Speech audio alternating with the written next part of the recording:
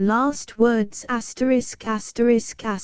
Last words Stephen Crane, author of Red Badge of Courage, Active Service Pictures of War, the Third Violet, The Open Boat Wounds in the Rain, etc. London, Digby, Long & Co. 18 Bouverie Street, Fleet Street, EC 1902. Contents page. The Reluctant Voyagers 1. Spitsbergen Tales. The Kicking 12th 35. The Upturned Face 52. The Shrapnel of Their Friends 59. And If He Wills, We Must Die 69. Wyoming Valley Tales. The Surrender of 40 Fort 81. O.L. Bennett and the Indians 88. The Battle of 40 Fort 99. London Impressions 110. New York Sketches. Great Grief's Holiday Dinner 133. The Silver Pageant 145. A Street Scene 148. Minetta Lane 154. Roof Gardens 166. In the Broadway Cars 173. The Assassins in Modern Battles 181. Irish Notes. An Old Man Goes Wooing 193. Balladihub 198. The Royal Irish Constabulary 203. A Fishing Village 207. Sullivan County Sketches. 4 Men in a Cave 217. The Mesmeric Mountain 225. Miscellaneous.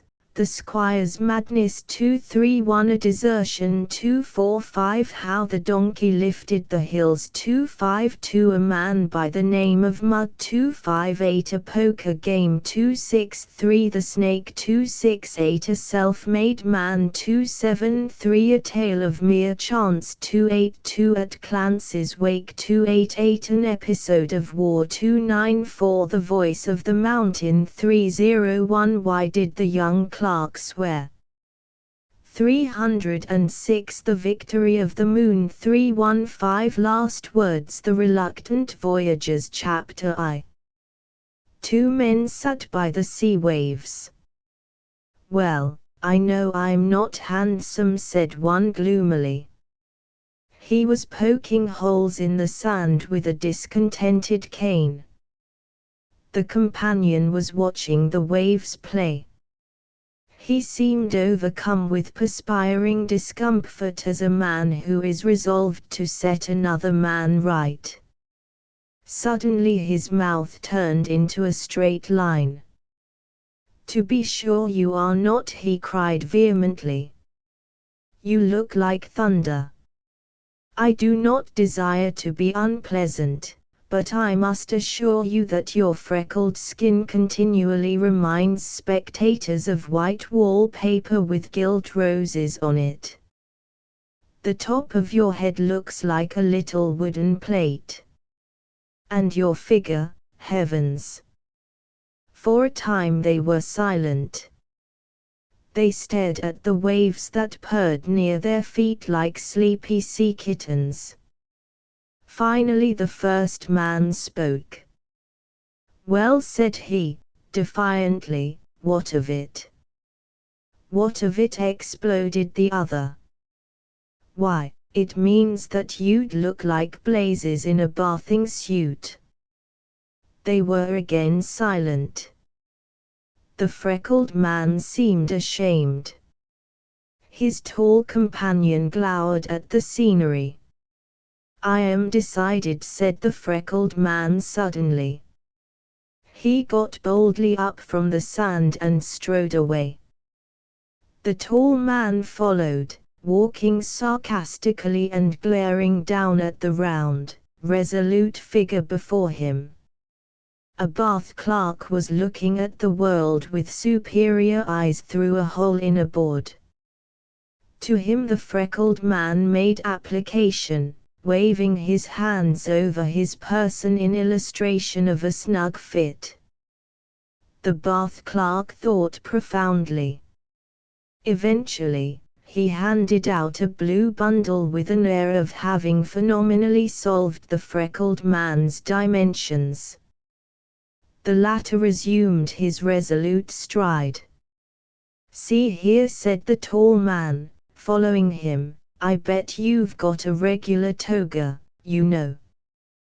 That fellow couldn't tell. Yes, he could, interrupted the freckled man. I saw correct mathematics in his eyes.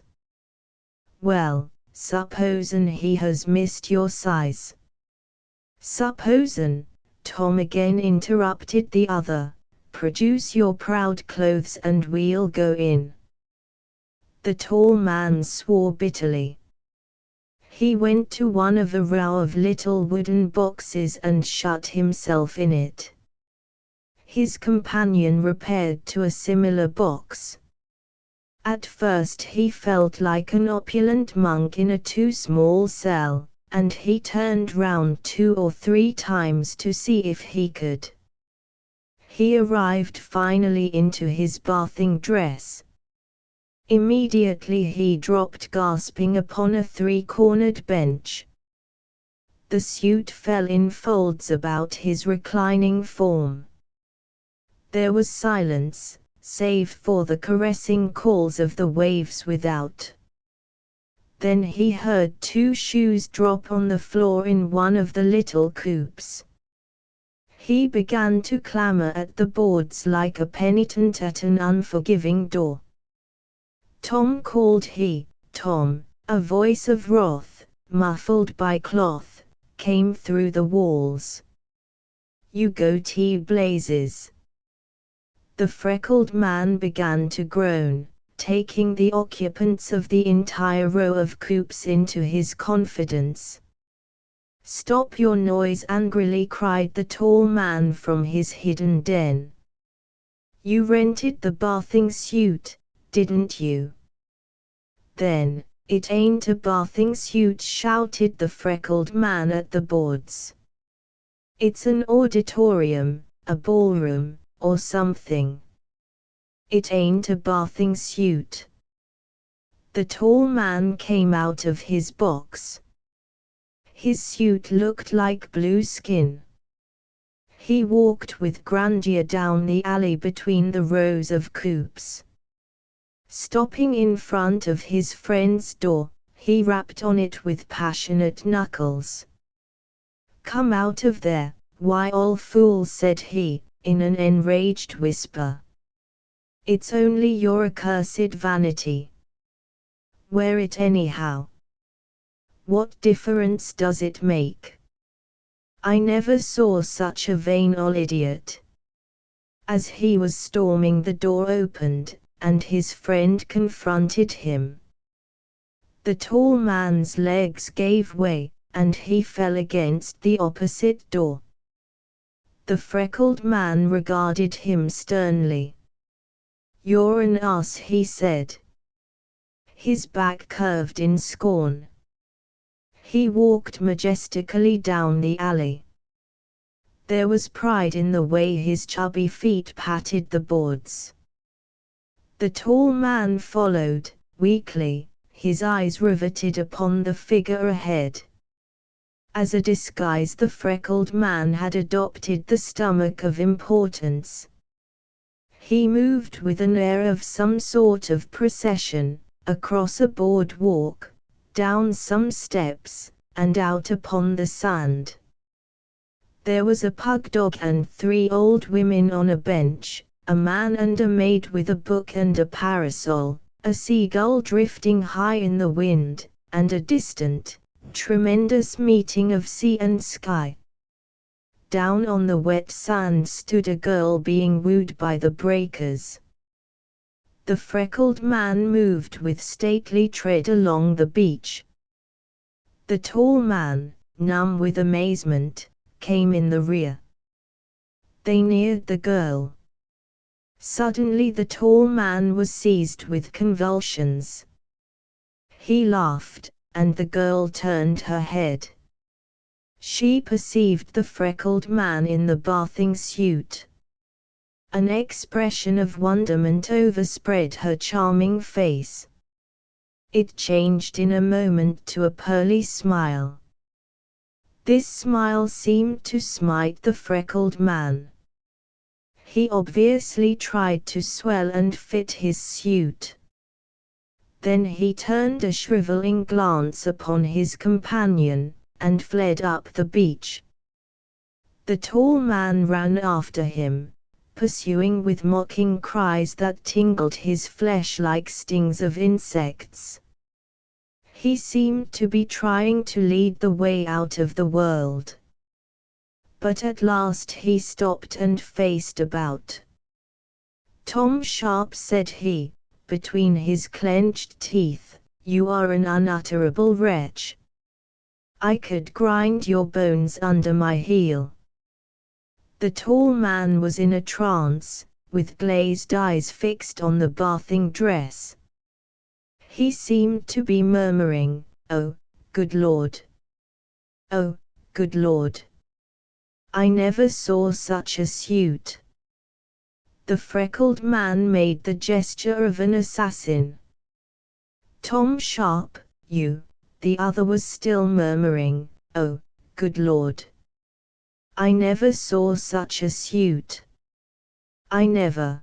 The freckled man ran down into the sea. Chapter 2. The cool, swirling waters took his temper from him, and it became a thing that is lost in the ocean. The tall man floundered in, and the two forgot and rollicked in the waves. The freckled man, in endeavoring to escape from mankind, had left all save a solitary fisherman under a large hat, and 3 boys in bathing dress, laughing and splashing upon a raft made of old spars. The 2 men swam softly over the ground swells. The 3 boys dived from their raft, and turned their jolly faces shorewards. It twisted slowly around, and began to move seaward on some unknown voyage. The freckled man laid his face to the water and swam toward the raft with a practiced stroke. The tall man followed, his bended arm appearing and disappearing with the precision of machinery. The craft crept away, slowly and wearily, as if luring. The little wooden plate on the freckled man's head looked at the shore like a round, brown eye, but his gaze was fixed on the raft that slyly appeared to be waiting. The tall man used the little wooden plate as a beacon. At length the freckled man reached the raft and climbed aboard. He lay down on his back and puffed. His bathing dress spread about him like a dead balloon. The tall man came, snorted, shook his tangled locks and lay down by the side of his companion. They were overcome with a delicious drowsiness. The planks of the raft seemed to fit their tired limbs. They gazed dreamily up into the vast sky of summer. "This is great," said the tall man. His companion grunted blissfully. Gentle hands from the sea rocked their craft and lulled them to peace. Lapping waves sang little rippling sea songs about them. The 2 men issued contented groans. "Tom," said the freckled man. "What?" said the other. "This is great." They lay and thought. A fish hawk, soaring, suddenly turned and darted at the waves. The tall man indolently twisted his head and watched the bird plunge its claws into the water. It heavily arose with a silver gleaming fish. "That bird has got his feet wet again." "It's a shame," murmured the tall man sleepily. "He must suffer from an endless cold in the head. He should wear rubber boots. They'd look great, too. If I was him, I'd, great Scott." He has partly arisen, and was looking at the shore. He began to scream. "Ted! Ted! Ted! Look! What's matter? Dreamily spoke the freckled man. You remind me of when I put the bird shot in your leg. He giggled softly. The agitated tall man made a gesture of supreme eloquence. His companion upreared and turned a startled gaze shoreward. Lord, he roared, as if stabbed. The land was a long, brown streak with a rim of green, in which sparkled the tin roofs of huge hotels. The hands from the sea had pushed them away. The two men sprang erect, and did a little dance of perturbation.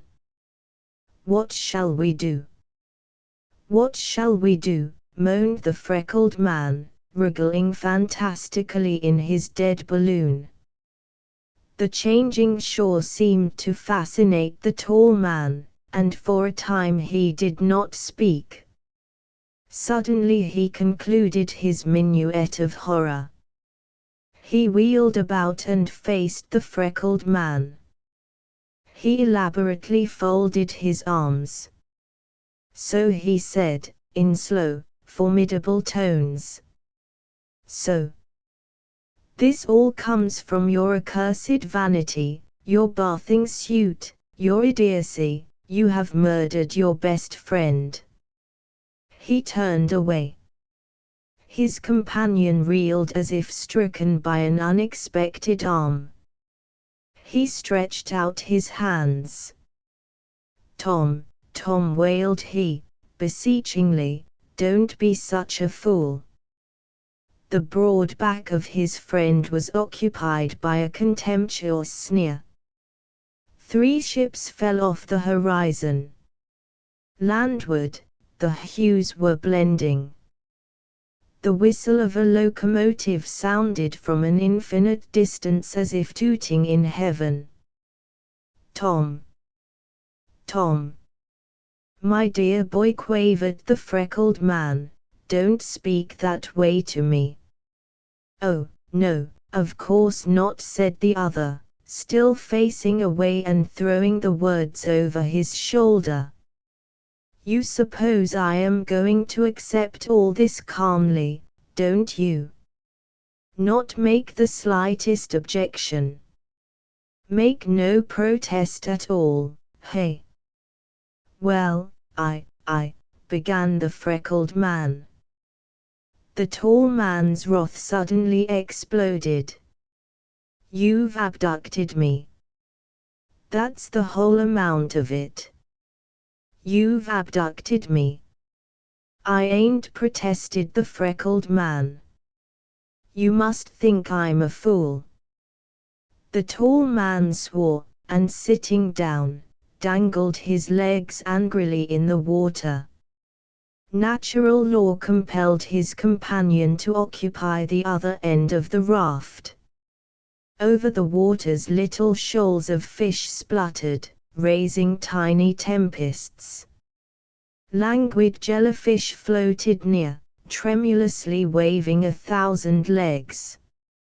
A row of porpoises trundled along like a procession of cogwheels. The sky became greyed save where over the land sunset colors were assembling. The 2 voyagers, back to back and at either end of the raft, quarreled at length. What did you want to follow me for? Demanded the freckled man in a voice of indignation. If your figure hadn't been so like a bottle, we wouldn't be here, replied the tall man. Chapter 3. The fires in the west blazed away, and solemnity spread over the sea.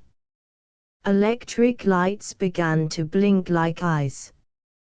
Night menaced the voyagers with a dangerous darkness, and fear came to bind their souls together. They huddled fraternally in the middle of the raft. I feel like a molecule, said the freckled man in subdued tones. I'd give $2 for a cigar, muttered the tall man. A V-shaped flock of ducks flew towards Barnegat, between the voyagers and a remnant of yellow sky. Shadows and winds came from the vanished eastern horizon. "I think I hear voices," said the freckled man. "That Dolly Ramsdell was an awfully nice girl," said the tall man. When the coldness of the sea night came to them, the freckled man found he could by a peculiar movement of his legs and arms encase himself in his bathing dress. The tall man was compelled to whistle and shiver. As night settled finally over the sea, red and green lights began to dot the blackness. There were mysterious shadows between the waves. "I see things coming," murmured the freckled man. "I wish I hadn't ordered that new dress suit for the hop tomorrow night," said the tall man reflectively. The sea became uneasy and heaved painfully, like a lost bosom, when little forgotten heart bells try to chime with a pure sound. The voyagers cringed at magnified foam on distant wave crests. A moon came and looked at them. "Somebody's here," whispered the freckled man.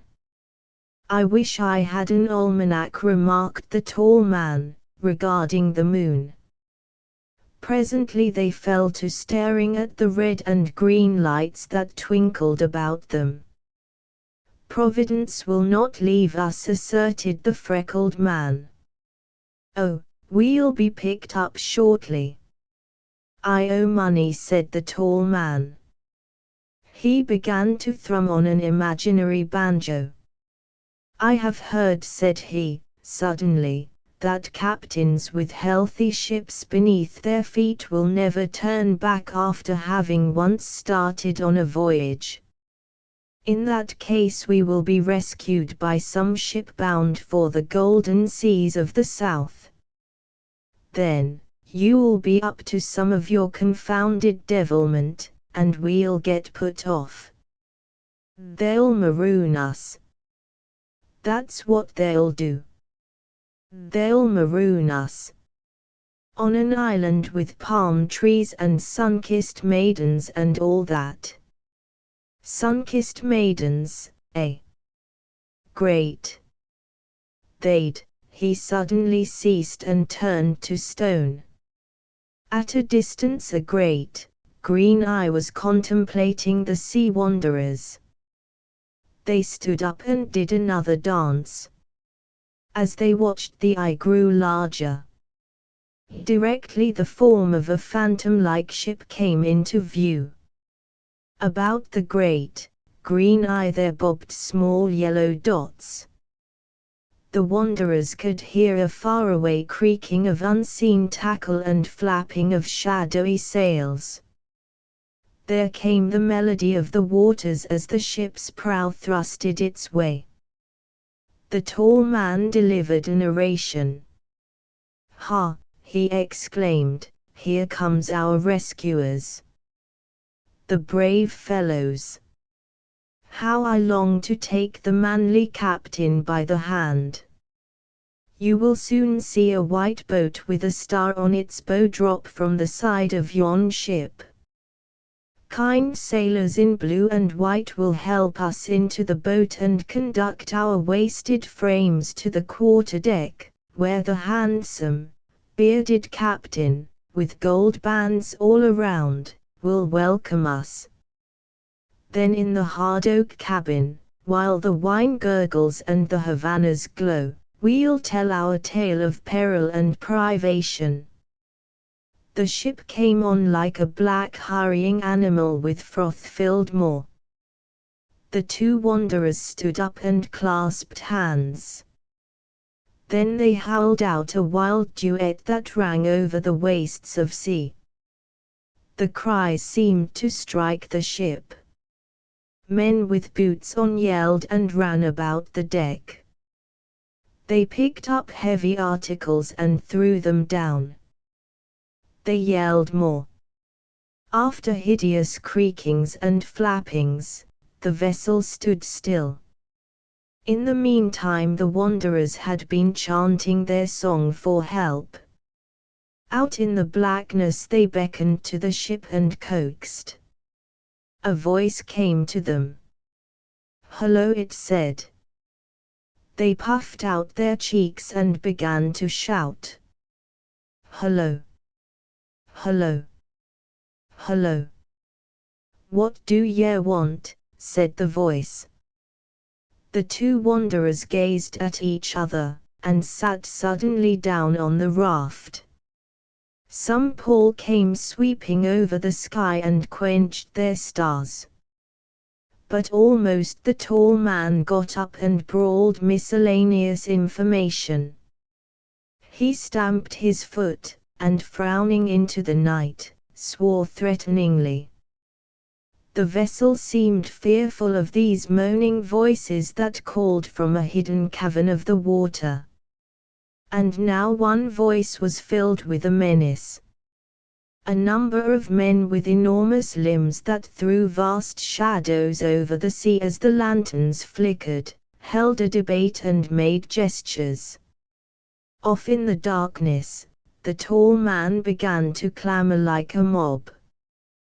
The freckled man sat in astounded silence, with his legs weak.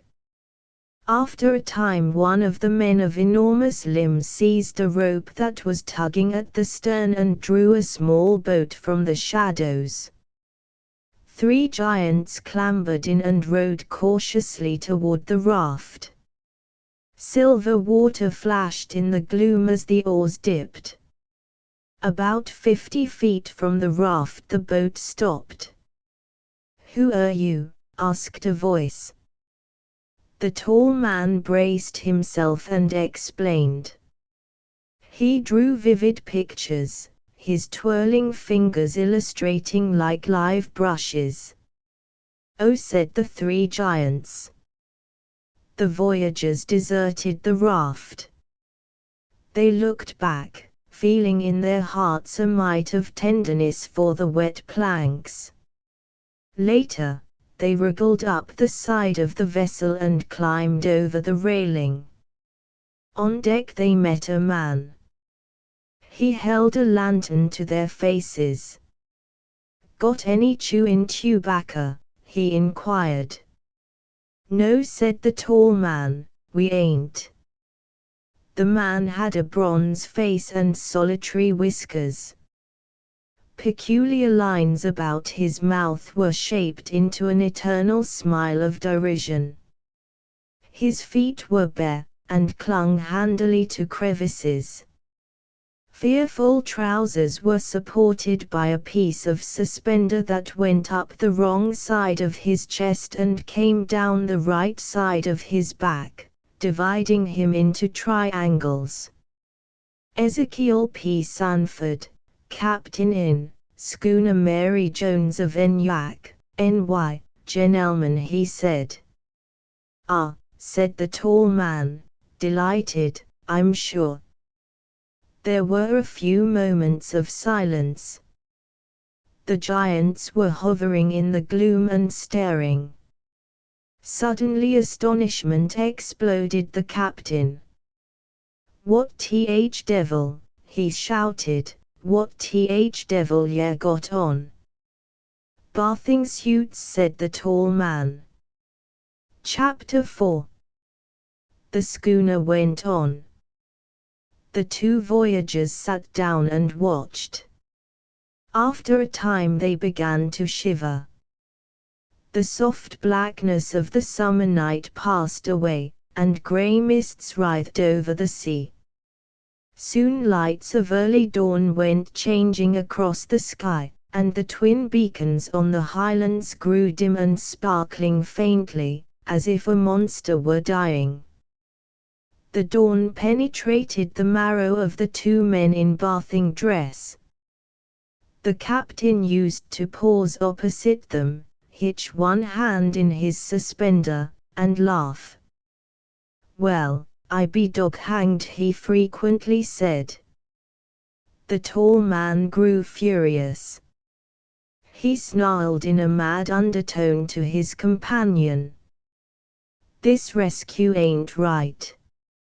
If I had known," he suddenly paused, transfixed by the captain's suspender. "It's going to break," cried he, in an ecstatic whisper. His eyes grew large with excitement as he watched the captain laugh. "It'll break in a minute, sure." But the commander of the schooner recovered, and invited them to drink and eat.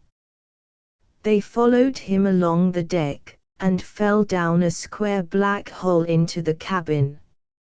It was a little den, with walls of a vanished whiteness. A lamp shed an orange light. In a sort of recess 2 little beds were hiding. A wooden table, immovable, as if the craft had been builded around it, sat in the middle of the floor. Overhead the square hole was studded with a dozen stars. A foot-worn ladder led to the heavens. The captain produced ponderous crackers and some cold broiled ham. Then he vanished in the firmament like a fantastic comet. The freckled man sat quite contentedly like a stout squaw in a blanket. The tall man walked about the cabin and sniffed. He was angered at the crudeness of the rescue, and his shrinking clothes made him feel too large. He contemplated his unhappy state. Suddenly, he broke out. "I won't stand this, I tell you. Heavens and earth, look at the, say, what in the blazes did you want to get me in this thing for, anyhow? You're a fine old duffer, you are. Look at that ham." The freckled man grunted. He seemed somewhat blissful. He was seated upon a bench, comfortably enwrapped in his bathing dress. The tall man stormed about the cabin. "This is an outrage. I'll see the captain. I'll tell him what I think of." He was interrupted by a pair of legs that appeared among the stars. The captain came down the ladder. He brought a coffee pot from the sky. The tall man bristled forward. He was going to denounce everything.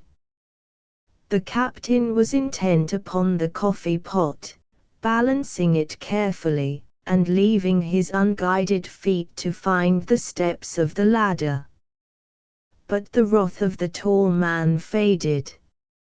He twirled his fingers in excitement, and renewed his ecstatic whisperings to the freckled man. "It's going to break. Look, quick, look. It'll break in a minute." He was transfixed with interest, forgetting his wrongs in staring at the perilous passage. But the captain arrived on the floor with triumphant suspenders. "Well," said he, "after ye have eat, maybe ye'd like to sleep some. If so, ye can sleep on them beds." The tall man made no reply, save in a strained undertone. "It'll break in about a minute. Look, Ted, look quick." The freckled man glanced in a little bed on which were heaped boots and oilskins. He made a courteous gesture. "My dear sir, we could not think of depriving you of your beds. No, indeed. Just a couple of blankets if you have them, and we'll sleep very comfortable on these benches." The captain protested, politely twisting his back and bobbing his head. The suspenders tugged and creaked. The tall man partially suppressed a cry, and took a step forward. The freckled man was sleepily insistent, and shortly the captain gave over his deprecatory contortions. He fetched a pink quilt with yellow dots on it to the freckled man, and a black one with red roses on it to the tall man. Again he vanished in the firmament. The tall man gazed until the last remnant of trousers disappeared from the sky. Then he wrapped himself up in his quilt and lay down. The freckled man was puffing contentedly, swathed like an infant. The yellow polka dots rose and fell on the vast pink of his chest. The wanderers slept. In the quiet could be heard the groanings of timbers as the sea seemed to crunch them together. The lapping of water along the vessel's side sounded like gaspings.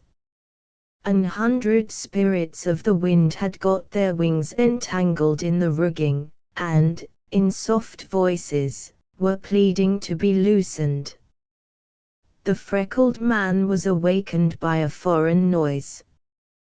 He opened his eyes and saw his companion standing by his couch. His comrade's face was wan with suffering. His eyes glowed in the darkness. He raised his arms, spreading them out like a clergyman at a grave. He groaned deep in his chest. "Good Lord," yelled the freckled man, starting up. Tom, what's the matter?" The tall man spoke in a fearful voice. "To New York," he said, "to New York in our bathing suits." The freckled man sank back.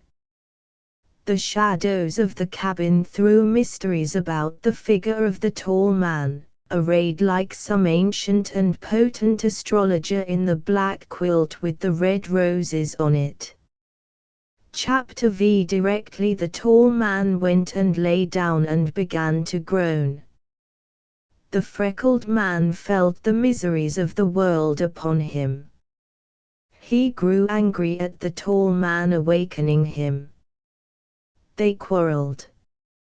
"Well," said the tall man, finally, "we're in a fix." "I know that," said the other, sharply. They regarded the ceiling in silence. "What in the thunder are we going to do?"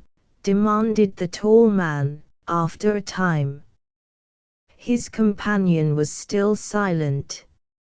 "Say," repeated he, angrily, "what in the thunder are we going to do?" "I'm sure I don't know," said the freckled man in a dismal voice. "Well, think of something," roared the other.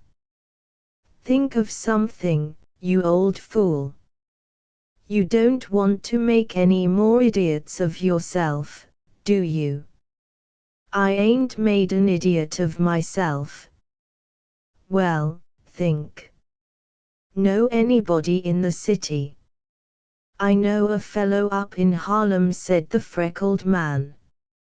"You know a fellow up in Harlem?" howled the tall man. "Up in Harlem? How the dickens are we to say you're crazy?" "We can take a cab," cried the other, waxing indignant. The tall man grew suddenly calm. "Do you know anyone else?" he asked, measuredly. "I know another fellow somewhere on Park Place." "Somewhere on Park Place," repeated the tall man in an unnatural manner. "Somewhere on Park Place." With an air of sublime resignation he turned his face to the wall. The freckled man sat erect and frowned in the direction of his companion. "Well, now, I suppose you are going to sulk. You make me ill. It's the best we can do, ain't it? Hire a cab and go look that fellow up on Park. What's that? You can't afford it. What nonsense you are getting, oh. Well, maybe we can beg some clothes of the captain. Eh? Did I see him? Certainly, I saw him. Yes, it is improbable that a man who wears trousers like that can have clothes to lend. No, I won't wear oilskins and a sou'wester. To Athens? Of course not. I don't know where it is. Do you? I thought not. With all your grumbling about other people, you never know anything important yourself. What? Broadway. I'll be hanged first. We can get off at Harlem, man alive. There are no cabs in Harlem. I don't think we can bribe a sailor to take us ashore and bring a cab to the dock, for the very simple reason that we have nothing to bribe him with. What? No, of course not. See here, Tom Sharp, don't you swear at me like that. I won't have it. What's that? I ain't, either. I ain't. What? I am not. It's no such thing. I ain't. I've got more than you have, anyway. Well, you ain't doing anything so very brilliant yourself, just lying there and cussin'. At length the tall man feigned to prodigiously snore. The freckled man thought with such vigor that he fell asleep. After a time he dreamed that he was in a forest where bass drums grew on trees. There came a strong wind that banged the fruit about like empty pods. A frightful din was in his ears. He awoke to find the captain of the schooner standing over him. "We're at New York now," said the captain, raising his voice above the thumping and banging that was being done on deck, "and I suppose you fellas want to go ashore." He chuckled in an exasperating manner. "Jays sing out when ye want to go," he added, leering at the freckled man. The tall man awoke, came over and grasped the captain by the throat. "If you laugh again I'll kill you," he said. The captain gurgled and waved his legs and arms. "In the first place," the tall man continued, "you rescued us in a deucedly shabby manner. It makes me ill to think of it. I've a mind to mop you round just for that. In the second place, your vessel is bound for Athens, NY, and there's no sense in it. Now, will you or will you not turn this ship about and take us back where our clothes are, or to Philadelphia, where we belong?" He furiously shook the captain. Then he eased his grip and awaited a reply. "I can't," yelled the captain, "I can't. This vessel don't belong to me. I've got to." "Well, then," interrupted the tall man, "can you lend us some clothes?" "Hain't he got none?" replied the captain, promptly. His face was red, and his eyes were glaring. "Well, then," said the tall man, "can you lend us some money?" "Hain't he got none?" replied the captain, promptly. Something overcame him and he laughed. "Thunderation!" roared the tall man. He seized the captain, who began to have wriggling contortions. The tall man kneaded him as if he were biscuits. "You infernal scoundrel!" he bellowed, "this whole affair is some wretched plot, and you are in it. I am about to kill you."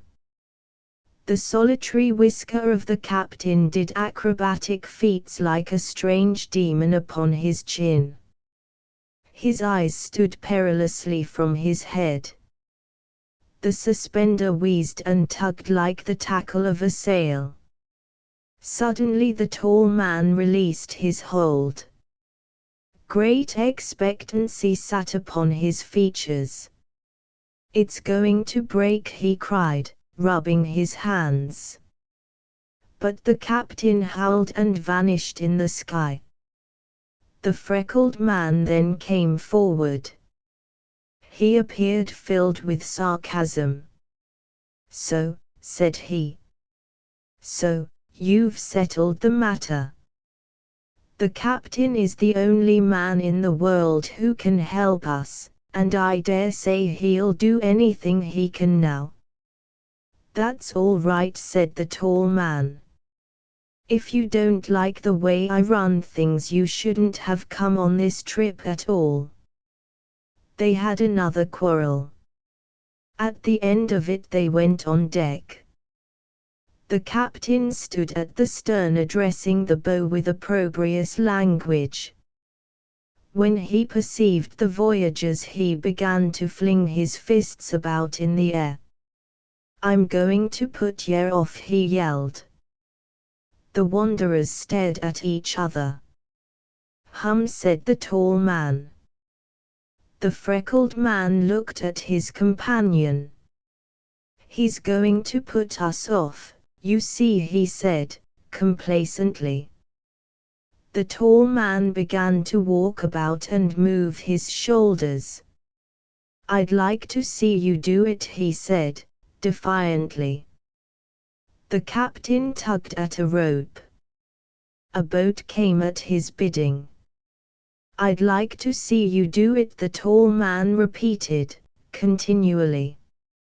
An imperturbable man in rubber boots climbed down in the boat and seized the oars.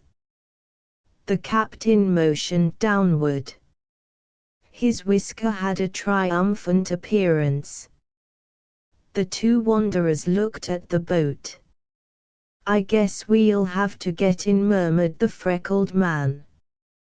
The tall man was standing like a granite column. "I won't," said he. "I won't. I don't care what you do, but I won't." "Well, but," expostulated the other. They held a furious debate.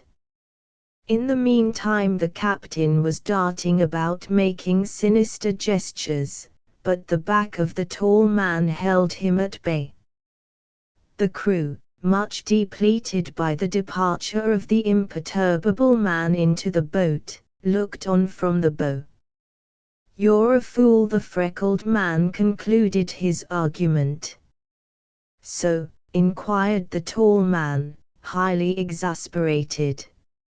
"So?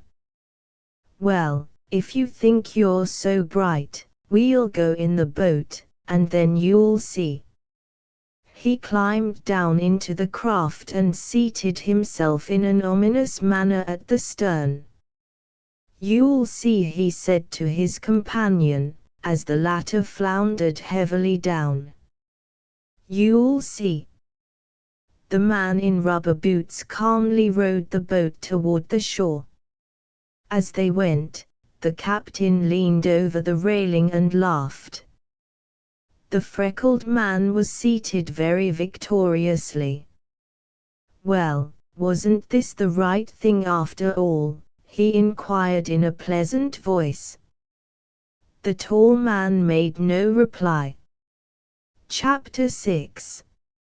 As they neared the dock, something seemed suddenly to occur to the freckled man. "Great heavens!" he murmured. He stared at the approaching shore. "My, what a plight, Tommy!" he quavered.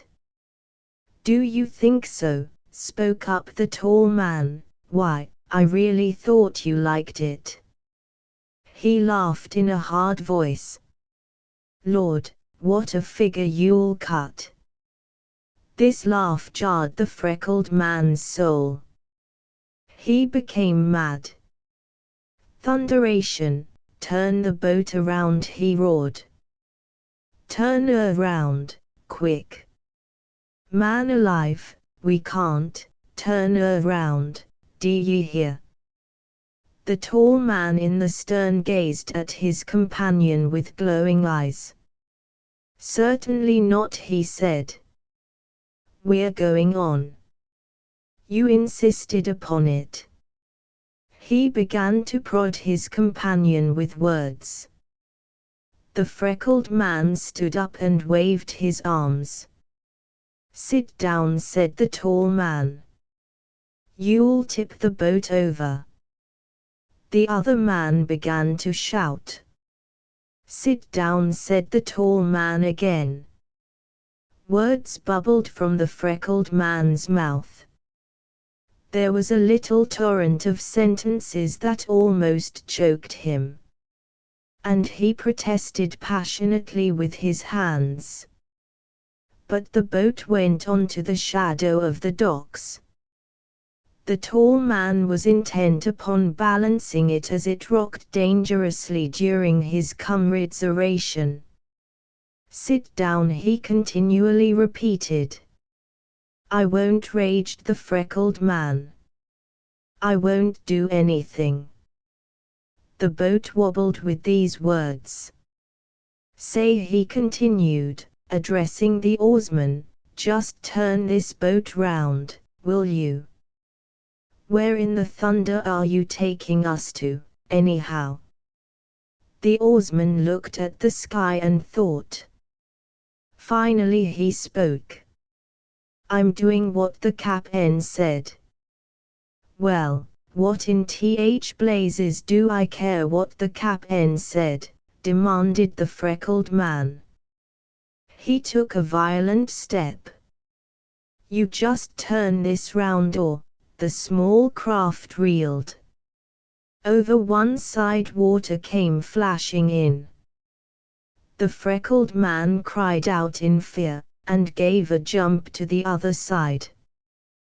The tall man roared orders, and the oarsman made efforts. The boat acted for a moment like an animal on a slackened wire. Then it upset. "Sit down," said the tall man, in a final roar as he was plunged into the water. The oarsman dropped his oars to grapple with the goon whale. He went down saying unknown words. The freckled man's explanation or apology was strangled by the water. 2 or 3 tugs let off whistles of astonishment, and continued on their paths. A man dosing on a dock aroused and began to caper. The passengers of a ferryboat all ran to the near railing. A miraculous person in a small boat was bobbing on the waves near the piers. He sculled hastily toward the scene. It was a swirl of waters in the midst of which the dark bottom of the boat appeared, whale-like. 2 heads suddenly came up. 839, said the freckled man, chokingly. "That's it. 839. "What is?" said the tall man. "That's the number of that fella on Park Place. I just remembered." "You're the bloomingest," the tall man said. "It wasn't my fault," interrupted his companion. "If you hadn't," he tried to gesticulate, but one hand held to the keel of the boat, and the other was supporting the form of the oarsman. The latter had fought a battle with his immense rubber boots and had been conquered. The rescuer in the other small boat came fiercely. As his craft glided up, he reached out and grasped the tall man by the collar and dragged him into the boat, interrupting what was, under the circumstances, a very brilliant flow of rhetoric directed at the freckled man. The oarsman of the wrecked craft was taken tenderly over the gunwale and laid in the bottom of the boat. Puffing and blowing, the freckled man climbed in. "You'll upset this one before we can get ashore," the other voyager remarked. As they turned toward the land, they saw that the nearest dock was lined with people. The freckled man gave a little moan. But the staring eyes of the crowd were fixed on the limp form of the man in rubber boots. 100 hands reached down to help lift the body up. On the dock some men grabbed it and began to beat it and roll it. A policeman tossed the spectators about. Each individual in the heaving crowd sought to fasten his eyes on the blue-tinted face of the man in the rubber boots.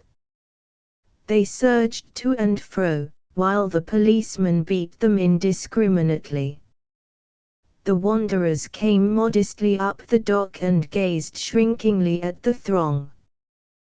They stood for a moment, holding their breath to see the first finger of amazement leveled at them. But the crowd bended and surged in absorbing anxiety to view the man in rubber boots, whose face fascinated them. The sea wanderers were as though they were not there. They stood without the jam and whispered hurriedly. 839, said the freckled man. All right, said the tall man. Under the pummeling hands the oarsman showed signs of life. The voyagers watched him make a protesting kick at the leg of the crowd, the while uttering angry groans. He's better, said the tall man, softly, let's make off. Together they stole noiselessly up the dock. Directly in front of it they found a row of 6 cabs. The drivers on top were filled with a mighty curiosity. They had driven hurriedly from the adjacent ferry house when they had seen the first running sign of an accident. They were straining on their toes and gazing at the tossing backs of the men in the crowd. The wanderers made a little detour, and then went rapidly towards a cab. They stopped in front of it and looked up. "Driver," called the tall man, softly. The man was intent. "Driver," breathed the freckled man. They stood for a moment and gazed imploringly. The cabman suddenly moved his feet. "By Jimmy, I bet he's a goner," he said, in an ecstasy, and he again relapsed into a statue. The freckled man groaned and wrung his hands. The tall man climbed into the cab. "Come in here," he said to his companion. The freckled man climbed in, and the tall man reached over and pulled the door shut. Then he put his head out the window. "Driver," he roared, sternly, 839 Park Place, and quick." The driver looked down and met the eye of the tall man. 839. Park Place. "Yessir." He reluctantly gave his horse a clump on the back. As the conveyance rattled off, the wanderers huddled back among the dingy cushions and heaved great breaths of relief. "Well, it's all over," said the freckled man, finally. "We're about out of it. And quicker than I expected. Much quicker. It looked to me sometimes that we were doomed. I am thankful to find it not so. I am rejoiced. And I hope and trust that you, well, I don't wish to. Perhaps it is not the proper time to, that is, I don't wish to intrude a moral at an inopportune moment, but, My dear fellow, I think the time is ripe to point out to you that your obstinacy, your selfishness, your villainous temper, and your various other faults can make it just as unpleasant for your own self, my dear boy, as they frequently do for other people. You can see what you brought us to, and I most sincerely hope, my dear fellow, that I shall soon see those signs in you which shall lead me to believe that you have become a wiser man. Spitsbergen Tales. The Kicking 12th. The Spitsbergen army was backed by tradition of centuries of victory. In its chronicles, occasional defeats were not printed in italics, but were likely to appear as glorious stands against overwhelming odds. A favorite way to dispose of them was frankly to attribute them to the blunders of the civilian heads of government. This was very good for the army, and probably no army had more self-confidence. When it was announced that an expeditionary force was to be sent to Rostina to chastise an impudent people, 100 barrack squares filled with excited men, and 100 sergeant majors hurried silently through the groups, and succeeded in looking as if they were the repositories of the secrets of empire. Officers on leave sped joyfully back to their harness, and recruits were abused with unflagging devotion by every man, from colonels to privates of experience. The 12th Regiment of the line, the Kicking 12th, was consumed with a dread that it was not to be included in the expedition, and the regiment formed itself into an informal indignation meeting. Just as they had proved that a great outrage was about to be perpetrated, warning orders arrived to hold themselves in readiness for active service abroad, in Rostina. The barrack yard was in a flash transferred into a blue and buff pandemonium, and the official bugle itself hardly had power to quell the glad disturbance. Thus it was that early in the spring the Kicking 12th, 1,600 men in service equipment, found itself crawling along a road in Rostina. They did not form part of the main force, but belonged to a column of 4 regiments of foot, 2 batteries of field guns, a battery of mountain howitzers, a regiment of horse, and a company of engineers. Nothing had happened. The long column had crawled without amusement of any kind through a broad green valley. Big white farmhouses dotted the slopes, but there was no sign of man or beast, and no smoke from the chimneys. The column was operating from its own base, and its general was expected to form a junction with the main body at a given point. A squadron of the cavalry was fanned out ahead, scouting, and day by day the trudging infantry watched the blue uniforms of the horsemen as they came and went. Sometimes there would sound the faint thuds of a few shots, but the cavalry was unable to find anything to engage. The 12th had no record of foreign service, and it could hardly be said that it had served as a unit in the Great Civil War, when His Majesty the King had whipped the Pretender. At that time the regiment had suffered from 2 opinions, so that it was impossible for either side to depend upon it. Many men had deserted to the standard of the Pretender, and a number of officers had drawn their swords for him. When the king, a thorough soldier, looked at the remnant, he saw that they lacked the spirit to be of great help to him in the tremendous battles which he was waging for his throne. And so this emaciated 12th was sent off to a corner of the kingdom to guard a dockyard, where some of the officers so plainly expressed their disapproval of this policy that the regiment received its steadfast name, the Kicking 12th.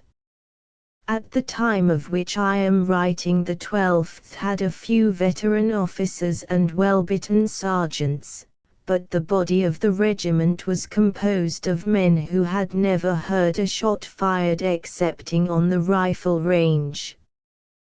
But it was an experience for which they longed, and when the moment came for the corps cry, "Kim up, the kickers," there was not likely to be a man who would not go tumbling after his leaders. Young Timothy Lean was a second lieutenant in the 1st Company of the 3rd Battalion, and just at this time he was pattering along at the flank of the men, keeping a fatherly lookout for boots that hurt and packs that sagged. He was extremely bored. The mere faraway sound of desultory shooting was not war as he had been led to believe it. It did not appear that behind that freckled face and under that red hair there was a mind which dreamed of blood. He was not extremely anxious to kill somebody, but he was very fond of soldiering. It had been the career of his father and of his grandfather, and he understood that the profession of arms lost much of its point unless a man shot at people and had people shoot at him. Strolling in the sun through a practically deserted country might be a proper occupation for a divinity student on a vacation, but the soul of Timothy Lean was in revolt at it. Sometimes at night he would go morosely to the camp of the cavalry and hear the infant subalterns laughingly exaggerate the comedy side of the adventures which they had had out with small patrols far ahead. Lean would sit and listen in glum silence to these tales, and dislike the young officers, many of them old military school friends, for having had experience in modern warfare. "Anyhow," he said savagely, "presently you'll be getting into a lot of trouble, and then the foot will have to come along and pull you out. We always do.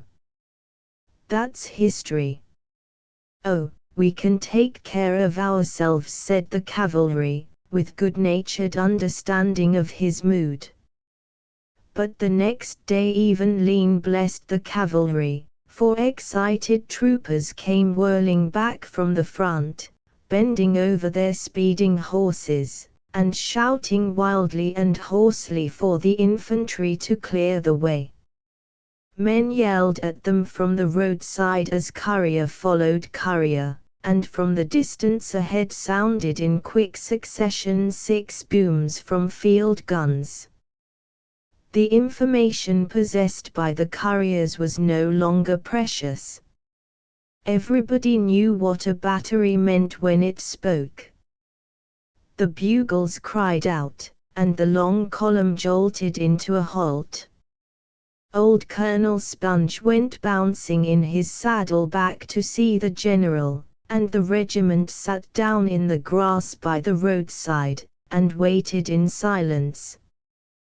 Presently the 2nd Squadron of the cavalry trotted off along the road in a cloud of dust, and in due time old Colonel Sponge came bouncing back, and palavered his 3 majors and his adjutant.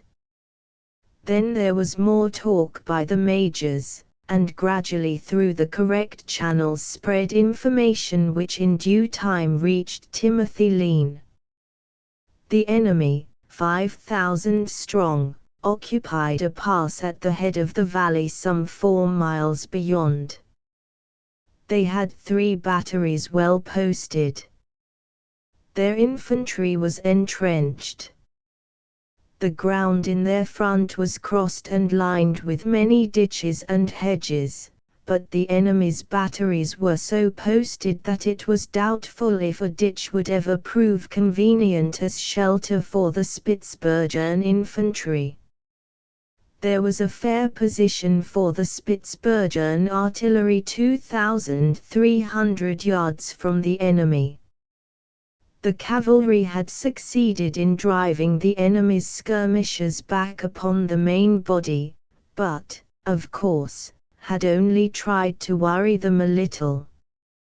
The position was almost inaccessible on the enemy's right, owing to steep hills, which had been crowned by small parties of infantry. The enemy's left, although guarded by a much larger force, was approachable, and might be flanked. This was what the cavalry had to say, and it added briefly a report of 2 troopers killed and 5 wounded. Whereupon Major General Ritchie, commanding a force of 7,500 men of His Majesty of Spitzbergen, set in motion, with a few simple words, the machinery which would launch his army at the enemy. The 12th understood the orders when they saw the smart young aide approaching old Colonel Sponge, and they rose as one man, apparently afraid that they would be late. There was a clank of accoutrements. Men shrugged their shoulders tighter against their packs, and thrusting their thumbs between their belts and their tunics, they wriggled into a closer fit with regard to the heavy ammunition equipment. It is curious to note that almost every man took off his cap, and looked contemplatively into it as if to read a maker's name. Then they replaced their caps with great care. There was little talking, and it was not observable that a single soldier handed a token or left a comrade with a message to be delivered in case he should be killed. They did not seem to think of being killed. They seemed absorbed in a desire to know what would happen, and how it would look when it was happening. Men glanced continually at their officers in a plain desire to be quick to understand the very first order that would be given, and officers looked gravely at their men, measuring them, feeling their temper, worrying about them. A bugle called, there were sharp cries, and the kicking 12th was off to battle. The regiment had the right of line in the infantry brigade, and the men tramped noisily along the white road. Every eye was strained ahead, but, after all, there was nothing to be seen but a dozen farms, in short, a countryside. It resembled the scenery in Spitzbergen. Every man in the kicking 12th had often confronted a dozen such farms with a composure which amounted to indifference. But still down the road came galloping troopers, who delivered information to Colonel Sponge and then galloped on.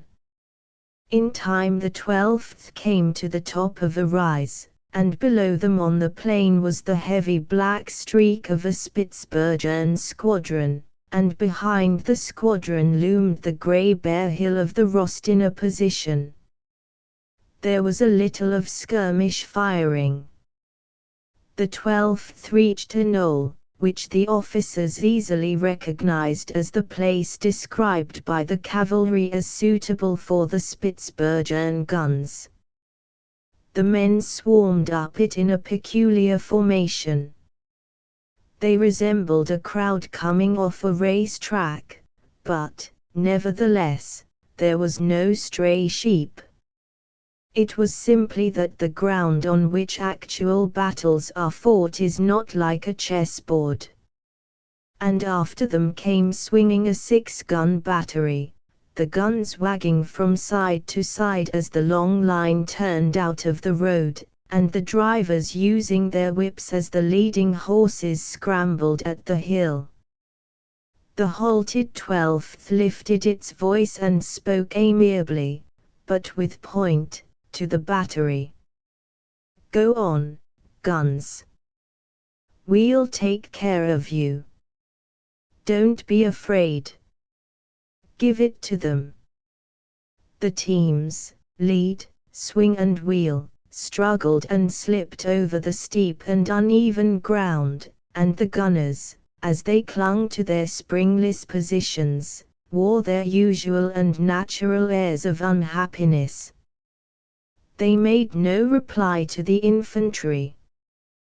Once upon the top of the hill, however, these guns were unlimbered in a flash, and directly the infantry could hear the loud voice of an officer drawling out the time for fuses. A moment later the first 3 times 2 bellowed out, and there could be heard the swish and the snarl of a fleeting shell. Colonel Sponge and a number of officers climbed to the battery's position, but the men of the regiment sat in the shelter of the hill, like so many blindfolded people, and wondered what they would have been able to see if they had been officers. Sometimes the shells of the enemy came sweeping over the top of the hill, and burst in great brown explosions in the fields to the rear. The men looked after them and laughed. To the rear could be seen also the mountain battery coming at a comic trot, with every man obviously in a deep rage with every mule.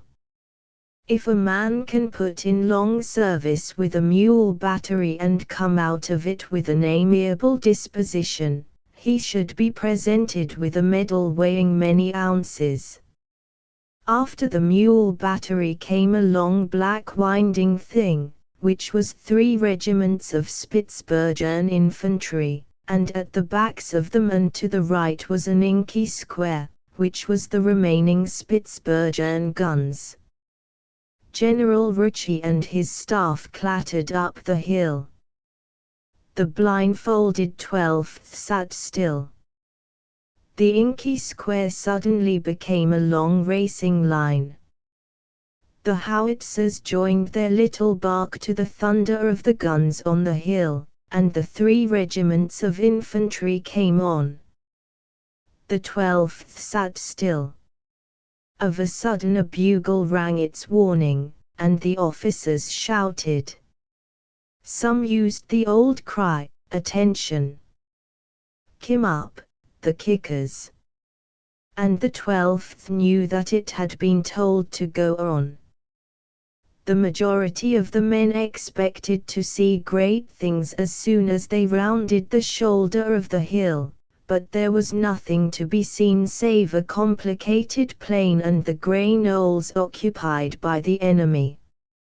Many company commanders in low voices worked at their men, and said things which do not appear in the written reports. They talked soothingly, they talked indignantly, and they talked always like fathers. And the men heard no sentences completely, they heard no specific direction, these wide-eyed men. They understood that there was being delivered some kind of exhortation to do as they had been taught, and they also understood that a superior intelligence was anxious over their behavior and welfare. There was a great deal of floundering through hedges, climbing of walls and jumping of ditches. Curiously original privates tried to find new and easier ways for themselves, instead of following the men in front of them. Officers had short fits of fury over these people. The more originality they possessed, the more likely they were to become separated from their companies. Colonel Sponge was making an exciting progress on a big charger. When the first song of the bullets came from above, the men wondered why he sat so high. The charger seemed as tall as the Eiffel Tower. But if he was high in the air, he had a fine view, and that supposedly is why people ascend the Eiffel Tower. Very often he had been a joke to them, but when they saw this fat, old gentleman so coolly treating the strange new missiles which hummed in the air, It struck them suddenly that they had wronged him seriously, and a man who could attain the command of a Spitzbergen regiment was entitled to general respect. And they gave him a sudden, quick affection, an affection that would make them follow him heartily, trustfully, grandly, this fat, old gentleman, seated on a too-big horse. In a flash his tousled grey head, his short, thick legs, even his paunch, had become specially and humorously ended to them. And this is the way of soldiers. But still the 12th had not yet come to the place where tumbling bodies begin their test of the very heart of a regiment. They backed through more hedges, jumped more ditches, slid over more walls. The Rostiner artillery had seemed to be asleep, but suddenly the guns aroused like dogs from their kennels, and around the 12th there began a wild, swift screeching. There arose cries to hurry, to come on, and, as the rifle bullets began to plunge into them, the men saw the high, formidable hills of the enemy's right, and perfectly understood that they were doomed to storm them. The cheering thing was the sudden beginning of a tremendous uproar on the enemy's left. Every man ran, hard, tense, breathless. When they reached the foot of the hills, they thought they had won the charge already, but they were electrified to see officers above them waving their swords and yelling with anger, surprise, and shame. With a long murmurous outcry the 12th began to climb the hill, and as they went and fell, they could hear frenzied shouts, "Come up, the kickers!" The pace was slow. It was like the rising of a tide, it was determined, almost relentless in its appearance, but it was slow.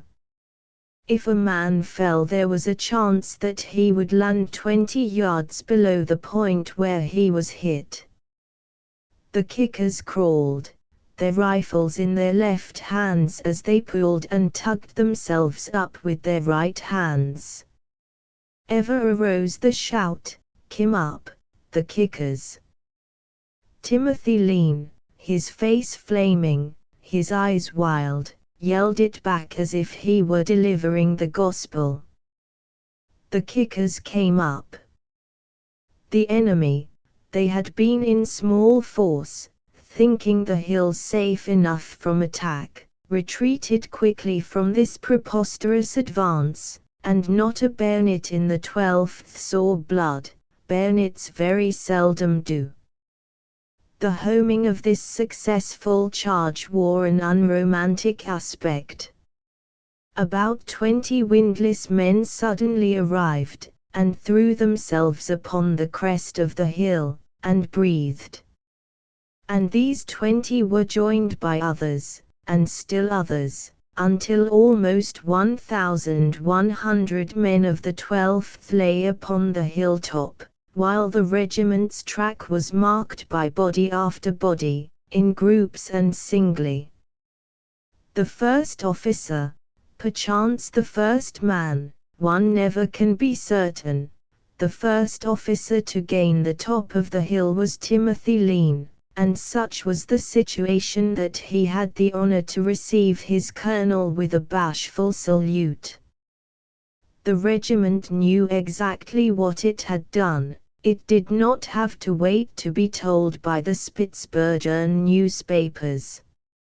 It had taken a formidable position with the loss of about 500 men, and it knew it. It knew, too, that it was great glory for the kicking 12th, and as the men lay rolling on their bellies, they expressed their joy in a wild cry, "Come up, the kickers!" For a moment there was nothing but joy, and then suddenly company commanders were besieged by men who wished to go down the path of the charge and look for their mates. The answers were without the quality of mercy, they were short, snapped, quick words: "No, you can't." The attack on the enemy's left was sounding in great rolling crashes. The shells in their flight through the air made a noise as of red-hot iron plunged into water, and stray bullets nipped near the ears of the kickers. The kickers looked and saw. The battle was below them. The enemy were indicated by a long, noisy line of gossamer smoke, although there could be seen a toy battery with tiny men employed at the guns. All over the field the shrapnel was bursting, making quick bulbs of white smoke. Far away, 2 regiments of Spitzbergen infantry were charging, and at the distance this charge looked like a casual stroll. It appeared that small black groups of men were walking meditatively toward the Rostiner entrenchments. There would have been orders given sooner to the 12th, but unfortunately Colonel Sponge arrived on top of the hill without a breath of wind in his body. He could not have given an order to save the regiment from being wiped off the earth. Finally he was able to gasp out something and point at the enemy. Timothy Lean ran along the line yelling to the men to sight at 800 yards, and like a slow and ponderous machine the regiment again went to work. The fire flanked a great part of the enemy's trenches. It could be said that there were only 2 prominent points of view expressed by the men after their victorious arrival on the crest. One was defined in the exulting use of the corps cry. The other was a grief-stricken murmur which is invariably heard after a fight: "My God, we're all cut to pieces." Colonel Sponge sat on the ground and impatiently waited for his wind to return. As soon as it did, he arose and cried out, "Form up, and we'll charge again. We will win this battle as soon as we can hit them." The shouts of the officers sounded wild, like men yelling on shipboard in a gale. And the obedient kickers arose for their task. It was running downhill this time. The mob of panting men poured over the stones. But the enemy had not been blind to the great advantage gained by the 12th, and they now turned upon them a desperate fire of small arms. Men fell in every imaginable way, and their accoutrements rattled on the rocky ground. Some landed with a crash, floored by some tremendous blows, others dropped gently down like sacks of meal, with others, it would positively appear that some spirit had suddenly seized them by their ankles and jerked their legs from under them. Many officers were down, but Colonel Sponge, stuttering and blowing, was still upright. He was almost the last man in the charge, but not to his shame, rather to his stumpy legs. At one time it seemed that the assault would be lost. The effect of the fire was somewhat as if a terrible cyclone were blowing in the men's faces. They wavered, lowering their heads and shouldering weakly, as if it were impossible to make headway against the wind of battle. It was the moment of despair, the moment of the heroism which comes to the chosen of the war god. The colonel's cry broke and screeched absolute hatred, other officers simply howled, and the men, silent, debased, seemed to tighten their muscles for one last effort. Again they pushed against this mysterious power of the air, and once more the regiment was charging. Timothy Lean, agile and strong, was well in advance, and afterwards he reflected that the men who had been nearest to him were an old grizzled sergeant who would have gone to hell for the honor of the regiment, and a pie-faced lad who had been obliged to lie about his age in order to get into the army. There was no shock of meeting. The 12th came down on a corner of the trenches, and as soon as the enemy had ascertained that the 12th was certain to arrive, they scuttled out, running close to the earth and spending no time in glances backward. In these days it is not discreet to wait for a charge to come home. You observe the charge, you attempt to stop it, and if you find that you can't, it is better to retire immediately to some other place. The Rostina soldiers were not heroes, perhaps, but they were men of sense.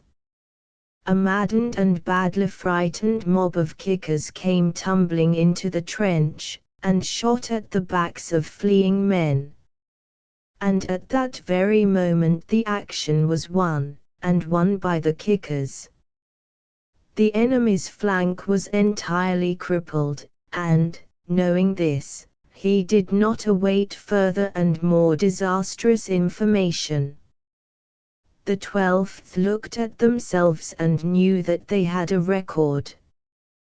They sat down and grinned patronizingly as they saw the batteries galloping to advance position to shell the retreat, and they really laughed as the cavalry swept tumultuously forward. The 12th had no more concern with the battle. They had won it, and the subsequent proceedings were only amusing. There was a call from the flank, and the men wearily adjusted themselves as General Rucci, stern and grim as a Roman, looked with his straight glance at a hammered and thin and dirty line of figures, which was His Majesty's 12th Regiment of the Line. When opposite old Colonel Sponge, a podgy figure standing at attention, the general's face set in still more grim and stern lines. He took off his helmet. "Come up, the kickers," said he. He replaced his helmet and rode off. Down the cheeks of the little fat colonel rolled tears. He stood like a stone for a long moment, and wheeled in supreme wrath upon his surprised adjutant. "Delahaye, you'd d fool, don't stand there staring like a monkey. Go, tell young Lean I want to see him." The adjutant jumped as if he were on springs, and went after Lean. That young officer presented himself directly, his face covered with disgraceful smudges, and he had also torn his breeches. He had never seen the colonel in such a rage. "Lean, you young whelp. You're a good boy." And even as the general had turned away from the colonel turned away from the lieutenant. The upturned face. "What will we do now?" said the adjutant, troubled and excited.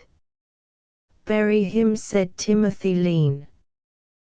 The two officers looked down close to their toes where lay the body of their comrade. The face was chalk blue, gleaming eyes stared at the sky. Over the two upright figures was a windy sound of bullets, and on the top of the hill Lean's prostrate company of Spitzbergen infantry was firing measured volleys. "Don't you think it would be better," began the adjutant, "we might leave him until tomorrow?" "No," said Lean. "I can't hold that post an hour longer. I've got to fall back, and we've got to bury old Bill." "Of course," said the adjutant, at once.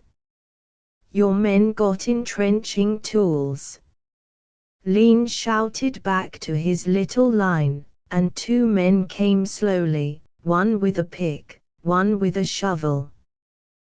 They started in the direction of the Rostina sharpshooters. Bullets cracked near their ears. "Dig here," said Lean gruffly. The men, thus caused to lower their glances to the turf, became hurried and frightened merely because they could not look to see whence the bullets came. The dull beat of the pick striking the earth sounded amid the swift snap of close bullets. Presently the other private began to shovel.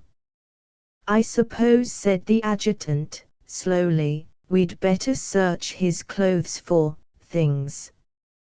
Lean nodded. Together in curious abstraction they looked at the body. Then Lean stirred his shoulders suddenly, arousing himself. "Yes," he said, "we'd better see what he's got." He dropped to his knees, and his hands approached the body of the dead officer. But his hands wavered over the buttons of the tunic. The first button was brick-red with drying blood, and he did not seem to dare touch it.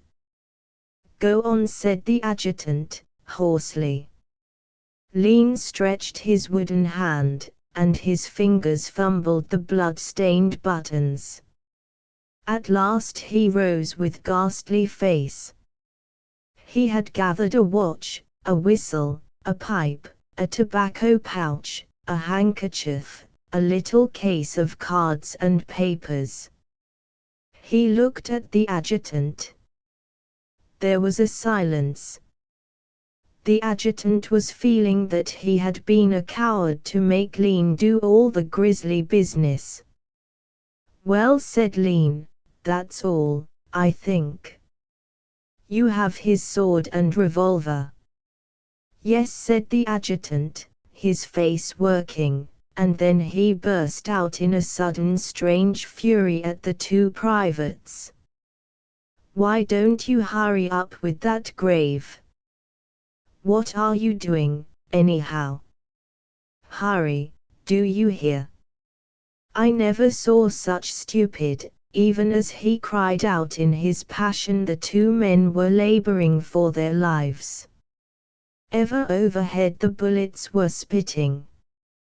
The grave was finished. It was not a masterpiece, a poor little shallow thing. Lean and the adjutant again looked at each other in a curious silent communication. Suddenly the adjutant croaked out a weird laugh. It was a terrible laugh, which had its origin in that part of the mind which is first moved by the singing of the nerves. "Well," he said, humorously to Lean, "I suppose we had best tumble him in." "Yes," said Lean. The 2 privates stood waiting, bent over their implements. "I suppose," said Lean, "it would be better if we laid him in ourselves." "Yes," said the adjutant. Then, apparently remembering that he had made Lean search the body, he stooped with great fortitude and took hold of the dead officer's clothing. Lean joined him. Both were particular that their fingers should not feel the corpse. They tugged away. The corpse lifted, heaved, toppled, flopped into the grave, and the 2 officers, straightening, looked again at each other. They were always looking at each other. They sighed with relief. The adjutant said, "I suppose we should say something. Do you know the service, Tim?" "They don't read the service until the grave is filled in," said Lean, pressing his lips to an academic expression. "Don't they?" said the adjutant, shocked that he had made the mistake. Oh, well, he cried, suddenly, let us say something, while he can hear us. All right, said Lean. Do you know the service? I can't remember a line of it, said the adjutant. Lean was extremely dubious. I can repeat 2 lines, but, well, do it, said the adjutant. Go as far as you can. That's better than nothing. And the beasts have got our range exactly. Lean looked at his 2 men. Attention, he barked. The privates came to attention with a click, looking much aggrieved. The adjutant lowered his helmet to his knee. Lean, bareheaded, stood over the grave. The Rostina sharpshooters fired briskly. "Oh, Father, our friend has sunk in the deep waters of death, but his spirit has leaped toward thee as the bubble arises from the lips of the drowning.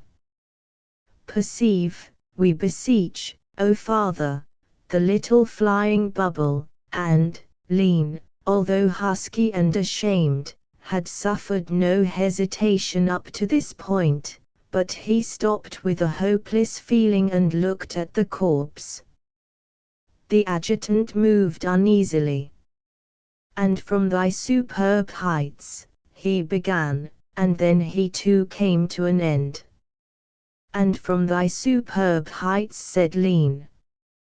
The adjutant suddenly remembered a phrase in the back part of the Spitzbergen burial service, and he exploited it with the triumphant manner of a man who has recalled everything, and can go on.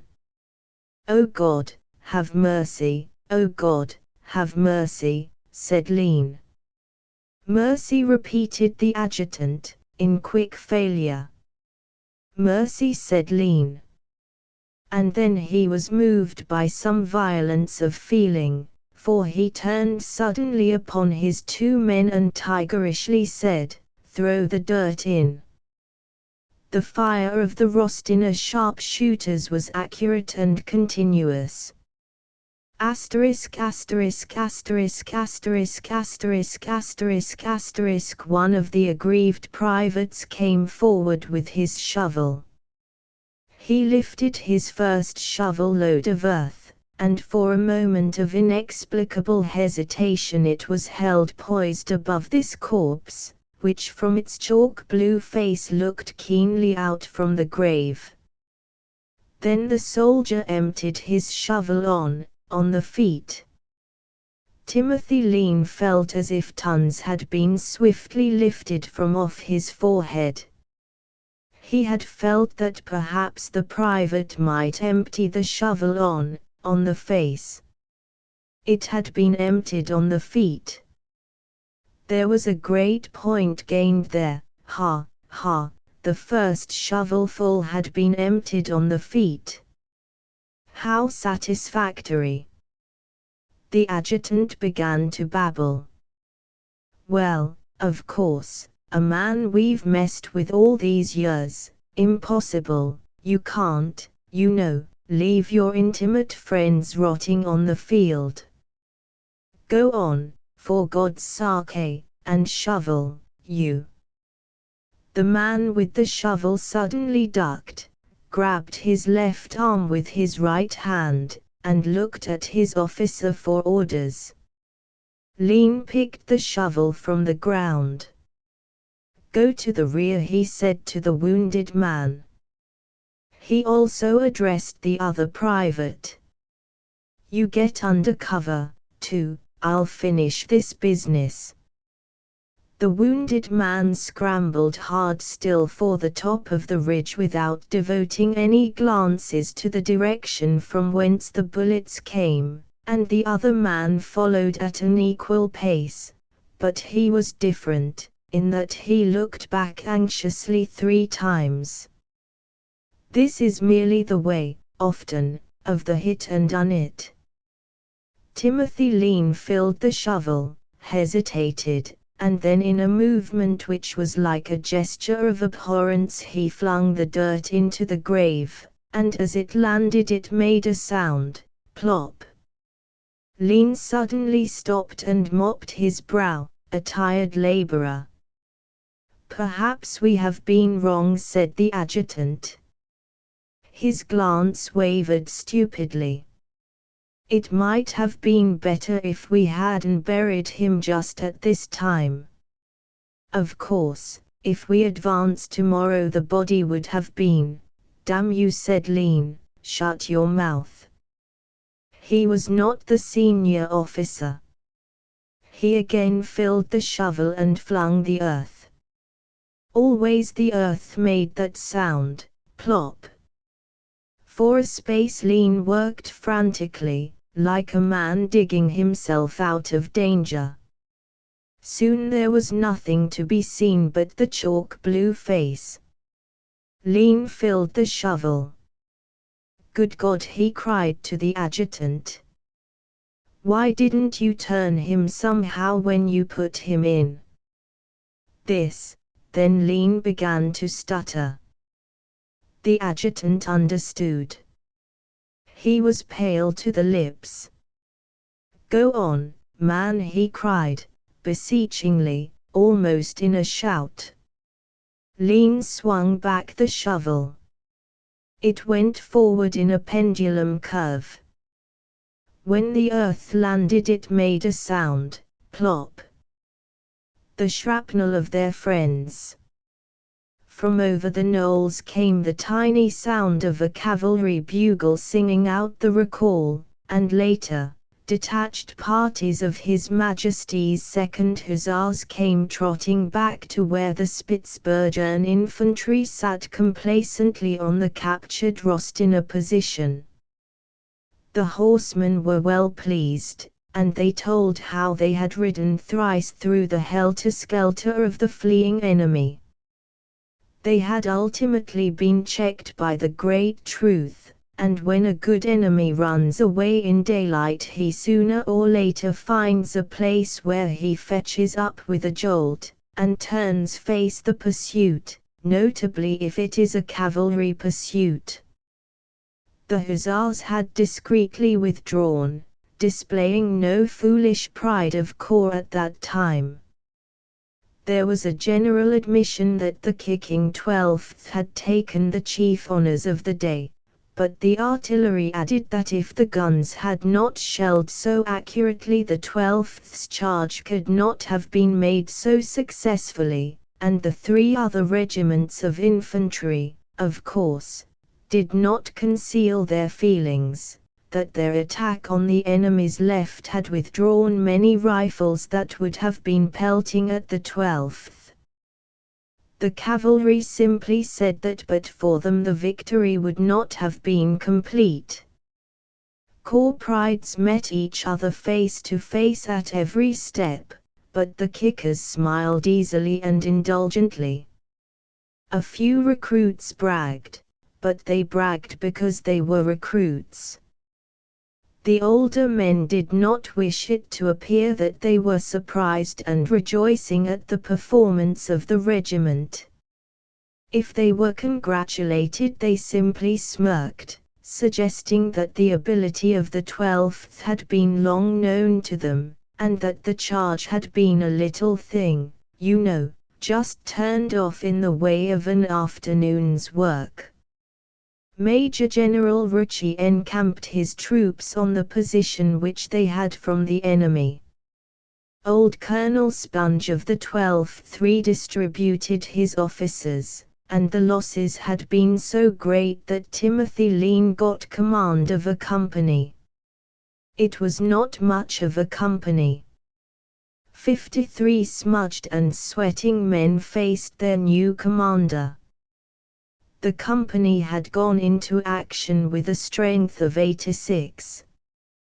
The heart of Timothy Lean beat high with pride.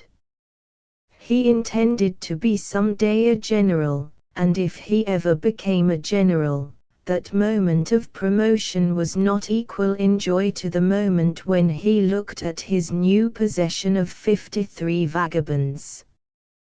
He scanned the faces, and recognized with satisfaction one old sergeant and 2 bright young corporals. Now said he to himself, I have here a snug little body of men with which I can do something.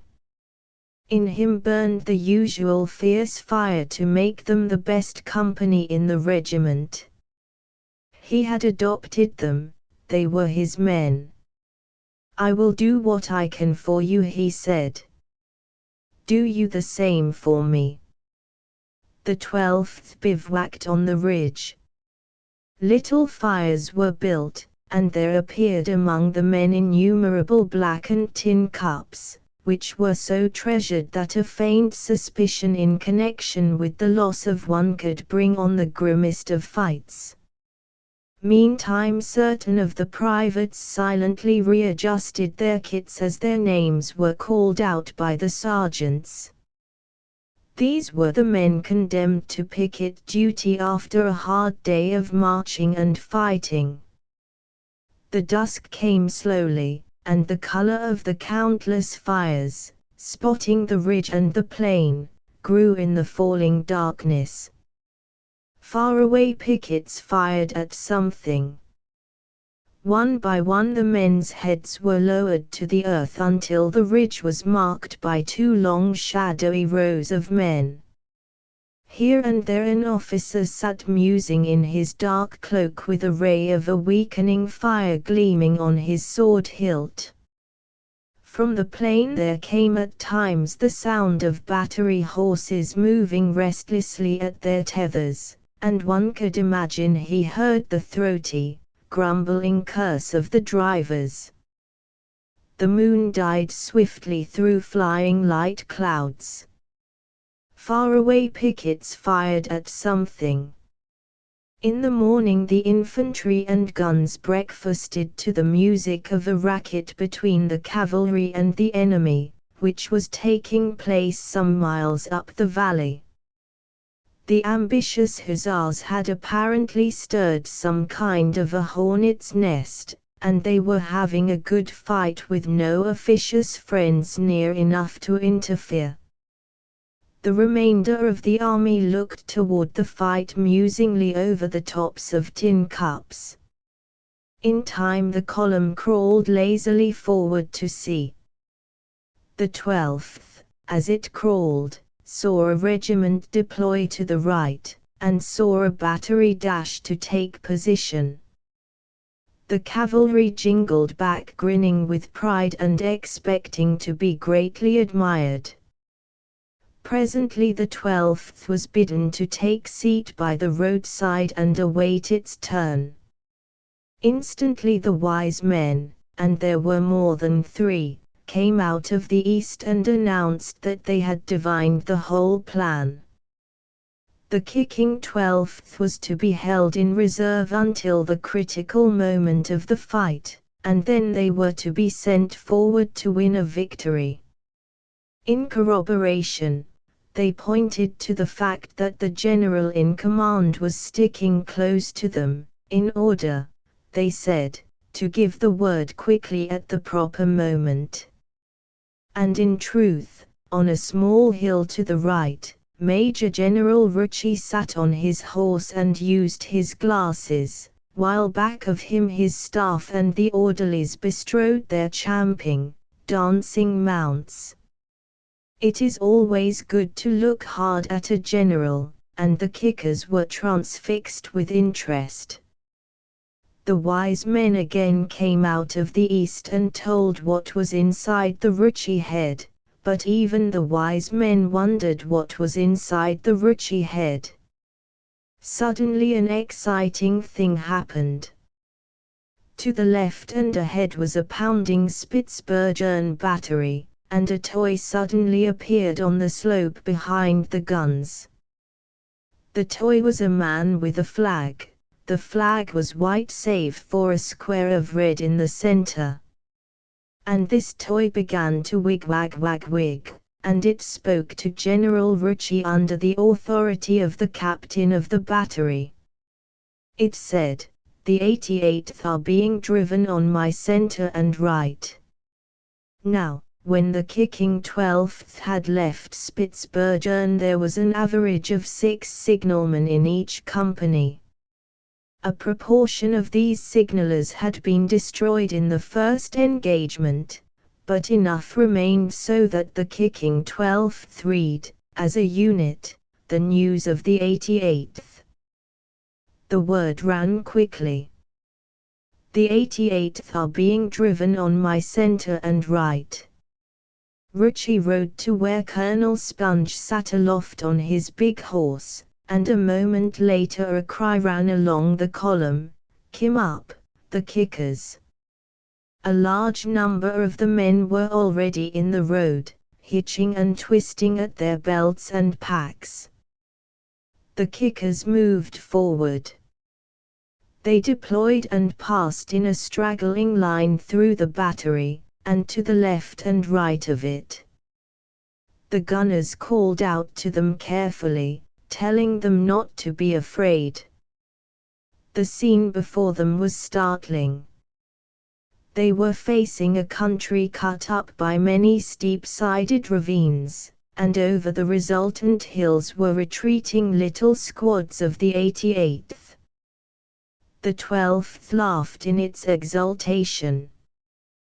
The men could now tell by the volume of fire that the 88th were retreating for reasons which were not sufficiently expressed in the noise of the Rostiner shooting.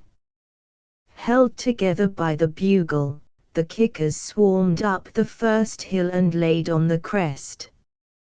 Parties of the 88th went through their lines, and the 12th told them coarsely its several opinions. The sights were clicked up to 600 yards, and, with a crashing volley, the regiment entered its second battle. 1,000 yards away on the right the cavalry and a regiment of infantry were creeping onward. Sponge decided not to be backward, and the bugle told the 12th to go ahead once more.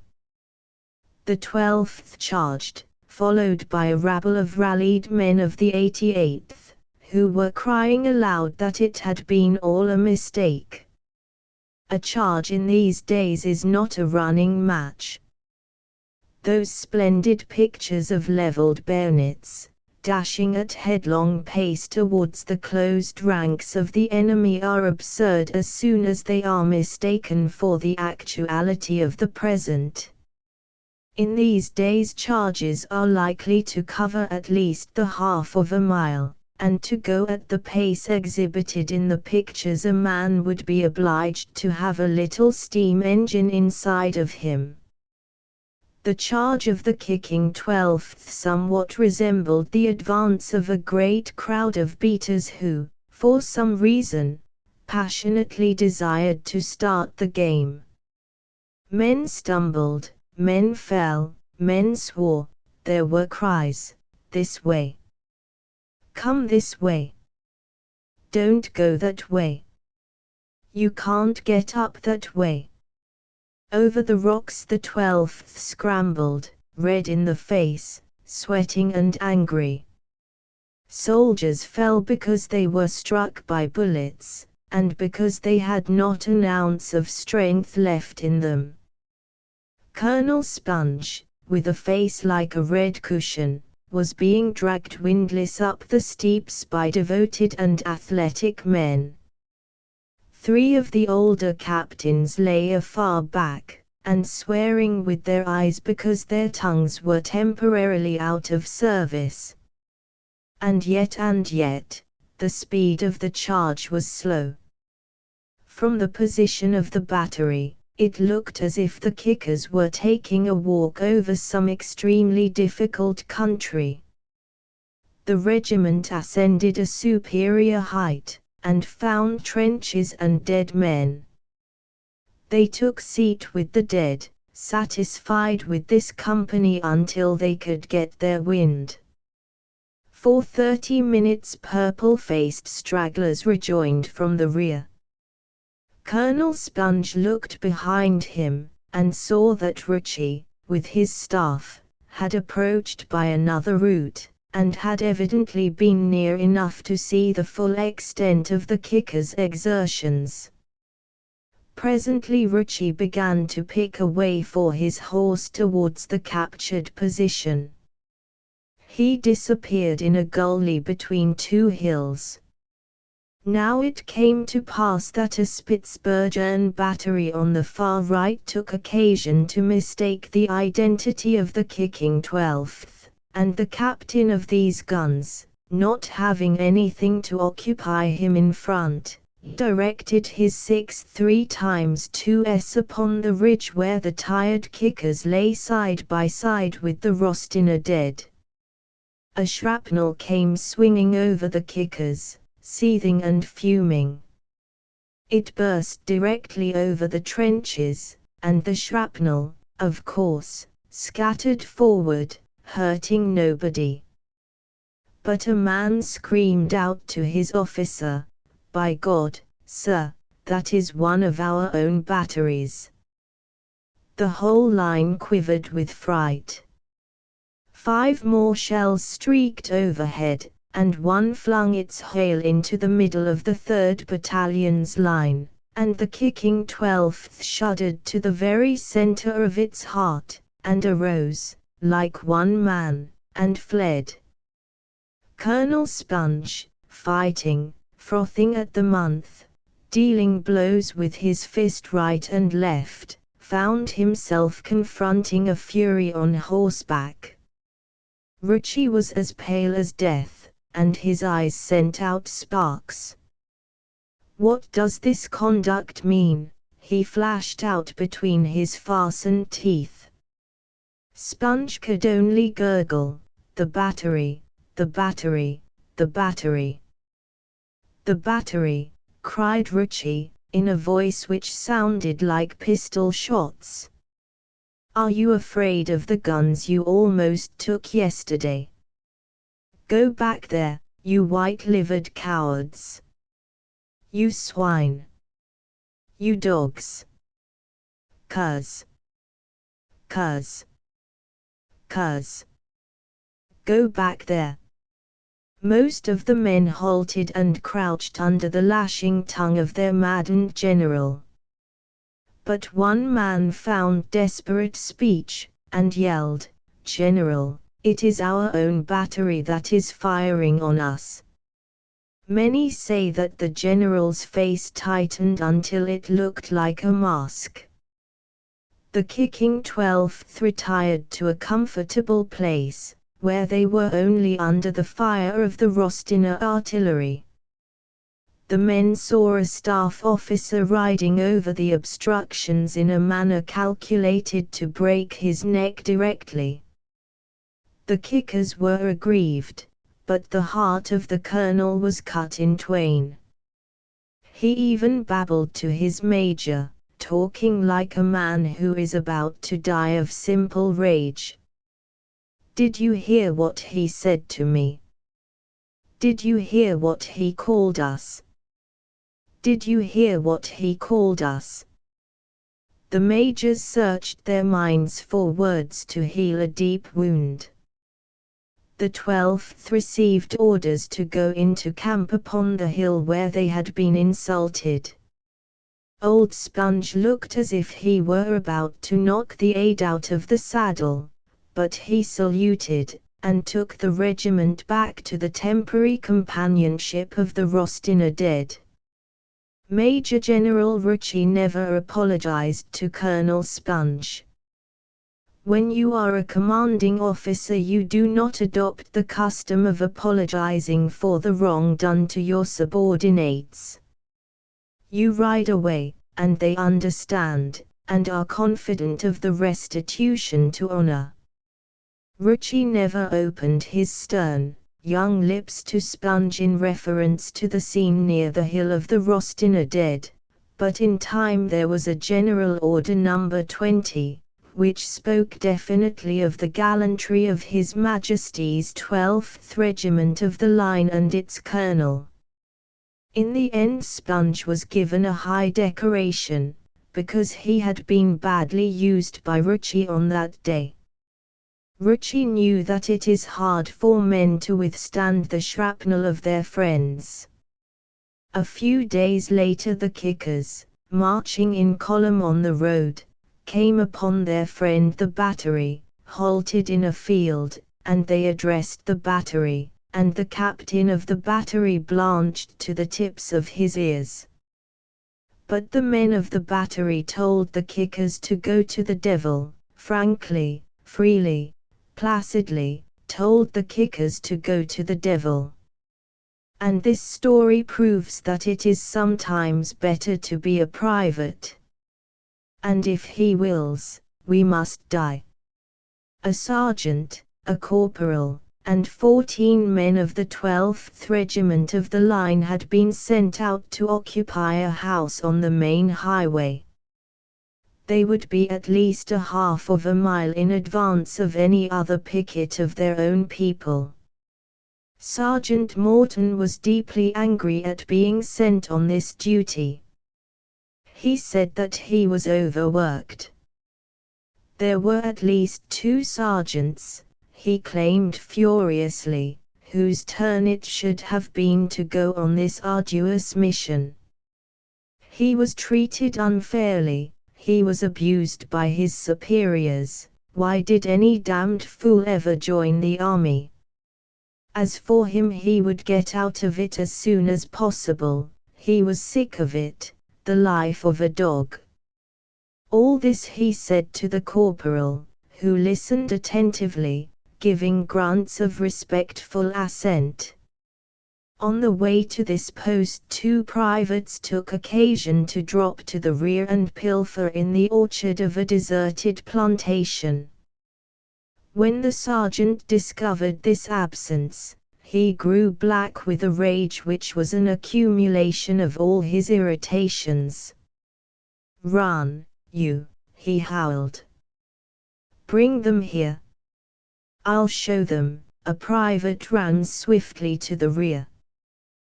The remainder of the squad began to shout nervously at the 2 delinquents, whose figures they could see in the deep shade of the orchard, hurriedly picking fruit from the ground and cramming it within their shirts, next to their skins. The beseeching cries of their comrades stirred the criminals more than did the barking of the sergeant. They ran to rejoin the squad, while holding their loaded bosoms and with their mouths open with aggrieved explanations. Jones faced the sergeant with a horrible cancer marked in bumps on his left side. The disease of Patterson showed quite around the front of his waist in many protuberances. "A nice pair," said the sergeant, with sudden frigidity. "You're the kind of soldiers a man wants to choose for a dangerous outpost duty, ain't you?" The 2 privates stood at attention, still looking much aggrieved. "We only," began Jones huskily. "Oh, you only," cried the sergeant. "Yes, you only. I know all about that. But if you think you are going to trifle with me." A moment later the squad moved on towards its station. Behind the sergeant's back Jones and Patterson were slyly passing apples and pears to their friends while the sergeant expounded eloquently to the corporal, "You see what kind of men are in the army now. Why, when I joined the regiment it was a very different thing, I can tell you. Then a sergeant had some authority, and if a man disobeyed orders, he had a very small chance of escaping something extremely serious. But now, good God! If I report these men, the captain will look over a lot of beastly orderly sheets and say, Well, Sergeant Morton, these men seem to have very good records, indeed. I can't be too hard on them, no, not too hard. Continued the sergeant, I tell you, Flagler, the army is no place for a decent man. Flagler, the corporal, answered with a sincerity of appreciation which with him had become a science. I think you are right, Sergeant, he answered. Behind them the privates mumbled discreetly. Damn this sergeant of ours. He thinks we are made of wood. I don't see any reason for all this strictness when we are on active service. It isn't like being at home in barracks. There is no great harm in a couple of men dropping out to raid an orchard of the enemy when all the world knows that we haven't had a decent meal in 20 days. The reddened face of Sergeant Morton suddenly showed to the rear. A little more marching and less talking, he said. When he came to the house he had been ordered to occupy, the sergeant sniffed with disdain. These people must have lived like cattle, he said angrily. To be sure, the place was not alluring. The ground floor had been used for the housing of cattle, and it was dark and terrible. A flight of steps led to the lofty first floor, which was denuded but respectable. The sergeant's visage lightened when he saw the strong walls of stone and cement. Unless they turn guns on us, they will never get us out of here, he said cheerfully to the squad. The men, anxious to keep him in an amiable mood, all hurriedly grinned and seemed very appreciative and pleased.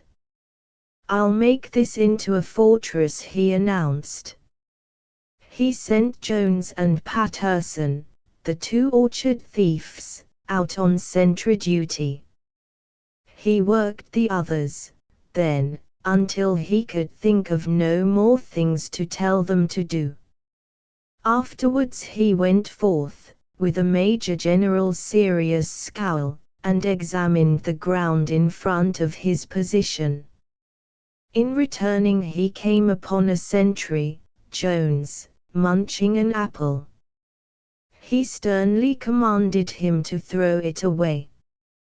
The men spread their blankets on the floors of the bedrooms, and putting their packs under their heads and lighting their pipes, they lived in easy peace. Bees hummed in the garden, and a scent of flowers came through the open window. A great fan-shaped bit of sunshine smote the face of one man, and he indolently cursed as he moved his primitive bed to a shadier place. Another private explained to a comrade, "This is all nonsense anyhow. No sense in occupying this post." But, of course, said the corporal, when she told me herself that she cared more for me than she did for him, I wasn't going to stand any of his talk. The corporal's listener was so sleepy that he could only grunt his sympathy. There was a sudden little spatter of shooting. A cry from Jones rang out. With no intermediate scrambling, the sergeant leaped straight to his feet. "Now," he cried, "let us see what you are made of. If," he added bitterly, "you are made of anything." A man yelled, "Good God, can't you see you're all tangled up in my cartridge belt?" Another man yelled, "Keep off my legs. Can't you walk on the floor?" To the windows there was a blind rush of slumberous men, who brushed hair from their eyes even as they made ready their rifles. Jones and Patterson came stumbling up the steps, crying dreadful information. Already the enemy's bullets were spitting and singing over the house. The sergeant suddenly was stiff and cold with a sense of the importance of the thing. "Wait until you see one," he drawled loudly and calmly, "then shoot." For some moments the enemy's bullets swung swifter than lightning over the house without anybody being able to discover a target. In this interval a man was shot in the throat. He gurgled, and then lay down on the floor.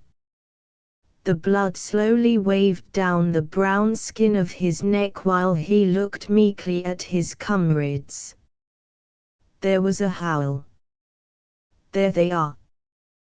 There they come!" The rifles crackled. A light smoke drifted idly through the rooms. There was a strong odor as if from burnt paper and the powder of firecrackers. The men were silent. Through the windows and about the house the bullets of an entirely invisible enemy moaned, hummed, spat, burst, and sang. The men began to curse. "Why can't we see them?" they muttered through their teeth. The sergeant was still frigid. He answered soothingly as if he were directly reprehensible for this behavior of the enemy. "Wait a moment. You will soon be able to see them. There. Give it to them." A little skirt of black figures had appeared in a field. It was really like shooting at an upright needle from the full length of a ballroom.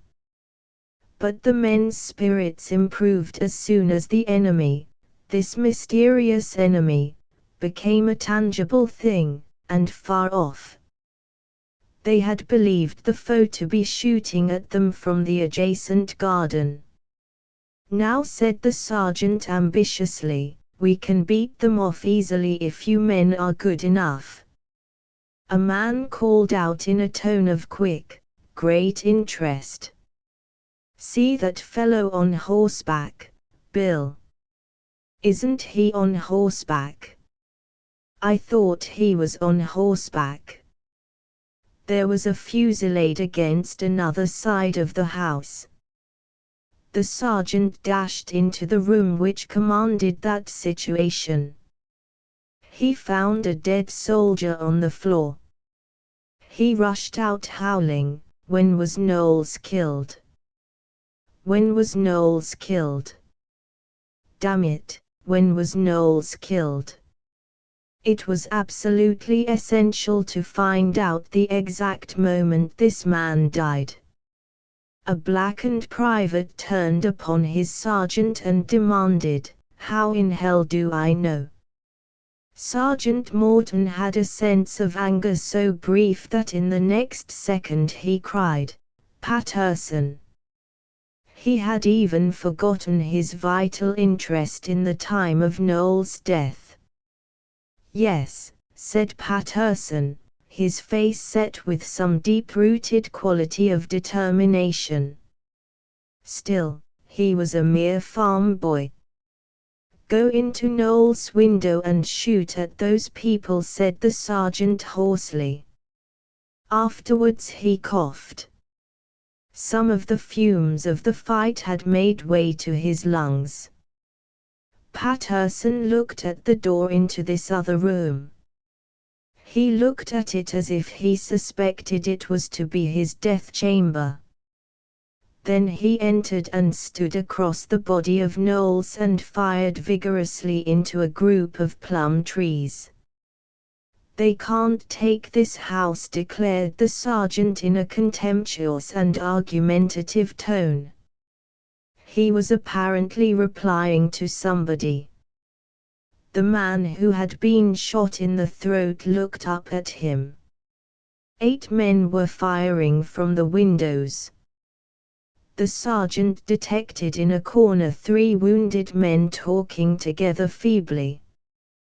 "Don't you think there is anything to do?" he bawled. "Go and get Noel's cartridges and give them to somebody who can use them. Take Simpson's too."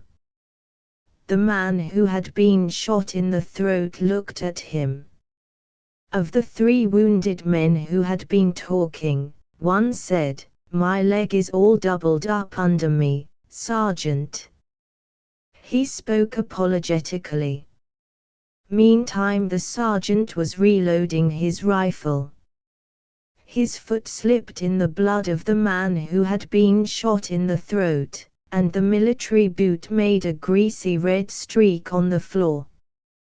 "Why, we can hold this place," shouted the sergeant jubilantly. "Who says we can't?" Corporal Flagler suddenly spun away from his window and fell in a heap. "Sergeant," murmured a man as he dropped to a seat on the floor out of danger, "I can't stand this. I swear I can't. I think we should run away." Morton, with the kindly eyes of a good shepherd, looked at the man. "You are afraid, Johnston, you are afraid," he said softly. The man struggled to his feet, cast upon the sergeant a gaze full of admiration, reproach, and despair, and returned to his post. A moment later he pitched forward, and thereafter his body hung out of the window, his arms straight and the fists clenched. Incidentally, this corpse was pierced afterwards by chance 3 times by bullets of the enemy. The sergeant laid his rifle against the stonework of the window frame and shot with care until his magazine was empty. Behind him a man, simply grazed on the elbow, was wildly sobbing like a girl. "Damn it, shut up," said Morton, without turning his head. Before him was a vista of a garden, fields, clumps of trees, woods, populated at the time with little fleeting figures. He grew furious. "Why didn't he send me orders?" he cried aloud. The emphasis on the word "he" was impressive. A mile back on the road a galloper of the hussars lay dead beside his dead horse. The man who had been grazed on the elbow still set up his bleat. Morton's fury veered to this soldier. "Can't you shut up? Can't you shut up? Can't you shut up? Fight. That's the thing to do. Fight." A bullet struck Morton, and he fell upon the man who had been shot in the throat. There was a sickening moment. Then the sergeant rolled off to a position upon the blood floor. He turned himself with a last effort until he could look at the wounded who were able to look at him. "Kim up, the kickers," he said thickly. His arms weakened and he dropped on his face. After an interval a young subaltern of the enemy's infantry, followed by his eager men, burst into this reeking interior. But just over the threshold he halted before the scene of blood and death. He turned with a shrug to his sergeant. "God, I should have estimated them at least 100 strong." Wyoming Valley Tales. The surrender of 40 Fort. Immediately after the Battle of the 3rd of July, my mother said, we had best take the children and go into the fort. But my father replied, "I will not go. I will not leave my property. All that I have in the world is here, and if the savages destroy it they may as well destroy me also." My mother said no other word. Our household was ever given to stern silence, and such was my training that it did not occur to me to reflect that if my father cared for his property it was not my property, and I was entitled to care somewhat for my life. Colonel Dennison was true to the word which he had passed to me at the fort before the battle. He sent a messenger to my father, and this messenger stood in the middle of our living room and spake with a clear, indifferent voice. Colonel Dennison bids me come here and say that John Bennet is a wicked man, and the blood of his own children will be upon his head. As usual, my father said nothing. After the messenger had gone, he remained silent for hours in his chair by the fire, and this stillness was so impressive to his family that even my mother walked on tiptoe as she went about her work. After this long time my father said, "Mary." Mother halted and looked at him. Father spoke slowly, and as if every word was wrested from him with violent pangs. "Mary, you take the girls and go to the fort. I and Solomon and Andrew will go over the mountain to Stroudsburg." Immediately my mother called us all to set about packing such things as could be taken to the fort. And by nightfall we had seen them within its palisade, and my father, myself, and my little brother Andrew, who was only 11 years old, were off over the hills on a long march to the Delaware settlements. Father and I had our rifles, but we seldom dared to fire them, because of the roving bands of Indians. We lived as well as we could on blackberries and raspberries. For the most part, poor little Andrew rode first on the back of my father and then on my back. He was a good little man, and only cried when he would wake in the dead of night very cold and very hungry. Then my father would wrap him in an old gray coat that was so famous in the Wyoming country that there was not even an Indian who did not know of it. But this act he did without any direct display of tenderness, for the fear, I suppose, that he would weaken little Andrew's growing manhood. Now, in these days of safety, and even luxury, I often marvel at the iron spirit of the people of my young days. My father, without his coat and no doubt very cold, would then sometimes begin to pray to his God in the wilderness, but in low voice, because of the Indians. It was July, but even July nights are cold in the Pine Mountains, breathing a chill which goes straight to the bones. But it is not my intention to give in this section the ordinary adventures of the masculine part of my family. As a matter of fact, my mother and the girls were undergoing in 40-fort trials which made as nothing the happenings on our journey, which ended in safety. My mother and her small flock were no sooner established in the crude quarters within the palisade than negotiations were opened between Colonel Dennison and Colonel Zebulon Butler on the American side, and Indian Butler on the British side, for the capitulation of the fort with such arms and military stores as it contained, the lives of the settlers to be strictly preserved. But Indian Butler did not seem to feel free to promise safety for the lives of the Continental Butler and the pathetic little fragment of the regular troops.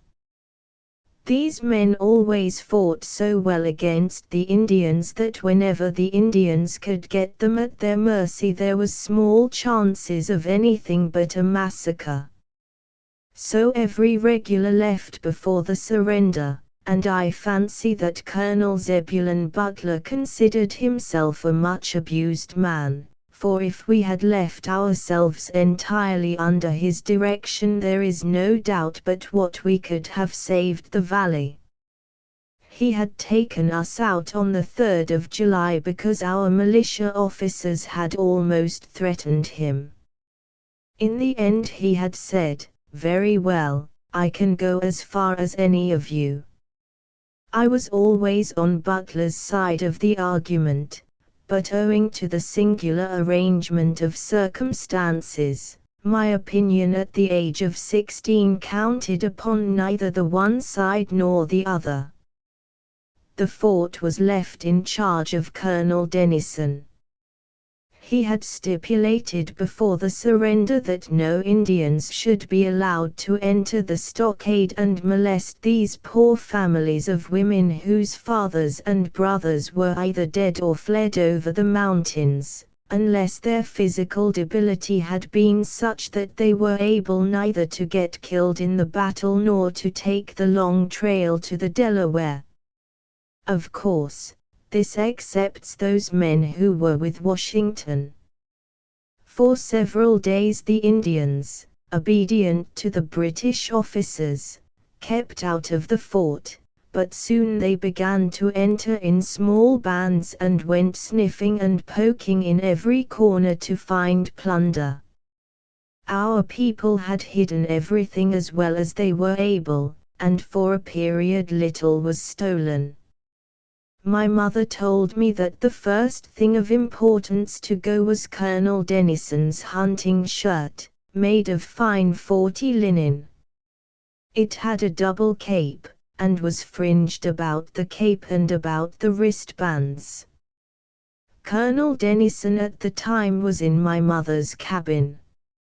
An Indian entered, and, rolling a thieving eye about the place, cited first of all the remarkable shirt which Colonel Dennison was wearing. He seized the shirt and began to tug, while the colonel backed away, tugging and protesting at the same time. The women folk saw at once that the colonel would be tomahawked if he did not give up his shirt, and they begged him to do it. He finally elected not to be tomahawked, and came out of his shirt. While my mother unbuttoned the wristbands, the colonel cleverly dropped into the lap of a certain Polly Thornton a large packet of Continental bills, and his money was thus saved for the settlers. Colonel Dennison had several stormy interviews with Indian Butler, and the British commander finally ended in frankly declaring that he could do nothing with the Indians at all. They were beyond control, and the defenseless people in the fort would have to take the consequence. I do not mean that Colonel Dennison was trying to recover his shirt. I mean that he was objecting to a situation which was now almost unendurable. I wish to record also that the colonel lost a large beaver hat. In both cases he willed to be tomahawked and killed rather than suffer the indignity, but mother prevailed over him. I must confess to this discreet age that my mother engaged in fisticuffs with a squaw. This squaw came into the cabin, and, without preliminary discussion, attempted to drag from my mother the petticoat she was wearing. My mother forgot the fine advice she had given to Colonel Dennison. She proceeded to beat the squaw out of the cabin, and although the squaw appealed to some warriors who were standing without, the warriors only laughed, and my mother kept her petticoat. The Indians took the feather beds of the people, and, ripping them open, flung the feathers broadcast. Then they stuffed these sacks full of plunder, and flung them across the backs of such of the settlers' horses as they had been able to find.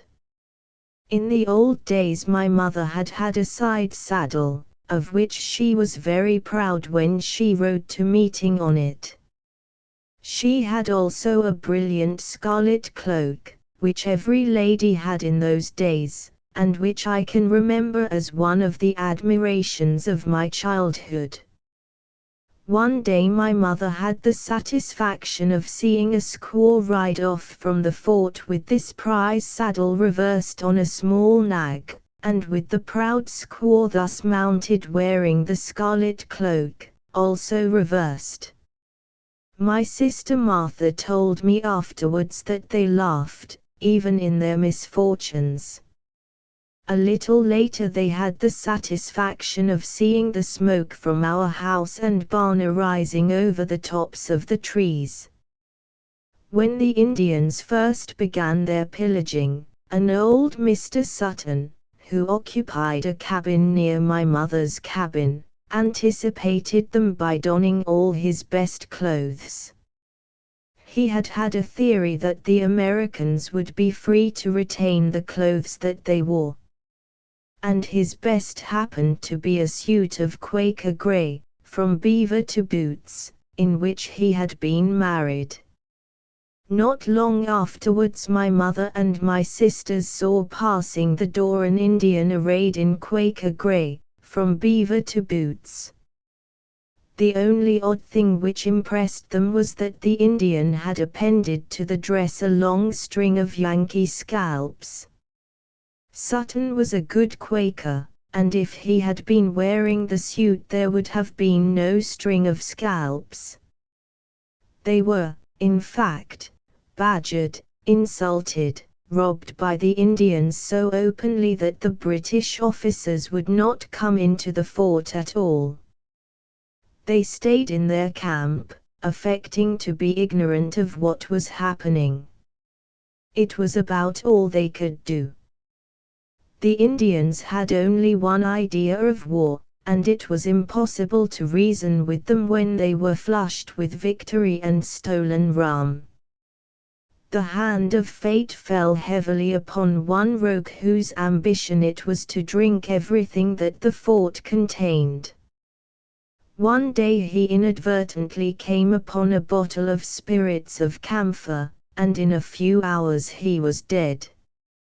But it was known that General Washington contemplated sending a strong expedition into the valley, to clear it of the invaders and thrash them. Soon there were no enemies in the country save small roving parties of Indians, who prevented work in the fields and burned whatever cabins that earlier torches had missed. The first large party to come into the valley was composed mainly of Captain Spaulding's company of regulars, and at its head rode Colonel Zebulon Butler. My father, myself, and little Andrew returned with this party to set to work immediately to build out of nothing a prosperity similar to that which had vanished in the smoke. 2. O.L. Bennett and the Indians. My father was so well known of the Indians that, as I was saying, his old grey coat was a sign through the northern country. I know of no reason for this save that he was honest and obstreperously minded his own affairs, and could fling a tomahawk better than the best Indian. I will not declare upon how hard it is for a man to be honest and to mind his own affairs, but I fully know that it is hard to throw a tomahawk as my father threw it, straighter than a bullet from a dueling pistol. He had always dealt fairly with the Indians, and I cannot tell why they paled him so bitterly, unless it was that when an Indian went foolishly drunk my father would deplore it with his foot, if it so happened that the drunkenness was done in our cabin. It is true to say that when the war came, a singular large number of kicked Indians journeyed from the Canadas to revisit with torch and knife the scenes of the kicking. If people had thoroughly known my father he would have had no enemies. He was the best of men. He had a code of behavior for himself, and for the whole world as well. If people wished his good opinion, they only had to do exactly as he did, and to have his views. I remember that once my sister Martha made me a waistcoat of rabbit's skins, and generally it was considered a great ornament. But one day my father espied me in it, and commanded me to remove it forever. Its appearance was indecent, he said, and such a garment tainted the soul of him who wore it. In the ensuing fortnight a poor peddler arrived from the Delaware, who had suffered great misfortunes in the snows. My father fed him and warmed him, and when he gratefully departed, gave him the rabbit's skin waistcoat, and the poor man went off clothed indecently in a garment that would taint his soul. Afterwards, in a daring mood, I asked my father why he had so cursed this peddler, and he recommended that I should study my Bible more closely, and there read that my own devious ways should be mended before I sought to judge the enlightened acts of my elders. He set me to plowing the upper 12 acres, and I was hardly allowed to loose my grip of the plow handles until every furrow was drawn. The Indians called my father Old Bennett, and he was known broadcast as a man whose doom was sealed when the Redskins caught him. As I have said, the feeling is inexplicable to me. But Indians who had been ill-used and maltreated by downright ruffians, against whom revenge could with a kind of propriety be directed, many of these Indians avowedly gave up a genuine wrong in order to direct a fuller attention to the getting of my father's scalp. This most unfair disposition of the Indians was a great, deep anxiety to all of us up to the time when General Sullivan and his avenging army marched through the valley and swept our tormentors afar. And yet great calamities could happen in our valley even after the coming and passing of General Sullivan. We were partly mistaken in our gladness. The British force of Loyalists and Indians met Sullivan in one battle, and finding themselves overmatched and beaten, they scattered in all directions. The Loyalists, for the most part, went home, but the Indians cleverly broke up into small bands, and General Sullivan's army had no sooner marched beyond the Wyoming Valley than some of these small bands were back into the valley plundering outlying cabins and shooting people from the thickets and woods that bordered the fields. General Sullivan had left a garrison at Wilkes-Barre, and at this time we lived in its strong shadow. It was too formidable for the Indians to attack, and it could protect all who valued protection enough to remain under its wings, but it could do little against the flying small bands. My father chafed in the shelter of the garrison. His best lands lay beyond 40 Fort, and he wanted to be at his plowing. He made several brief references to his plowing that led us to believe that his plowing was the fundamental principle of life. None of us saw any means of contenting him. My sister Martha began to weep, but it no more mattered than if she had begun to laugh. My mother said nothing. My wonderful mother said nothing. My father said he would go plow some of the land above 40 Fort. Immediately this was with us some sort of a law. It was like a rain, or a wind, or a drought. He went, of course. My young brother Andrew went with him, and he took the new span of oxen and a horse. They began to plough a meadow which lay in a bend of the river above 40 Fort. Andrew rode the horse hitched ahead of the oxen. At a certain thicket the horse shied so that little Andrew was almost thrown down. My father seemed to have begun a period of apprehension at this time, but it was of no service. 4 Indians suddenly appeared out of the thicket. Swiftly, and in silence, they pounced with tomahawk, rifle, and knife upon my father and my brother, and in a moment they were captives of the redskins, that fate whose very phrasing was a thrill to the heart of every colonist. It spelled death, or that horrible simple absence, vacancy, mystery, which is harder than death. As for us, he had told my mother that if he and Andrew were not returned at sundown she might construe a calamity. So at sundown we gave the news to the fort, and directly we heard the alarm gun booming out across the dusk like a salute to the death of my father, a solemn, final declaration. At the sound of this gun my sisters all began newly to weep. It simply defined our misfortune. In the morning a party was sent out, which came upon the deserted plough, the oxen calmly munching, and the horse still excited and affrighted. The soldiers found the trail of 4 Indians. They followed the trail some distance over the mountains, but the redskins with their captives had a long start, and pursuit was but useless.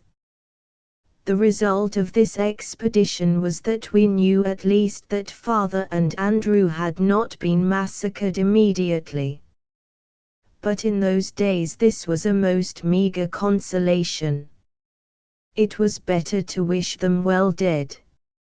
My father and Andrew were hurried over the hills at a terrible pace by the 4 Indians. Andrew told me afterwards that he could think sometimes that he was dreaming of being carried off by goblins. The redskins said no word, and their moccasined feet made no sound. They were like evil spirits. But it was as he caught glimpses of father's pale face, every wrinkle in it deepened and hardened, that Andrew saw everything in its light. And Andrew was but 13 years old. It is a tender age at which to be burned at the stake. In time the party came upon 2 more Indians, who had as a prisoner a man named Lebus Hammond.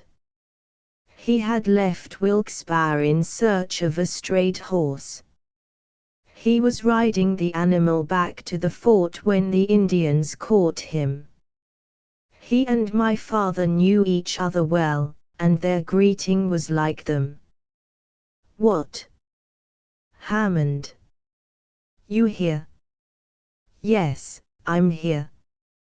As the march was resumed, the principal Indian bestrode Hammond's horse, but the horse was very high-nerved and scared, and the bridle was only a temporary one made from hickory withes. There was no saddle. And so finally the principal Indian came off with a crash, alighting with exceeding severity upon his head. When he got upon his feet he was in such a rage that the 3 captives thought to see him dash his tomahawk into the skull of the trembling horse, and, indeed, his arm was raised for the blow, but suddenly he thought better of it. He had been touched by a real point of Indian inspiration. The party was passing a swamp at the time, so he mired the horse almost up to its eyes, and left it to the long death. I had said that my father was well known of the Indians, and yet I have to announce that none of his 6 captors knew him. To them he was a complete stranger, for upon camping the first night they left my father unbound. If they had had any idea that he was Ol Bennett they would never have left him unbound. He suggested to Hammond that they try to escape that night, but Hammond seemed not to care to try it yet. In time they met a party of over 40 Indians, commanded by a loyalist. In that band there were many who knew my father. They cried out with rejoicing when they perceived him. "Ha!" they shouted, "Ol Bennett!" They danced about him, making gestures expressive of the torture. Later in the day my father accidentally pulled a button from his coat, and an Indian took it from him. My father asked to be allowed to have it again, for he was a very careful man, and in those days all good husbands were trained to bring home the loose buttons. The Indians laughed, and explained that a man who was to die at while losing 1 day's march need not be particular about a button. The 3 prisoners were now sent off in care of 7 Indians, while the loyalist took the remainder of his men down the valley to further harass the settlers. The 7 Indians were now very careful of my father, allowing him scarce a wink. Their tomahawks came up at the slightest sign. At the camp that night they bade the prisoners lie down, and then placed poles across them. An Indian lay upon either end of these poles. My father managed, however, to let Hammond know that he was determined to make an attempt to escape. There was only 1 night between him and the stake, and he was resolved to make what use he could of it. Hammond seems to have been dubious from the start, but the men of that time were not daunted by broad risks. In his opinion the rising would be a failure, but this did not prevent him from agreeing to rise with his friend. My brother Andrew was not considered at all. No one asked him if he wanted to rise against the Indians. He was only a boy, and supposed to obey his elders. So, as none asked his views, he kept them to himself, but I wager you he listened, all ears, to the furtive consultations which were mere casual phrases at times, and at other times swift, brief sentences shot out in a whisper. The band of 7 Indians relaxed in vigilance as they approached their own country, and on the last night from Wyalusing the Indian part of the camp seemed much inclined to take deep slumber after the long and rapid journey. The prisoners were held to the ground by poles as on the previous night, and then the Indians pulled their blankets over their heads and passed into heavy sleep. One old warrior sat by the fire as guard, but he seems to have been a singularly inefficient man, for he was continuously drowsing, and if the captives could have got rid of the poles across their chests and legs they would have made their flight sooner. The camp was on a mountain side amid a forest of lofty pines. The night was very cold, and the blasts of wind swept down upon the crackling, resinous fire.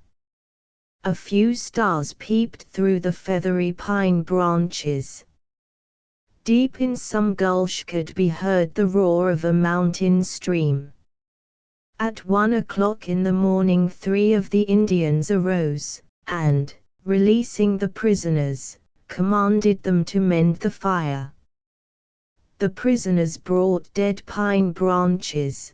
The ancient warrior on watch sleepily picked away with his knife at the deer's head which he had roasted, the other Indians retired again to their blankets, perhaps each depending upon the other for the exercise of precautions. It was a tremendously slack business. The Indians were feeling security because they knew that the prisoners were too wise to try to run away. The warrior on watch mumbled placidly to himself as he picked at the deer's head. Then he drowsed again, just the short nap of a man who had been up too long. My father stepped quickly to a spear, and backed away from the Indian, then he drove it straight through his chest. The Indian raised himself spasmodically, and then collapsed into that campfire which the captives had made burn so brilliantly, and as he fell he screamed. Instantly his blanket, his hair, he himself began to burn, and over him was my father tugging frantically to get the spear out again. My father did not recover the spear. It had so gone through the old warrior that it could not readily be withdrawn, and my father left it. The scream of the watchman instantly aroused the other warriors, who, as they scrambled in their blankets, found over them a terrible white-lipped creature with an axe, the most appallingly brutal of weapons. Hammond buried his weapon in the head of the leader of the Indians even as the man gave out his first great cry. The second blow missed an agile warrior's head, but caught him in the nape of the neck, and he swung, to bury his face in the red-hot ashes at the edge of the fire. Meanwhile my brother Andrew had been gallantly snapping empty guns. In fact, he snapped 3 empty guns at the Indians, who were in the purest panic. He did not snap the 4th gun, but took it by the barrel, and, seeing a warrior rush past him, he cracked his skull with the clubbed weapon. He told me, however, that his snapping of the empty guns was very effective, because it made the Indians jump and dodge. Well, this slaughter continued in the red glare of the fire on the lonely mountain side until 2 shrieking creatures ran off through the trees, but even then my father hurled a tomahawk with all his strength. It struck one of the fleeing Indians on the shoulder. His blanket dropped from him, and he ran on practically naked. The 3 whites looked at each other, breathing deeply. Their work was plain to them in the 5 dead and dying Indians underfoot. They hastily gathered weapons and moccasins, and in 6 minutes from the time when my father had hurled the spear through the Indian sentinel they had started to make their way back to the settlements, leaving the campfire to burn out its short career alone amid the dead. 3. The Battle of 40 Fort. The Congress, sitting at Philadelphia, had voted our Wyoming country 2 companies of infantry for its protection against the Indians, with the single provision that we raise the men and arm them ourselves. This was not too brave a gift, but no one could blame the poor Congress, and indeed one could wonder that they found occasion to think of us at all, since at the time every gentleman of them had his coat-tails gathered high in his hands in readiness for flight to Baltimore.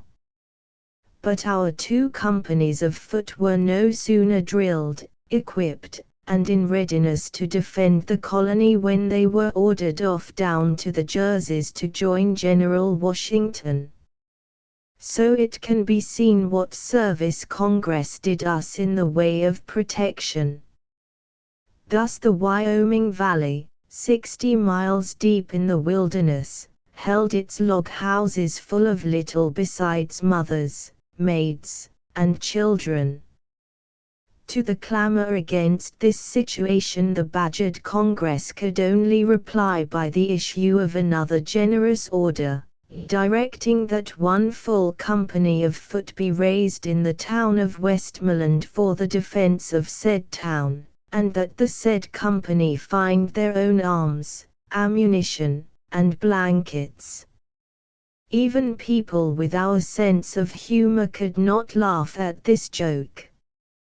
When the first two companies were forming, I had thought to join one, but my father forbade me, saying that I was too young, although I was full 16, tall, and very strong. So it turned out that I was not off fighting with Washington's army when Butler with his Rangers and Indians raided Wyoming. Perhaps I was in the better place to do my duty, if I could. When wandering Indians visited the settlements, their drunkenness and insolence were extreme, but the few white men remained calm, and often enough pretended oblivion to insults which, because of their wives and families, they dared not attempt to avenge. In my own family, my father's imperturbability was scarce superior to my mother's coolness, and such was our faith in them that we 12 children also seemed to be fearless. Neighbor after neighbor came to my father in despair of the defenseless condition of the valley, declaring that they were about to leave everything and flee over the mountains to Stroudsburg. My father always wished them Godspeed and said no more. If they urged him to fly also, he usually walked away from them. Finally there came a time when all the Indians vanished. We rather would have had them tipsy and impudent in the settlements, we knew what their disappearance portended. It was the serious sign. Too soon the news came that Indian Butler was on his way. The valley was vastly excited. People with their smaller possessions flocked into the blockhouses, and militia officers rode everywhere to rally every man. A small force of Continentals, regulars of the line, had joined our people, and the little army was now under the command of a Continental officer, Major Zebulon Butler. I had thought that with all this hubbub of an impending life and death struggle in the valley that my father would allow the work of our farm to slacken. But in this I was notably mistaken. The milking and the feeding and the work in the fields went on as if there never had been an Indian south of the Canadas. My mother and my sisters continued to cook, to wash, to churn, to spin, to dye, to mend, to make soap, to make maple sugar. Just before the break of each day, my younger brother Andrew and myself tumbled out for some 18 hours' work, and woe to us if we departed the length of a dog's tail from the laws which our father had laid down. It was a life with which I was familiar, but it did seem to me that with the Indians almost upon us he might have allowed me, at least, to go to the fort and see our men drilling. But one morning we aroused as usual at his call at the foot of the ladder, and, dressing more quickly than Andrew, I climbed down from the loft to find my father seated by a blazing fire reading by its light in his Bible. "Son," said he. "Yes, father." "Go and fight." Without a word more I made hasty preparation. It was the first time in my life that I had a feeling that my father would change his mind. So strong was this fear that I did not even risk a goodbye to my mother and sisters. At the end of the clearing I looked back. The door of the house was open, and in the blazing light of the fire I saw my father seated as I had left him. At 40 Fort I found between 300 and 400 under arms, while the stockade itself was crowded with old men, and women and children. Many of my acquaintances welcomed me. Indeed, I seemed to know everybody save a number of the Continental officers. Colonel Zebulon Butler was in chief command, while directly under him was Colonel Dennison, a man of the valley, and much respected. Colonel Dennison asked news of my father, whose temper he well knew. He said to me, "If God spares Nathan Dennison, I shall tell that obstinate old fool my true opinion of him. He will get himself and all his family butchered and scalped." I joined Captain Bidlack's company for the reason that a number of my friends were in it. Every morning we were paraded and drilled in the open ground before the fort, and I learned to present arms and to keep my heels together, although to this day I have never been able to see any point to these accomplishments, and there was very little of the presenting of arms or of the keeping together of heels in the battle which followed these drills. I may say truly that I would now be much more grateful to Captain Bidlack if he had taught us to run like a wild horse. There was considerable friction between the officers of our militia and the Continental officers. I believe the Continental officers had stated themselves as being in favor of a cautious policy, whereas the men of the valley were almost unanimous in their desire to meet Indian Butler more than halfway.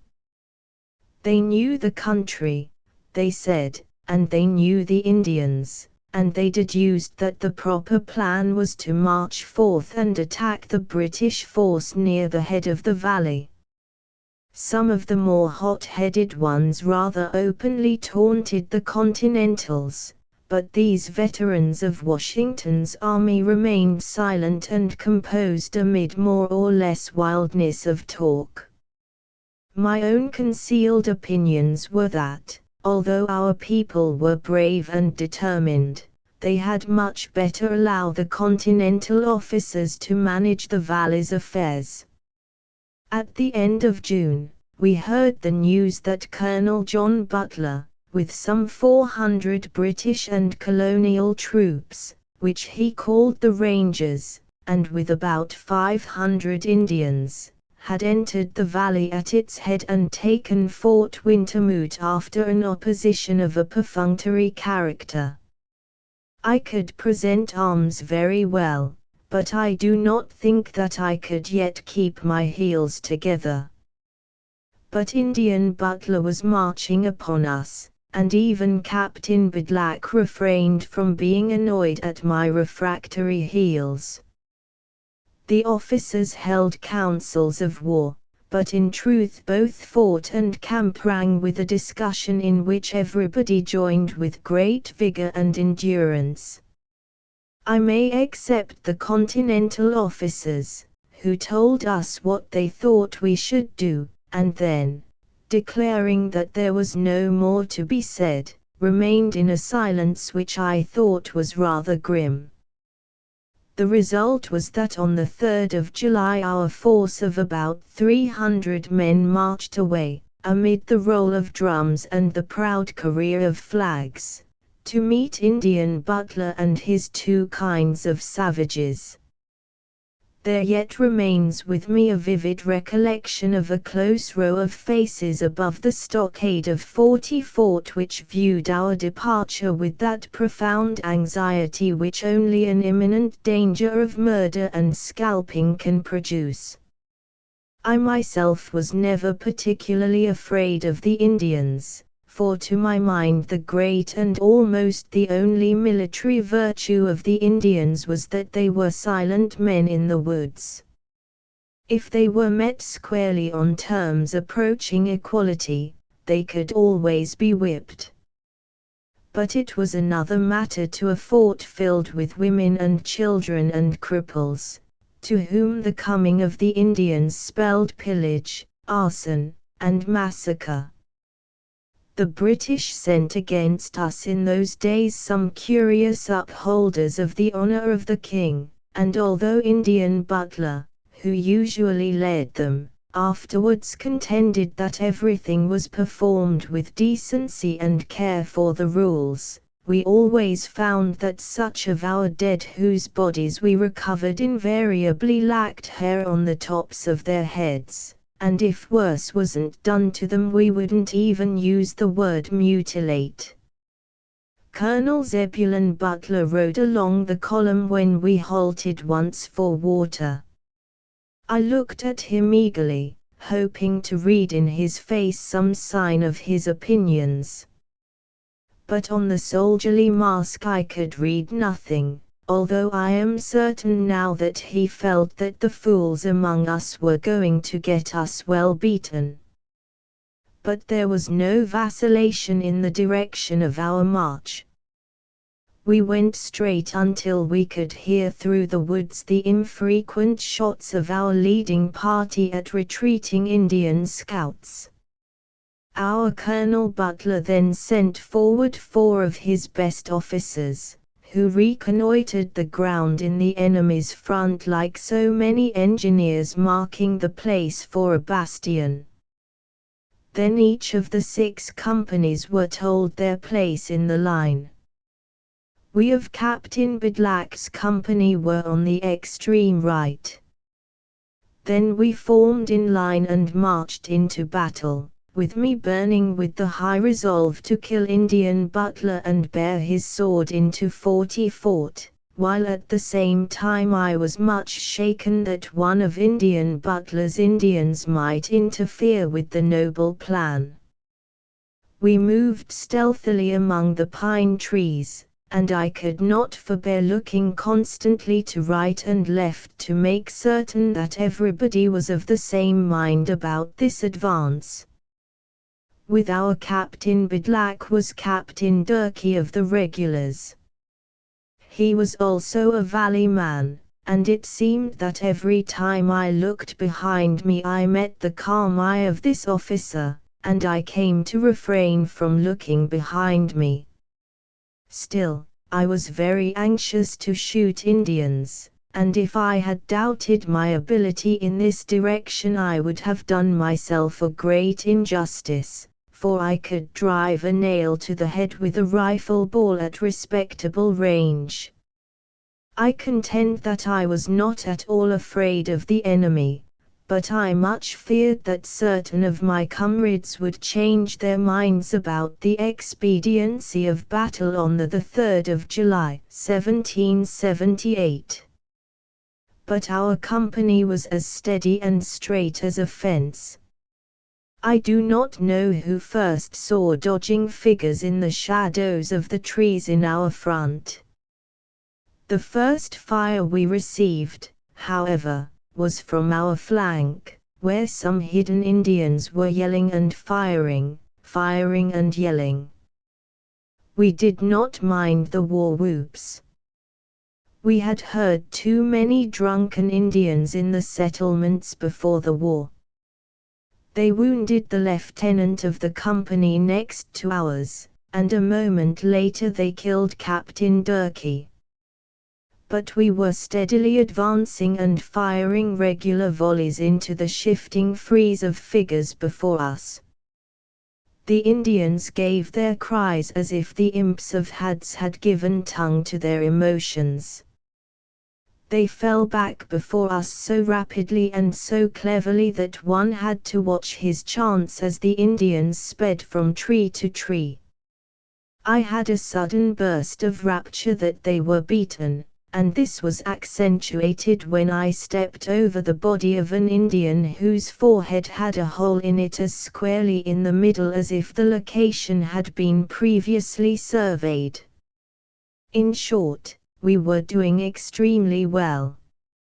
Soon we began to see the slower figures of white men through the trees, and it is only honest to say that they were easier to shoot. I myself caught sight of a fine officer in a uniform that seemed of green and buff. His sword belt was fastened by a great shining brass plate, and, no longer feeling the elegances of marksmanship, I fired at the brass plate. Such was the conformation of the ground between us that he disappeared as if he had sunk in the sea. We, all of us, were loading behind the trees and then charging ahead with fullest confidence. But suddenly from our own left came wild cries from our men, while at the same time the yells of Indians redoubled in that direction. Our rush checked itself instinctively. The cries rolled toward us. Once I heard a word that sounded like "quart." Then, to be truthful, our line wavered. I heard Captain Bidlack give an angry and despairing shout, and I think he was killed before he finished it. In a word, our left wing had gone to pieces. It was in complete rout.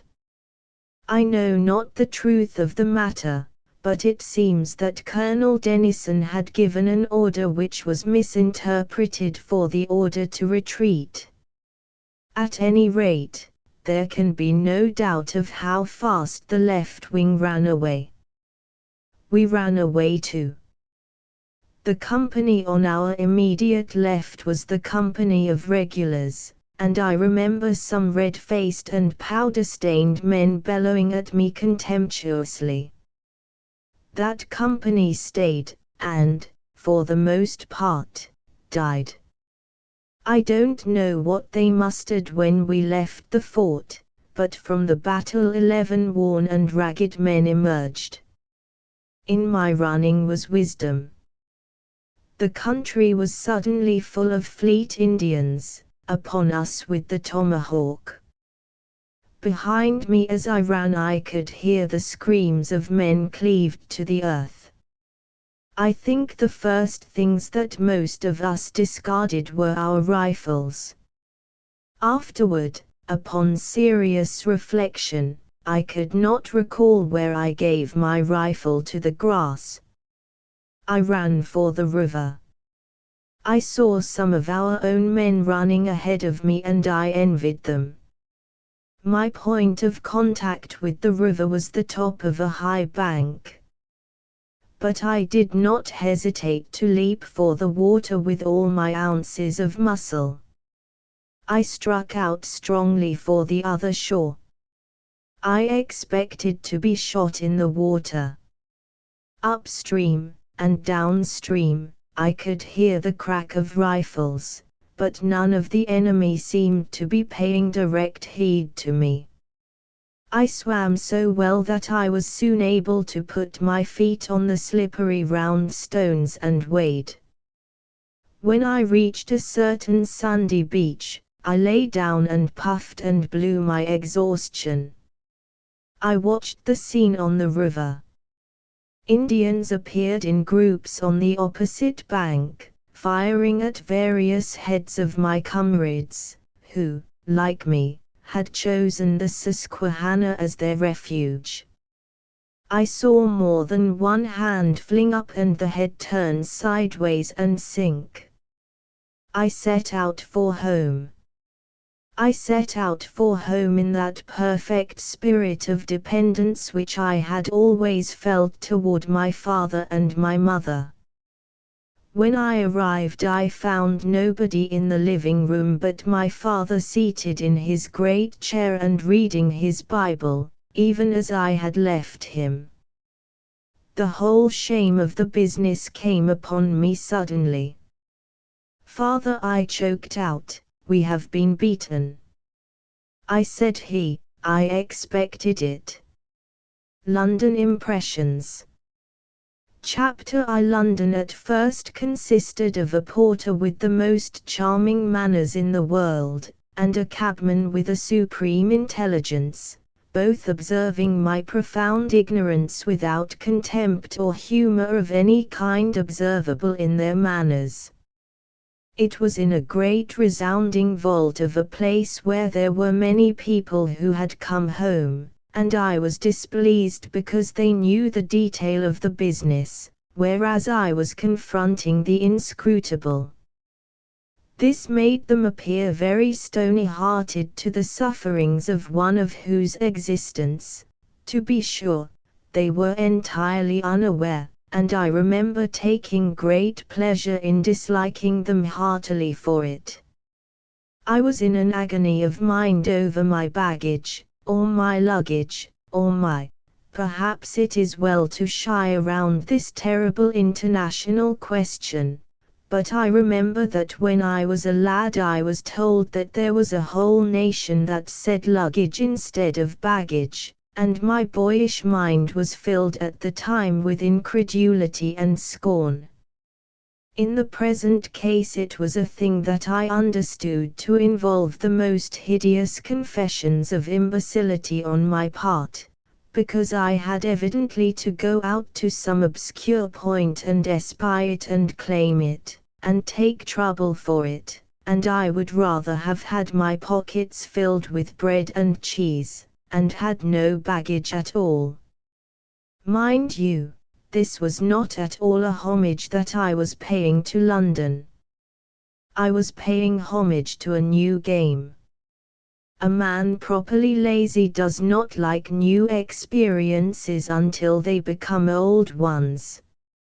Moreover, I have been taught that a man, any man, who has 1,000 times more points of information on a certain thing than I have will bully me because of it, and pour his advantages upon my bowed head until I am drenched with his superiority. It was in my education to concede some license of the kind in this case, but the Holy Father of a porter and the saintly cabman occupied the middle distance imperturbably, and did not come down from their hills to clout me with knowledge. From this fact I experienced a criminal elation. I lost view of the idea that if I had been browbeaten by porters and cabmen from one end of the United States to the other end I should warmly like it, because in numbers they are superior to me, and collectively they can have a great deal of fun out of a matter that would merely afford me the glee of the latent butcher. This London, composed of a porter and a cabman, stood to me subtly as a benefactor. I had scanned the drama, and found that I did not believe that the mood of the men emanated unduly from the feature that there was probably more shillings to the square inch of me than there were shillings to the square inch of them. Nor yet was it any manner of palpable warm-heartedness or other natural virtue. But it was a perfect artificial virtue, it was drill, plain, simple drill. And now was I glad of their drilling, and vividly approved of it, because I saw that it was good for me. Whether it was good or bad for the porter and the cabman I could not know, but that point, mark you, came within the pale of my respectable rumination. I am sure that it would have been more correct for me to have alighted upon St. Paul's and described no emotion until I was overcome by the Thames Embankment and the Houses of Parliament. But as a matter of fact I did not see them for some days, and at this time they did not concern me at all. I was born in London at a railroad station, and my new vision encompassed a porter and a cabman. They deeply absorbed me in new phenomena, and I did not then care to see the Thames Embankment nor the Houses of Parliament. I considered the porter and the cabman to be more important. Chapter 2.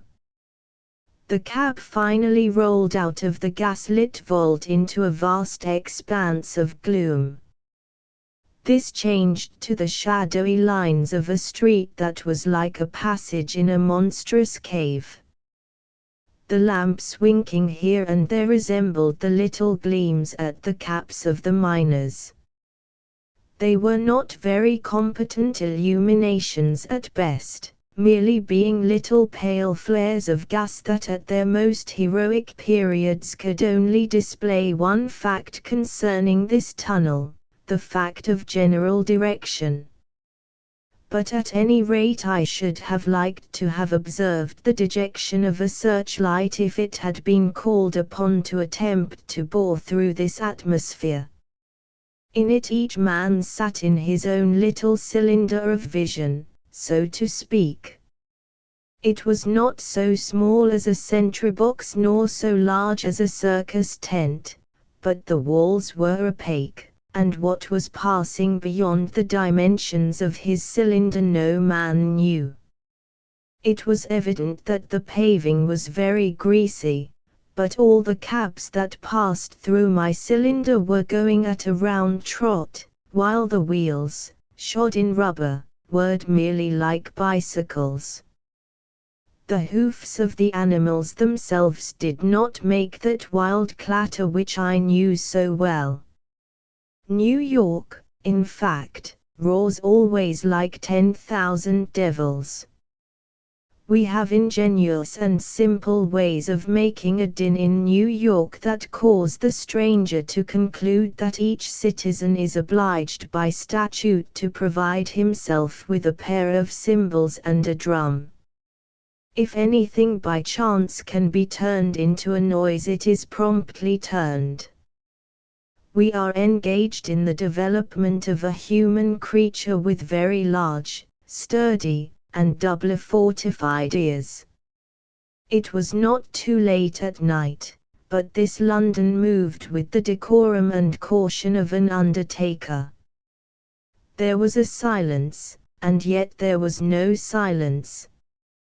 There was a low drone, perhaps a humming contributed inevitably by closely gathered thousands, and yet on second thoughts it was to me silence.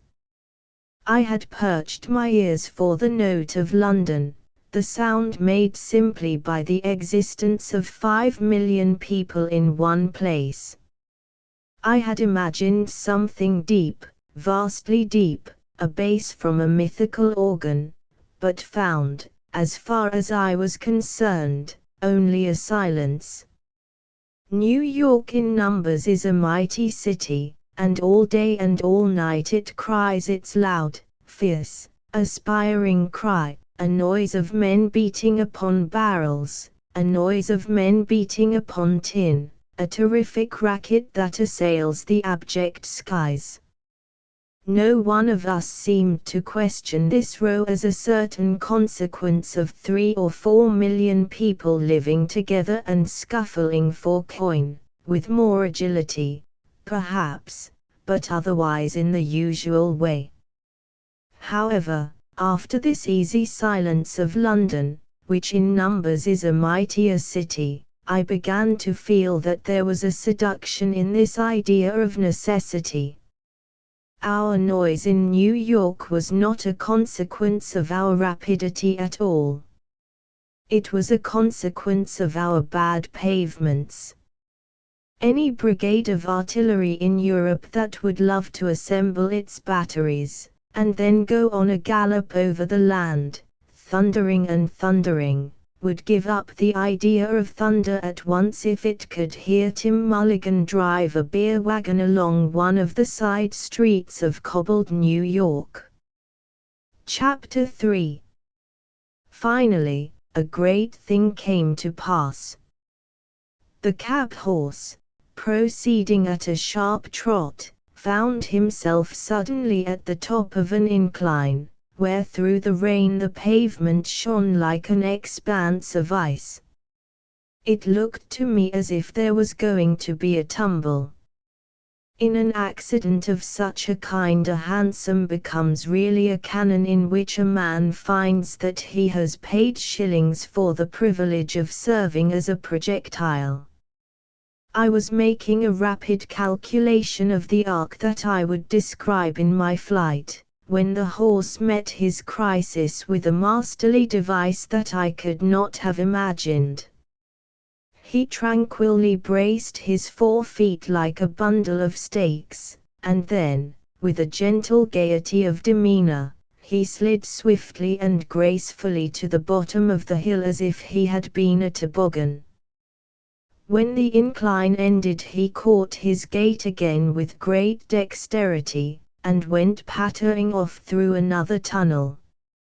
I at once looked upon myself as being singularly blessed by this sight. This horse had evidently originated this system of skating as a diversion, or, more probably, as a precaution against the slippery pavement, and he was, of course, the inventor and sole proprietor, 2 terms that are not always in conjunction. It surely was not to be supposed that there could be 2 skaters like him in the world. He deserved to be known and publicly praised for this accomplishment. It was worthy of many records and exhibitions. But when the cab arrived at a place where some dipping streets met, and the flaming front of a music hall temporarily widened my cylinder, behold, there were many cabs, and as the moment of necessity came, the horses were all skaters. They were gliding in all directions. It might have been a rink.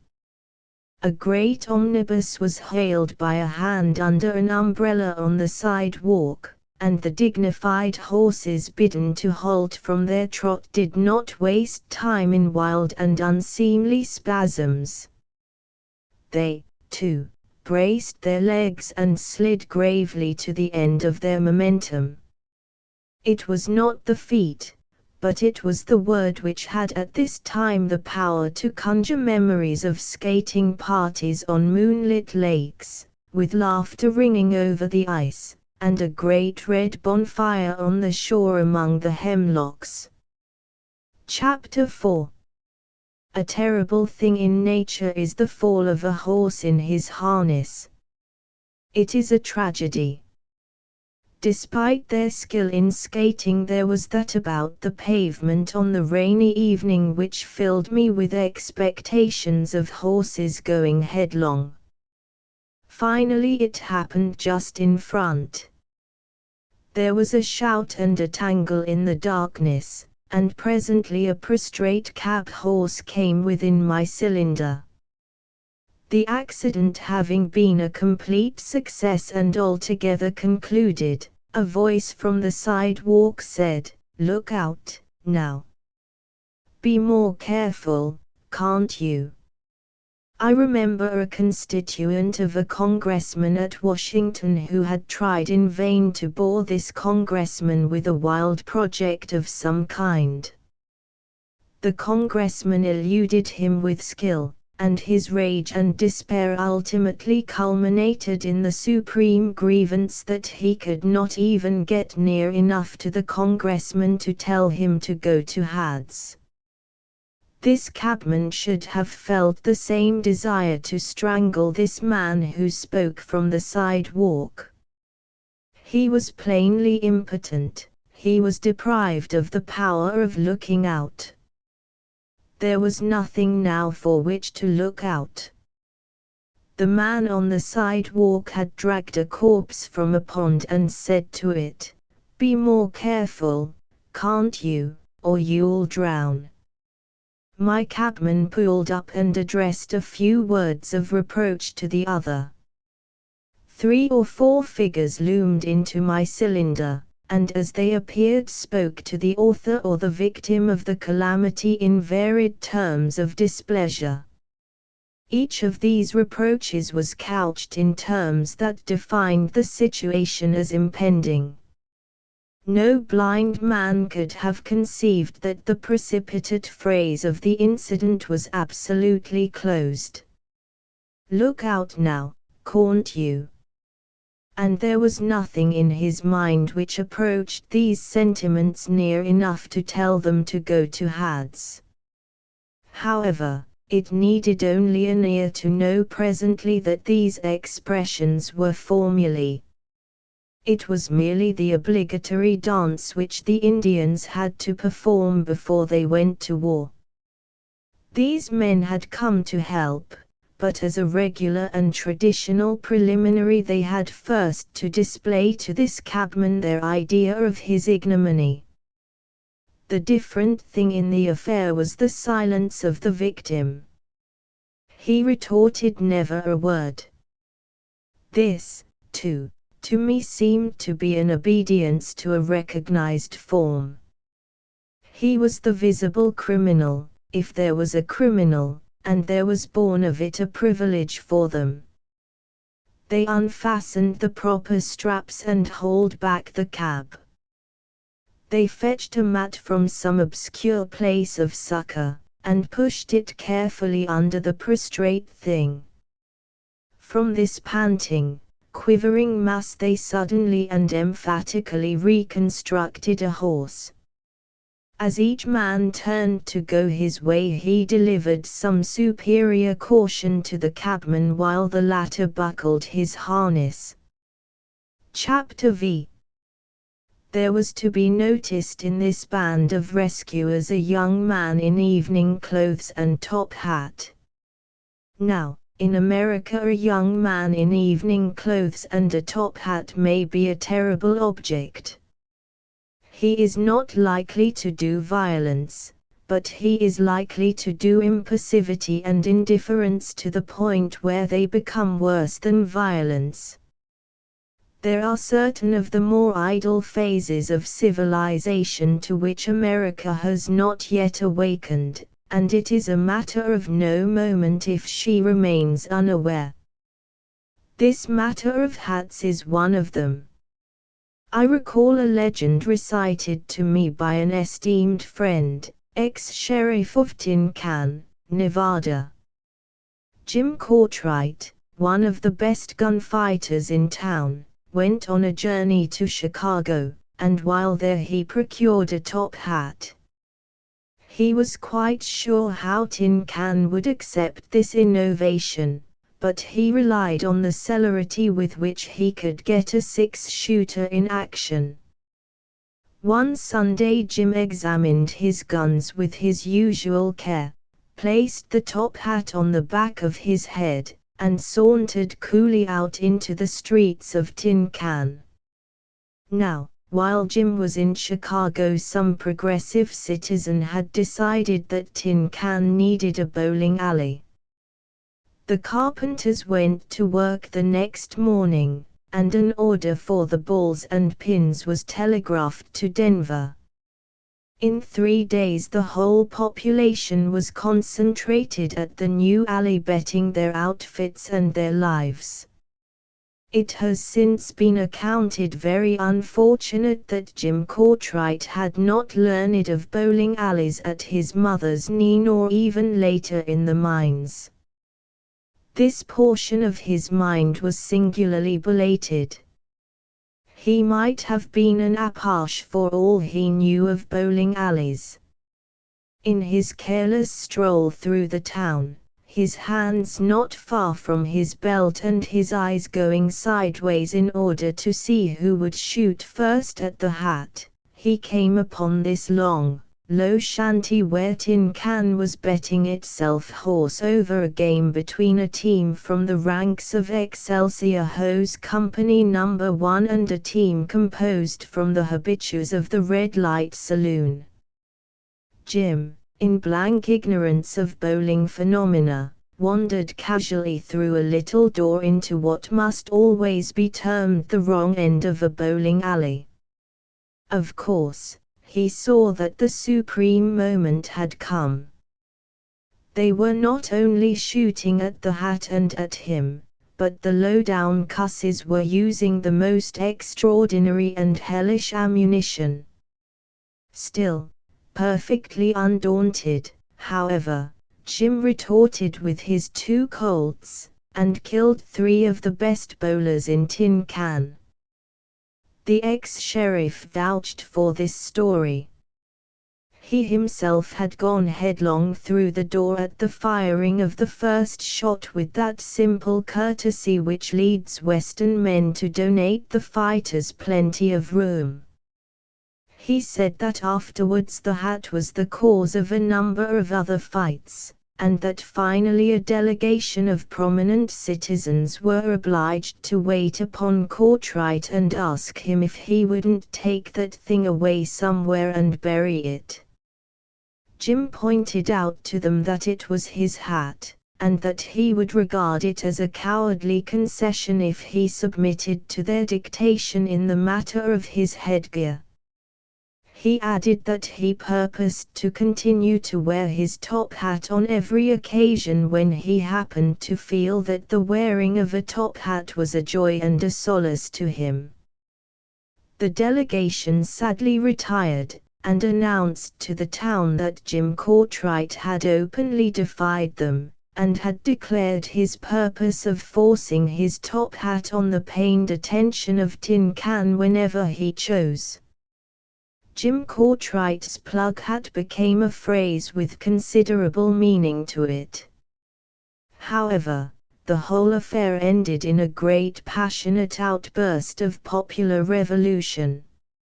Spike Foster was a friend of Courtright, and one day, when the latter was indisposed, Spike came to him and borrowed the hat.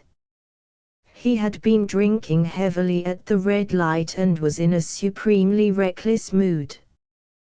With the terrible gear hanging jauntily over his eye and his 2 guns drawn, he walked straight out into the middle of the square in front of the Palace Hotel, and drew the attention of all Tin Can by a blood-curdling imitation of the yowl of a mountain lion. This was when the long-suffering populace arose as one man. The top hat had been flaunted once too often. When Spike Foster's friends came to carry him away, they found nearly 150 men shooting busily at a mark, and the mark was the hat. My informant told me that he believed he owed his popularity in Tin Can, and subsequently his election to the distinguished office of sheriff, to the active and prominent part he had taken in the proceedings.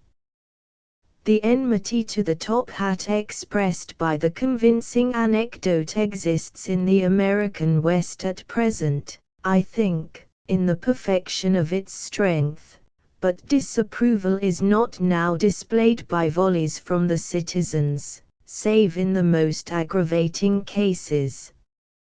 It is at present usually a matter of mere jibe and general contempt. The East, however, despite a great deal of kicking and gouging, is having the top hat stuffed slowly and carefully down its throat, and there now exist many young men who consider that they could not successfully conduct their lives without this furniture. To speak generally, I should say that the headgear then supplies them with a kind of ferocity of indifference. There is fire, sword, and pestilence in the way they heed only themselves.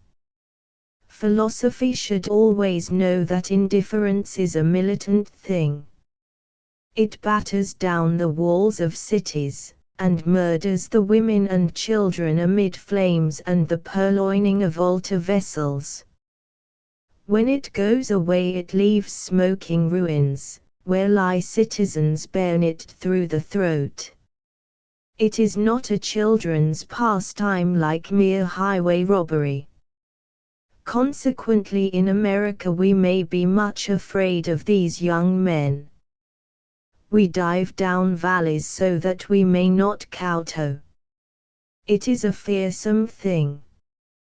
Taught thus a deep fear of the top hat in its effect upon youth, I was not prepared for the move of this particular young man when the cab horse fell. In fact, I grovelled in my corner that I might not see the cruel stateliness of his passing.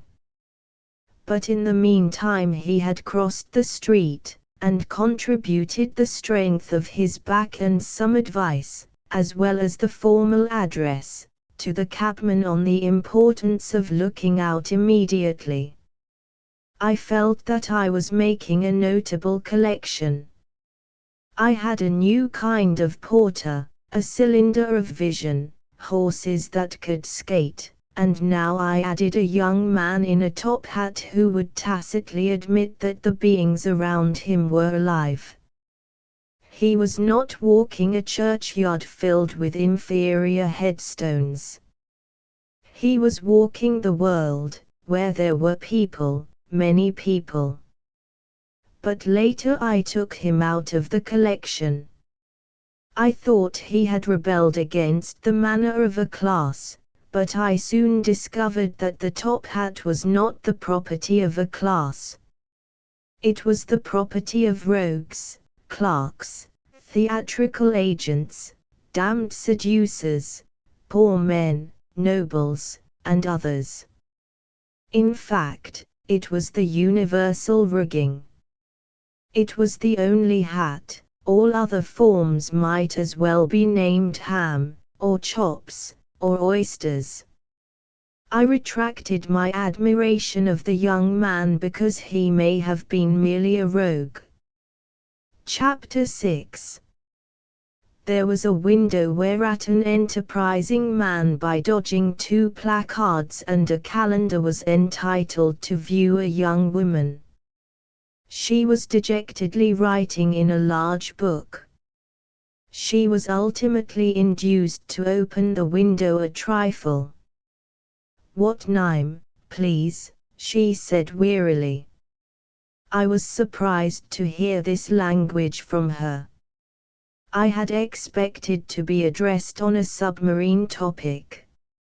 I have seen shellfishes sadly writing in large books at the bottom of a gloomy aquarium who could not ask me what was my name. At the end of the hall there was a grim portal marked lift. I pressed an electric button and heard an answering tinkle in the heavens. There was an upholstered settle near at hand, and I discovered the reason. A deer-stalking piece drooped upon everything, and in it a man could invoke the passing of a lazy pageant of 20 years of his life. The dignity of a coffin being lowered into a grave surrounded the ultimate appearance of the lift. The expert we in America call the elevator boy stepped from the car, took 3 paces forward, faced to attention, and saluted. This elevator boy could not have been less than 60 years of age. A great white beard streamed towards his belt. I saw that the lift had been longer on its voyage than I had suspected. Later in our upward progress a natural event would have been an establishment of social relations. 2 enemies imprisoned together during the still hours of a balloon journey would, I believe, suffer a mental amalgamation. The overhang of a common fate, a great principal fact, can make an equality and a truce between any pair.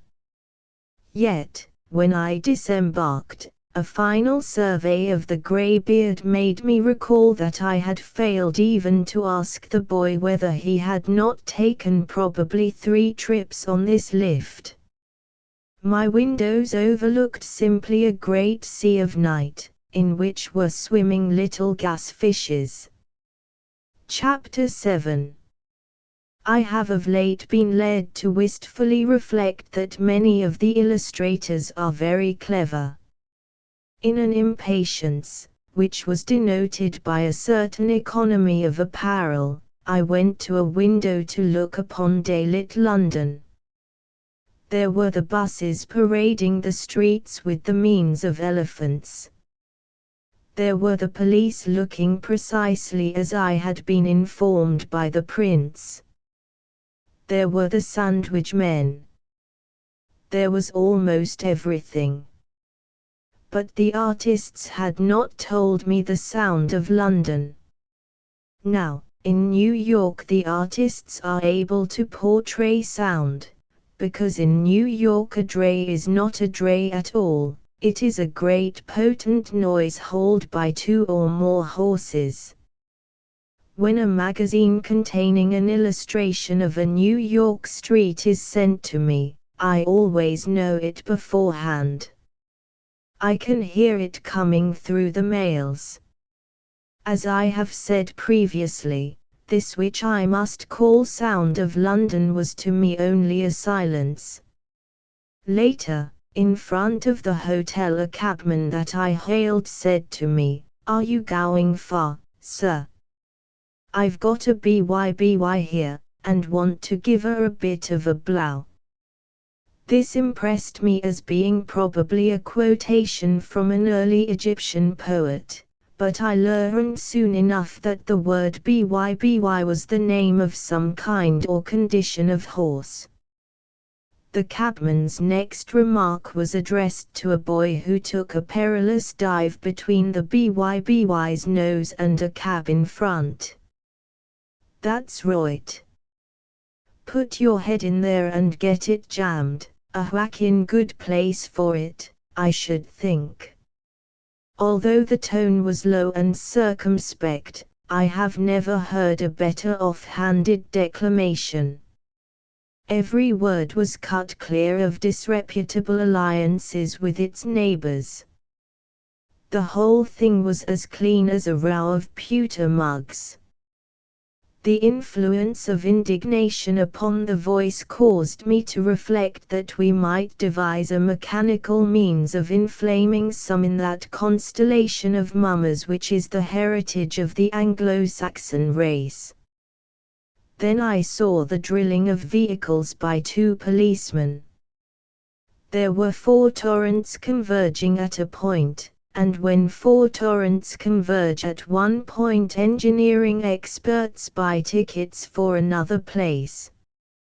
But here, again, it was drill, plain, simple drill. I must not falter in saying that I think the management of the traffic, as the phrase goes, to be distinctly illuminating and wonderful. The police were not ruffled and exasperated. They were as peaceful as 2 cows in a pasture. I remember once remarking that mankind, with all its boasted modern progress, had not yet been able to invent a turnstile that will commute in fractions. I have now learned that 756 rights-of-way cannot operate simultaneously at one point. Right-of-way, like fighting women, requires space. Even 2 rights-of-way can make a scene which is only suited to the tastes of an ancient public. This truth was very evidently recognized. There was only one right-of-way at a time. The police did not look behind them to see if their orders were to be obeyed, they knew they were to be obeyed. These 4 torrents were drilling like 4 battalions. The 2 blue-cloth men maneuvered them in solemn, abiding peace, the silence of London. I thought at first that it was the intellect of the individual, but I looked at one constable closely and his face was as afire with intelligence as a flannel pincushion. It was not the police, and it was not the crowd. It was the police and the crowd. Again, it was drill. Chapter 8. I have never been in the habit of reading signs. I don't like to read signs. I have never met a man that liked to read signs. I once invented a creature who could play the piano with a hammer, and I mentioned him to a professor in Harvard University whose peculiarity was Sanskrit.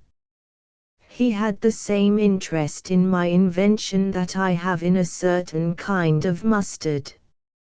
And yet this mustard has become a part of me. Or, I have become a part of this mustard.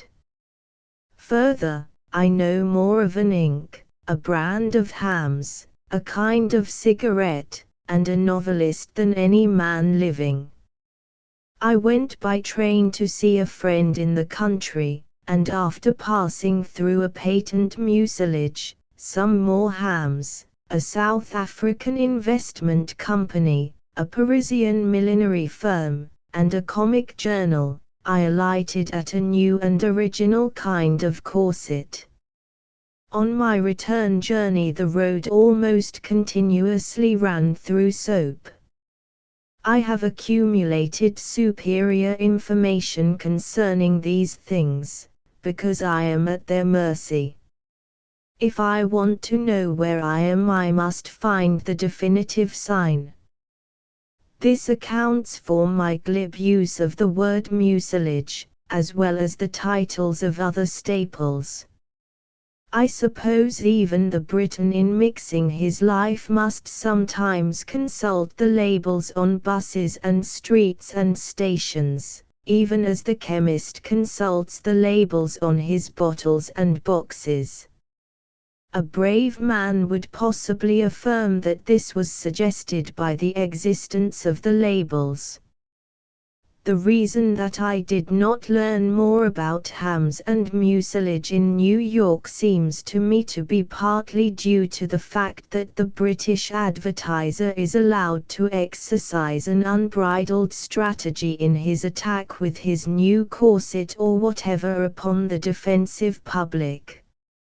He knows that the vulnerable point is the informatory sign which the citizen must, of course, use for his guidance, and then, with horse, foot, guns, corsets, hams, mucilage, investment companies, and all, he hurls himself at the point.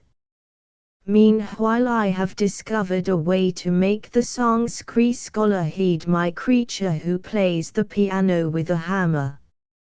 New York sketches, stories told by an artist in New York, a tale about how Great Grief got his holiday dinner. Wrinkles had been peering into the little dry goods box that acted as a cupboard. "There are only 2 eggs and a half of a loaf of bread left," he announced brutally. "Heavens," said Warwickson, from where he lay smoking on the bed. He spoke in his usual dismal voice. By it he had earned his popular name of Great Grief. Wrinkles was a thrifty soul. A sight of an almost bare cupboard maddened him. Even when he was not hungry, the ghosts of his careful ancestors caused him to rebel against it. He sat down with a virtuous air. "Well, what are we going to do?" he demanded of the others. It is good to be the thrifty man in a crowd of unsuccessful artists, for then you can keep the others from starving peacefully. "What are we going to do?" "Oh, shut up," Wrinkles said, Grief from the bed. "You make me think." Little Penoya, with head bended afar down, had been busily scratching away at a pen and ink drawing. He looked up from his board to utter his plaintive optimism. "The monthly amazement may pay me tomorrow." "They ought to. I've waited over 3 months now. I'm going down there tomorrow, and perhaps I'll get it." His friends listened to him tolerantly, but at last Wrinkles could not omit a scornful giggle. He was such an old man, almost 28, and he had seen so many little boys be brave. "Oh, no doubt, Penny, old man." Over on the bed Grief croaked deep down in his throat. Nothing was said for a long time thereafter. The crash of the New York streets came faintly. Occasionally one could hear the tramp of feet in the intricate corridors of this begrimed building that squatted, slumbering and aged, between two exalted commercial structures that would have had to bend afar down to perceive it. The light snow beat pattering into the window corners, and made vague and grey the vista of chimneys and roofs. Often the wind scurried swiftly and raised a long cry. Great Grief leaned upon his elbow. "See to the fire, will you, Wrinkles?" Wrinkles pulled the coal box out from under the bed and threw open the stove door preparatory to shoveling some fuel. A red glare plunged in the first faint shadow of dusk. Little Penoya threw down his pen and tossed his drawing over on the wonderful heap of stuff that hid the table. "It's too dark to work." He lit his pipe and walked about, stretching his shoulders like a man whose labor was valuable. When dusk came it saddened these youths. The solemnity of darkness always caused them to ponder. "Light the gas," Wrinkles said. Grief. The flood of orange light showed clearly the dull walls lined with scratches, the tousled bed in one corner, the mass of boxes and trunks in another, the little fierce stove, and the wonderful table. Moreover, there were some wine-colored draperies flung in some places, and on a shelf, high up, there was a plaster cast dark with dust in the creases. A long stovepipe wandered off in the wrong direction, and then twined impulsively toward a hole in the wall. There were some extensive cobwebs on the ceilings. "Well, let's eat," said Grief. Later, there came a sad knock at the door. Wrinkles, arranging a tin pail on the stove, Little Penoya busy at slicing the bread, and Great Grief affixing the rubber tube to the gas stove, yelled, "Come in." The door opened and Corinson entered dejectedly. His overcoat was very new. Wrinkles flashed an envious glance at it, but almost immediately he cried, "Hello, Corrie, old boy."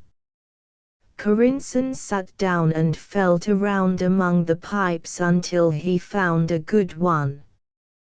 Great Grief had fixed the coffee to boil on the gas stove, but he had to watch it closely, for the rubber tube was short, and a chair was balanced on a trunk, and then the gas stove was balanced on the chair. "Coffee making was a feat," well said Grief, with his back turned. "How goes it, Corrie? How's art, hey?" He fastened a terrible emphasis upon the word. "Crayon portraits," said Corinson. "What?" They turned towards him with one movement, as if from a lever connection. Little Penoya dropped his knife. "Crayon portraits," repeated Corinson. He smoked away in profound cynicism. $15 a week or more this time of year, you know." He smiled at them like a man of courage. Little Penoya picked up his knife again. "Well, I'll be blowed," said Wrinkles. Feeling it incumbent upon him to think, he dropped into a chair and began to play serenades on his guitar and watched to see when the water for the eggs would boil. It was a habitual pose. Great Grief, however, seemed to observe something bitter in the affair. "When did you discover that you couldn't draw?" he said stiffly. "I haven't discovered it yet," replied Corinson, with a serene air. I merely discovered that I would rather eat. Oh, said Grief. Hand me the eggs, Grief said Wrinkles. The water's boiling. Little Penoya burst into the conversation. We'd ask you to dinner, Cory, but there's only 3 of us and there's 2 eggs. I dropped a piece of bread on the floor, too. I'd shy one. That's all right, Penny said the other, don't trouble yourself. You artists should never be hospitable. I'm going anyway. I've got to make a call. Well, good night, boys. I've got to make a call. Drop in and see me. When the door closed upon him, Grief said, the coffee's done, I hate that fellow. That overcoat cost $30, if it cost a red. His egotism is so tranquil. It isn't like yours, Wrinkles. The door opened again and Corinson thrust in his head. Say, you fellows, you know it's Thanksgiving tomorrow. Well, what of it? Demanded Grief. Little Penoya said, yes, I know it is, Cory, I thought of it this morning. Well, come out and have a table d'hôte with me tomorrow night. I'll blow you off in good style. While Wrinkles played an exuberant air on his guitar, Little Penoya did part of a ballet. They cried ecstatically, will we? Well, I guess yes.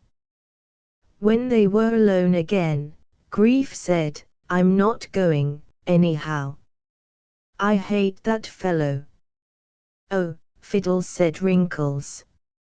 You're an infernal crank. And besides, where's your dinner coming from tomorrow night if you don't go? Tell me that. Little Penoya said, yes, that's so, Grief. Where's your dinner coming from if you don't go? Grief said, well, I hate him, anyhow.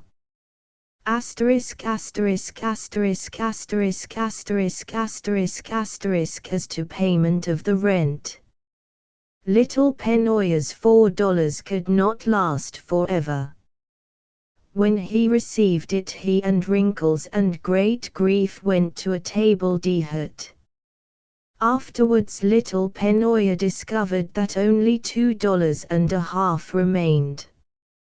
A small magazine away downtown had accepted 1 out of the 6 drawings that he had taken them, and later had given him $4 for it. Penny was so disheartened when he saw that his money was not going to last forever, that even with $2.50 in his pockets, he felt much worse than when he was penniless, for at that time he anticipated 24. Wrinkles lectured upon finance. Great Grief said nothing, for it was established that when he received $6 checks from comic weeklies he dreamed of renting studios at $75 per month, and was likely to go out and buy $5 worth of second-hand curtains and plaster casts. When he had money, Penny always hated the cluttered den in the old building. He desired to go out and breathe boastfully like a man.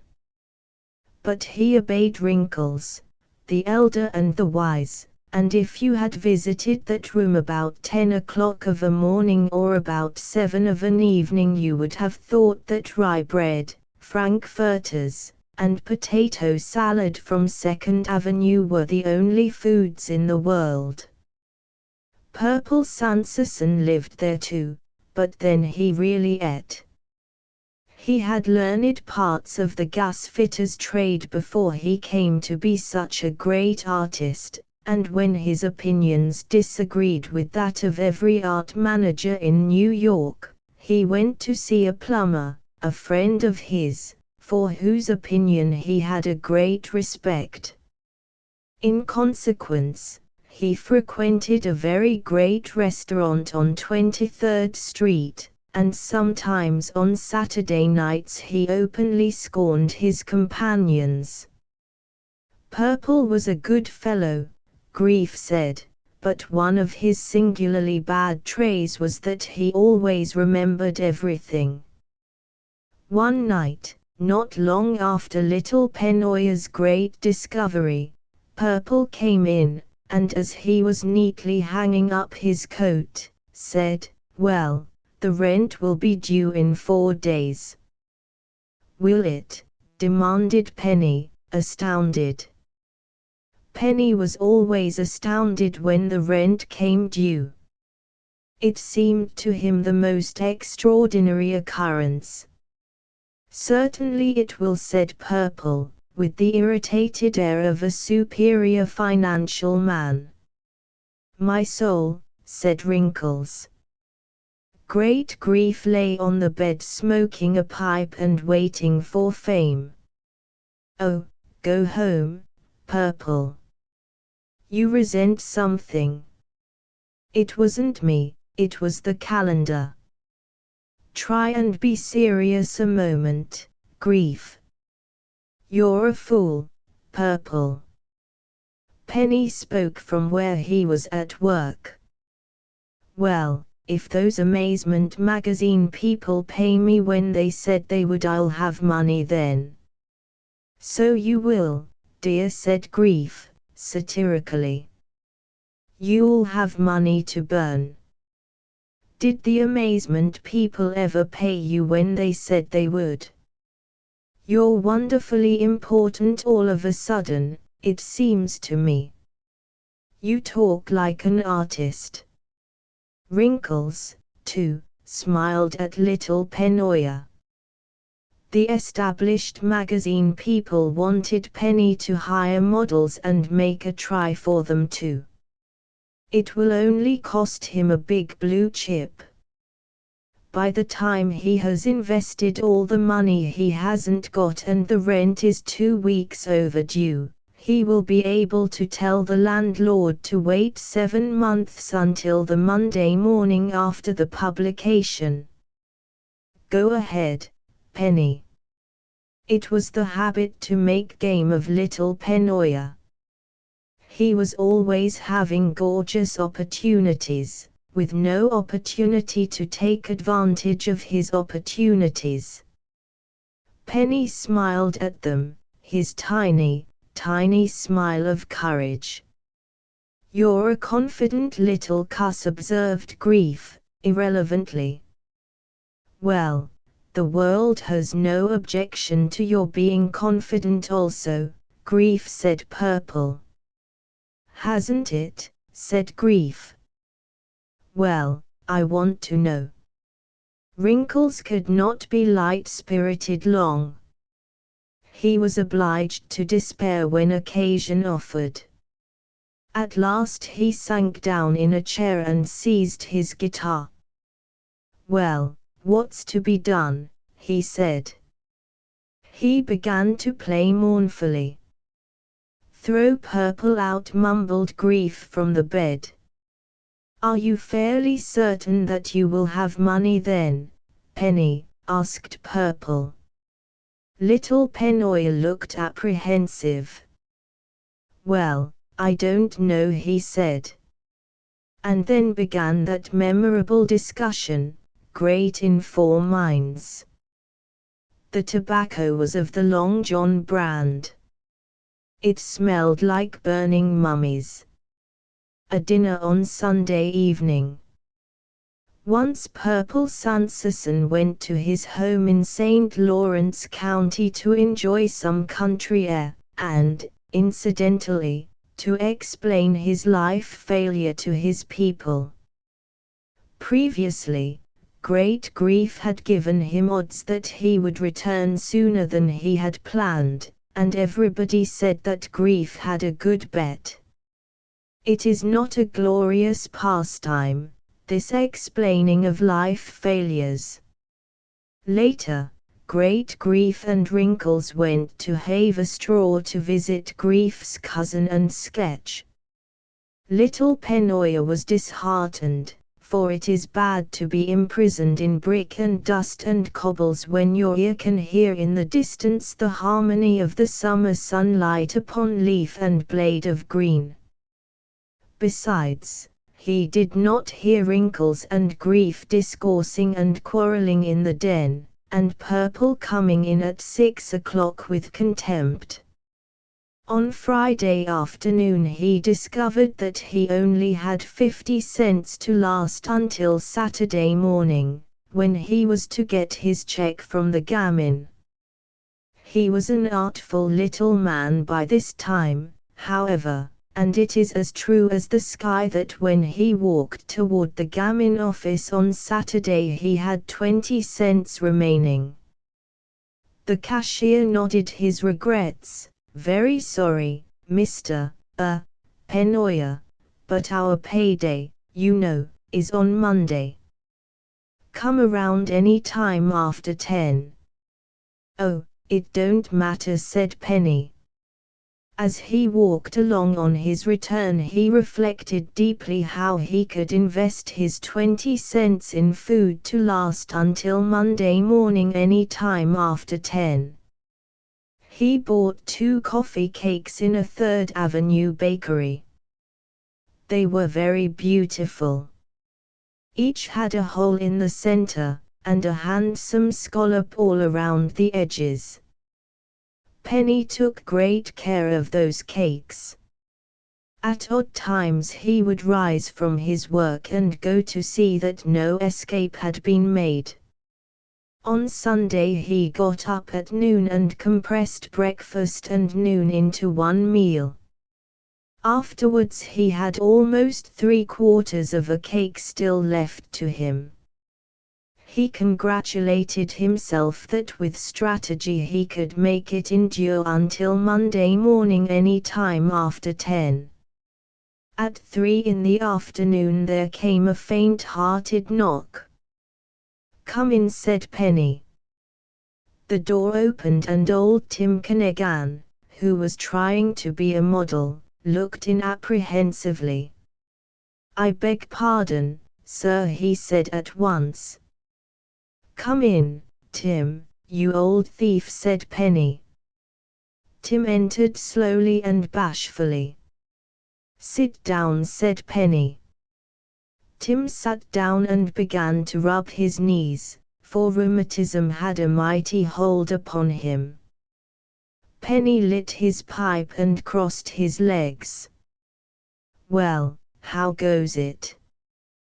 Tim moved his square jaw upward and flashed Penny a little glance.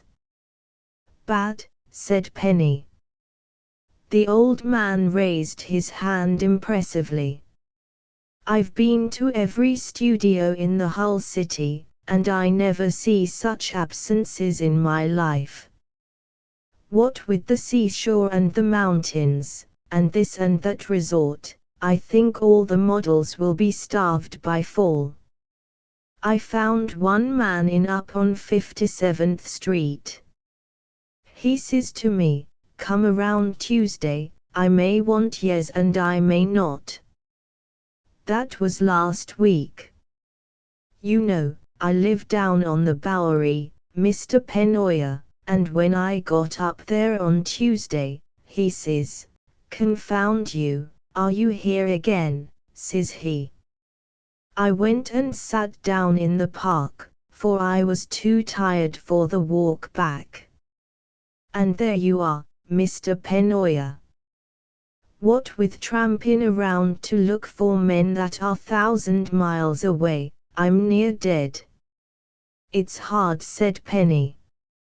"It is, sir. I hope they'll come back soon.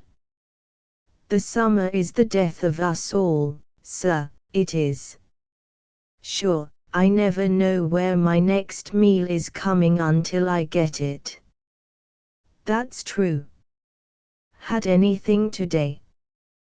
Yes, sir, a little. How much? Well, sir, a lady gave me a cup of coffee this morning. It was good, too, I'm telling you. Penny went to his cupboard. When he returned, he said, "Here's some cake." Tim thrust forward his hands, palms erect. "Oh, now, Mr. Pennoyer, I couldn't." "You, go ahead." "What's the odds?" "Oh, now. Go ahead, you old bat." Penny smoked. When Tim was going out, he turned to grow eloquent again. "Well, I can't tell you how much I'm obliged to you, Mr. Pennoyer." "You, don't mention it, old man." Penny smoked. "The silver pageant." "It's rotten," said Grief. "Oh, it's fair, old man. Still, I would not call it a great contribution to American art," said Wrinkles. "You've got a good thing, Gaunt, if you go at it right," said Little Pennoyer. These were all volunteer orations. The boys had come in one by one and spoken their opinions. Gaunt listened to them no more than if they had been so many match peddlers. He never heard anything close at hand, and he never saw anything excepting that which transpired across a mystic wide sea. The shadow of his thoughts was in his eyes, a little grey mist, and, when what you said to him had passed out of your mind, he asked, "What, at?" It was understood that Gaunt was very good to tolerate the presence of the universe, which was noisy and interested in itself. All the younger men, moved by an instinct of faith, declared that he would one day be a great artist if he would only move faster than a pyramid. In the meantime he did not hear their voices. Occasionally when he saw a man take vivid pleasure in life, he faintly evinced an admiration. It seemed to strike him as a feat. As for him, he was watching that silver pageant across a sea. When he came from Paris to New York, somebody told him that he must make his living. He went to see some book publishers, and talked to them in his manner, as if he had just been stunned. At last one of them gave him drawings to do, and it did not surprise him. It was merely as if rain had come down. Great Grief went to see him in his studio, and returned to the den to say, "Gaunt is working in his sleep. Somebody ought to set fire to him." It was then that the others went over and smoked, and gave their opinions of a drawing. Wrinkles said, "Are you really looking at it, Gaunt?" "I don't think you've seen it yet, Gaunt." "What? Why don't you look at it?" When Wrinkles departed, the model, who was resting at that time, followed him into the hall and waved his arms in rage. "That fella's crazy. Yeah, ought TC," and he recited lists of all the wrongs that can come to models. It was a superstitious little band over in the den. They talked often of Gaunt. "He's got pictures in his eyes," said Wrinkles. They had expected genius to blindly stumble at the purpose and ceremonies of the world, and each new flounder by Gaunt made a stir in the den. It awed them, and they waited. At last one morning Gaunt burst into the room. They were all as dead men. "I'm going to paint a picture." The mist in his eyes was pierced by a Covrian gleam. His gestures were wild and extravagant. Grief stretched out smoking on the bed, Wrinkles and little Penoya working at their drawing boards tilted against the table, were suddenly frozen. If bronze statues had come and danced heavily before them, they could not have been thrilled further. Gaunt tried to tell them of something, but it became knotted in his throat, and then suddenly he dashed out again. Later they went earnestly over to Gaunt's studio. Perhaps he would tell them of what he saw across the sea. He lay dead upon the floor. There was a little grey mist before his eyes. When they finally arrived home that night they took a long time to undress for bed, and then came the moment when they waited for someone to put out the gas. Grief said at last, with the air of a man whose brain is desperately driven, "I wonder, what do you suppose he was going to paint?" Wrinkles reached and turned out the gas, and from the sudden profound darkness, he said, "There is a mistake." He couldn't have had pictures in his eyes. A street scene in New York. The man and the boy conversed in Italian, mumbling the soft syllables and making little, quick egotistical gestures. Suddenly the man glared and wavered on his limbs for a moment as if some blinding light had flashed before his vision, then he swayed like a drunken man and fell.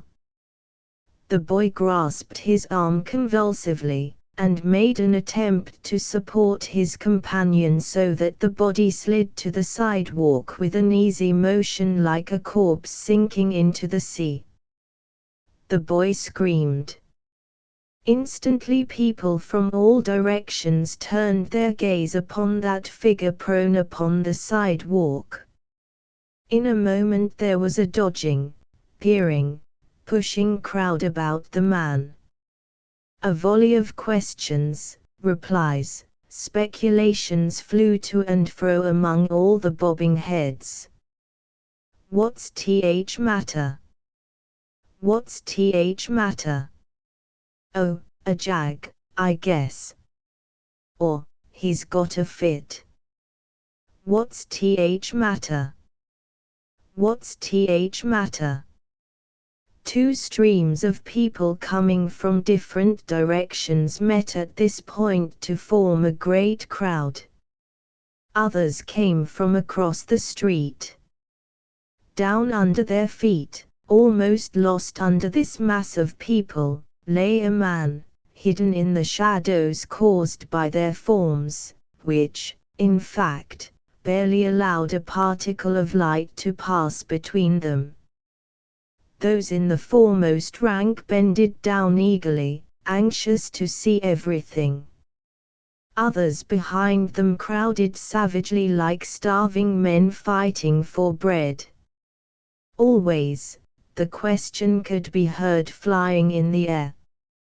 What's th matter?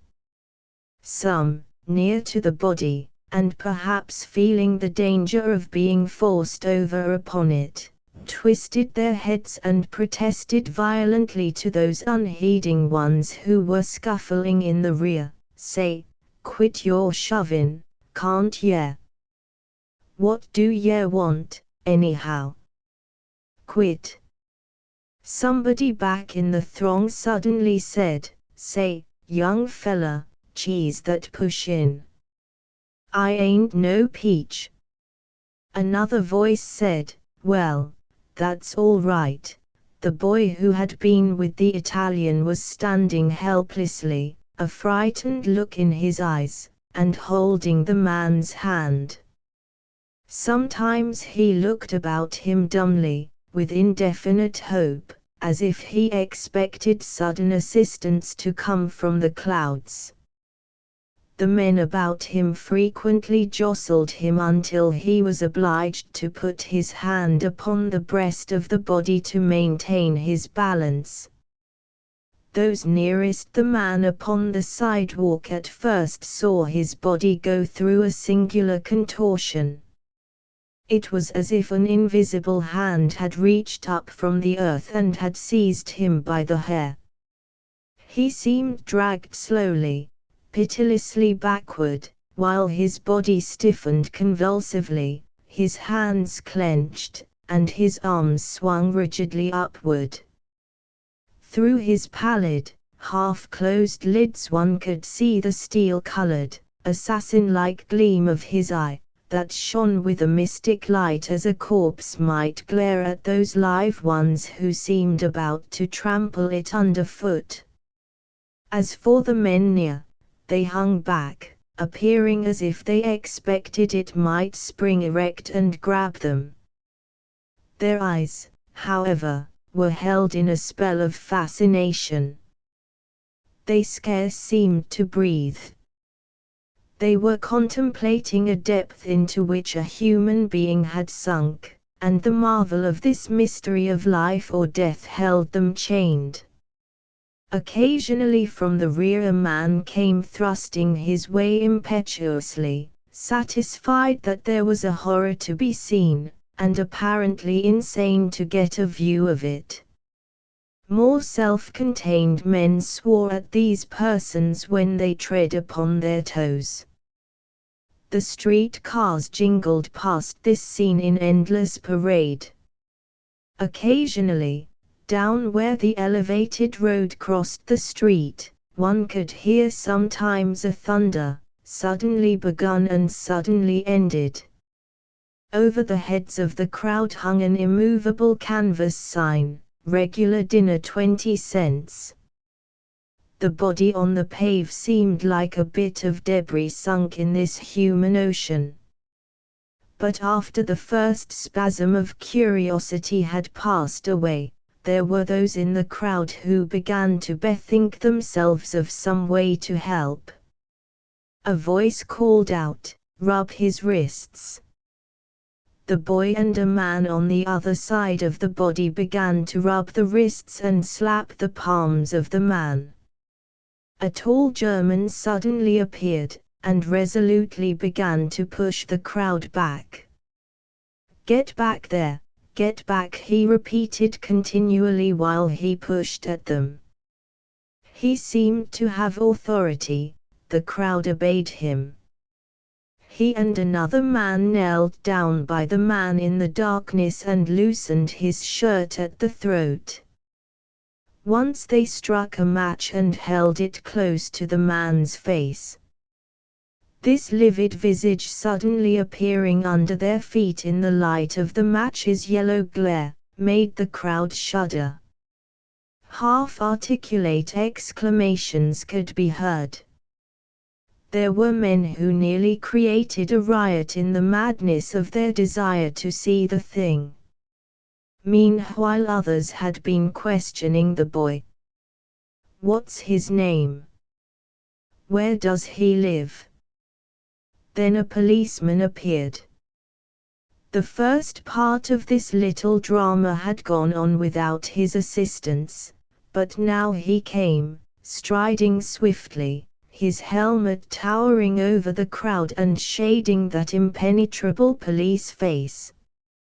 He charged the crowd as if he were a squadron of Irish lancers. The people fairly withered before this onslaught. Occasionally he shouted, "Come, make way there. Come, now." He was evidently a man whose life was half pestered out of him by people who were sufficiently unreasonable and stupid as to insist on walking in the streets. He felt the rage toward them that a placid cow feels toward the flies that hover in clouds and disturb its repose. When he arrived at the center of the crowd he first said, threateningly, What's th matter here? And then when he saw that human bit of wreckage at the bottom of the sea of men, he said to it, "Come, git up out that. Git outa here." Whereupon hands were raised in the crowd and a volley of decorated information was blazed at the officer. "Ah, he's got a fit, can't ye see? He's got a fit. What thl ye doing? Leave him be." The policeman menaced with a glance the crowd from whose safe precincts the defiant voices had emerged. A doctor had come. He and the policeman bended down at the man's side. Occasionally the officer reared up to create room.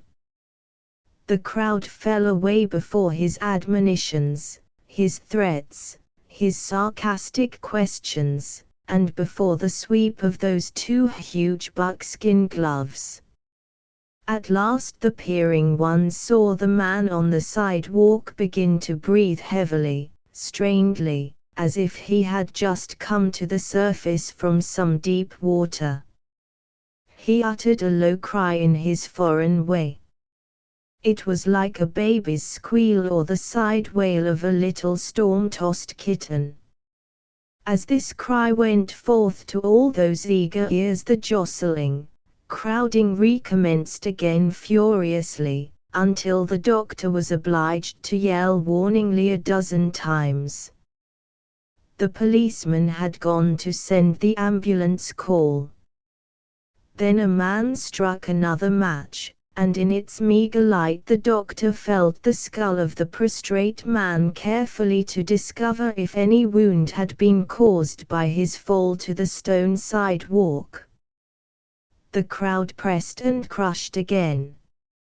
It was as if they fully expected to see blood by the light of the match, and the desire made them appear almost insane. The policeman returned and fought with them. The doctor looked up occasionally to scold and demand room. At last, out of the faint haze of light far up the street, there came the sound of a gong beating rapidly. A monstrous truck loaded to the sky with barrels scurried to one side with marvelous agility. And then the black wagon, with its gleam of gold lettering and bright brass gong, clattered into view, the horse galloping. A young man, as imperturbable almost as if he were at a picnic, sat upon the rear seat. When they picked up the limp body, from which came little moans and howls, the crowd almost turned into a mob. When the ambulance started on its banging and clanging return, they stood and gazed until it was quite out of sight. Some resumed their way with an air of relief. Others still continued to stare after the vanished ambulance and its burden as if they had been cheated, as if the curtain had been rung down on a tragedy that was but half completed, and this impenetrable blanket intervening between a sufferer and their curiosity seemed to make them feel an injustice. Minetta Lane, New York. Its worst days have now passed away. But its inhabitants still include many whose deeds are evil. The celebrated resort of Mammy Ross. Minetta Lane is a small and becobbled valley between hills and dingy brick. At night the street lamps, burning dimly, cause the shadows to be important, and in the gloom one sees groups of quietly conversant Negroes, with occasionally the gleam of a passing growler. Everything is vaguely outlined and of uncertain identity, unless, indeed, it be the flashing buttons and shield of the policeman on his coast. The 6th Avenue horse cars jingle past one end of the lane, and a block eastward the little thoroughfare ends in the darkness of Dougall Street. One wonders how such an insignificant alley could get such an assuredly large reputation, but, as a matter of fact, Mineta Lane and Mineta Street, which leads from it southward to Bleecker Street, were, until a few years ago, two of the most enthusiastically murderous thoroughfares in New York. Bleecker Street, Dougall Street, and nearly all the streets thereabouts were most unmistakably bad. The other streets went away and hid. To gain a reputation in Mineta Lane in those days a man was obliged to commit a number of furious crimes, and no celebrity was more important than the man who had a good honest killing to his credit. The inhabitants, for the most part, were Negroes, and they represented the very worst element of their race. The razor habit clung to them with the tenacity of an epidemic, and every night the uneven cobbles felt blood. Mineta Lane was not a public thoroughfare at this period. It was a street set apart, a refuge for criminals. Thieves came here preferably with their gains, and almost any day peculiar sentences passed among the inhabitants. Big Jim turned 1,000 last night. No toes made another haul. And the worshipful citizens would make haste to be present at the consequent revel. As has been said, Mineta Lane was then no thoroughfare. A peaceable citizen chose to make a circuit rather than venture through this place, that swarmed with the most dangerous people in the city. Indeed, the thieves of the district used to say, "Once get in the lane and you're all right." Even a policeman in chase of a criminal would probably shy away instead of pursuing him into the lane. The odds were too great against a lone officer. Sailors, and any men who might appear to have money about them, were welcomed with all proper ceremony at the terrible dens of the lane. At departure they were fortunate if they still retained their teeth. It was the custom to leave very little else to them. There was every facility for the capture of coin, from trapdoors to plain ordinary knockout drops. And yet Mineta Lane is built on the grave of Mineta Brook, where, in olden times, lovers walked under the willows on the bank, and Mineta Lane, in later times, was the home of many of the best families of the town. A Negro named Bloodthirsty was perhaps the most luminous figure of Mineta Lane's aggregation of desperadoes. Bloodthirsty supposedly is alive now, but he has vanished from the lane. The police want him for murder. Bloodthirsty is a large Negro, and very hideous. He has a rolling eye that shows white at the wrong time, and his neck, under the jaw, is dreadfully scarred and pitted. Bloodthirsty was particularly eloquent when drunk, and in the wildness of a spree he would rave so graphically about gore that even the habitat will of old-timers would stand straight. Bloodthirsty meant most of it, too. That is why his orations were impressive. His remarks were usually followed by the wide, lightning sweep of his razor. None cared to exchange epithets with Bloodthirsty. A man in a boiler iron suit would walk down to City Hall and look at the clock before he would ask the time of day from the single-minded and ingenious Bloodthirsty. After Bloodthirsty, in combative importance, came No-Toe Charlie. Singularly enough, Charlie was called No-Toe Charlie because he did not have a toe on his feet. Charlie was a small Negro, and his manner of amusement befitting a smaller man. Charlie was more wise, more sly, more roundabout than the other man. The path of his crimes was like a corkscrew in architecture, and his method led him to make many tunnels. With all his cleverness, however, No-Toe was finally induced to pay a visit to the gentleman in the grim, grey building up the river, Sing Sing. Black Cat was another famous bandit who made the land his home. Black Cat is dead. Jube Tyler has been sent to prison, and after mentioning the recent disappearance of Old Man Spriggs, it may be said that the lane is now destitute of the men who once crowned it with the glory of crime. It is hardly essential to mention Guinea Johnson. Guinea is not a great figure. Guinea is just an ordinary little crook.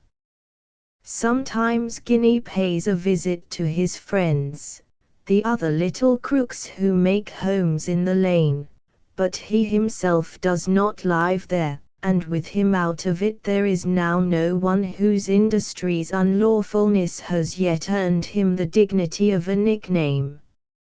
Indeed, it is difficult to find people now who remember the old gorgeous days, although it is but 2 years since the lane shone with sin like a new headlight. But after a search the reporter found 3. Mammy Ross is one of the last relics of the days of slaughter still living there. Her weird history also reaches back to the blossoming of the first members of the Woyo gang in the old 6th Ward, and her mind is stored with bloody memories. She at one time kept a sailor's boarding house near the Tombs prison, and the accounts of all the festive crimes of that neighborhood in ancient years roll easily from her tongue. They killed a sailor man every day, and pedestrians went about the streets wearing stoves for fear of the handy knives. At the present day the route to Mammy's home is up a flight of grimy stairs that are pasted on the outside of an old and tottering frame house. Then there is a hole blacker than a wolf's throat, and this hole leads to a little kitchen where Mammy usually sits groaning by the fire. She is, of course, very old, and she is also very fat.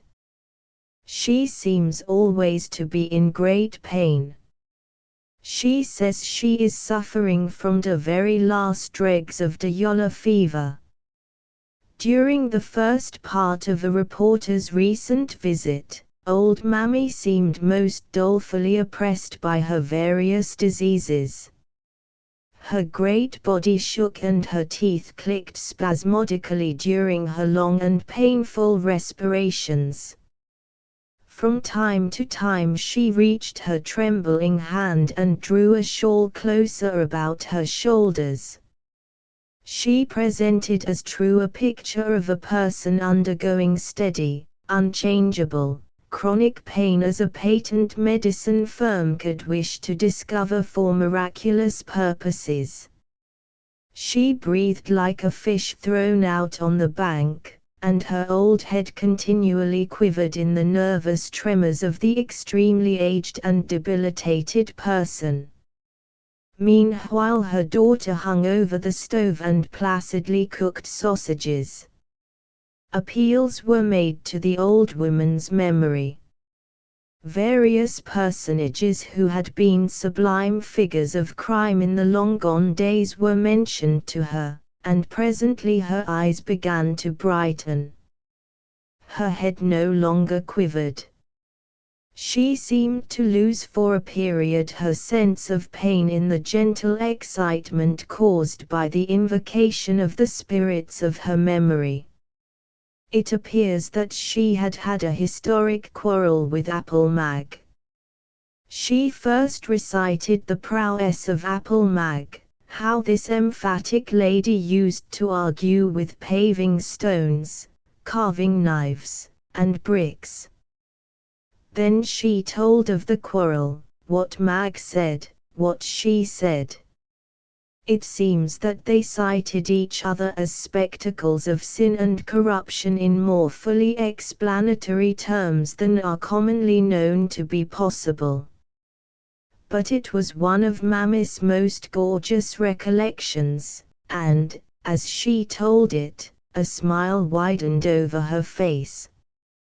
Finally she explained her celebrated retort to one of the most illustrious thugs that had blessed the city in bygone days.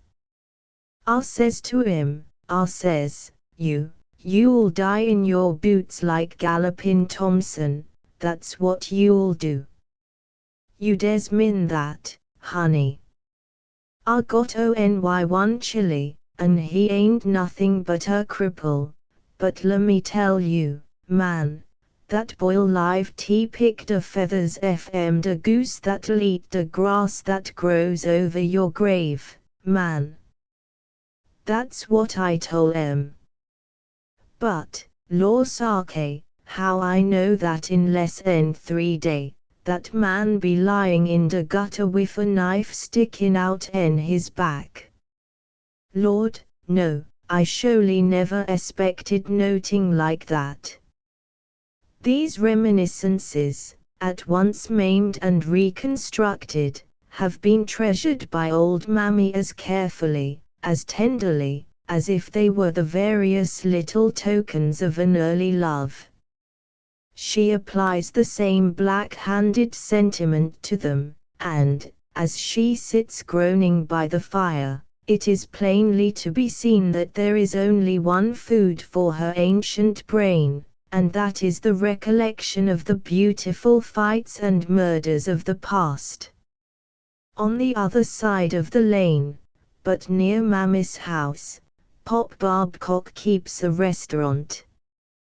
Pop says it is a restaurant, and so it must be one. But you could pass there 90 times each day and never know you were passing a restaurant. There is one obscure little window in the basement, and if you went close and peered in you might, after a time, be able to make out a small, dusty sign, lying amid jars on a dusty shelf. This sign reads, "Oysters in every style." If you are of a gambling turn of mind, you will probably stand out in the street and bet yourself black in the face that there isn't an oyster within 100 yards. But Pop Babcock made that sign, and Pop Babcock could not tell an untruth. Pop is a model of all the virtues which an inventive fate has made for us. He says so. As far as goes the management of Pop's restaurant, it differs from Sherry's. In the first place, the door is always kept locked. The wardmen of the 15th precinct have a way of prowling through the restaurant almost every night, and Pop keeps the door locked in order to keep out the objectionable people that cause the wardman's visits. He says so. The cooking stove is located in the main room of the restaurant, and it is placed in such a strategic manner that it occupies about all the space that is not already occupied by a table, a bench, and 2 chairs. The table will, on a pinch, furnish room for the plates of 2 people if they are willing to crowd. Pop says he is the best cook in the world. When questioned concerning the present condition of the lane, Pop said, "Quiet. Quiet. Lodi save us, maybe it ain't. Quiet. Quiet." His emphasis was arranged crescendo, until the last word was really a vocal explosion. "Why, Disher Lane ain't no how like what it uster be, no, indeed it ain't. No, sir. 'Deed it ain't. Why, I kin remember when dey was a cuttin' and a slashin' long yer all night. 'Deed dey was. My, dem times was different. That Kent, he kept a place at Greengate Cutty down your ol' mammis, and he was a hard baby, 'deed he was, an ol' black cat and ol' bloodthirsty. Dey was a coming round yer a cuttin', and a slashin', and a cuttin', and a slashin'. Didn't da say boo to a goose in dose days? That you didn't, lessen you looking fer a scrap. No, sir. Then he gave information concerning his own prowess at that time. Pop is about as tall as a picket of an undersized fence. But they didn't have nothing ter say ter me. No, sir, 'deed they didn't. I would lay down fer none of 'em. No, sir. They knew my gait, 'deed they did. Man, minister time I buck up agin 'em. At this time Pop had 3 customers in his place, one asleep on the bench, one asleep on 2 chairs, and one asleep on the floor behind the stove. But there is one who lends dignity of the real bevel-edged type to Minetta Lane, and that man is Hank Anderson. Hank, of course, does not live in the lane, but the shadows of his social perfections fall upon it as refreshingly as a morning dew. Hank gave a dance twice in each week at a hall hard by in Dugall Street, and the dusky aristocracy of the neighborhood know their guiding beacon. Moreover, Hank holds an annual ball in 44th Street. Also, he gives a picnic each year to the Montezuma Club, when he again appears as a guiding beacon. This picnic is usually held on a barge, and the excursion is a very joyous one. Some years ago it required the entire reserve squad of an uptown police precinct to properly control the enthusiasm of the gay picnickers, but that was an exceptional exuberance, and no measure of Hank's ability for management. He is really a great manager. He was Boss Tweed's body servant in the days when Tweed was a political prince, and anyone who saw Bill Tweed through a spyglass learned the science of leading, pulling, driving, and hauling men in a way to keep the men ignorant of it. Hank imbibed from this fount of knowledge, and he applied his information in Thompson Street. Thompson Street salaamed. Presently he bore a proud title, the mayor of Thompson Street. Dignities from the principal political organizations of the city adorned his brow, and he speedily became illustrious. Hank knew the lane well in its direful days. As for the inhabitants, he kept clear of them, and yet in touch with them, according to a method that he might have learned in the 6th Ward. The 6th Ward was a good place in which to learn that trick. Anderson can tell many strange tales and good of the lane, and he tells them in the graphic way of his class. Why, they could steal your shirt without moving a wrinkle on it.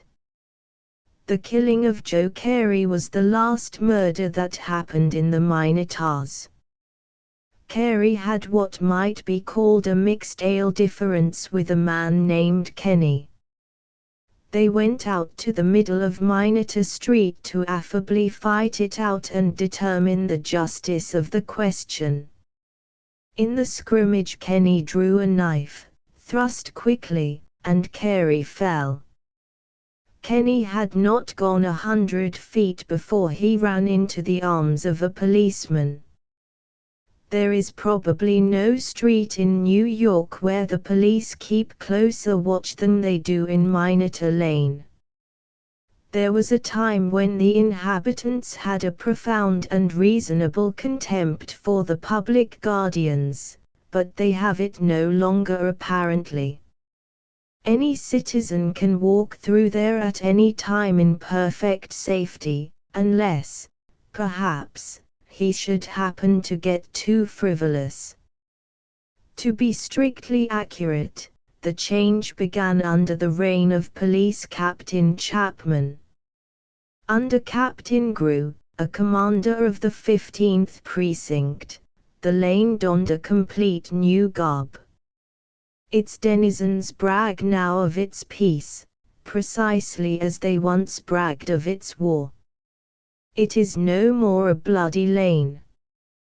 The song of the razor is seldom heard. There are still toughs and semi-toughs galore in it, but they can't get a chance with the copper looking the other way. Grew got the poor lane by the throat. If a man should insist upon becoming a victim of the Badger game, he could probably succeed, upon search in Minetta Lane, as indeed, he could on any of the great avenues, but then Minetta Lane is not supposed to be a pearly street of paradise. In the meantime the Italians have begun to dispute the possession of the lane with the Negroes. Greengate Court is filled with them now, and a row of houses near the Dougal Street corner is occupied entirely by Italian families. None of them seem to be over fond of the old Mulberry Bend fashion of life, and there are no cutting a phrase among them worth mentioning. It is the original Negro element that makes the trouble when there is trouble. But they are happy in this condition, are these people. The most extraordinary quality of the Negro is his enormous capacity for happiness under most adverse circumstances. Minetta Lane is a place of poverty and sin, but these influences cannot destroy the broad smile of the Negro, a vain and simple child, but happy. They all smile here, the most evil as well as the poorest. Knowing the Negro, one always expects laughter from him, be he ever so poor, but it was a new experience to see a broad grin on the face of the devil. Even old Pop Babcock had a laugh as fine and mellow as would be the sound of falling glass, broken saints from high windows, in the silence of some great cathedral's hollow. The roof gardens and gardeners of New York. A phase of New York life as seen by a close observer. When the hot weather comes, the roof gardens burst into full bloom, and if an inhabitant of Chicago should take flight on his wings over this city, he would observe 6 or 8 flashing spots in the darkness, spots as radiant as crowns. These are the roof gardens, and if a giant had flung a handful of monstrous golden coins upon the somber shadowed city, he could not have benefited the metropolis more, although he would not have given the same opportunity to various commercial aspirants to charge a price and a half for everything. There are 2 classes of men, reporters and Central Office detectives, who do not mind these prices because they are very prodigal of their money.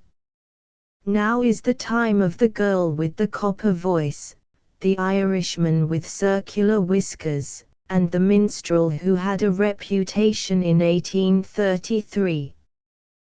To the street the noise of the band comes down on the wind in fitful gusts, and at the brilliantly illuminated rail there is suggestion of many straw hats. One of the main features of the roof garden is the waiter, who stands directly in front of you whenever anything interesting transpires on the stage. This waiter is 300 feet high and 72 feet wide. His finger can block your view of the golden-haired soubrette, and when he waves his arm the stage disappears as if by a miracle. What particularly fascinates you is his lack of self-appreciation. He doesn't know that his length overall is 300 feet, and that his beam is 72 feet. He only knows that while the golden-haired soubrette is singing her first verse, he is depositing beer on the table before some thirsty New Yorkers. He only knows that during the third verse the thirsty New Yorkers object to the roof garden prices.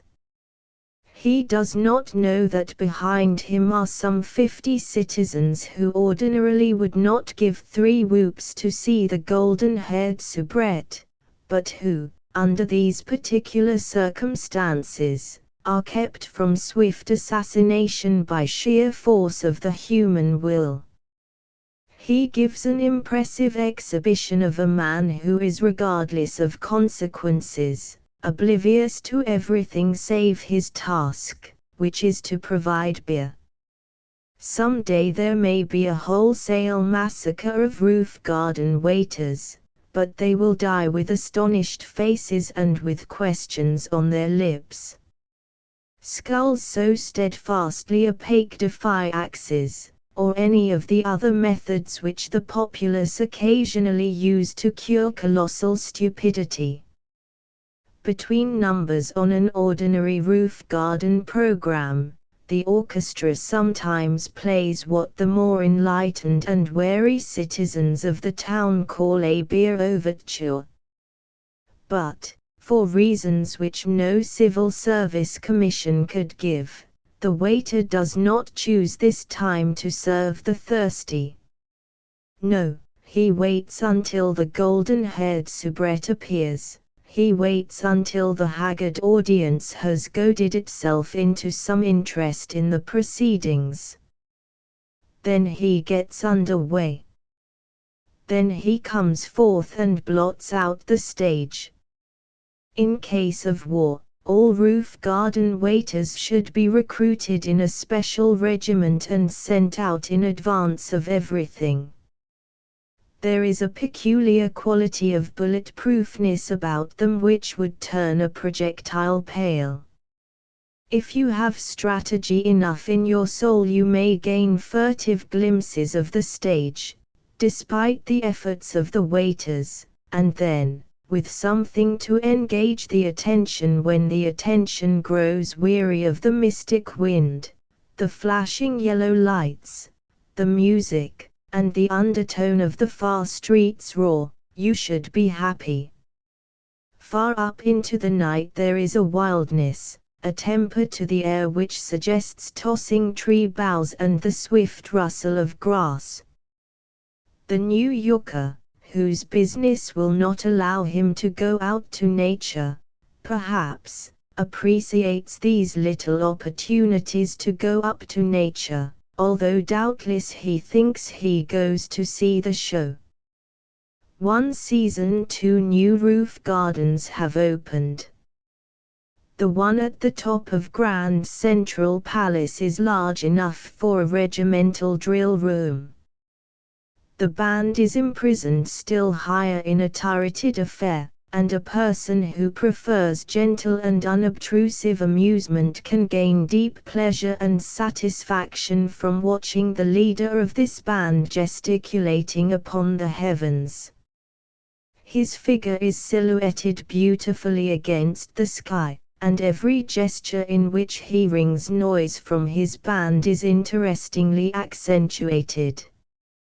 The other new roof garden was Oscar Hammerstein's Olympia, which blazes on Broadway.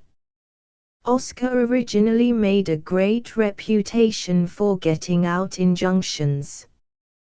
All court judges in New York worked overtime when Oscar was in this business. He enjoined everybody in sight. He had a special machine made, drop a nickel in the judge and get an injunction. Then he sent a man to Washington for $22,000 worth of nickels. In Harlem, where he then lived, it rained orders of the court every day at 12 o'clock. The Street Cleaning Commission was obliged to enlist a special force to deal with Oscar's injunctions. Citizens meeting on the street never said, "Good morning, how do you feel today?" They always said, "Good morning, have you been enjoined yet today?" When a man perhaps wished to enter a little game of draw, the universal form was changed when he sent a note to his wife, "Dear Louise, I have received an order of the court restraining me from coming home to dinner tonight. Yours, George." But Oscar changed. He smashed his machine, girded himself, and resolved to provide the public with amusement. And now we see this great mind applying itself to a roof garden with the same unflagging industry and boundless energy which had previously expressed itself in injunctions. The Olympia, his new roof garden, is a feat. It has an exuberance which reminds one of the Union Depot train shed of some western city. The steel arches of the roof make a wide and splendid sweep, and over in the corner there are real swans swimming in real water. The whole structure glares like a conflagration with the countless electric lights. Oscar has caused the execution of decorative paintings upon the walls. If he had caused the execution of the decorative painters he would have done better, but a man who has devoted the greater part of his life to the propagation of injunctions is not supposed to understand that wall decoration which appears to have been done with a nozzle is worse than none. But if carpenters say that Oscar failed in his landscapes, none can say that he failed in his measurements of the popular mind. The people come in swarms to the Olympia. 2 elevators are busy at conveying them to where the cool and steady night wind insults the straw hat, and the scene here during the popular part of the evening is perhaps more gaudy and dazzling than any other in New York. The bicycle has attained an economic position of vast importance. The roof garden ought to attain such a position, and it doubtless will soon, as we give it the opportunity it desires. The Arab or the Moor probably invented the roof garden in some long-gone centuries, and they are at this day inveterate roof gardeners. The American, surprisingly belated, for him, has but recently seized upon the idea, and its development here has been only partial. The possibilities of the roof garden are still unknown. Here is a vast city in which thousands of people in summer half stifle, cry out continually for air, fresher air. Just above their heads is what might be called a county of unoccupied land. It is not ridiculously small when compared with the area of New York County itself. But it is as lonely as a desert, this region of roofs. It is as untrodden as the corners of Arizona. Unless a man be a roof gardener, he knows practically nothing of this land. Down in the slums necessity forces a solution of problems. It drives the people to the roofs. An evening upon a tenement roof with the great golden march of the stars across the sky, and Johnny gone for a pail of beer, is not so bad if you have never seen the mountains nor heard, to your heart, the slow, sad song of the pines. In the Broadway cars. Panorama of a day from the downtown rush of the morning to the uninterrupted whir of the cable at night, the man, and the woman, and the conductor. The cable cars come down Broadway as the waters come down at Lodore. Years ago Father Knickerbocker had convulsions when it was proposed to lay impious rails on his sacred thoroughfare. At the present day the cars, by force of column and numbers, almost dominate the great street, and the eye of even an old New Yorker is held by these long yellow monsters which prowl intently up and down, in a mystic search. In the grey of the morning they come out of the uptown, bearing janitors, porters, all that class which carries the keys to set alive the great downtown. Later, they shower clerks. Later still, they shower more clerks. And the thermometer which is attached to a conductor's temper is steadily rising, and the blissful time arrives when everybody hangs to a strap and stands on his neighbor's toes. 10 o'clock comes, and the Broadway cars, as well as elevated cars, horse cars, and ferry boats innumerable, heave sighs of relief. They have filled lower New York with a vast army of men who will chase to and fro and amuse themselves until almost nightfall. The cable car's pulse drops to normal. But the conductor's pulse begins now to beat in split seconds. He has come to the crisis in his day's agony. He is now to be overwhelmed with feminine shoppers. They all are going to give him $2 bills to change. They all are going to threaten to report him. He passes his hand across his brow and curses his beard from black to grey and from grey to black. Men and women have different ways of hailing a car. A man, if he is not an old choleric gentleman, who owns not this road but some other road, throws up a timid finger, and appears to believe that the King of Abyssinia is careering past on his war chariot, and only his opinion of other people's Americanism keeps him from deep salams. The gripman usually jerks his thumb over his shoulder and indicates the next car, which is 3 miles away. Then the man catches the last platform, goes into the car, climbs upon someone's toes, opens his morning paper, and is happy. When a woman hails a car there is no question of its being the King of Abyssinia's war chariot. She has bought the car for $3.98. The conductor owes his position to her, and the gripman's mother does her laundry. No captain in the Royal Horse Artillery ever stops his battery from going through a stone house in a way to equal her manner of bringing that car back on its haunches.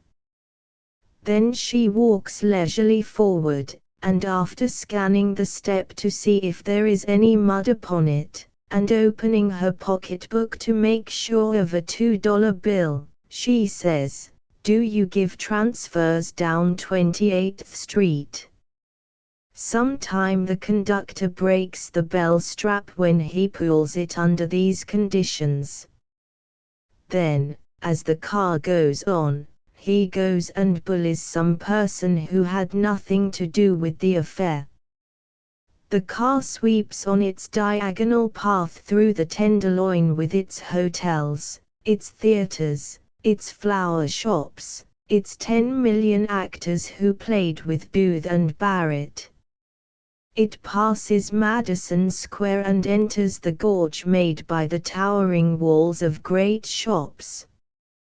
It sweeps around the double curve at Union Square and 14th Street, and a life insurance agent falls in a fit as the car dashes over the crossing, narrowly missing 3 old ladies, 2 old gentlemen, a newly married couple, a sandwich man, a newsboy, and a dog. At Grace Church the conductor has an altercation with a brave and reckless passenger who beards him in his own car, and at Canal Street he takes dire vengeance by tumbling a drunken man onto the pavement. Meanwhile, the gripman has become involved with countless truck drivers, and inch by inch, foot by foot, he fights his way to City Hall Park. On past the post office the car goes, with the gripman getting advice, admonition, personal comment, an invitation to fight from the drivers, until Battery Park appears at the foot of the slope, and as the car goes sedately around the curve the burnished shield of the bay shines through the trees. It is a great ride, full of exciting actions. Those inexperienced persons who have been merely chased by Indians know little of the dramatic quality which life may hold for them. These jungle of men and vehicles, these cannons of streets, these lofty mountains of iron and cut stone, a ride through them affords plenty of excitement. And no lone panther's howl is more serious in intention than the howl of the truck driver when the cable car bumps one of his rear wheels. Owing to a strange humor of the gods that make our comfort, sailor hats with wide brims come into vogue whenever we are all engaged in hanging to cable car straps. There is only one more serious combination known to science, but a trial of it is at this day impossible.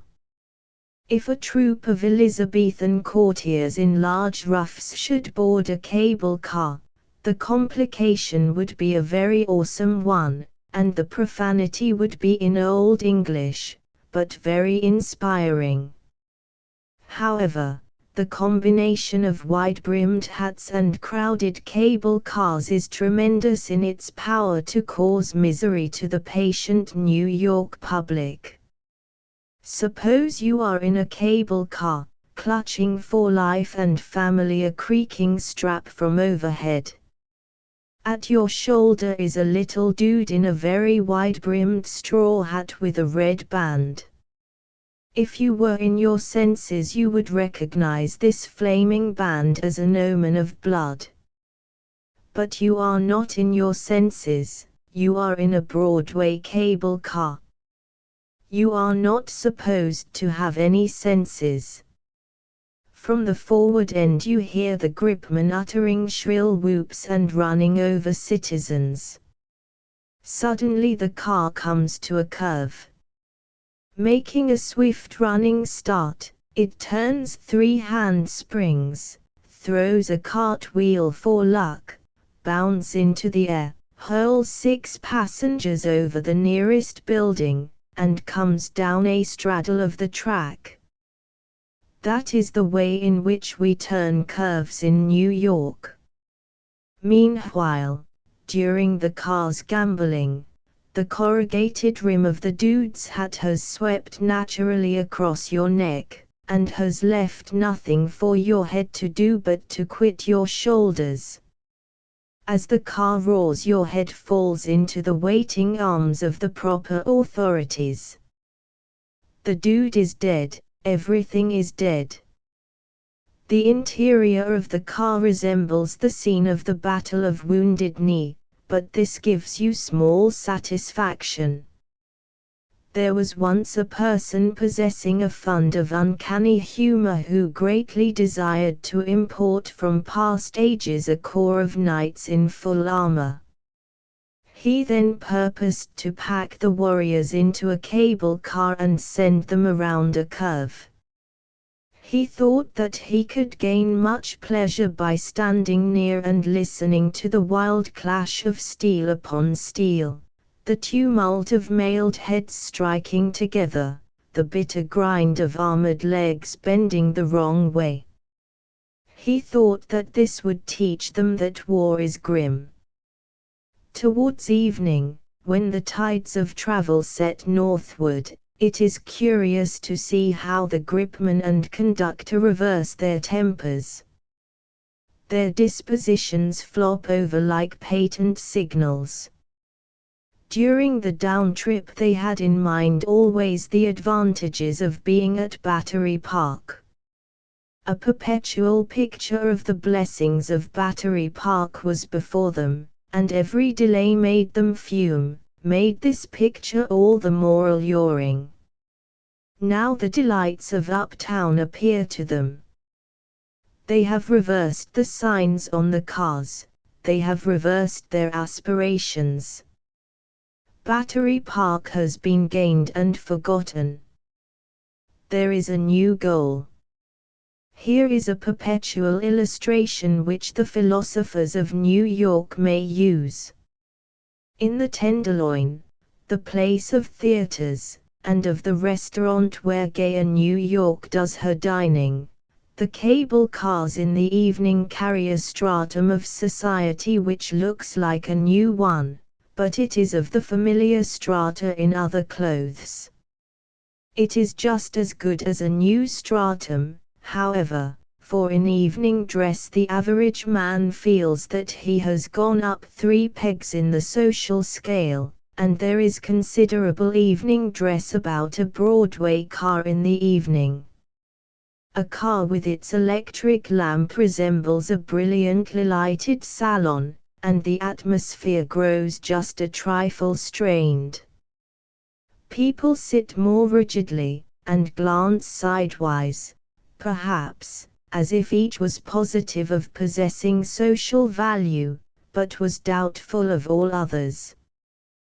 The conductor says, "Ah, Gwan. Git of th earth." But this is to a man at Canal Street. That shows his versatility. He stands on the platform and beams in a modest and polite manner into the car. He notes a lifted finger and grabs swiftly for the bell strap. He reaches down to help a woman aboard. Perhaps his demeanor is a reflection of the manner of the people in the car. No one is in a mad New York hurry, no one is fretting and muttering, no one is perched upon his neighbor's toes. Moreover, the Tenderloin is a glory at night. Broadway of late years has fallen heir to countless signs illuminated with red, blue, green, and gold electric lamps, and the people certainly fly to these as the moths go to a candle. And perhaps the gods have allowed this opportunity to observe and study the best-dressed crowds in the world to operate upon the conductor until his mood is to treat us with care and mildness. Late at night, after the diners and theater-goers have been lost in Harlem, various inebriate persons may perchance emerge from the darker regions of 6th Avenue and swing their arms solemnly at the gripman. If the Broadway cars run for the next 7,000 years, this will be the only time when one New Yorker will address another in public without an excuse sent direct from heaven. In these cars late at night it is not impossible that some fearless drunkard will attempt to inaugurate a general conversation. He is quite willing to devote his ability to the affair. He tells of the fun he thinks he has had, describes his feelings, recounts stories of his dim past. None reply, although all listen with every ear.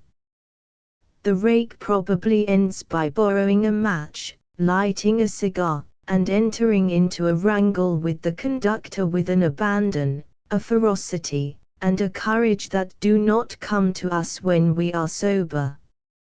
In the meantime the figures on the street grow fewer and fewer. Strolling policemen test the locks of the great dark-fronted stores.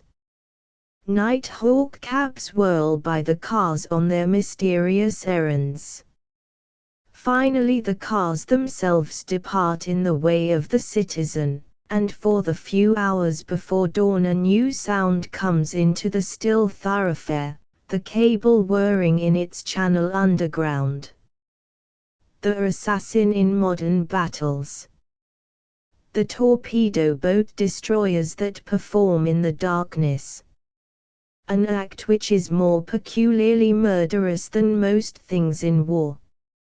In the past century the gallant aristocracy of London liked to travel down the south bank of the Thames to Greenwich Hospital, where venerable pensioners of the Crown were ready to hire telescopes at a penny each, and with these telescopes the lords and ladies were able to view at a better advantage the dried and enchained corpses of pirates hanging from the gibbets on the Isle of Dogs. In those times the dismal marsh was inhabited solely by the clanking figures whose feet moved in the wind like rather poorly constructed weathercocks. But even the Isle of Dogs could not escape the appetite of an expanding London.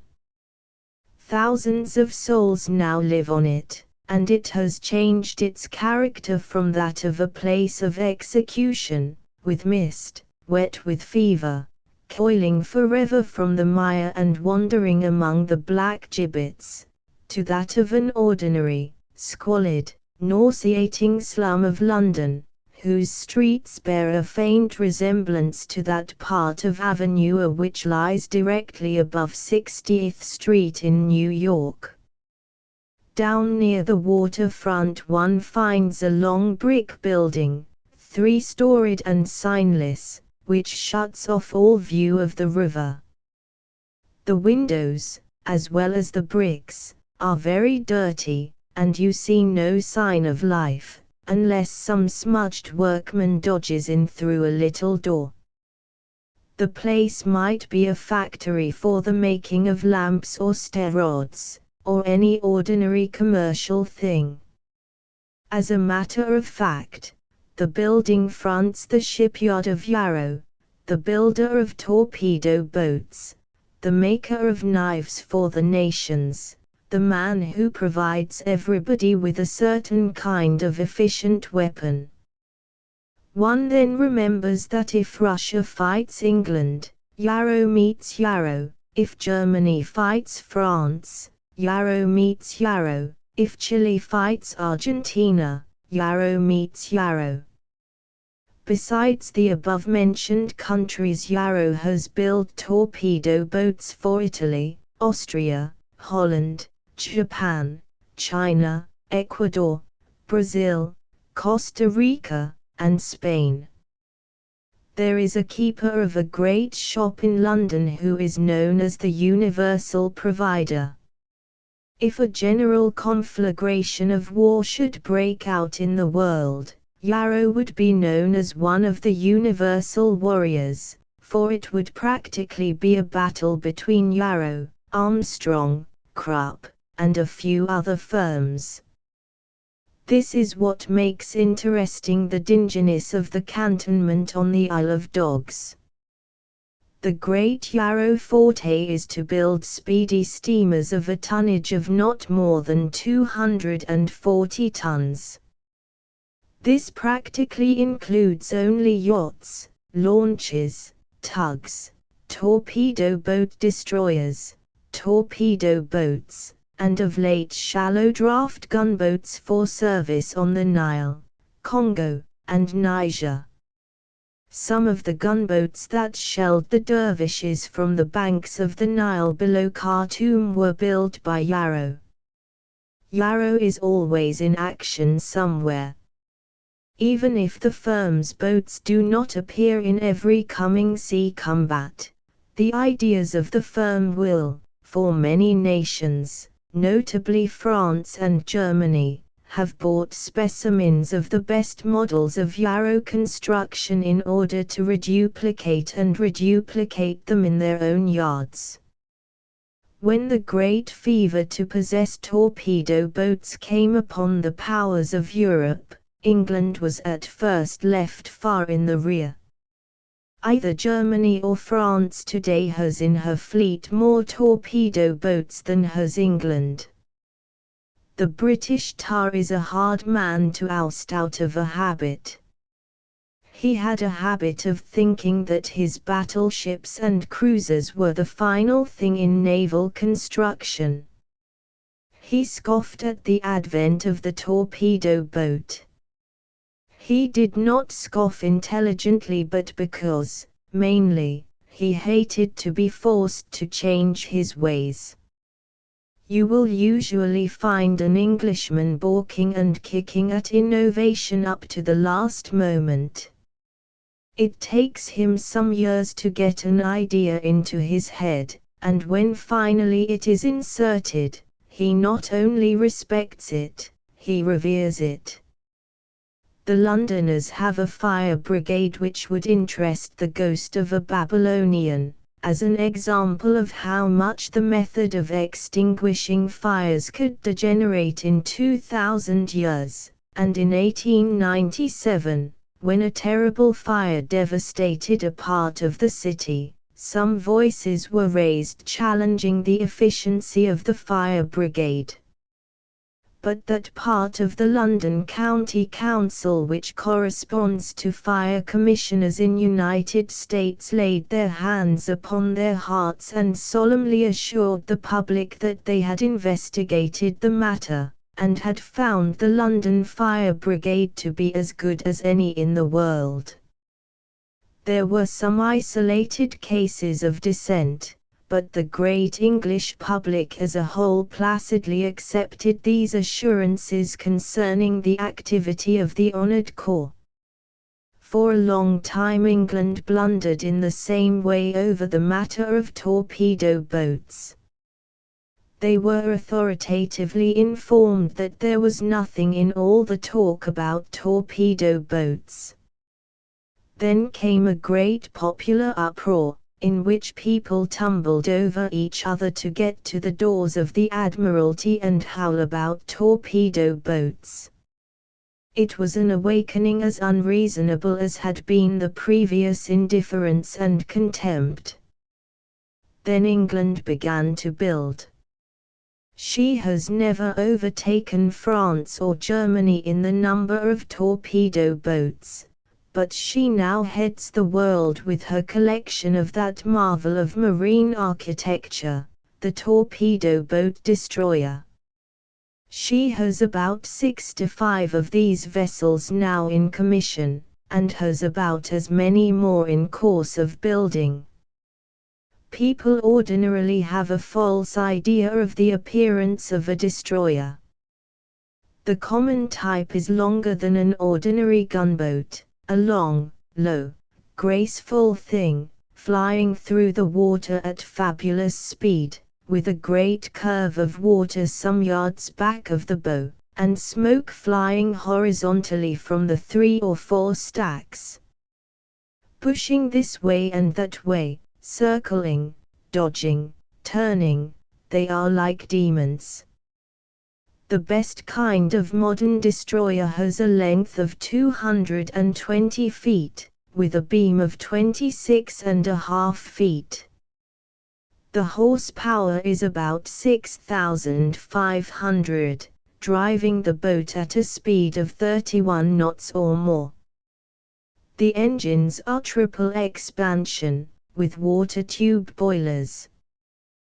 They carry from 70 to 100 tons of coal, and at a speed of 8 or 9 knots can keep the sea for a week, so they are independent of coaling in a voyage of between 1,300 and 1,500 miles.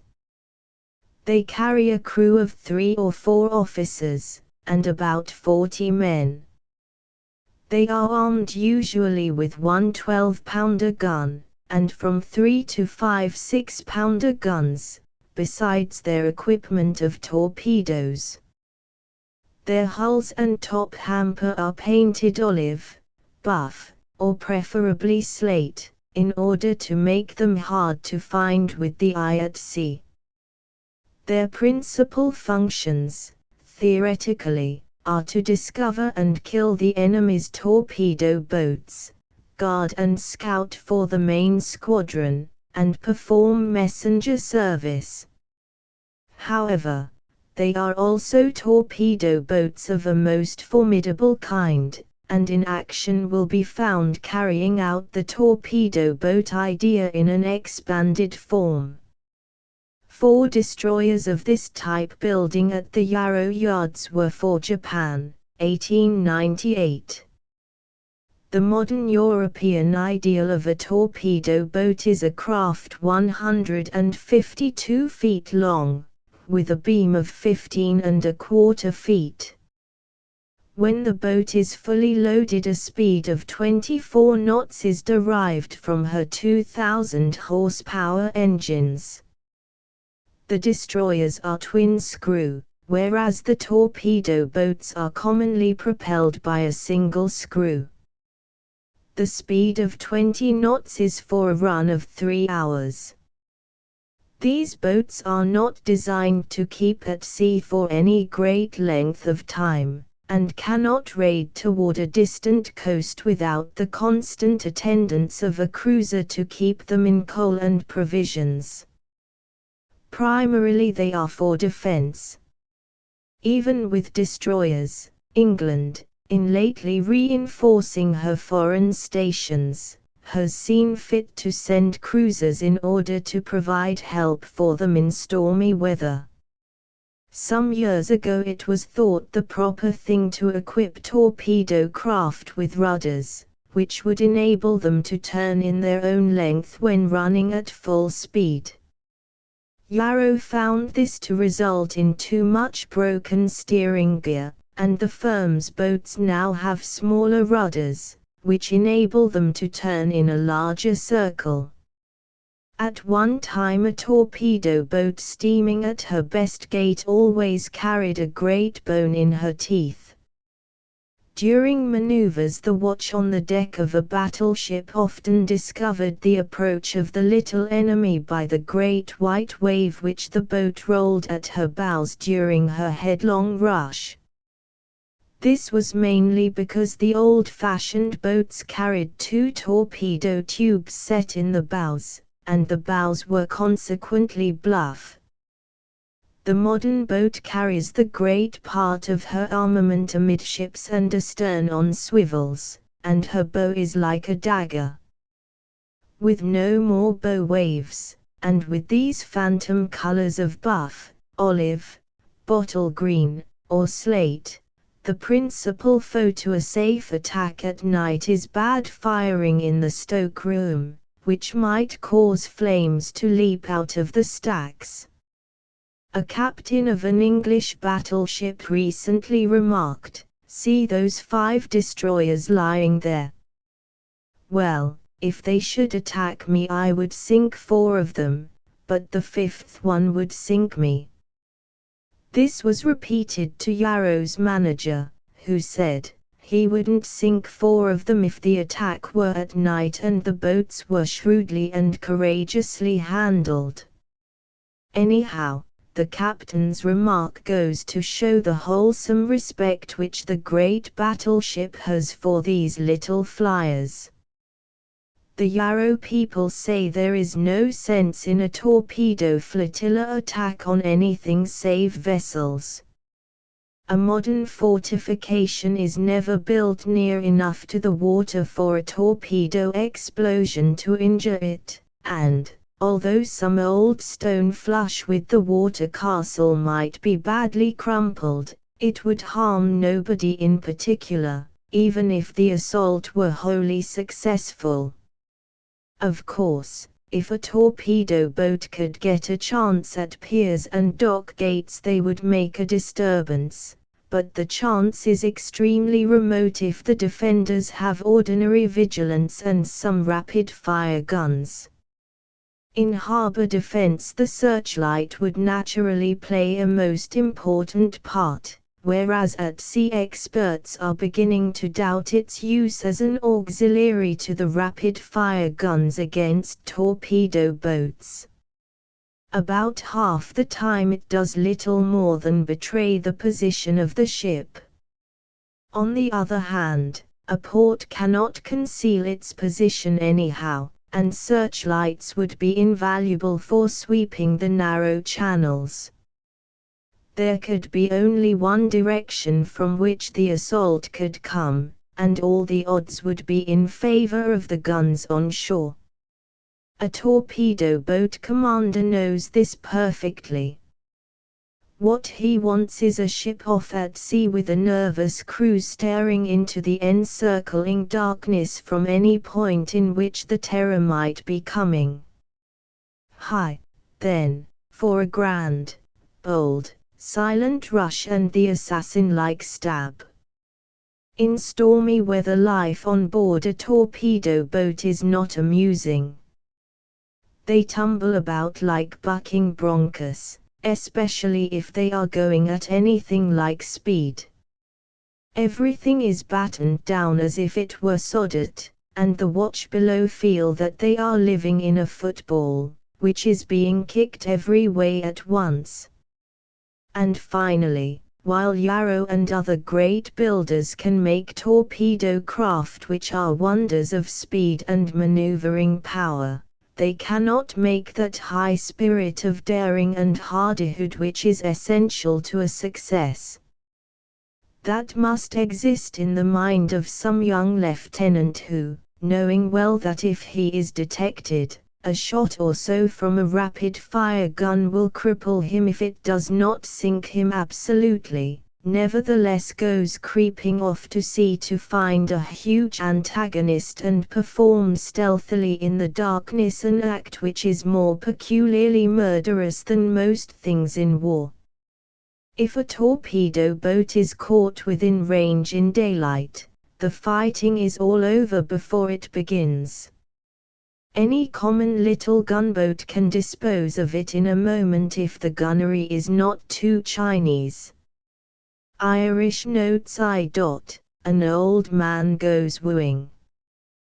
The melancholy fisherman made his way through a street that was mainly as dark as a tunnel.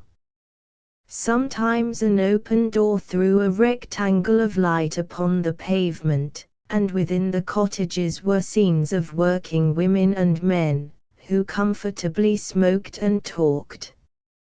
From them came the sounds of laughter and the babble of children. Each time the old man passed through one of the radiant zones, the light etched his face in profile with touches flaming and somber until there was a resemblance to a stern and mournful Dante portrait. Once a whistling lad came through the darkness. He peered intently for purposes of recognition. "Good evening, Mickey," he cried cheerfully.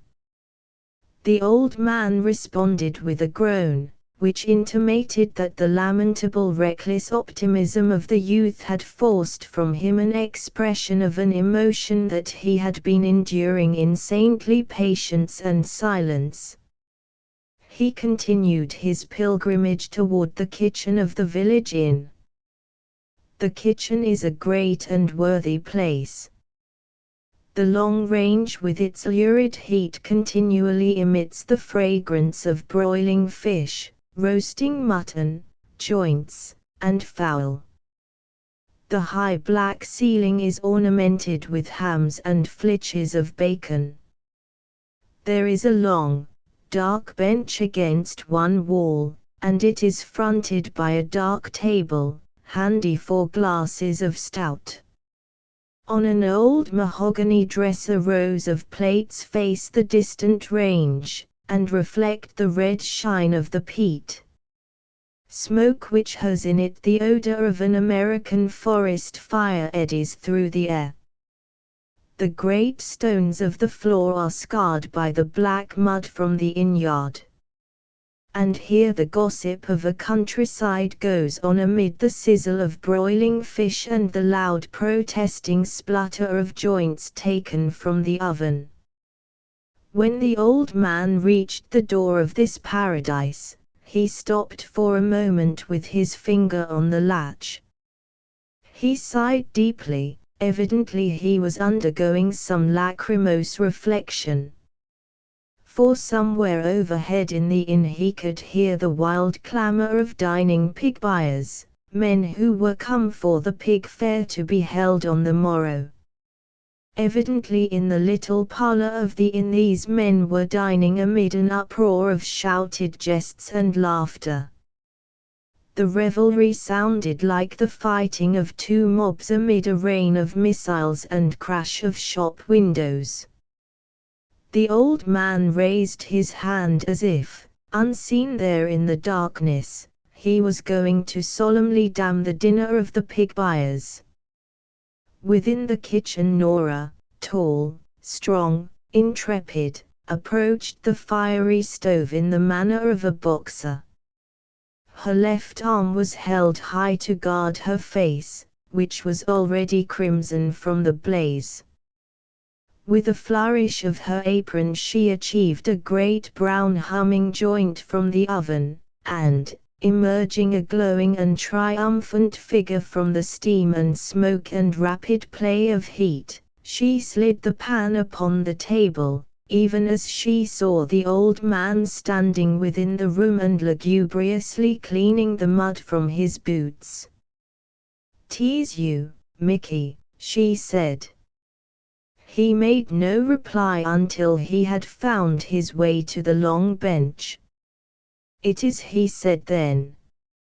It was clear that in the girl's opinion he had gained some kind of strategic advantage. The sanctity of her kitchen was successfully violated, but the old man betrayed no elation.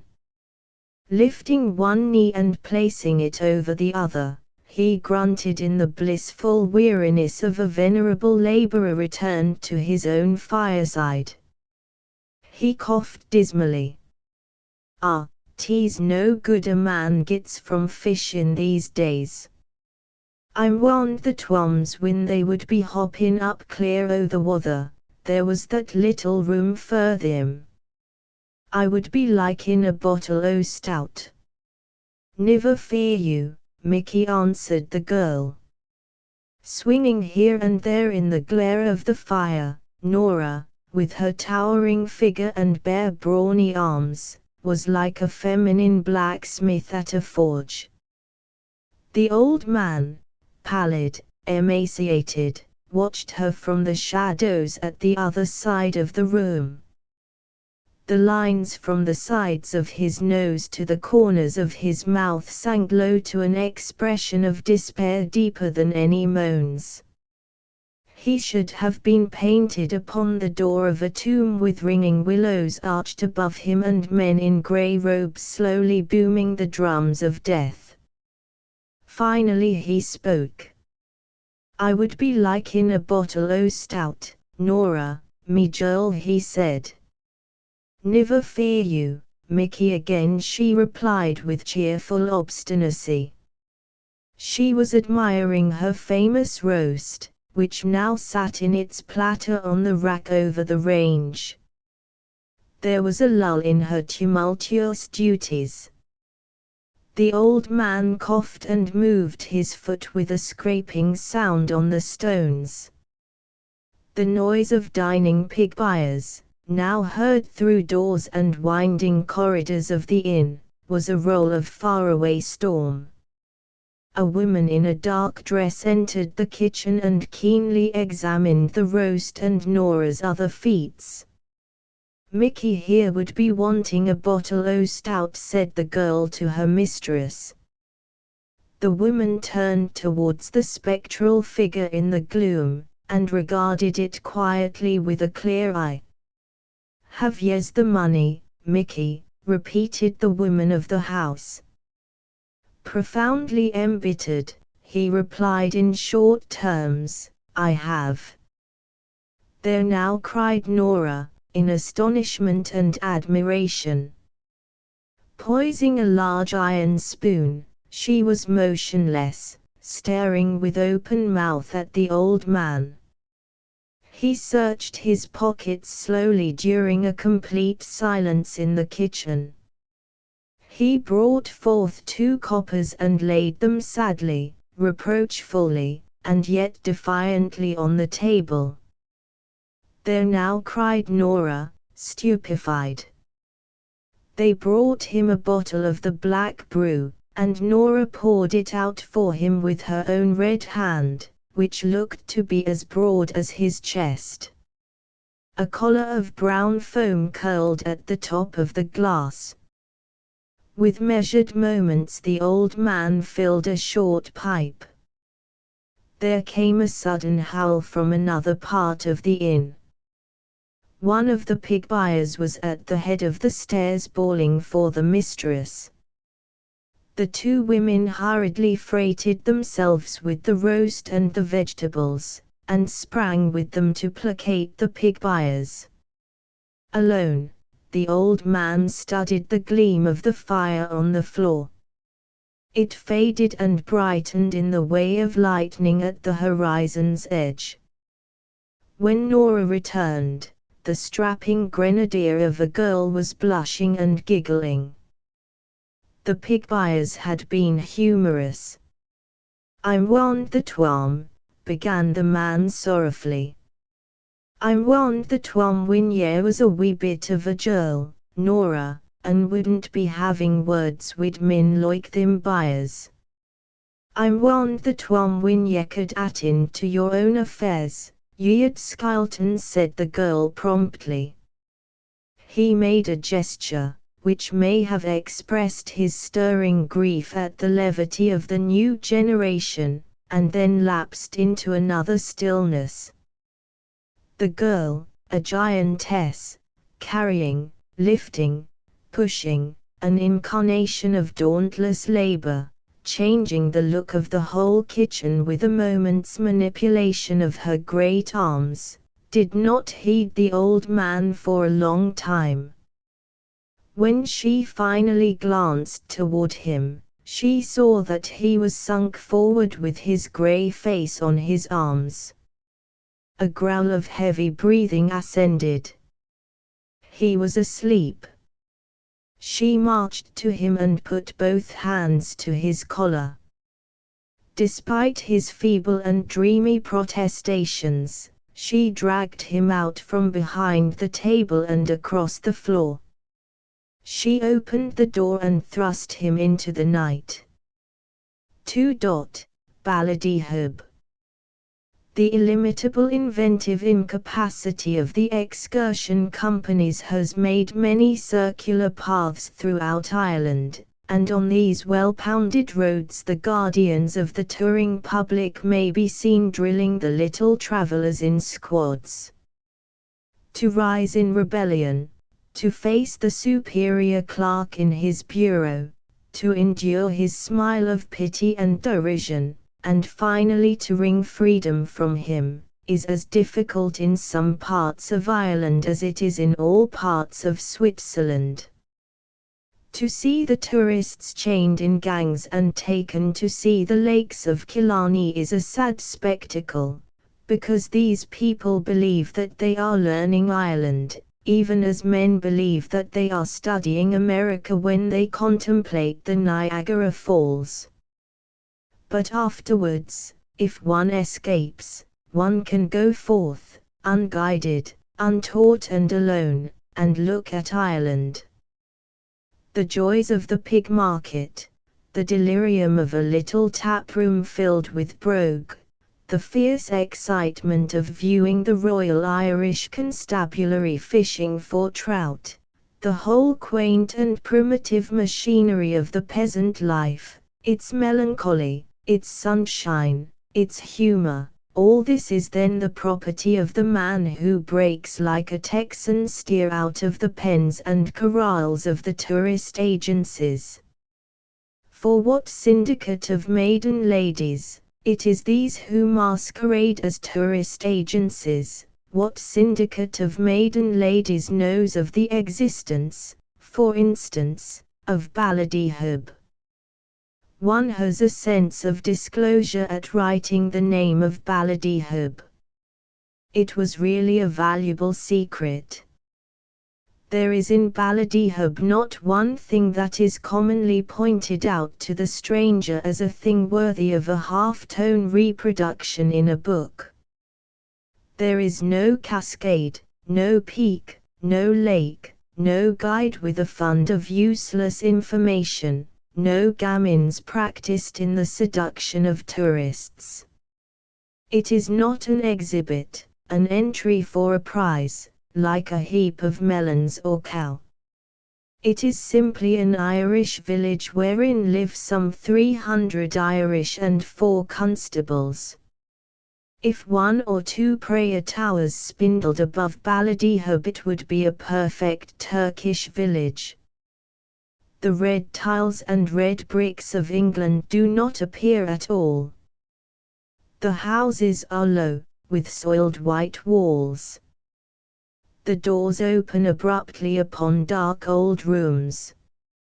Here and there in the street is some crude cobbling done with round stones taken from the bed of a brook. At times there is a great deal of mud. Chickens depredate warily about the doorsteps, and intent pigs emerge for plunder from the alleys. It is unavoidable to admit that many people would consider Ballydehob quite too grimy. Nobody lives here that has money.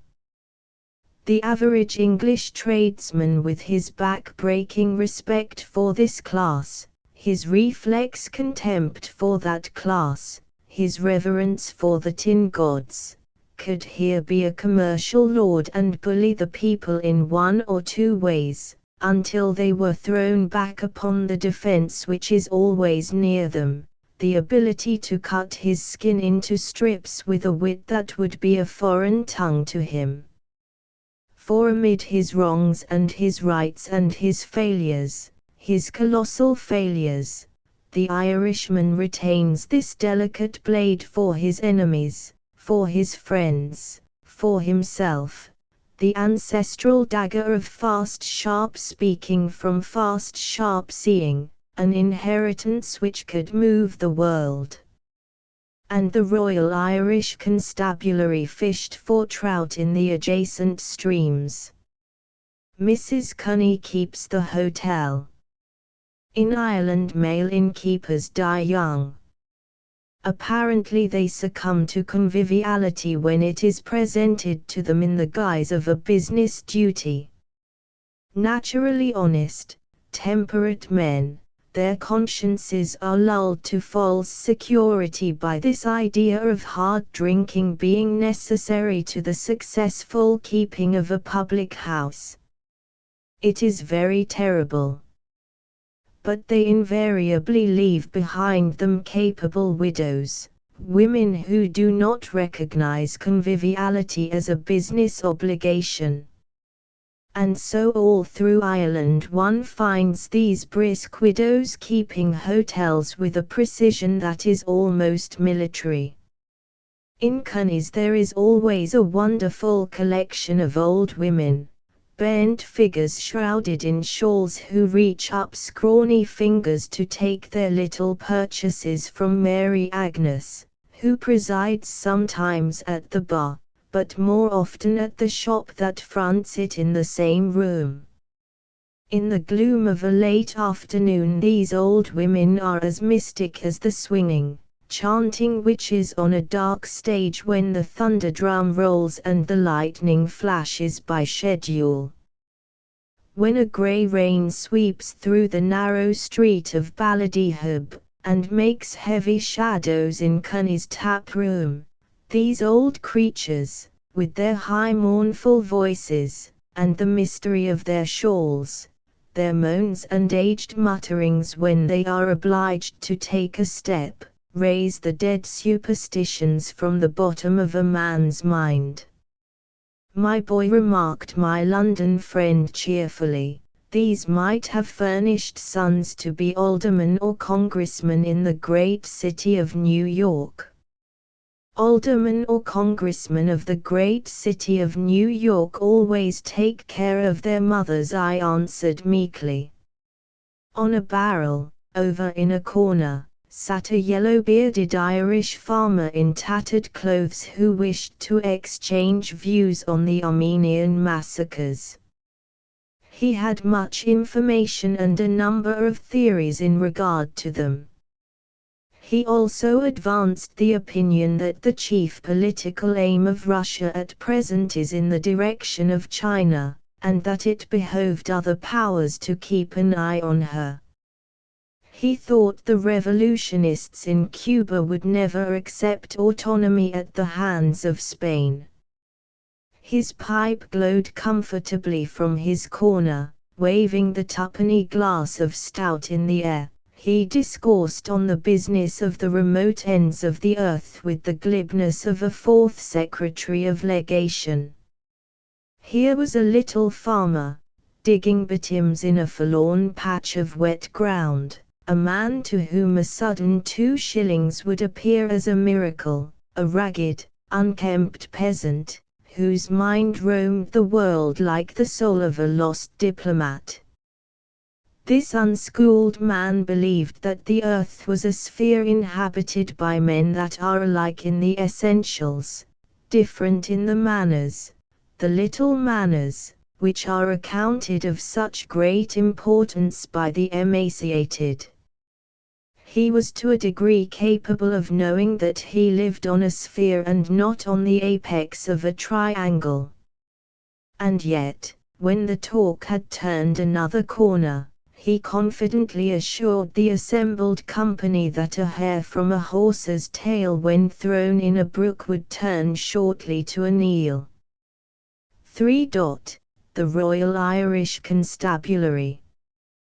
The newspapers called it a veritable arsenal. There was a description of how the sergeant of constabulary had bent an ear to receive whispered information of the concealed arms, and had then marched his men swiftly and by night to surround a certain house.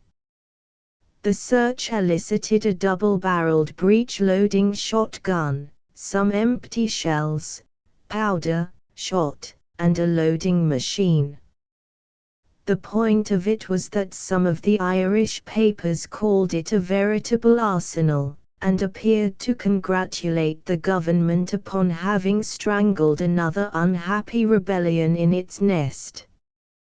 They floundered and misnamed and misreasoned, and made a spectacle of the great modern craft of journalism, until the affair of this poor poacher was too absurd to be pitiable, and Englishmen over their coffee next morning must have almost believed that the prompt action of the constabulary had quelled a rising. Thus it is that the Irish fight the Irish.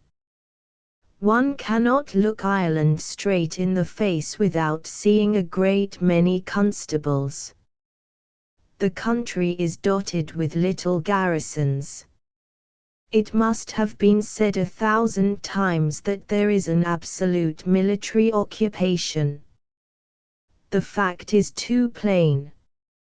The constable himself becomes a figure interesting in its isolation. He has in most cases a social position which is somewhat analogous to that of a Turk in Thessaly. But then, in the same way, the Turk has the Turkish army. He can have battalions as companions and make the acquaintance of brigades. The constable has the constabulary, it is true, but to be cooped with 3 or 4 others in a small whitewashed iron-bound house on some bleak countryside is not an exact parallel to the Thessalian situation. It looks to be a life that is infinitely lonely, ascetic, and barren. 2 keepers of a lighthouse at a bitter end of land in a remote sea will, if they are properly let alone, make a murder in time. 5 constables imprisoned mid a folk that will not turn a face toward them. 5 constables planted in a populated silence, may develop an acute and vivid economy, dwell in scowling dislike. A religious asylum in a snow-buried mountain pass will breed conspiring monks. A separated people will beget an egotism that is almost titanic. A world floating distinctly in space will call itself the only world. The progression is perfect. But the constables take the second degree. They are next to the lighthouse keepers. The national custom of meeting stranger and friend alike on the road with a cheery greeting like "God save you" is too kindly and human a habit not to be missed. But all through the south of Ireland one sees the peasant turn his eyes pretentiously to the side of the road at the passing of the constable. It seemed to be generally understood that to note the presence of a constable was to make a conventional error. None looked, nodded, or gave sign. There was a line drawn so sternly that it reared like a fence. Of course, any police force in any part of the world can gather at its heels a riffraff of people, fawning always on a hand licensed to strike that would be larger than the Army of the Potomac, but of these one ordinarily sees little. The mass of the Irish strictly obey the stern tenet. One hears often of the ostracism or other punishment that befell some girl who was caught flirting with a constable. Naturally the constable retreats to his pride. He is commonly a soldierly-looking chap, straight, lean, long-strided, well set up. His little saucer of a forage cap sits obediently on his ear, as it does for the British soldier. He swings a little cane. He takes his medicine with a calm and hard face, and evidently stares full into every eye. But it is singular to find in the situation of the Royal Irish Constabulary the quality of pathos. It is not known if these places in the south of Ireland are called disturbed districts. Over them hangs the peace of Surrey, but the word disturbance has an elastic arrangement by which it can be made to cover anything. All of the villages visited garrisoned from 4 to 10 men. They lived comfortably in their white houses, strolled in pairs over the country roads, picked blackberries, and fished for trout. If at some time there came a crisis, one man was more than enough to surround it. The remaining 9 add dignity to the scene. The crisis chiefly consisted of occasional drunken men who were unable to understand the local geography on Saturday nights.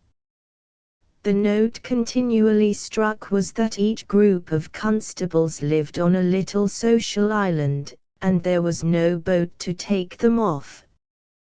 There has been no such marooning since the days of the pirates.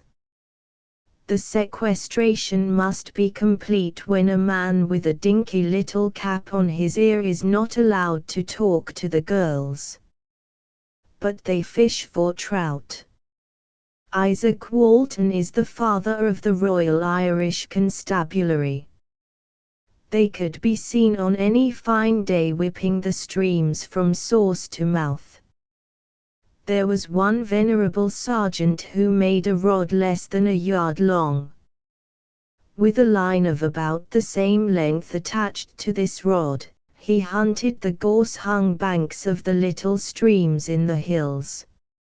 An 8-inch ribbon of water lined with masses of heather and gorse will be accounted contemptible by a fisherman with an ordinary rod. but it was the pleasure of the sergeant to lay on his stomach at the side of such a stream and carefully, inch by inch, scout his hook through the pools. He probably caught more trout than any 3 men in County Cork. He fished more than any 12 men in the County Cork. Some people had never seen him in any other posture but that of crowding forward on his stomach to peer into a pool. They did not believe the rumor that he sometimes stood or walked like a human. 4. A fishing village. The brook curved down over the rocks, innocent and white, until it faced a little strand of smooth gravel and flat stones. It turned then to the left, and thereafter its guilty current was tinged with the pink of diluted blood. Boulders standing neck-deep in the water were rimmed with red. They wore bloody collars whose tops marked the supreme instant of some tragic movement of the stream.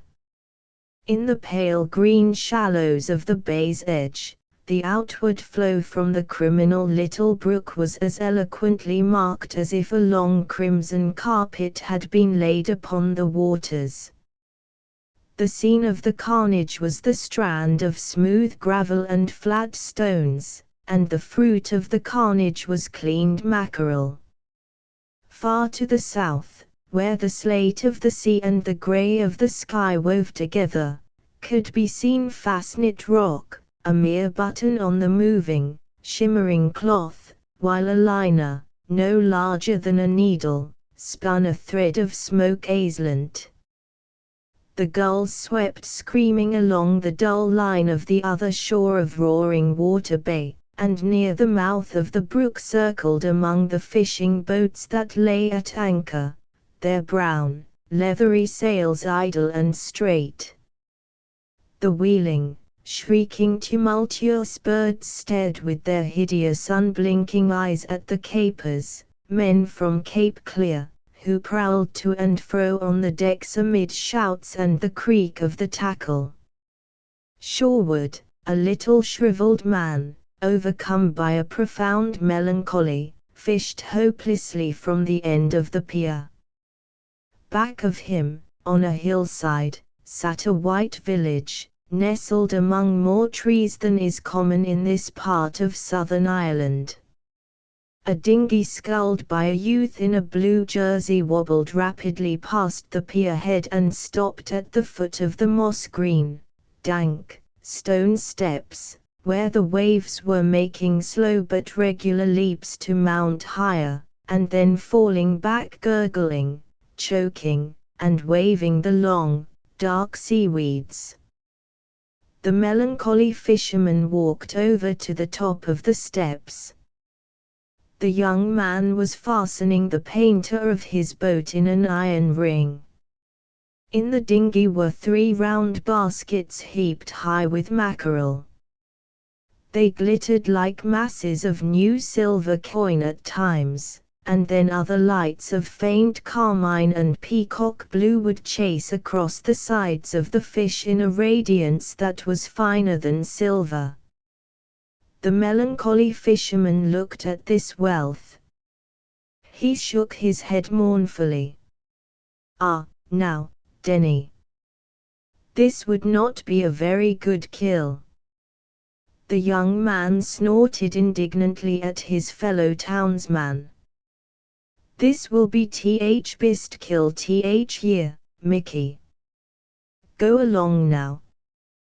The melancholy old man became immersed in deeper gloom. "Sure I have been in way of seeing many a grand day when fish was running throng in these waters, but there will be no more big kills here. No more. No more." At the last his voice was only a dismal croak. "Come along out o' that now, Mickey," cried the youth impatiently. "Come away wid you. All gone now. All go o any now. The old man wagged his grey head, and, standing over the baskets of fishes, groaned as Mordecai groaned for his people. "'Tis you would be crying out, Mickey," whatever said the youth with scorn. He was giving his basket into the hands of 5 incompetent but jovial little boys to carry to a waiting donkey cart. "And why should I not?" said the old man sternly. "Me, in want," as the youth swung his boat swiftly out toward an anchored smack, he made answer in a softer tone. "Sure, if ye's got 40h asking, tease you, Mickey, that would niver be in want." The melancholy old man returned to his line. And the only moral in this incident is that the young man is the type that America procures from Ireland, and the old man is one of the home types, bent, pallid, hungry, disheartened, with a vision that magnifies with a microscope glance any flywing of misfortune, and heroically and conscientiously invents disasters for the future. Usually the thing that remains to one of this type is a sympathy as quick and acute for others as is his pity for himself. The donkey with his cartload of gleaming fish, and escorted by the whooping and laughing boys, galloped along the quay and up a street of the village until he was turned off at the gravelly strand, at the point where the color of the brook was changing. Here 20 people of both sexes and all ages were preparing the fish for market. The mackerel, beautiful as fire-etched salvers, first were passed to a long table, around which worked as many women as could have elbow room. Each one could clean a fish with 2 motions of the knife. Then the washers, men who stood over the troughs filled with running water from the brook, soused the fish until the outlet became a sinister element that in an instant changed the brook from a happy thing of gorse and heather of the hills to an evil stream, sullen and reddened.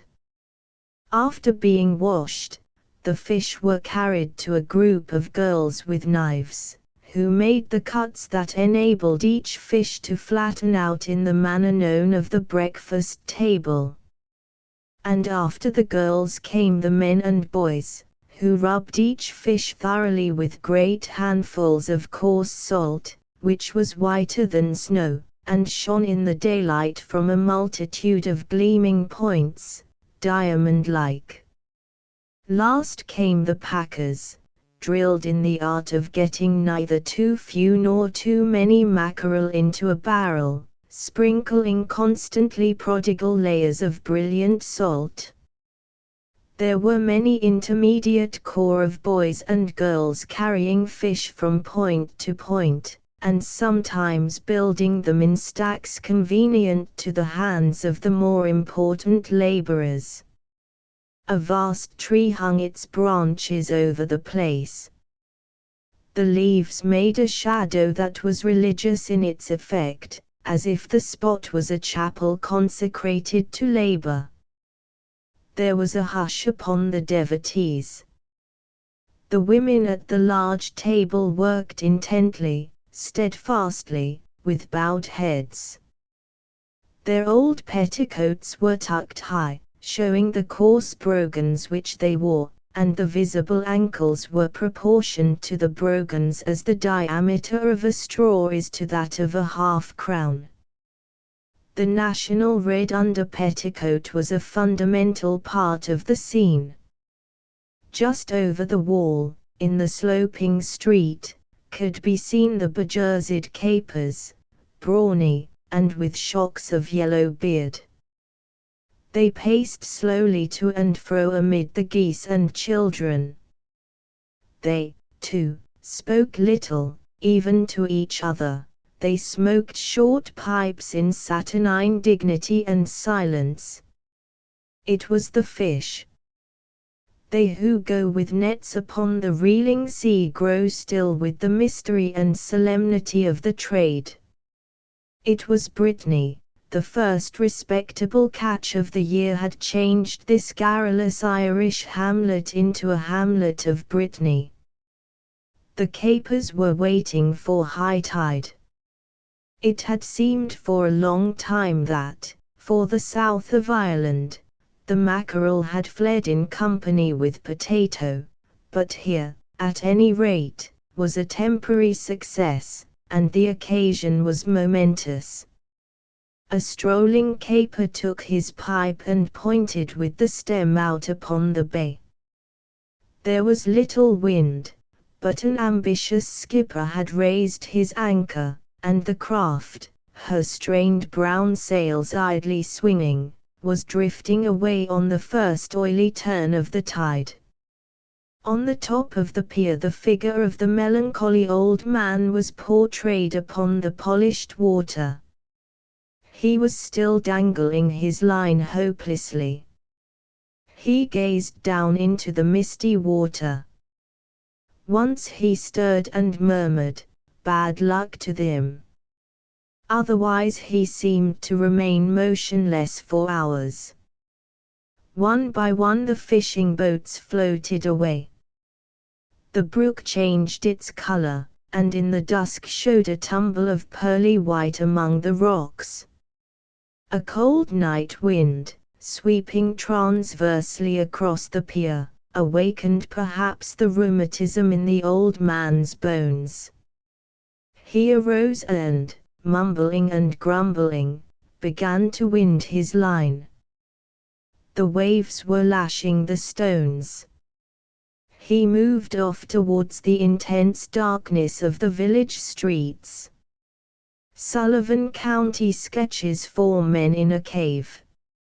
Likewise 4 queens, and a Sullivan County hermit. The moon rested for a moment on the top of a tall pine on a hill. The little man was standing in front of the campfire making orations to his companions. "We can tell a great tale when we get back to the city if we investigate this thing," said he, in conclusion. They were one. The little man was determined to explore a cave, because its black mouth had gaped at him. The 4 men took lighted pine knot and clambered over boulders down a hill.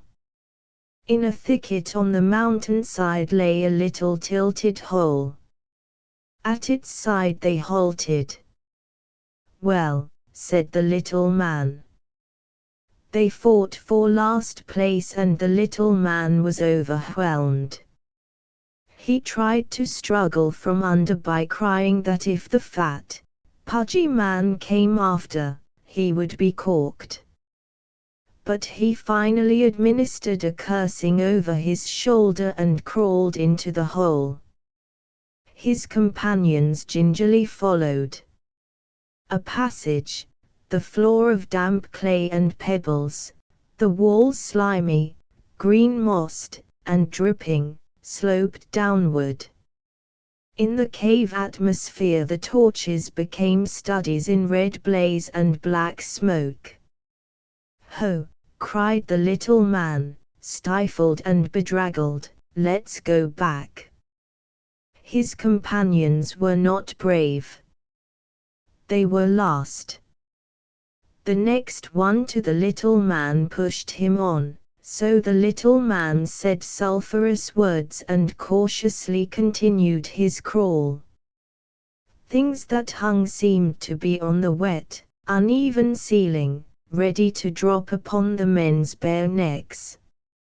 Under their hands the clammy floor seemed alive and writhing. When the little man endeavored to stand erect, the ceiling forced him down. Knobs and points came out and punched him.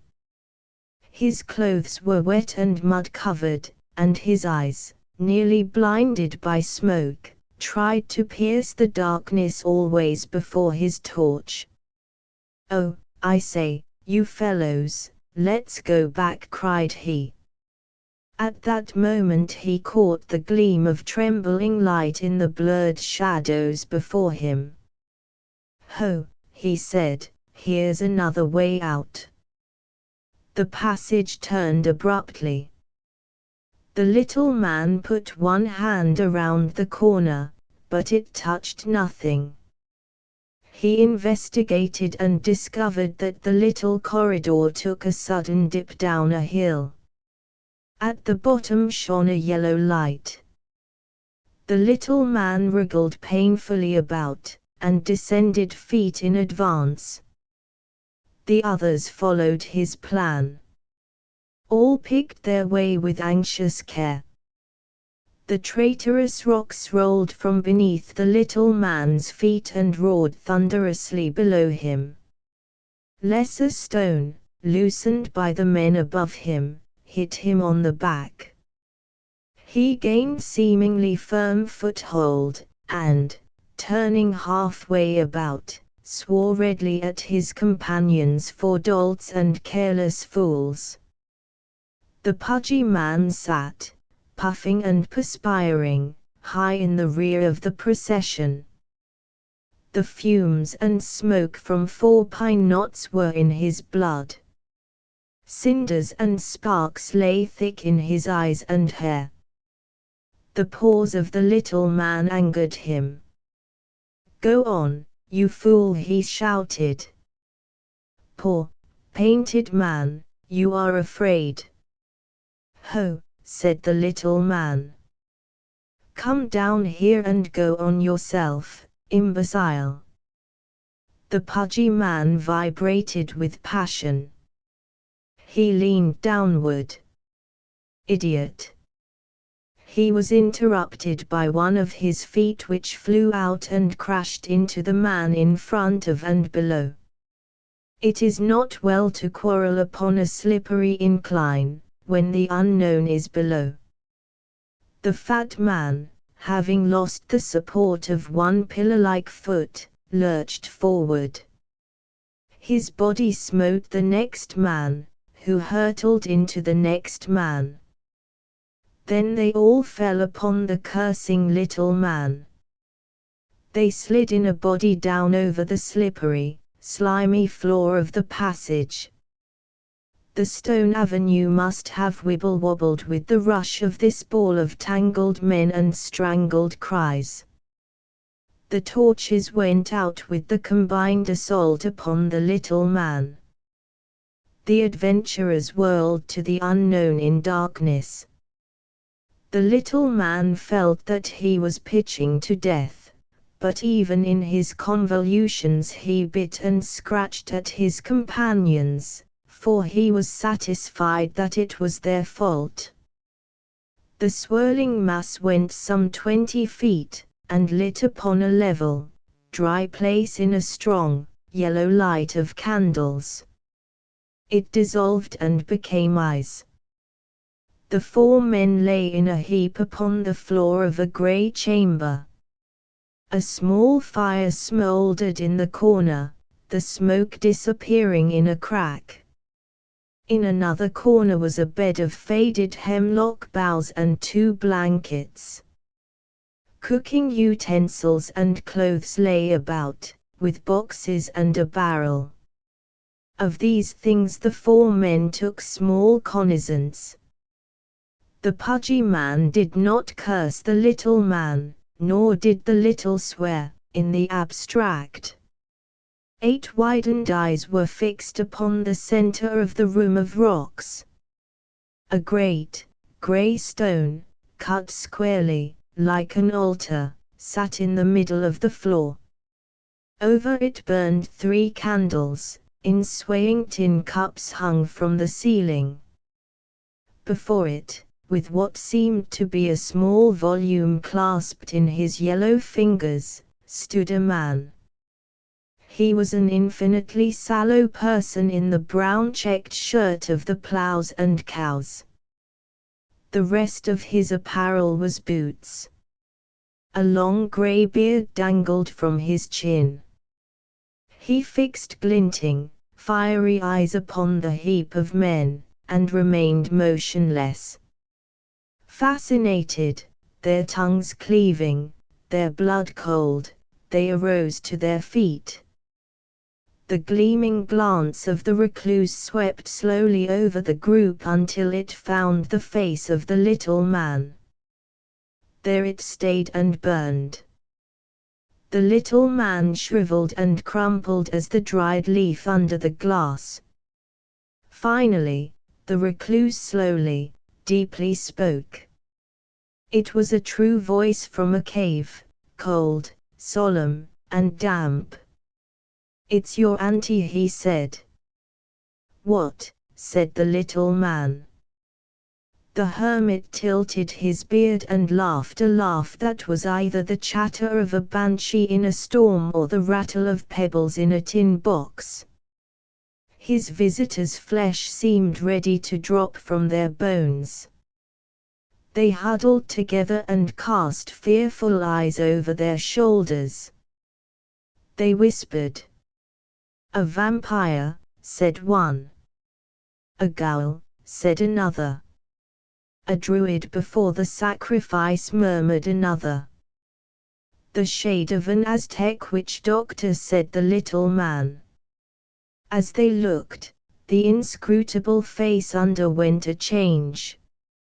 It became a livid background for his eyes, which blazed at the little man like impassioned carbuncles. His voice arose to a howl of ferocity. "It's your auntie." With a panther-like motion he drew a long, thin knife and advanced, stooping. Two cadaverous hounds came from nowhere, and, scowling and growling, made desperate feints at the little man's legs. His quaking companions pushed him forward. Tremblingly he put his hand to his pocket. "How much?" he said, with a shivering look at the knife that glittered.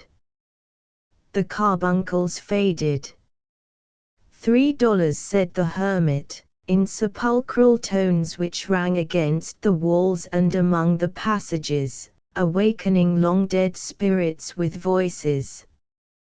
The shaking little man took a roll of bills from a pocket and placed 3 ones upon the altar-like stone. The recluse looked at the little volume with reverence in his eyes. It was a pack of playing cards. Under the 3 swinging candles, upon the altar-like stone, the grey-beard and the agonized little man played at poker. The 3 other men crouched in a corner, and stared with eyes that gleamed with terror. Before them sat the cadaverous hounds licking their red lips. The candles burned low, and began to flicker. The fire in the corner expired. Finally, the game came to a point where the little man laid down his hand and quavered, "I can't call you this time, sir. I'm dead broke." "What?" shrieked the recluse. "Not call me? Villain! Dastard! Cur! I have 4 queens, miscreant." His voice grew so mighty that it could not fit his throat. He choked, wrestling with his lungs for a moment. Then the power of his body was concentrated in a word: "Go." He pointed a quivering, yellow finger at a wide crack in the rock. The little man threw himself at it with a howl. His erstwhile frozen companions felt their blood throb again. With great bounds they plunged after the little man. A minute of scrambling, falling, and pushing brought them to open air. They climbed the distance to their camp in furious springs. The sky in the east was a lurid yellow. In the west the footprints of departing night lay on the pine trees. In front of their replenished campfire sat John Willerkins, the guide. "Hello," he shouted at their approach. "Be you fellas ready to go deer huntin'?" Without replying, they stopped and debated among themselves in whispers. Finally, the pudgy man came forward. "John," he inquired, "do you know anything peculiar about this cave below here?" "Yes," said Willerkins at once, "Tom Gardner." "What?" said the pudgy man. "Tom Gardner. How's that?" "Well, you see," said Willerkins slowly, as he took dignified pulls at his pipe, "Tom Gardner was once a farmbly man, who lived in these here parts on a nice leetle farm. He uster go away to the city often, and one time he got a gamblin' in one of them there dens. He went to the dickens right quick then. At last he come home one time and told his folks he had up and sold the farm and all he had in the world. His leetle wife she died then. Tom he went crazy, and soon after, the narrative was interrupted by the little man, who became possessed of devils.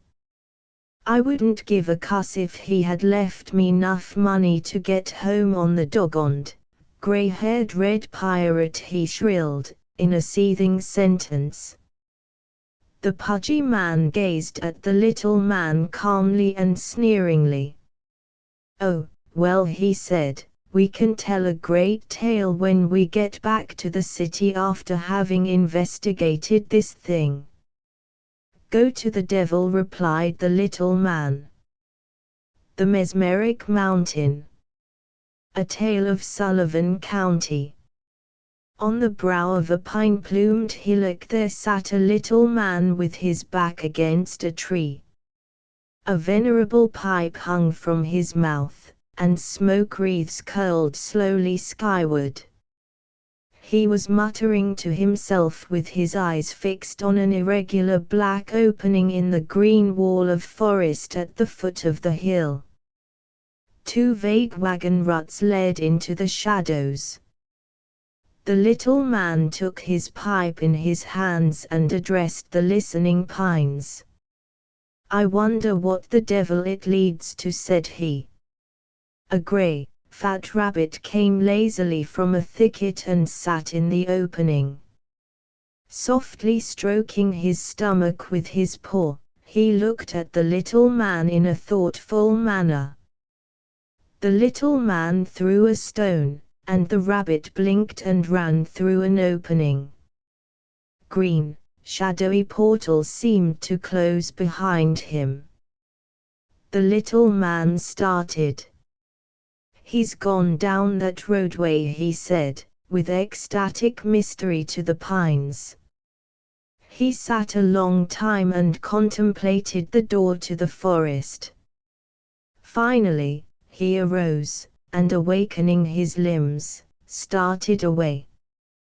But he stopped and looked back. "I can't imagine what it leads to," muttered he. He trudged over the brown mats of pine needles, to where, in a fringe of laurel, a tent was pitched, and merry flames caroused about some logs. A pudgy man was fuming over a collection of tin dishes. He came forward and waved a plate furiously in the little man's face. "I've washed the dishes for 3 days. What do you think I am?" He ended a red oration with a roar, "Damned if I do it any more." The little man gazed dim-eyed away. "I've been wondering what it leads to." "What?" "That road out yonder. I've been wondering what it leads to. Maybe, some discovery or something," said the little man. The pudgy man laughed. "You're an idiot. It leads to old Jim Boyd's over on the Lumberland Pike. Ho, said the little man, I don't believe that. The pudgy man swore. Fool, what does it lead to, then? I don't know just what, but I'm sure it leads to something great or something. It looks like it. While the pudgy man was cursing, 2 more men came from obscurity with fish dangling from birch twigs. The pudgy man made an obviously Herculean struggle and a meal was prepared. As he was drinking his cup of coffee, he suddenly spilled it and swore. The little man was wandering off. He's gone to look at that hole, cried the pudgy man. The little man went to the edge of the pine-plumed hillock, and, sitting down, began to make smoke and regard the door to the forest. There was stillness for an hour. Compact clouds hung unstirred in the sky. The pines stood motionless, and pondering. Suddenly the little man slapped his knee and bit his tongue. He stood up and determinedly filled his pipe, rolling his eye over the bowl to the doorway. Keeping his eyes fixed, he slid dangerously to the foot of the hillock and walked down the wagon ruts. A moment later he passed from the noise of the sunshine to the gloom of the woods. The green portals closed, shutting out live things. The little man trudged on alone. Tall tangled grass grew in the roadway, and the trees bended obstructing branches. The little man followed on over pine-clothed ridges and down through water-soaked swales. His shoes were cut by rocks of the mountains, and he sank ankle-deep in mud and moss of swamps. A curve just ahead lured him miles. Finally, as he wended the side of a ridge, the road disappeared from beneath his feet. He battled with hordes of ignorant bushes on his way to knolls and solitary trees which invited him. Once he came to a tall, bearded pine. He climbed it, and perceived in the distance a peak. He uttered an ejaculation and fell out. He scrambled to his feet, and said, "That's Jones's Mountain, I guess. It's about 6 miles from our camp as the crow flies." He changed his course away from the mountain, and attacked the bushes again. He climbed over great logs, golden brown in decay, and was opposed by thickets of dark green laurel. A brook slid through the ooze of a swamp, cedars and hemlocks hung their sprays to the edges of pools. The little man began to stagger in his walk. After a time he stopped and mopped his brow. "My legs are about to shrivel up and drop off," he said. "Still, if I keep on in this direction, I am safe to strike the Lumberland Pike before sundown." He dived at a clump of tagalders, and emerging, confronted Jones's Mountain. The wanderer sat down in a clear place and fixed his eyes on the summit. His mouth opened widely, and his body swayed at times. The little man and the peak stared in silence.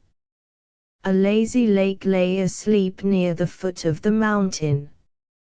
In its bed of watergrass some frogs leered at the sky and crooned. The sun sank in red silence, and the shadows of the pines grew formidable. The expectant hush of evening, as if something were going to sing a hymn, fell upon the peak and the little man. A leaping pickerel off on the water created a silver circle that was lost in black shadows.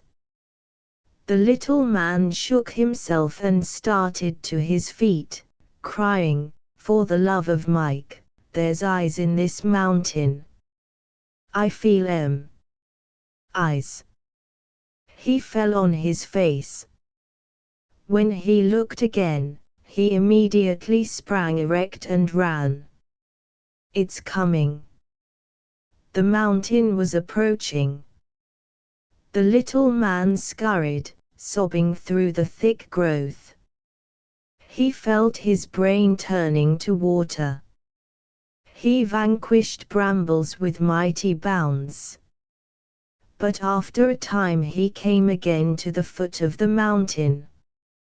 "God," he howled, "it's been following me."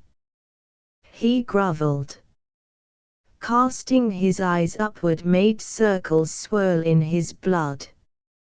"I'm shackled, I guess," he moaned.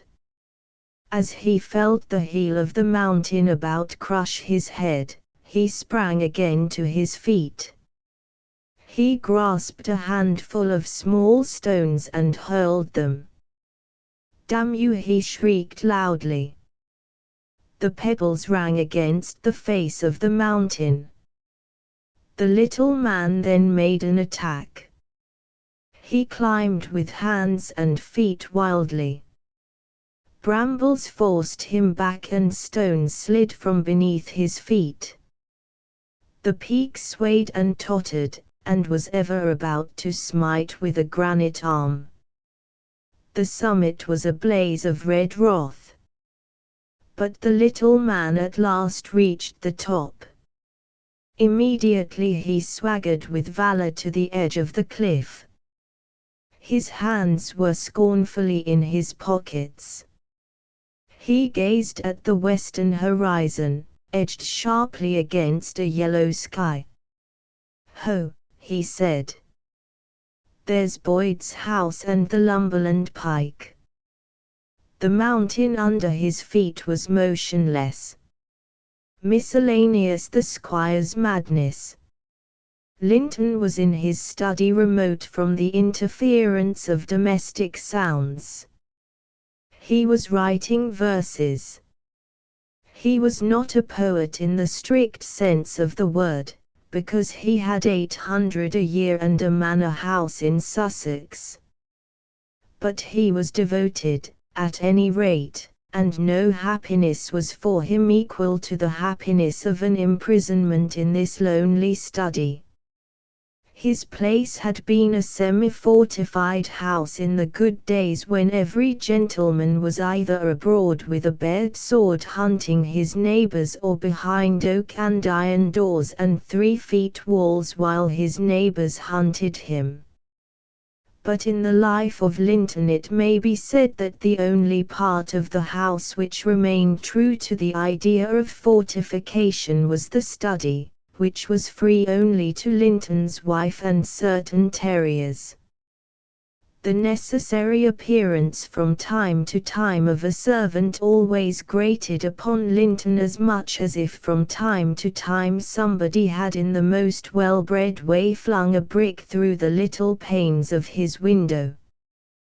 This window looked forth upon a wide valley of hop fields and sheep pastures, dipping and rising this way and that way, but always a valley until it reached a high far-away ridge upon which stood the upright figure of a windmill, usually making rapid gestures as if it were an excited sentry warning the old grey house of coming danger.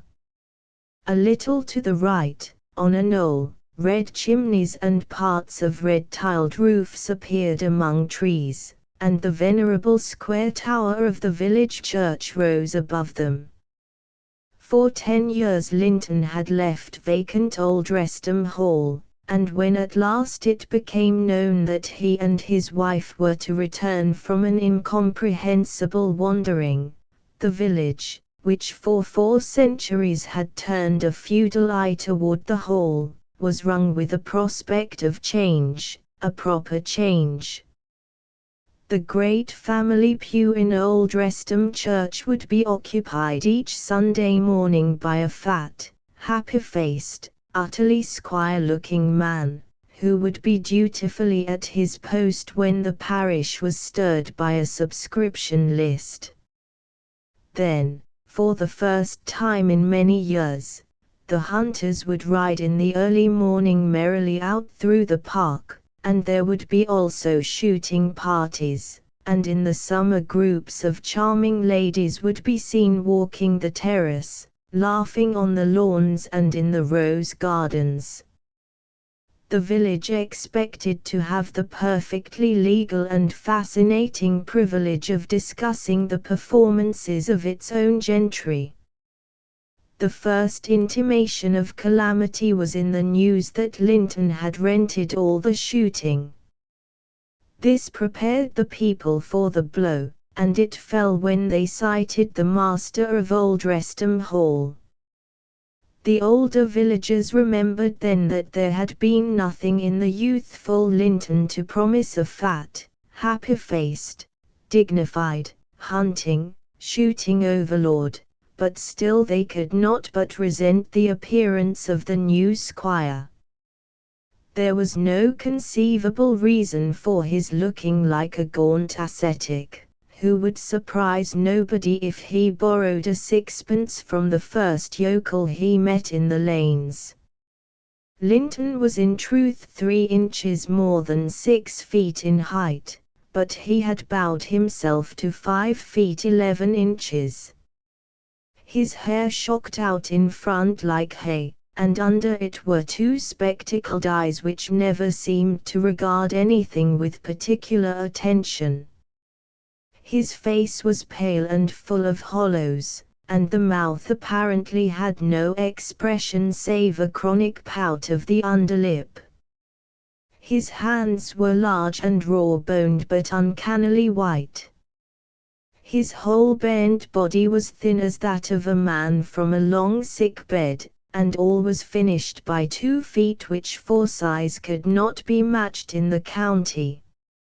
He was very awkward, but apparently it was not so much a physical characteristic as it was a mental inability to consider where he was going or what he was doing. For instance, when passing through a gate it was not uncommon for him to knock his side viciously against one of the posts. This was because he dreamed almost always, and if there had been 40 gates in a row he would not then have noted them more than he did the one. As far as the villagers and farmers were concerned he never came out of this manner save in wide apart cases, when he had forced upon him either some great exhibition of stupidity or some faint indication of double-dealing. And then this smouldering man flared out in crimsoning his immediate surrounding with a brief fire of ancestral anger. But the lapse back to indifference was more surprising. It was far quicker than the flare in the beginning. His feeling was suddenly ashes at the moment when one was certain it would lick the sky. Some of the villagers asserted that he was mad. They argued it long in the manner of their kind, repeating, and repeating, and when an opinion confusingly rational appeared they merely shook their heads in pig-like obstinacy. Anyhow, it was historically clear that no such squire had before been in the line of Lintons of Old Wrestham Hall, and the present incumbent was a shock. The servants at the hall, notably those who lived in the countryside, came in for a lot of questioning, and none were found too backward in explaining many things which they themselves did not understand. The household was most irregular. They all confessed that it was really so uncustomary that they did not know but what they would have to give notice. The master was probably the most extraordinary man in the whole world. The butler said that Linton would drink beer with his meals day in and day out like any carrier resting at a pot house. It didn't matter even if the meal were dinner. Then suddenly he would change his tastes to the most valuable wines, and in 10 days would make the wine cellar look as if it had been wrecked at sea. What was to be done with a gentleman of that kind? The butler said for his part he wanted a master with habits, and he protested that Linton did not have a habit to his name, at least, none that could properly be called a habit. Barring the cook, the entire establishment agreed categorically with the butler. The cook didn't agree because she was a very good cook indeed, which she thought entitled her to be extremely aloof from the other servants' whole opinions. As for the squire's lady, they described her as being not much different from the master. At least she gave support to his most unusual manner of life, and evidently believed that whatever he chose to do was quite correct. Linton had written, "The garlands of her hair are snakes, black and bitter are her hating eyes, a cry the windy death hole makes, oh, love, deliver us."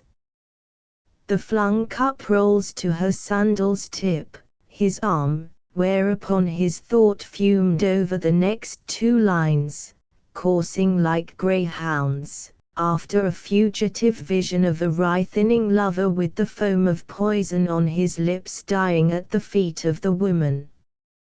Linton arose, lit a cigarette, placed it on the window ledge, took another cigarette, looked blindly for the matches, thrust a spiral of paper into the flame of the log fire, lit the second cigarette, placed it toppling on a book and began a search among his pipes for one that would draw well.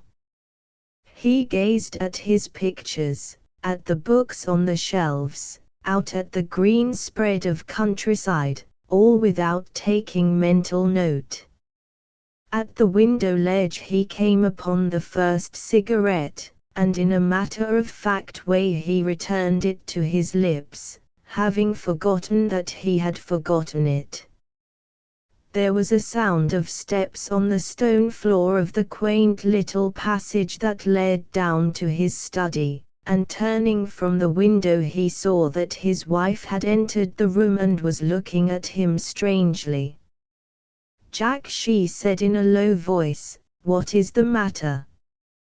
His eyes were burning out from under his shock of hair with a fierceness that belied his feeling of simple surprise. "Nothing is the matter," he answered. "Why do you ask?" She seemed immensely concerned, but she was visibly endeavoring to hide her concern as well as to abate it. I thought you acted queerly," he answered. "Why no. I'm not acting queerly. On the contrary," he added smiling, "I'm in one of my most rational moods." Her look of alarm did not subside. She continued to regard him with the same stare. She was silent for a time and did not move.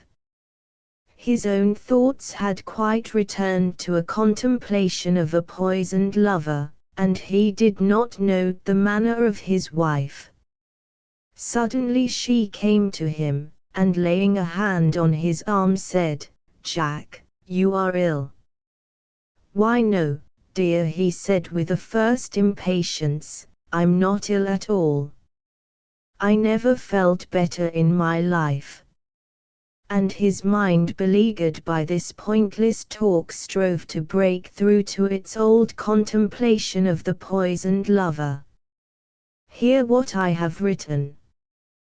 Then he read, "The garlands of her hair are snakes, black and bitter are her hating eyes, a cry the windy death hole makes, oh, love, deliver us." The flung cup rolls to her sandal's tip, his arm. Linton said, I can't seem to get the lines to describe the man who is dying of the poison on the floor before her. Really, I'm having a time with it. What a bore. Sometimes I can write like mad and other times I don't seem to have an intelligent idea in my head. He felt his wife's hand tighten on his arm and he looked into her face. It was so alight with horror that it brought him sharply out of his dreams. Jack, she repeated tremulously, you are ill. He opened his eyes in wonder. Ill. Ill. No, not in the least. Yes, you are ill. I can see it in your eyes. You act so strangely. Act strangely. Why, my dear, what have I done? I feel quite well. Indeed, I was never more fit in my life. As he spoke, he threw himself into a large wing chair and looked up at his wife, who stood gazing at him from the other side of the black oak table upon which Linton wrote his verses.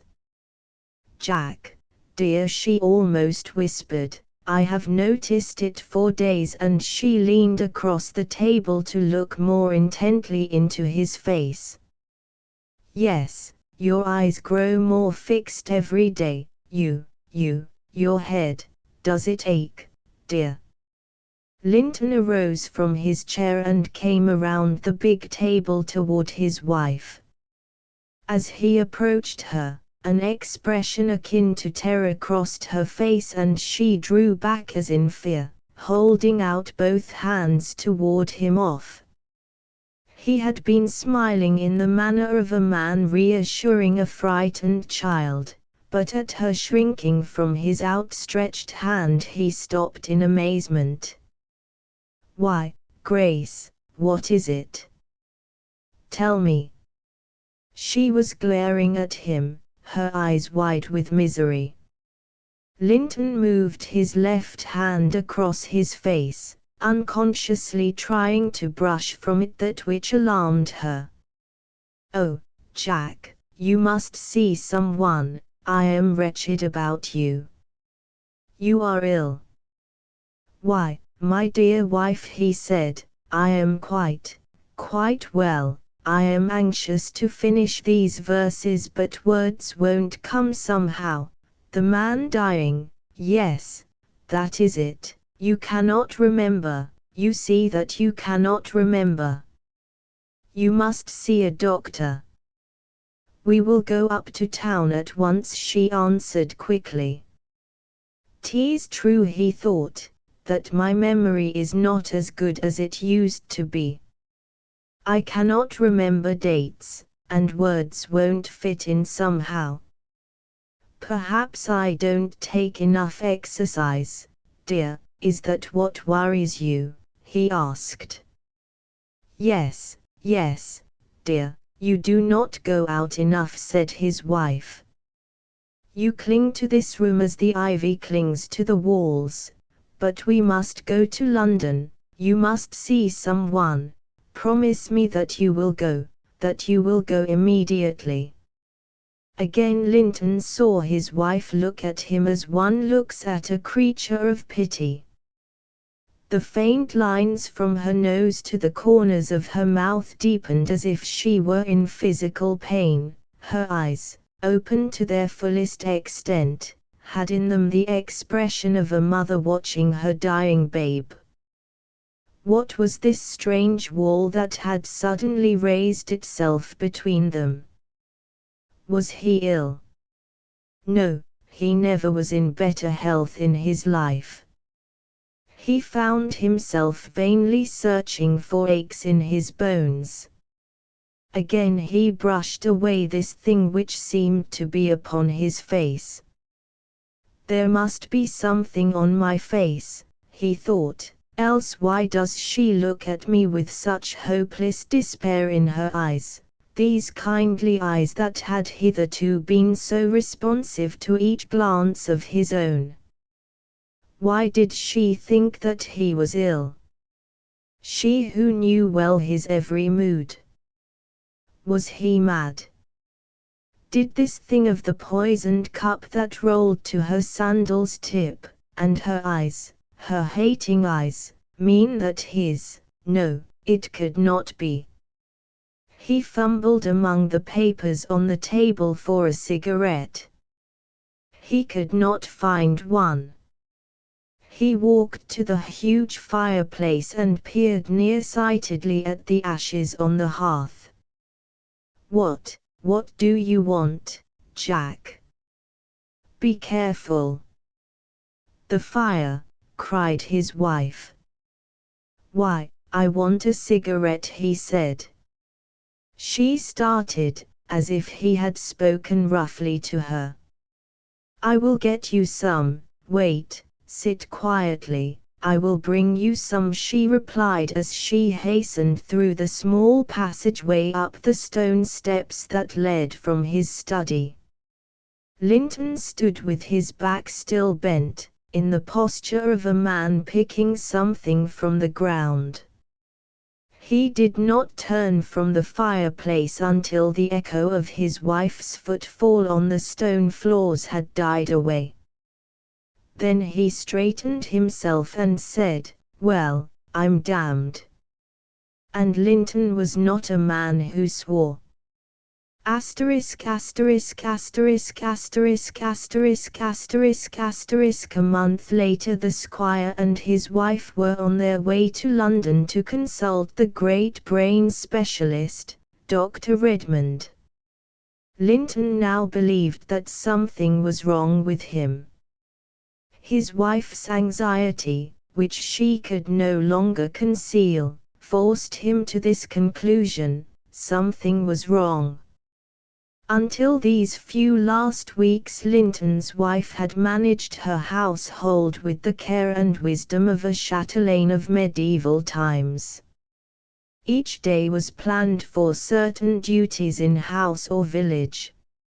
She had theories as to the management and education of the village children, and this work occupied much of her time.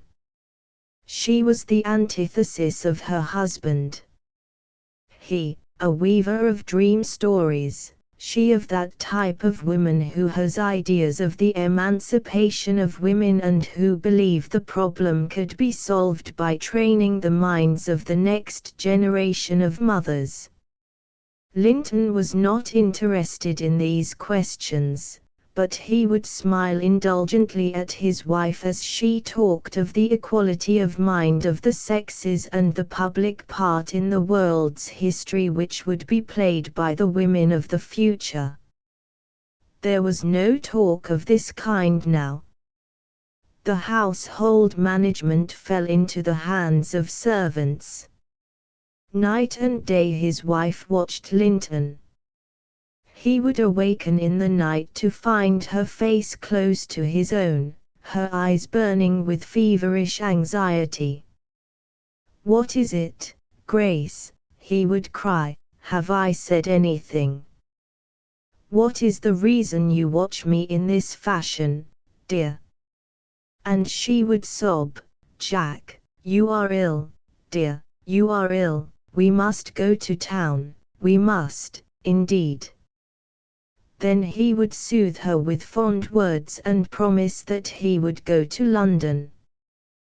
This present journey was the outcome of those weeks of watching and fear in Linton's wife's mind. Asterisk asterisk asterisk asterisk asterisk asterisk asterisk. Linton's wife was trembling violently as he helped her down from the cab in front of Dr. Redmond's door.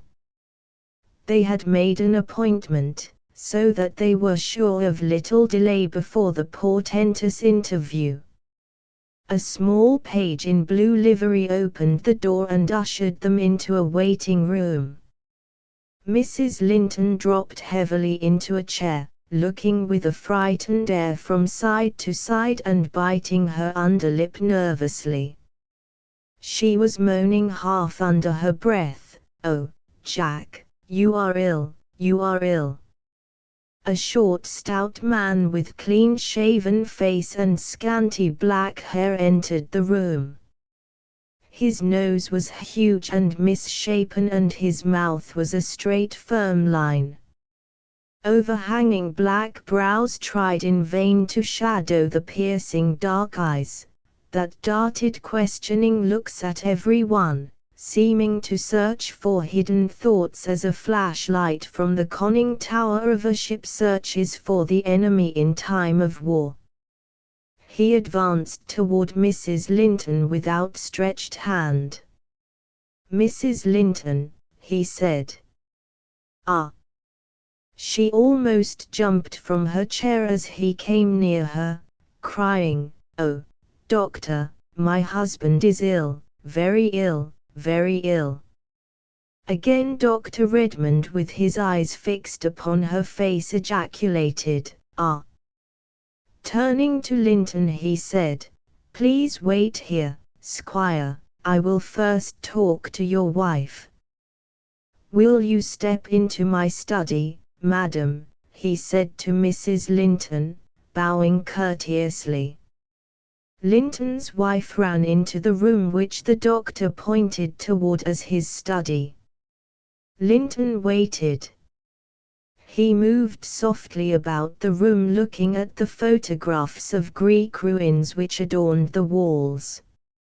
He stopped finally before a large picture of the Gate of Hadrian. He traveled once more into his dream country.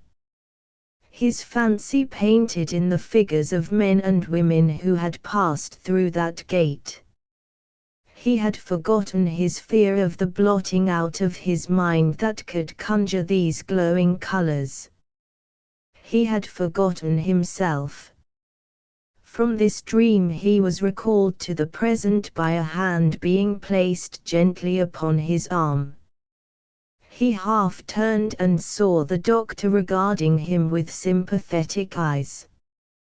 "Come, my dear sir, come into my study," said the doctor. "I have asked your wife to await us here." Linton then turned fully toward the center of the room and found that his wife was seated quietly by a table.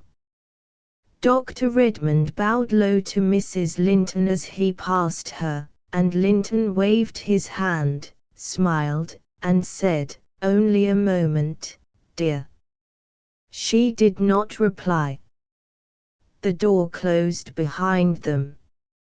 "Be seated, my dear sir," said the doctor, drawing forward a chair. "Be seated. I want to say something to you, but you must drink this first." He handed Linton a small glass of brandy. Linton sat down, took the glass mechanically, and gulped the brandy in one great swallow. The doctor stood by the mantel and said slowly, "I rejoice to say to you, sir, that I have never met a man more sound mentally than yourself." Linton half started from his chair. "Stop," said the doctor, "I have not yet finished, but it is my painful duty to tell you the truth. It is your wife who is mad. Mad as a hatter. A desertion." The yellow gaslight that came with an effect of difficulty through the dust-stained windows on either side of the door, gave strange hues to the faces and forms of the three women who stood gabbling in the hallway of the tenement. They made rapid gestures, and in the background their enormous shadows mingled in terrific conflict. She ain't so good as he thinks she is, I'll bet.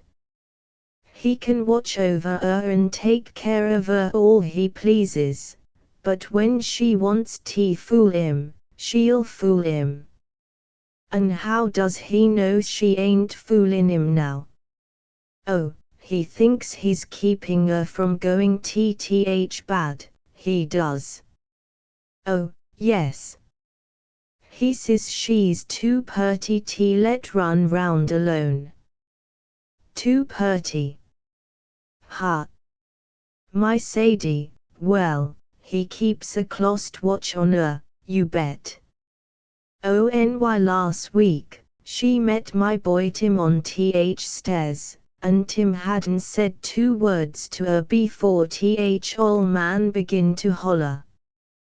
Daughter, daughter, come here, come here. At this moment a young girl entered from the street, and it was evident from the injured expression suddenly assumed by the 3 gossipers that she had been the object of their discussion. She passed them with a slight nod, and they swung about into a row to stare after her. On her way up the long flights the girl unfastened her veil. One could then clearly see the beauty of her eyes, but there was in them a certain furtiveness that came near to marring the effects. It was a peculiar fixture of gaze, brought from the street, as of one who there saw a succession of passing dangers with menaces aligned at every corner. On the top floor, she pushed open a door and then paused on the threshold, confronting an interior that appeared black and flat like a curtain. Perhaps some girlish idea of hobgoblins assailed her then, for she called in a little breathless voice, "Daddy." There was no reply. The fire in the cooking stove in the room crackled at spasmodic intervals. One lid was misplaced, and the girl could now see that this fact created a little flushed crescent upon the ceiling. Also, a series of tiny windows in the stove caused patches of red upon the floor. Otherwise, the room was heavily draped with shadows. The girl called again, "Daddy." Yet there was no reply. "Oh, Daddy." Presently she laughed as one familiar with the humors of an old man. "Oh, I guess you're cussin' mad about your supper, Dad," she said, and she almost entered the room, but suddenly faltered, overcome by a feminine instinct to fly from this black interior, peopled with imagined dangers. Again she called, "Daddy." Her voice had an accent of appeal. It was as if she knew she was foolish but yet felt obliged to insist upon being reassured. "Oh, Daddy." Of a sudden a cry of relief, a feminine announcement that the stars still hung, burst from her. For, according to some mystic process, the smoldering coals of the fire went aflame with sudden, fierce brilliance, splashing parts of the walls, the floor, the crude furniture, with a hue of blood red. And in the light of this dramatic outburst of light, the girl saw her father seated at a table with his back turned toward her. She entered the room, then, with an aggrieved air, her logic evidently concluding that somebody was to blame for her nervous fright. "Oh, you're only sulkin' 'bout your supper. I thought meb you'd gone somewheres." Her father made no reply. She went over to a shelf in the corner, and, taking a little lamp, she lit it and put it where it would give her light as she took off her hat and jacket in front of the tiny mirror. Presently, she began to bustle among the cooking utensils that were crowded into the sink, and as she worked she rattled talk at her father, apparently disdaining his mood. "I'd come home earlier tonight, Dad, only that fly foreman, he kept me in th shop till 6:30. What a fool. He came to me, no, and he says, 'Nell, I want to give ye some brotherly advice. Oh, I know him and his brotherly advice. I want to give ye some brotherly advice. You're too purty, Nell, he says, to be working in this shop and parading through the streets alone, without somebody to give ye good brotherly advice, and I want to warn ye, Nell. I'm a bad man, but I ain't as bad as some, and I want to warn ye. Oh, gee long 'bout your business, I says. I know him. He's like all of 'em, only he's a little slyer. I know him. You gee long 'bout your business, I says. Well, he says after a while that he guessed some evening he'd come up and see me. Oh, yeah will, I says, yeah will. Well, you jest let my ol' man catch ye coming foolin' round our place. Ye'll wish ye went to some other girl to give brotherly advice. What thl do I care for your father, he says. What's he to me? If he throws ye downstairs, ye'll care for him, I says. Well, he says, I'll come when he ain't in, be good, I'll come when he ain't in. Oh, he's a lassin' when it means taking care o' me, I says. Don't ye forget it either. When it comes to taking care o' his daughter, he's right on deck every single possible time. After a time, she turned and addressed cheery words to the old man. Hurry up fire, Daddy. We'll have supper pretty soon. But still her father was silent, and his form in its sullen posture was motionless. At this, the girl seemed to see the need of the inauguration of a feminine war against a man out of temper.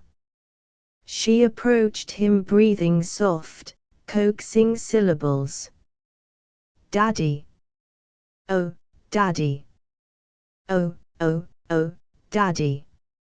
It was apparent from a subtle quality of valor in her tones that this manner of onslaught upon his moods had usually been successful, but tonight it had no quick effect.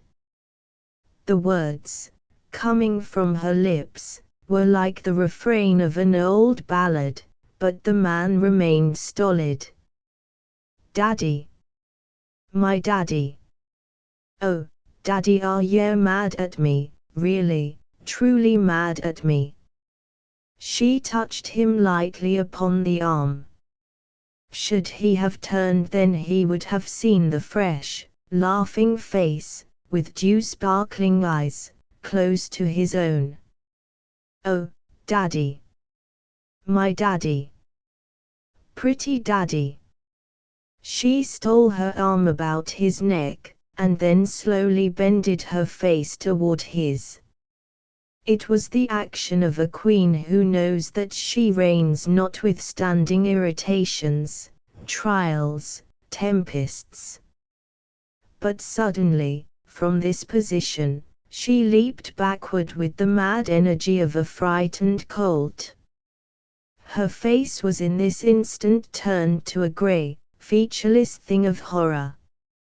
A yell, wild and hoarse as a brute cry, burst from her. Daddy! She flung herself to a place near the door, where she remained, crouching, her eyes staring at the motionless figure, spattered by the quivering flashes from the fire. Her arms extended, and her frantic fingers at once besought and repelled.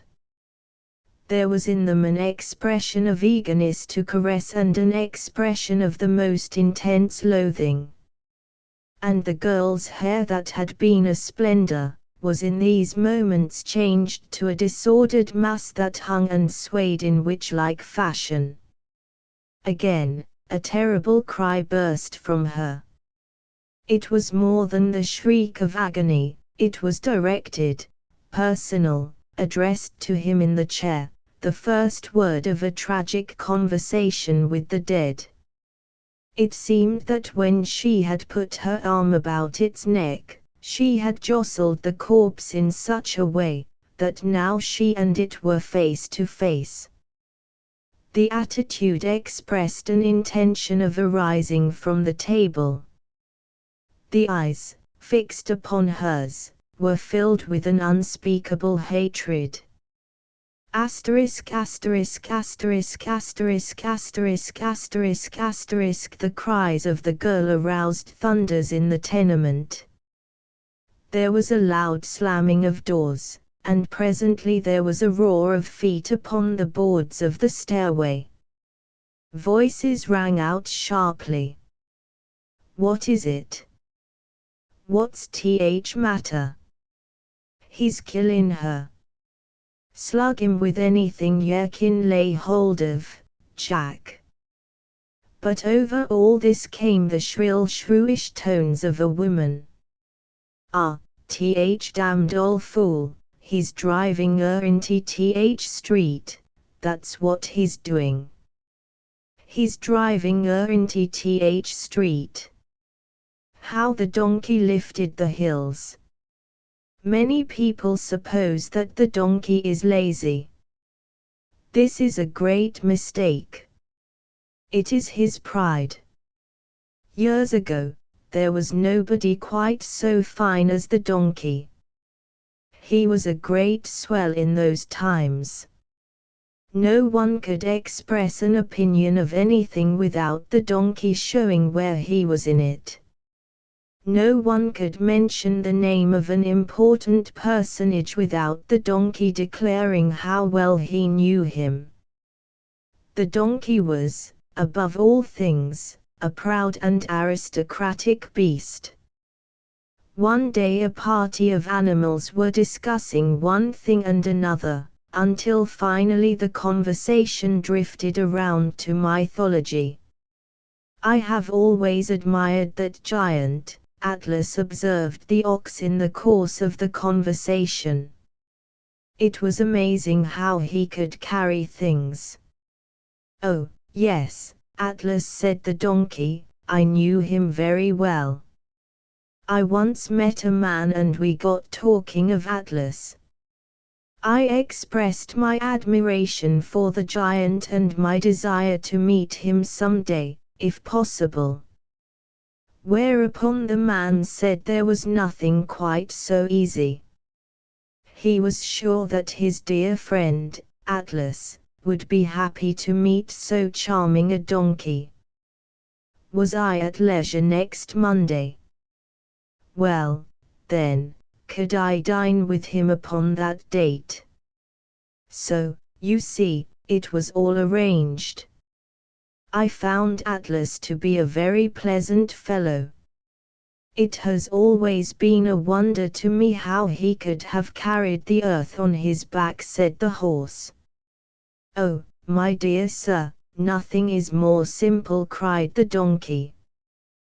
"One has only to make up one's mind to it, and then, do it.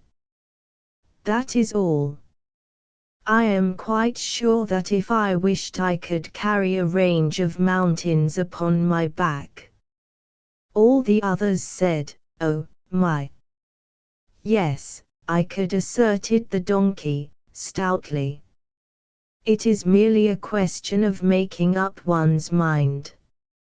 "I will bet." "I will wager also," said the horse.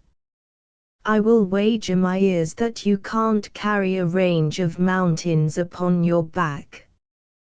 "Done," cried the donkey. Forthwith the party of animals set out for the mountains. Suddenly, however, the donkey paused and said, "Oh, but look here. Who will place this range of mountains upon my back? Surely I cannot be expected to do the loading also." Here was a great question. The party consulted. At length the ox said, "We will have to ask some men to shovel the mountain upon the donkey's back." Most of the others clapped their hoofs or their paws and cried, "Ah, that is the thing." The horse, however, shook his head doubtfully. "I don't know about these men. They are very sly. They will introduce some deviltry into the affair." "Why, how silly," said the donkey. "Apparently you do not understand men. They are the most gentle, guileless creatures." "Well," retorted the horse, "I will doubtless be able to escape since I am not to be encumbered with any mountains. Proceed." The donkey smiled in derision at these observations by the horse.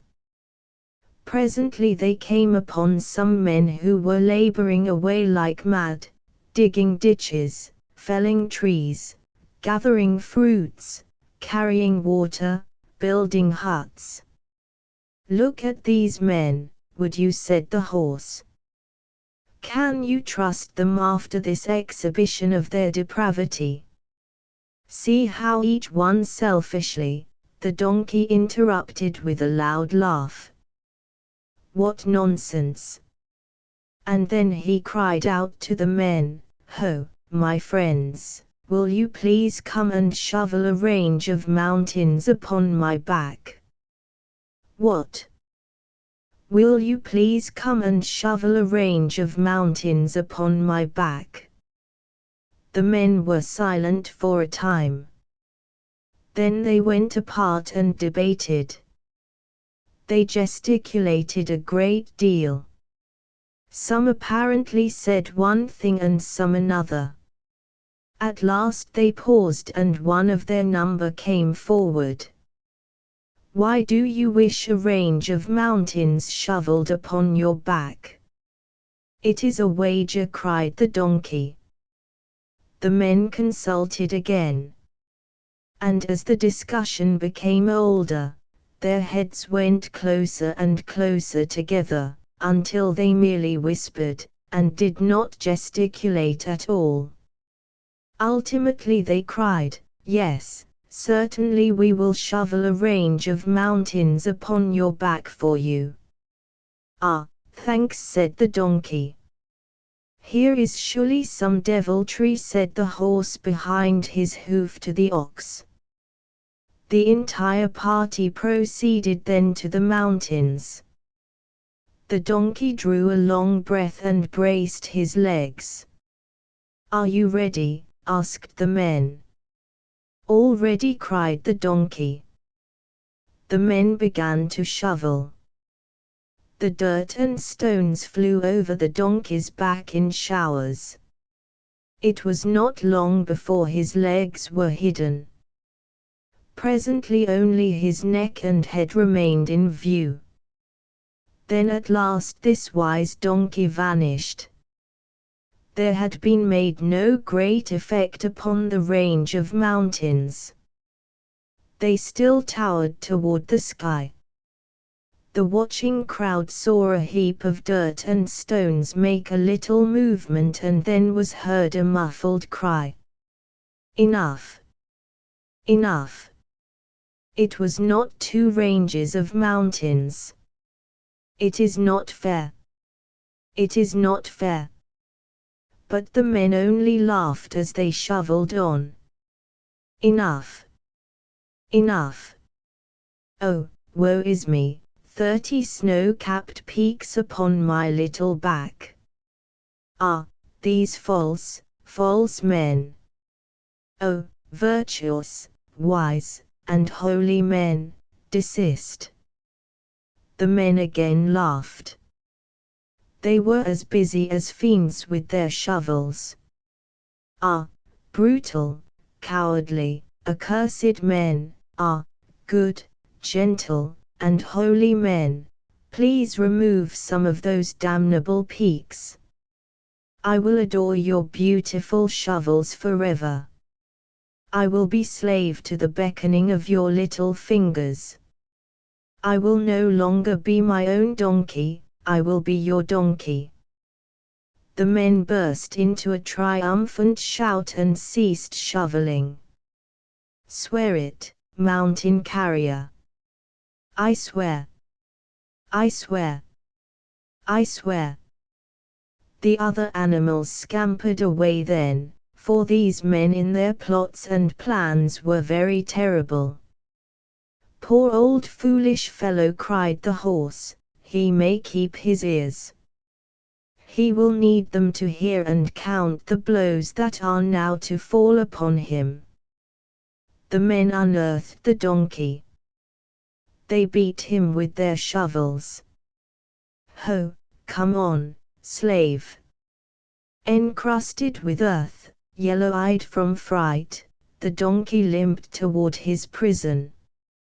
His ears hung down like leaves of the plantain during the great rain. So, now, when you see a donkey with a church, a palace, and 3 villages upon his back, and he goes with infinite slowness, moving but one leg at a time, do not think him lazy. It is his pride. A man by the name of Mud. Deep in a leather chair, the kid sat looking out at where the rain slanted before the dull brown houses and hammered swiftly upon an occasional lonely cab. The happy crackle from the great and glittering fireplace behind him had evidently no meaning of content for him. He appeared morose and unapproachable, and when a man appears morose and unapproachable it is a fine chance for his intimate friends. 3 or 4 of them discovered his mood, and so hastened to be obnoxious. "What's wrong, kid? Lost your thirst?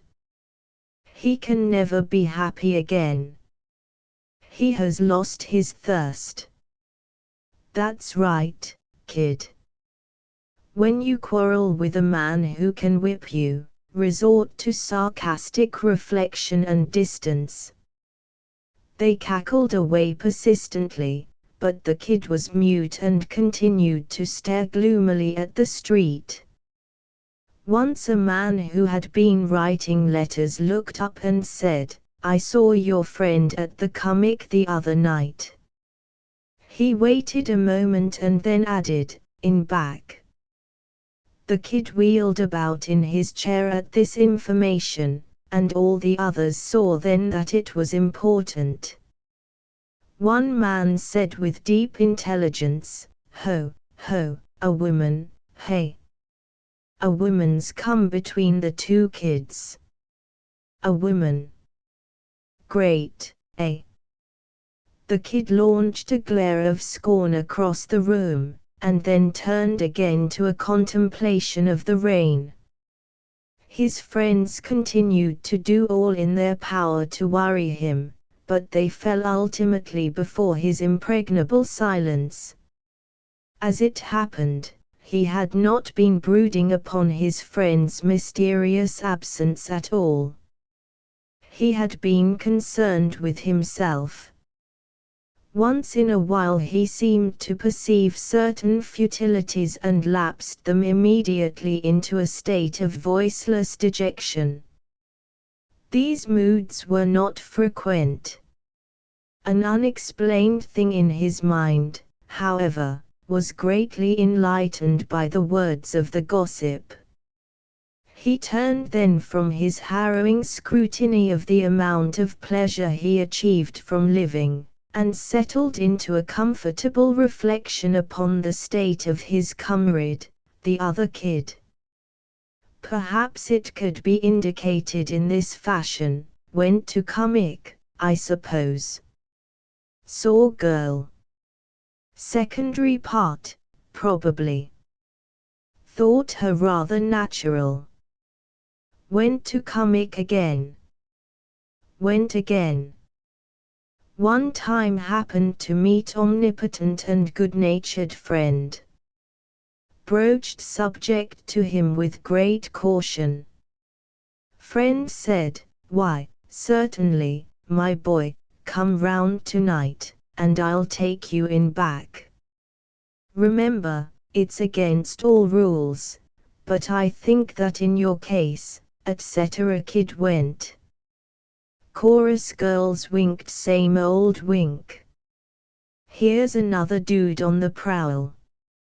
Kid aware of this, swearing under his breath and looking very stiff. Meets girl. Knew beforehand that the footlights might have sold him, but finds her very charming. Does not say single thing to her which she naturally expected to hear. Makes no reference to her beauty nor her voice, if she has any. Perhaps takes it for granted that she knows. Girl don't exactly love this attitude, but then feels admiration, because after all she can't tell whether he thinks her nice or whether he don't. New scheme this. Worked by occasional guys in Rome and Egypt, but still, new scheme. Kid goes away. Girl thinks. Later, Nail's omnipotent and good-natured friend. Who was that you brought back? Oh, him. Why, he describes the kid's wealth, feats, and virtues of disposition. Girl propounds clever question, why did he wish to meet me? Omnipotent person says, damned if I know. Later, kid asks girl to supper. Not wildly anxious, but very evident that he asks her because he likes her. Girl accepts, goes to supper. Kid very good comrade and kind. Girl begins to think that here at last is a man who understands her. Details ambitions, long, wonderful ambitions. Explains her points of superiority over the other girls of stage. Says their lives disgust her. She wants to work and study and make something of herself. Kid smokes vast number of cigarettes. Displays and feels deep sympathy.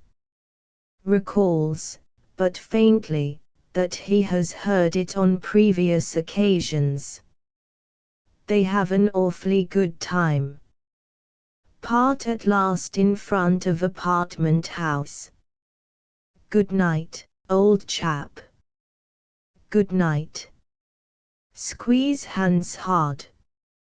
Kid has no information at all about kissing her good night, but don't even try. Noble youth. Wise youth. Kid goes home and smokes. Feels strong desire to kill people who say intolerable things of the girl in Rose. Narrow, mean, stupid, ignorant, damnable people. Contemplates the broad, fine liberality of his experienced mind. Kid and girl become very chummy. Kid like a brother. Listens to her troubles. Takes her out to supper regularly and regularly. Chorus girls now tacitly recognize him as the main guy. Sometimes, maybe, girl's mother sick. Can't go to supper. Kid always very noble. Understands perfectly the probabilities of there being others. Lays for but makes no discoveries. Begins to wonder whether he is a winner or whether she is a girl of marvelous cleverness. Can't tell. Maintains himself with dignity, however. Only occasionally inveighs against the men who prey upon the girls of the stage. Still noble. Time goes on. Kid grows less noble. perhaps decides not to be noble at all, or as little as he can. Still inveighs against the men who prey upon the girls of the stage. Thinks the girl stunning. Wants to be dead sure there are no others. Once suspects it, and immediately makes the colossal mistake of his life. Takes the girl to task. Girl won't stand it for a minute. Harangues him. Kid surrenders and pleads with her. Kid's name is Mud. A poker game. Usually a poker game is a picture of peace. There is no drama so low-voiced and serene and monotonous. If an amateur loser does not softly curse, there is no orchestral support. Here is one of the most exciting and absorbing occupations known to intelligent American manhood. Here a year's reflection is compressed into a moment of thought. Here the nerves may stand on end and scream to themselves, but a tranquility as from heaven is only interrupted by the click of chips. The higher the stakes, the more quiet the scene. This is a law that applies everywhere save on the stage. And yet sometimes in a poker game things happen. Everybody remembers the celebrated corner on Bay Rum that was triumphantly consummated by Robert F. Sinch, of Chicago, assisted by the United States courts and whatever other federal power he needed.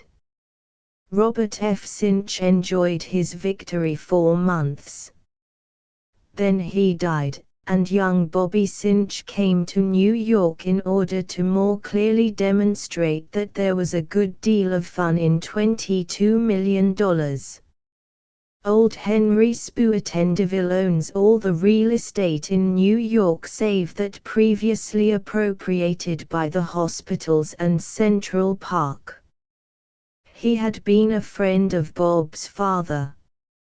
When Bob appeared in New York, Spuatendeville entertained him correctly. It came to pass that they just naturally played poker. One night they were having a small game in an uptown hotel. There were 5 of them, including 2 lawyers and a politician. The stakes depended on the ability of the individual fortune. Bobby Sinch had won rather heavily. He was as generous as sunshine, and when luck chases a generous man it chases him hard, even though he cannot bet with all the skill of his opponents. Old Spuatendeville had lost a considerable amount. One of the lawyers from time to time smiled quietly, because he knew Spuatendeville well, and he knew that anything with the name of loss attached to it sliced the old man's heart into sections. At midnight Archie Brackets, the actor, came into the room. "How you holding 'em, Bob?" said he. "Pretty well," said Bob. "Having any luck, Mr. Spuatendeville?" "Blooming bad," grunted the old man. Brackets laughed and put his foot on the round of Spuatendeville's chair. "There," said he, "I'll queer your luck for you." Spuatendeville sat at the end of the table. "Bobby," said the actor, presently, as young Sinch won another pot, "I guess I better knock your luck." So he took his foot from the old man's chair and placed it on Bob's chair. The lad grinned good-naturedly and said he didn't care. Brackets was in a position to scan both of the hands. It was Bob's ante, and old Spuatendeville threw in a red chip.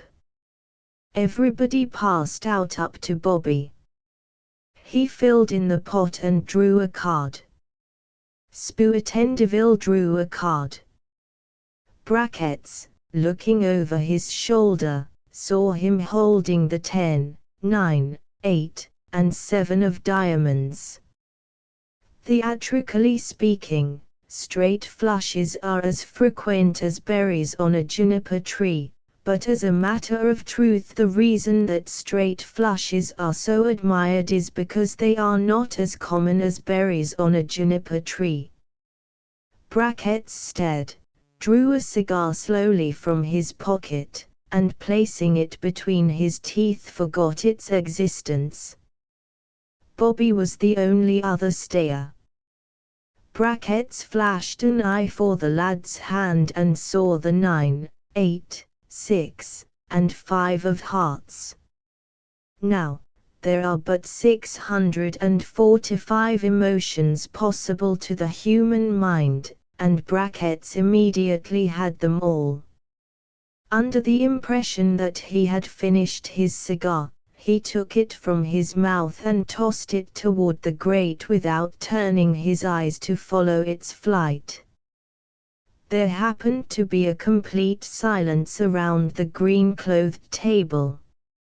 Spuitendeville was studying his hand with a kind of contemptuous smile, but in his eyes there perhaps was to be seen a cold, stern light expressing something sinister and relentless. Young Bob sat as he had sat. As the pause grew longer, he looked up once inquiringly at Spuitendeville. The old man reached for a white chip. "Well, mine are worth about that much," said he, tossing it into the pot. Thereupon he leaned back comfortably in his chair and renewed his stare at the 5 straight diamond. Young Bob extended his hand leisurely toward his stack. It occurred to Brackets that he was smoking, but he found no cigar in his mouth. The lad fingered his chips and looked pensively at his hand. The silence of those moments oppressed Brackets like the smoke from a conflagration. Bobby Sinch continued for some moments to coolly observe his cards. At last he breathed a little sigh and said, "Well, Mr. Spuitendeville, I can't play a sure thing against you." He threw in a white chip. "I'll just call you. I've got a straight flush." He faced down his cards. Old Spuitendeville's fear, horror, and rage could only be equaled in volume to a small explosion of gasoline. He dashed his cards upon the table. "There," he shouted, glaring frightfully at Bobby. "I've got a straight flush, too. And mine is jack high."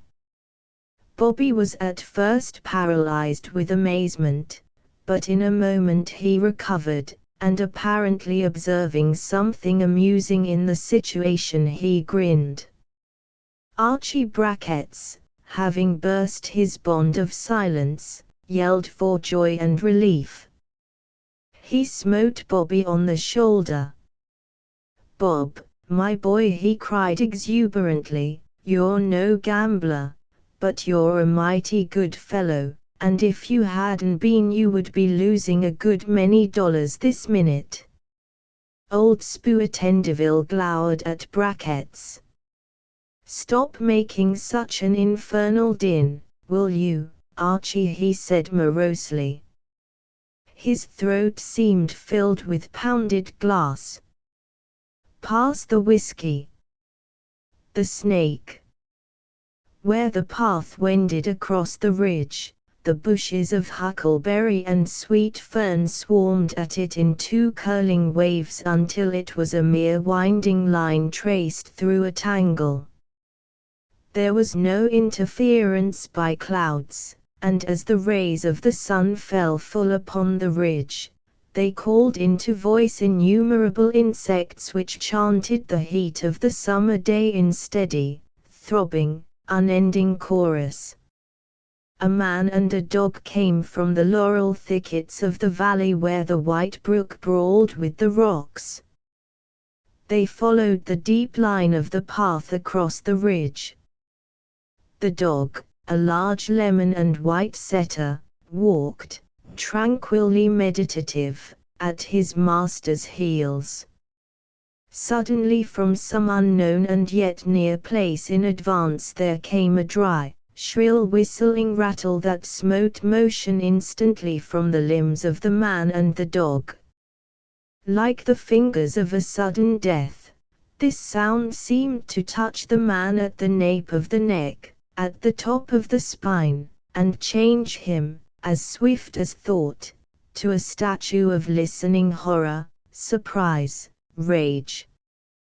The dog, too, the same icy hand was laid upon him, and he stood crouched and quivering, his jaw dropping, the froth of terror upon his lips, the light of hatred in his eyes. Slowly the man moved his hands toward the bushes, but his glance did not turn from the place made sinister by the warning rattle. His fingers, unguided, sought for a stick of weight and strength. Presently they closed about one that seemed adequate, and holding this weapon poised before him, the man moved slowly forward, glaring. The dog with his nervous nostrils fairly fluttering moved warily, 1 foot at a time, after his master. But when the man came upon the snake, his body underwent a shock as if from a revelation, as if after all he had been ambushed. With a blanched face, he sprang forward, and his breath came in strained gasps, his chest heaving as if he were in the performance of an extraordinary muscular trial. His arm with the stick made a spasmodic, defensive gesture. The snake had apparently been crossing the path in some mystic travel when to his sense there came the knowledge of the coming of his foes. The dull vibration perhaps informed him, and he flung his body to face the danger. He had no knowledge of paths, he had no wit to tell him to slink noiselessly into the bushes. He knew that his implacable enemies were approaching, no doubt they were seeking him, hunting him.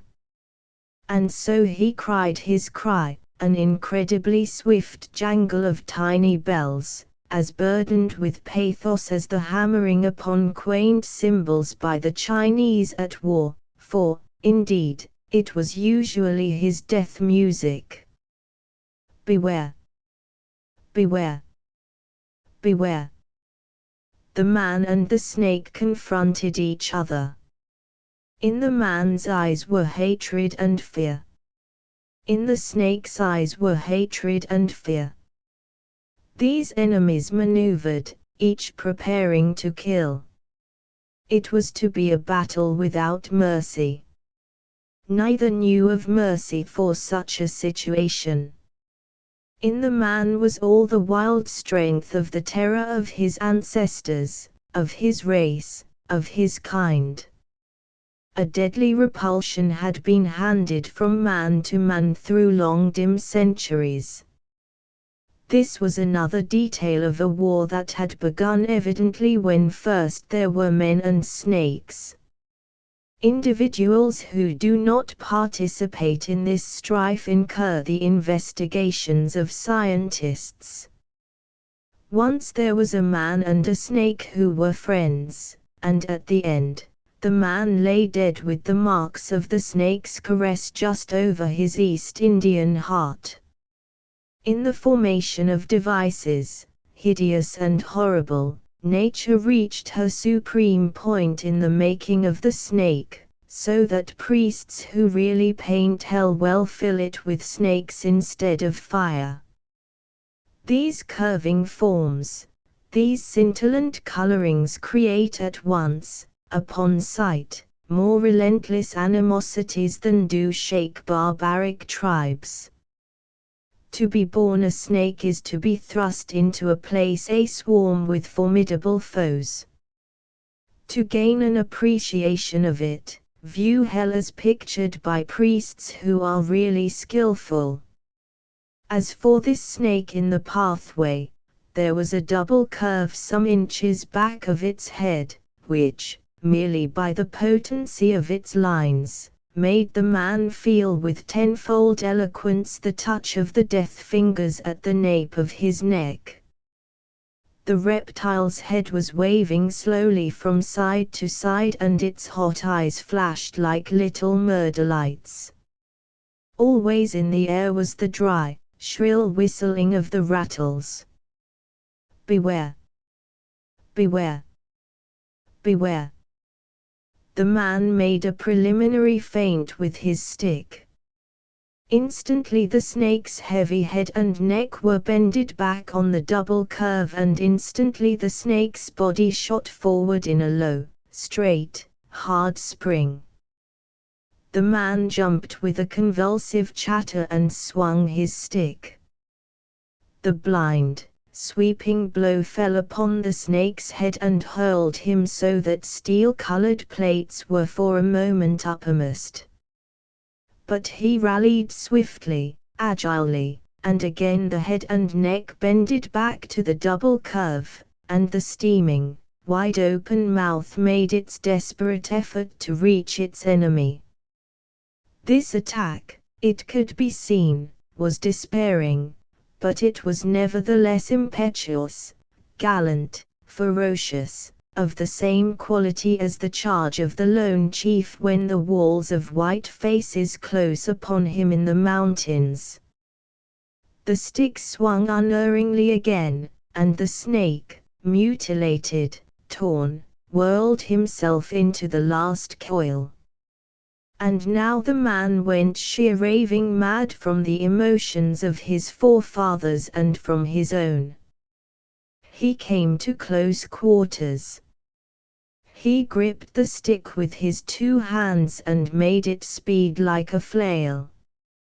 The snake, tumbling in the anguish of final despair, fought, bit, flung itself upon this stick which was taking his life. At the end, the man clutched his stick and stood watching in silence. The dog came slowly and with infinite caution stretched his nose forward, sniffing. The hair upon his neck and back moved and ruffled as if a sharp wind was blowing. The last muscular quivers of the snake were causing the rattles to still sound their treble cry, the shrill, ringing war chant and hymn of the grave of the thing that faces foes at once countless, implacable, and superior. "Well, Rover," said the man, turning to the dog with a grin of victory, "we'll carry Mr. Snake home to show the girls." His hands still trembled from the strain of the encounter, but he pried with his stick under the body of the snake and hoisted the limp thing upon it. He resumed his march along the path, and the dog walked, tranquilly meditative, at his master's heels. A self-made man. An example of success that anyone can follow. Tom had a hole in his shoe. It was very round and very uncomfortable, particularly when he went on wet pavements. Rainy days made him feel that he was walking on frozen dollars, although he had only to think for a moment to discover he was not. He used up almost 2 packs of playing cards by means of putting 4 cards at a time inside his shoe as a sort of temporary soul, which usually lasted about half a day. Once he put in 4 aces for luck. He went downtown that morning and got refused work. He thought it wasn't a very extraordinary performance for a young man of ability, and he was not sorry that night to find his packs were entirely out of aces. One day Tom was strolling down Broadway. He was in pursuit of work, although his pace was slow.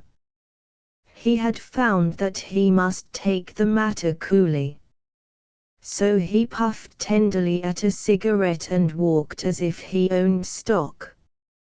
He imitated success so successfully, that if it wasn't for the constant reminder, king, queen, deuce, and trey, in his shoe, he would have gone into a store and bought something. He had borrowed 5 cents that morning off his landlady, for his mouth craved tobacco. Although he owed her much for board, she had unlimited confidence in him, because his stock of self-assurance was very large indeed. And as it increased in a proper ratio with the amount of his bills, his relations with her seemed on a firm basis. So he strolled along and smoked with his confidence in fortune in no wise impaired by his financial condition. Of a sudden he perceived an old man seated upon a railing and smoking a clay pipe. He stopped to look, because he wasn't in a hurry, and because it was an unusual thing on Broadway to see old men seated upon railings and smoking clay pipes. And to his surprise the old man regarded him very intently in return. He stared, with a wistful expression, into Tom's face, and he clasped his hands in trembling excitement. Tom was filled with astonishment at the old man's strange demeanor. He stood puffing at his cigarette, and tried to understand matters. Failing, he threw his cigarette away, took a fresh one from his pocket, and approached the old man. "Got a match?" he inquired, pleasantly. The old man, much agitated, nearly fell from the railing as he leaned dangerously forward. "Sonny, can you read?" he demanded in a quavering voice. "Certainly, I can," said Tom, encouragingly. He waved the affair of the match. The old man fumbled in his pocket. "You look honest, Sonny." "I've been looking for an honest fella for almost a week.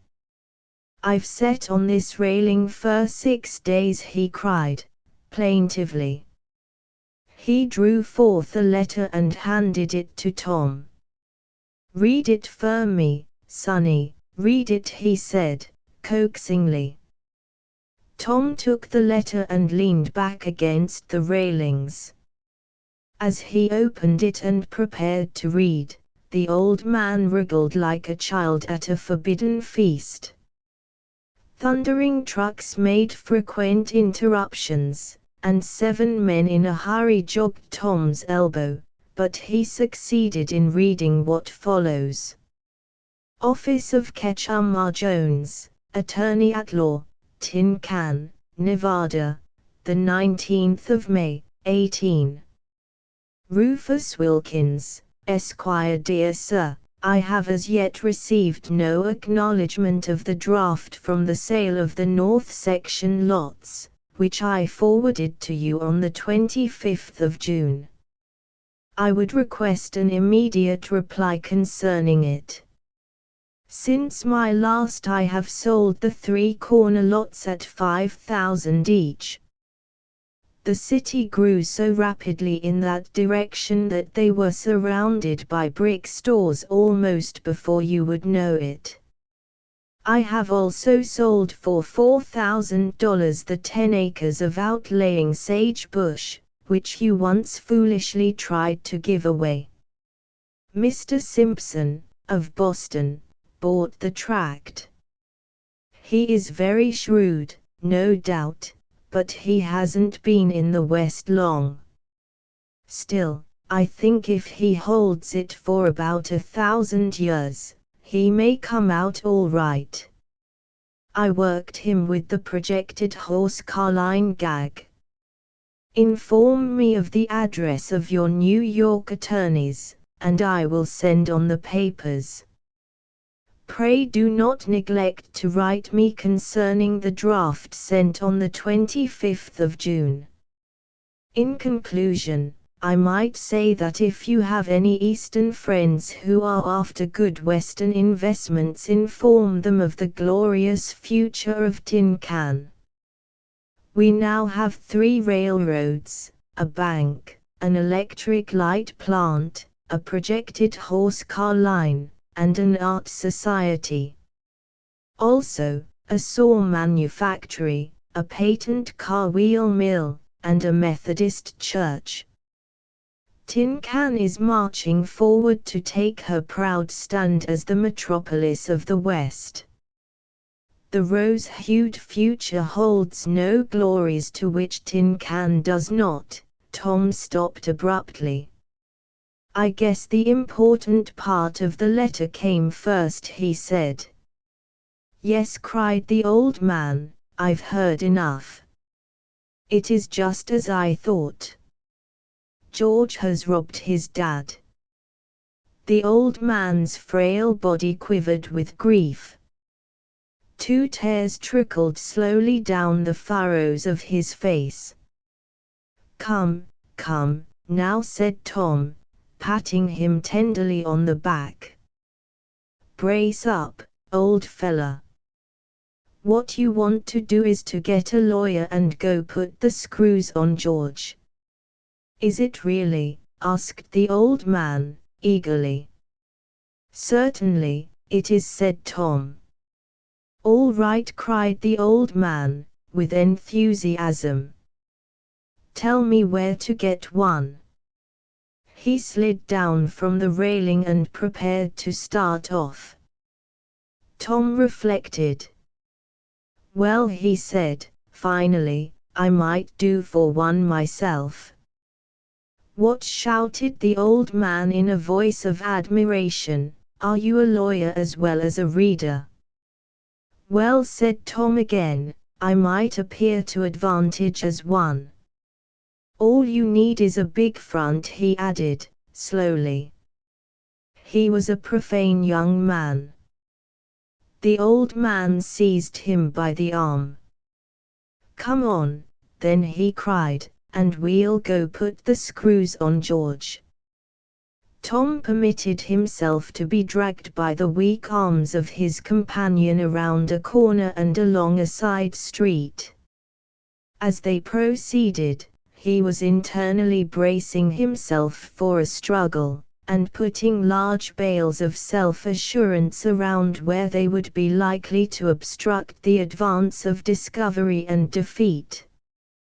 By the time they reached a brownstone house, hidden away in a street of shops and warehouses, his mental balance was so admirable that he seemed to be in possession of enough information and brains to ruin half of the city, and he was no more concerned about the king, queen, deuce, and trey than if they had been discards that didn't fit his drawer. He infused so much confidence and courage into his companion, that the old man went along the street, breathing war, like a decrepit hound on the scent of new blood. He ambled up the steps of the brownstone house as if he were charging earthworks. He unlocked the door and they passed along a dark hallway. In a rear room they found a man seated at table engaged with a very late breakfast. He had a diamond in his shirt front and a bit of egg on his cuff. George, said the old man in a fierce voice that came from his aged throat with a sound like the crackle of burning twigs, here's my lawyer, Mr. R. Smith. And we want to know what you did with the draft that was sent on 25th June. The old man delivered the words as if each one was a musket shot.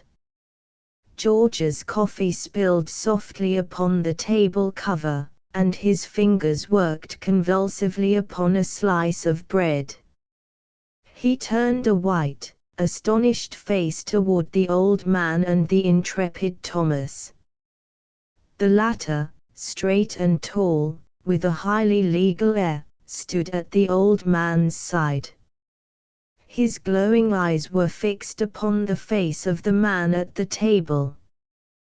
They seemed like two little detective cameras taking pictures of the other man's thoughts. "Father, what do you mean?" faltered George, totally unable to withstand the two cameras and the highly legal air. "What do I mean?" said the old man with a feeble roar as from an ancient lion. "I mean that draft, that's what I mean. Give it up or we'll. He paused to gain courage by a glance at the formidable figure at his side. "We'll put the screws on you." "Well, I was only borrowing it for 'bout a month," said George. "Ah," said Tom. George started, glared at Tom, and then began to shiver like an animal with a broken back. There were a few moments of silence. The old man was fumbling about in his mind for more imprecations. George was wilting and turning limp before the glittering orbs of the valiant attorney. The latter, content with the exalted advantage he had gained by the use of the expression spoke no more, but continued to stare. "Well," said George, finally, in a weak voice, "I suppose I can give you a check for it, though I was only borrowing it for 'bout a month. I don't think you have treated me fairly, Father, with your lawyers and your threats, and all that. But I'll give you the check." The old man turned to his attorney. "Well?" he asked. Tom looked at the son and held an impressive debate with himself. "I think we may accept the check," he said coldly after a time. George arose and tottered across the room. He drew a check that made the attorney's heart come privately into his mouth. As he and his client passed triumphantly out, he turned a last highly legal glare upon George that reduced that individual to a mere paste. On the sidewalk the old man went into a spasm of delight and called his attorney all the admiring and endearing names there were to be had. "Lord, how you settled him!" he cried ecstatically. They walked slowly back toward Broadway. "The scoundrel," murmured the old man. "I'll never see him again. I'll desert him. I'll find a nice quiet boarding place and—" "That's all right," said Tom. "I know one. I'll take you right up," which he did. He came near being happy ever after. The old man lived at advanced rates in the front room at Tom's boarding house. And the latter basked in the proprietress' smiles, which had a commercial value, and were a great improvement on many we see. The old man, with his quantities of sagebrush, thought Thomas owned all the virtues mentioned in high-class literature, and his opinion, too, was of commercial value. Also, he knew a man who knew another man who received an impetus which made him engage Thomas on terms that were highly satisfactory. Then it was that the latter learned he had not succeeded sooner because he did not know a man who knew another man. So it came to pass that Tom grew to be Thomas G. Somebody. He achieved that position in life from which he could hold out for good wines when he went to poor restaurants. His name became entangled with the name of Wilkins in the ownership of vast and valuable tracts of sagebush in Tin Can, Nevada. At the present day he is so great that he lunches frugally at high prices. His fame has spread through the land as a man who carved his way to fortune with no help but his undaunted pluck, his tireless energy, and his sterling integrity. Newspapers apply to him now, and he writes long signed articles to struggling young men, in which he gives the best possible advice as to how to become wealthy. In these articles, he, in a burst of glorification, cites the king, queen, deuce, and trey, the four aces, and all that. He alludes tenderly to the nickel he borrowed and spent for cigarettes as the foundation of his fortune. To succeed in life, he writes, the youth of America have only to see an old man seated upon a railing and smoking a clay pipe. Then go up and ask him for a match. A tale of mere chance. Being an account of the pursuit of the tiles, the statement of the clock, and the grip of a coat of orange spots, together with some criticism of a detective said to be carved from an old table leg. Yes, my friend, I killed the man, but I would not have been detected in it were it not for some very extraordinary circumstances. I had long considered this deed, but I am a delicate and sensitive person, you understand, and I hesitated over it as the diver hesitates on the brink of a dark and icy mountain pool. A thought of the shock of the contact holds one back. As I was passing his house one morning, I said to myself, well, at any rate, if she loves him, it will not be for long. And after that decision I was not myself, but a sort of a machine. I rang the bell and the servants admitted me to the drawing room. I waited there while the old tall clock placidly ticked its speech of time. The rigid and austere chairs remained in possession of their singular imperturbability, although, of course, they were aware of my purpose, but the little white tiles of the floor whispered one to another and looked at me. Presently he entered the room, and I, drawing my revolver, shot him. He screamed, you know that scream, mostly amazement, and as he fell forward his blood was upon the little white tiles. They huddled and covered their eyes from this rain. It seemed to me that the old clock stopped ticking as a man may gasp in the middle of a sentence, and a chair threw itself in my way as I sprang toward the door. A moment later, I was walking down the street, tranquil, you understand, and I said to myself, it is done. Long years from this day I will say to her that it was I who killed him. After time has eaten the conscience of the thing, she will admire my courage. I was elated that the affair had gone off so smoothly, and I felt like returning home and taking a long, full sleep, like a tired working man. When people passed me, I contemplated their stupidity with a sense of satisfaction. But those accursed little white tiles. I heard a shrill crying and chattering behind me, and, looking back, I saw them, blood-stained and impassioned, raising their little hands and screaming murder. It was he. I have said that they had little hands.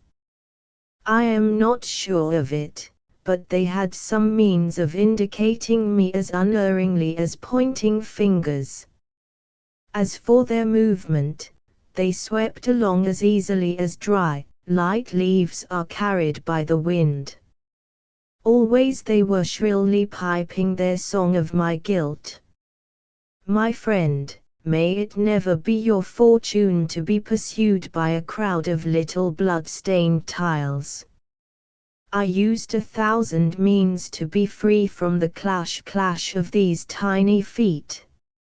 I ran through the world at my best speed, but it was no better than that of an ox, while they, my pursuers, were always fresh, eager, relentless. I am an ingenious person, and I used every trick that a desperate, fertile man can invent. Hundreds of times I had almost evaded them when some smoldering, neglected spark would blaze up and discover me. I felt that the eye of conviction would have no terrors for me, but the eyes of suspicion which I saw in city after city, on road after road, drove me to the verge of going forward and saying, "Yes, I have murdered." People would see the following, clamorous troops of blood-stained tiles, and give me piercing glances, so that these swords played continually at my heart. But we are a decorous race, thank God. It is very vulgar to apprehend murderers on the public streets. We have learned correct manners from the English.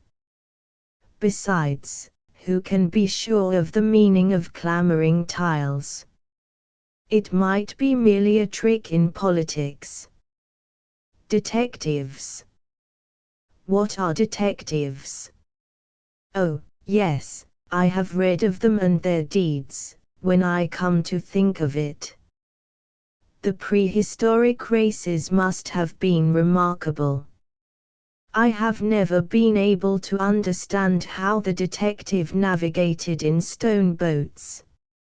Still, specimens of their pottery excavated in Tamaulipas show a remarkable knowledge of mechanics. I remember the little hydraulic, what's that? Well, what you say may be true, my friend, but I think you dream. The little stained tiles. My friend, I stopped in an inn at the ends of the earth, and in the morning they were there flying like little birds and pecking at my window. I should have escaped.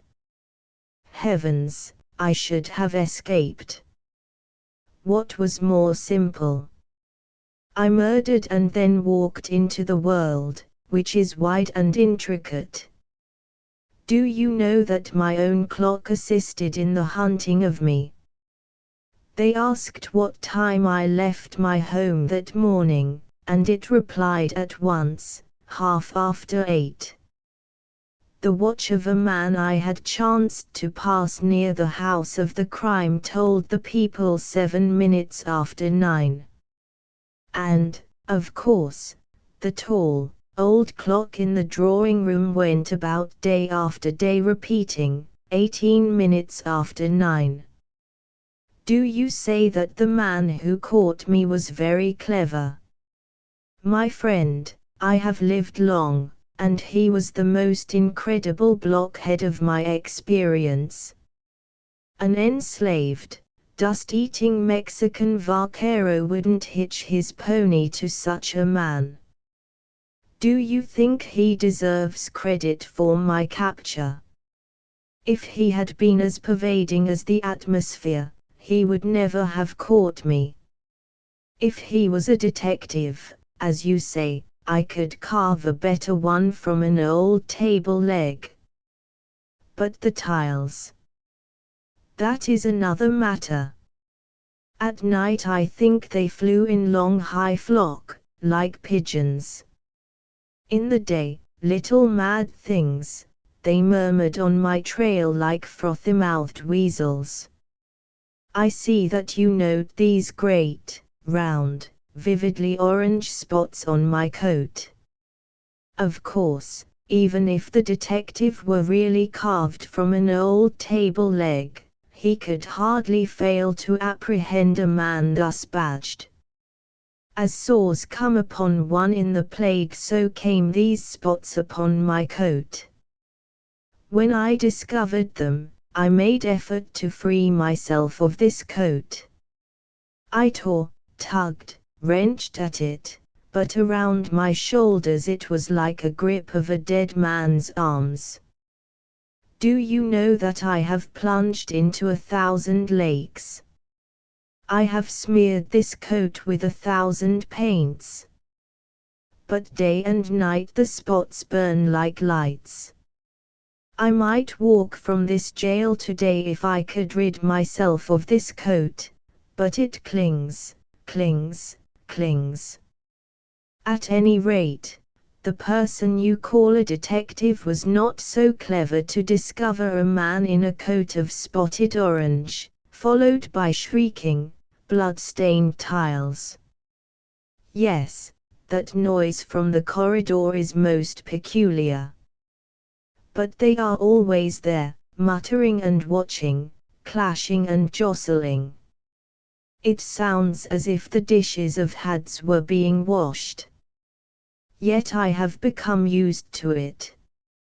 Once, indeed, in the night, I cried out to them, in God's name, go away, little blood-stained tiles. But they doggedly answered, it is the law. At Clancy's wake. Scene, room in the house of the lamented Clancy. The curtains are pulled down. A perfume of old roses and whiskey hangs in the air. A weeping woman in black is seated at a table in the center. A group of wide-eyed children are sobbing in a corner. Down the side of the room is a row of mourning friends of the family. Through an open door can be seen, half hidden in shadows, the silver and black of a coffin. Widow, oh, whirra, whirra, whirra. Children, bee boo hoo hoo. Friends, conversing in low tones, yees, Mwok Clancy was a fine man, sure. None bet her. No, I don't think so. Did he? Sure, all th elections. He was th best in the world. He licked him within an inch of his life, RZ, and th other one a big, strapping buck of a man, and him jays free of th pneumonia. Yes, he did. They carried th world by 600. Yes, he was a fine man. None bet her. Good save him. Enter Mr. Slick, of the Daily Blanket, shown in by a maid-servant, whose hair has become disarranged through much tear shedding.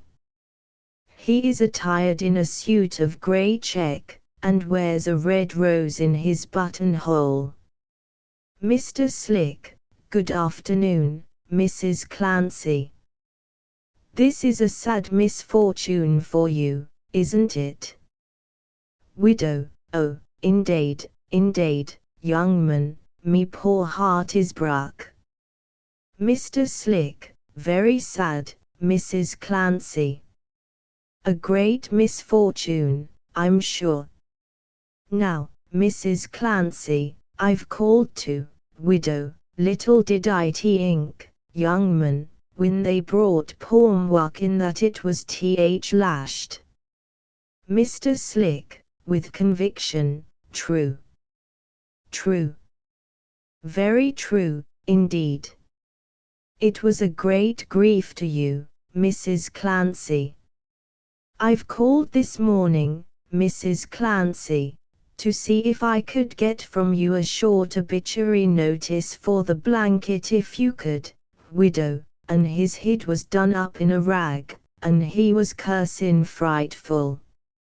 A damned Italian lit fall th hot as mwak was walking pushed as decent as you plays.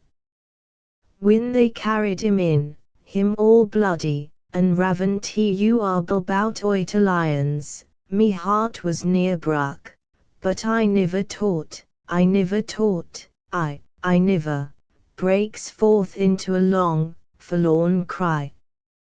The children join in, and the chorus echoes wailfully through the rooms.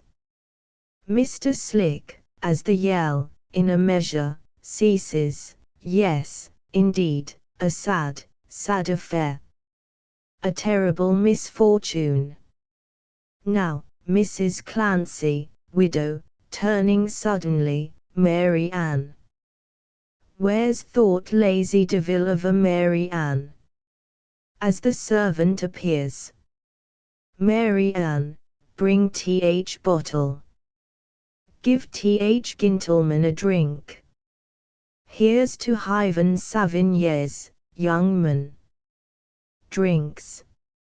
Mr. Slick, drinks, a noble whiskey, Mrs. Clancy. Many thanks. Now, Mrs. Clancy, widow, take another one. Take another one. Fills his glass. Mr. Slick, impatiently, yes, certainly, Mrs. Clancy, certainly. He drinks. Now, could you tell me, Mrs. Clancy, where your late husband was, widow, who, mwak? Oh, young man, yes can just say thought he was the finest man living and breathin', and niver a one in th world was better. Oh, but he had th in the heart for his family, he did. Don't I remember when he clipped little Patsy with th bottle, and didn't he buy th big rocking horse th minute he got sober? Sure he did. Pass th bottle, Mary Ann. Pours a beer glass about half full for her guest. Mr. Slick, taking a seat, true, Mr. Clancy was a fine man, Mrs. Clancy, a very fine man. Now, widow, plaintively, and don't yes like th rum. Drink th rum, man. It was me own mwak's favourite bran. Well I remember when he fotched it home, and half th me own gone ready, and him a cursin' up th stairs as drunk as good pleased. It was a, drink th rum, young man, drink th rum. If he could see yes now, mwak Clancy would git up from his, Mr. Slick, desperately, very well, Mrs. Clancy. Here's your good health. Now, can you tell me, Mrs. Clancy, when was Mr. Clancy born?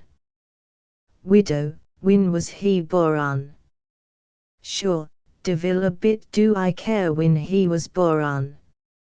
He was th goodman to me and his child her, and good knows I don't care when he was born. Mary Ann, pass th bottle. Vould yes keep th gentleman starvin' for a drink here in mwak Clancy's own house? Good save yes.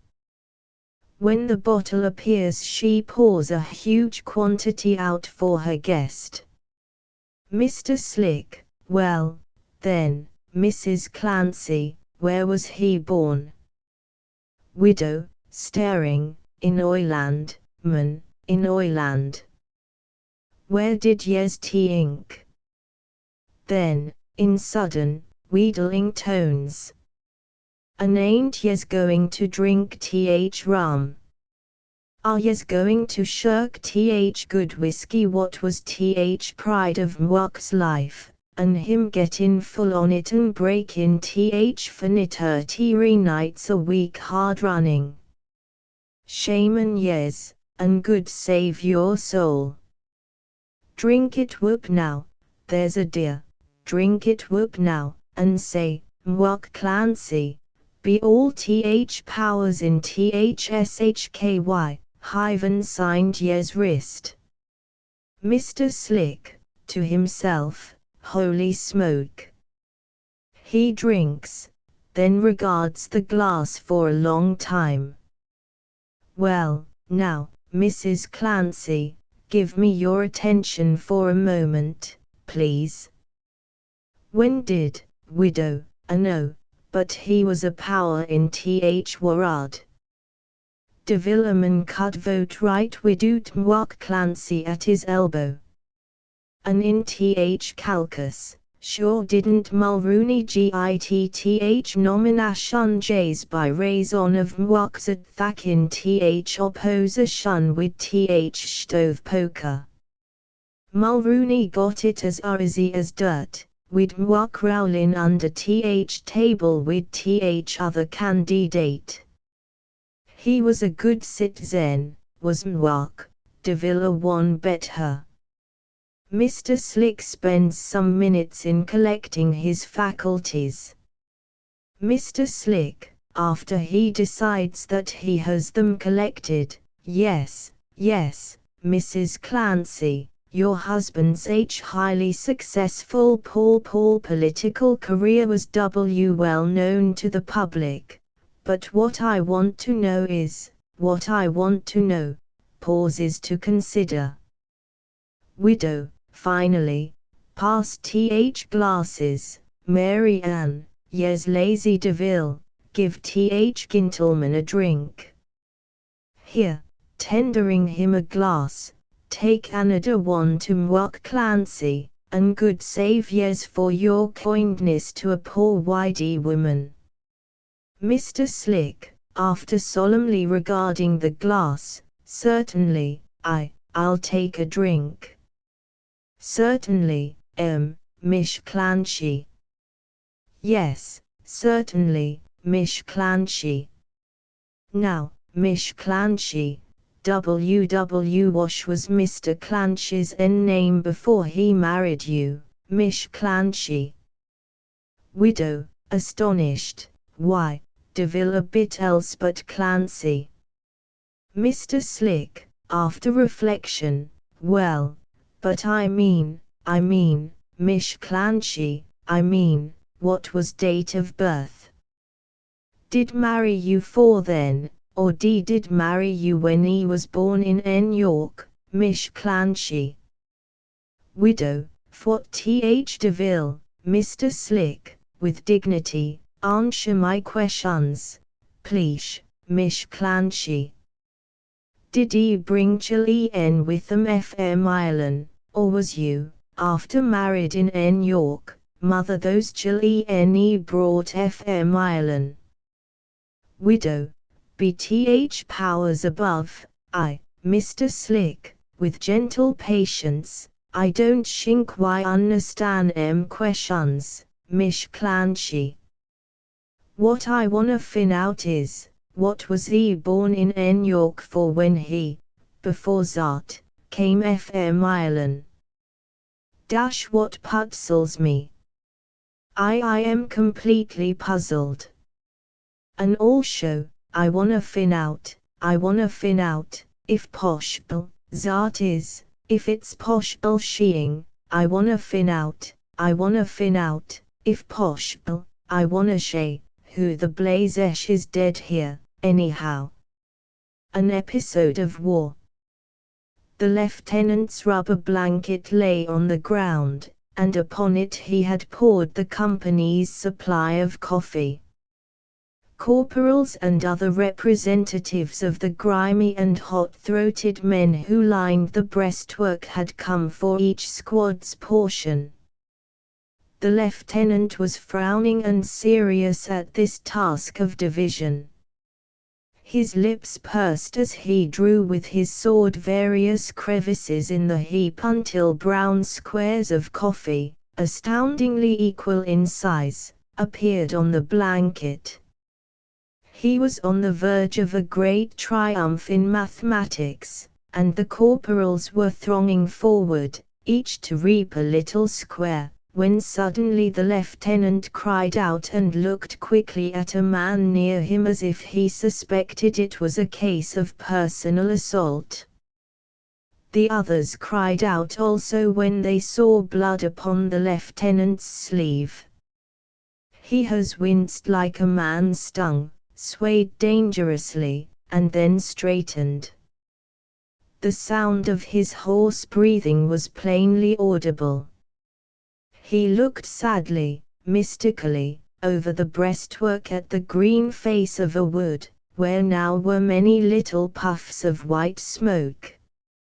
During this moment the men about him gazed statue-like and silent, astonished and awed by this catastrophe which happened when catastrophes were not expected, when they had leisure to observe it. As the lieutenant stared at the wood, they too swung their heads, so that for another instant all hands, still silent, contemplated the distant forest as if their minds were fixed upon the mystery of a bullet's journey. The officer had, of course, been compelled to take his sword into his left hand. He did not hold it by the hilt. He gripped it at the middle of the blade, awkwardly. Turning his eyes from the hostile wood, he looked at the sword as he held it there, and seemed puzzled as to what to do with it, where to put it. In short, this weapon had of a sudden become a strange thing to him. He looked at it in a kind of stupefaction, as if he had been endowed with a trident, a scepter, or a spade. Finally he tried to sheath it. To sheath a sword held by the left hand, at the middle of the blade, in a scabbard hung at the left hip, is a feat worthy of a sawdust ring. This wounded officer engaged in a desperate struggle with the sword and the wobbling scabbard, and during the time of it he breathed like a wrestler. But at this instant the men, the spectators, awoke from their stone-like poses and crowded forward sympathetically. The orderly sergeant took the sword and tenderly placed it in the scabbard. At the time, he leaned nervously backward, and did not allow even his finger to brush the body of the lieutenant. A wound gives strange dignity to him who bears it. Well, men shy from this new and terrible majesty. It is as if the wounded man's hand is upon the curtain which hangs before the revelations of all existence, the meaning of ants, potentates, wars, cities, sunshine, snow, a feather dropped from a bird's wing, and the power of it sheds radiance upon a bloody form, and makes the other men understand sometimes that they are little. His comrades look at him with large eyes thoughtfully. Moreover, they fear vaguely that the weight of a finger upon him might send him headlong, precipitate the tragedy, hurl him at once into the dim, grey unknown. And so the orderly sergeant, while sheathing the sword, leaned nervously backward. There were others who proffered assistance. One timidly presented his shoulder and asked the lieutenant if he cared to lean upon it, but the latter waved him away mournfully. He wore the look of one who knows he is the victim of a terrible disease and understands his helplessness. He again stared over the breastwork at the forest, and then turning went slowly rearward. He held his right wrist tenderly in his left hand as if the wounded arm was made of very brittle glass. And the men in silence stared at the wood, then at the departing lieutenant, then at the wood, then at the lieutenant. As the wounded officer passed from the line of battle, he was enabled to see many things which as a participant in the fight were unknown to him. He saw a general on a black horse gazing over the lines of blue infantry at the green woods which veiled his problems. An aide galloped furiously, dragged his horse suddenly to a halt, saluted, and presented a paper. It was, for a wonder, precisely like an historical painting. To the rear of the general and his staff a group, composed of a bugler, 2 or 3 orderlies, and the bearer of the corps standard, all upon maniacal horses, were working like slaves to hold their ground, preserve their respectful interval, while the shells boomed in the air about them, and caused their chargers to make furious quivering leaps. A battery, a tumultuous and shining mass, was swirling toward the right. The wild thud of hoofs, the cries of the riders shouting blame and praise, menace and encouragement, and, last, the roar of the wheels, the slant of the glistening guns, brought the lieutenant to an intent pause.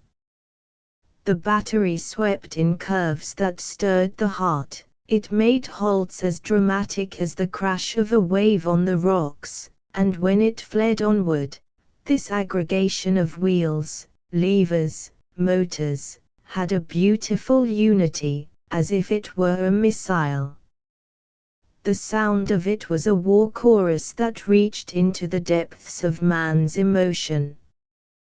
The lieutenant, still holding his arm as if it were of glass, stood watching this battery until all detail of it was lost, save the figures of the riders, which rose and fell and waved lashes over the black mass. Later, he turned his eyes toward the battle where the shooting sometimes crackled like bushfires, sometimes sputtered with exasperating irregularity, and sometimes reverberated like the thunder. He saw the smoke rolling upward and saw crowds of men who ran and cheered, or stood and blazed away at the inscrutable distance. He came upon some stragglers, and they told him how to find the field hospital. They described its exact location. In fact, these men, no longer having part in the battle, knew more of it than others. They told the performance of every corps, every division, the opinion of every general. The lieutenant, carrying his wounded arm rearward, looked upon them with wonder. At the roadside a brigade was making coffee and buzzing with talk like a girls' boarding school. Several officers came out to him and inquired concerning things of which he knew nothing. One, seeing his arm, began to scold. "Why, man, that's no way to do. You want to fix that thing." He appropriated the lieutenant and the lieutenant's wound. He cut the sleeve and laid bare the arm, every nerve of which softly fluttered under his touch. He bound his handkerchief over the wound, scolding away in the meantime. His tone allowed one to think that he was in the habit of being wounded every day. The lieutenant hung his head, feeling, in this presence, that he did not know how to be correctly wounded. The low white tents of the hospital were grouped around an old schoolhouse. There was here a singular commotion. In the foreground 2 ambulances interlocked wheels in the deep mud. The drivers were tossing the blame of it back and forth, gesticulating and berating, while from the ambulances, both crammed with wounded, there came an occasional groan. An interminable crowd of bandaged men were coming and going. Great numbers sat under the trees nursing heads or arms or legs. There was a dispute of some kind raging on the steps of the schoolhouse. Sitting with his back against a tree, a man with a face as grey as a new army blanket was serenely smoking a corncob pipe.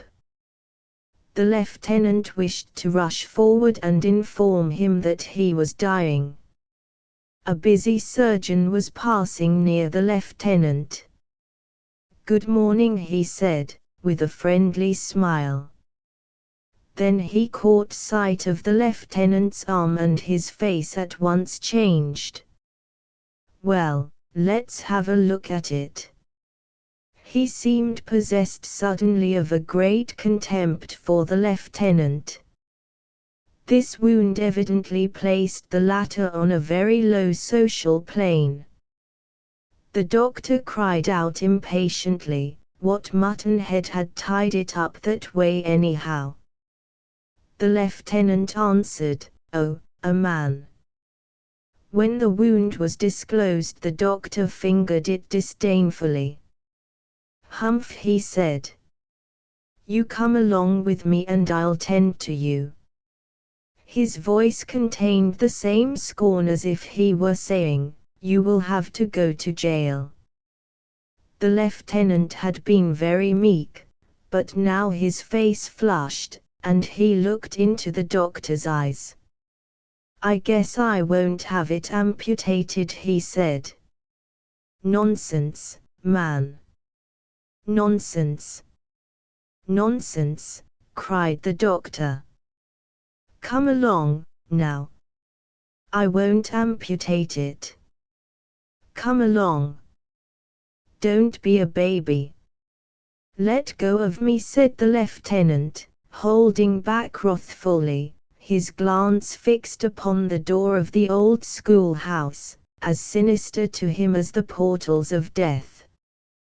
And this is the story of how the lieutenant lost his arm. When he reached home, his sisters, his mother, his wife, sobbed for a long time at the sight of the flat sleeve.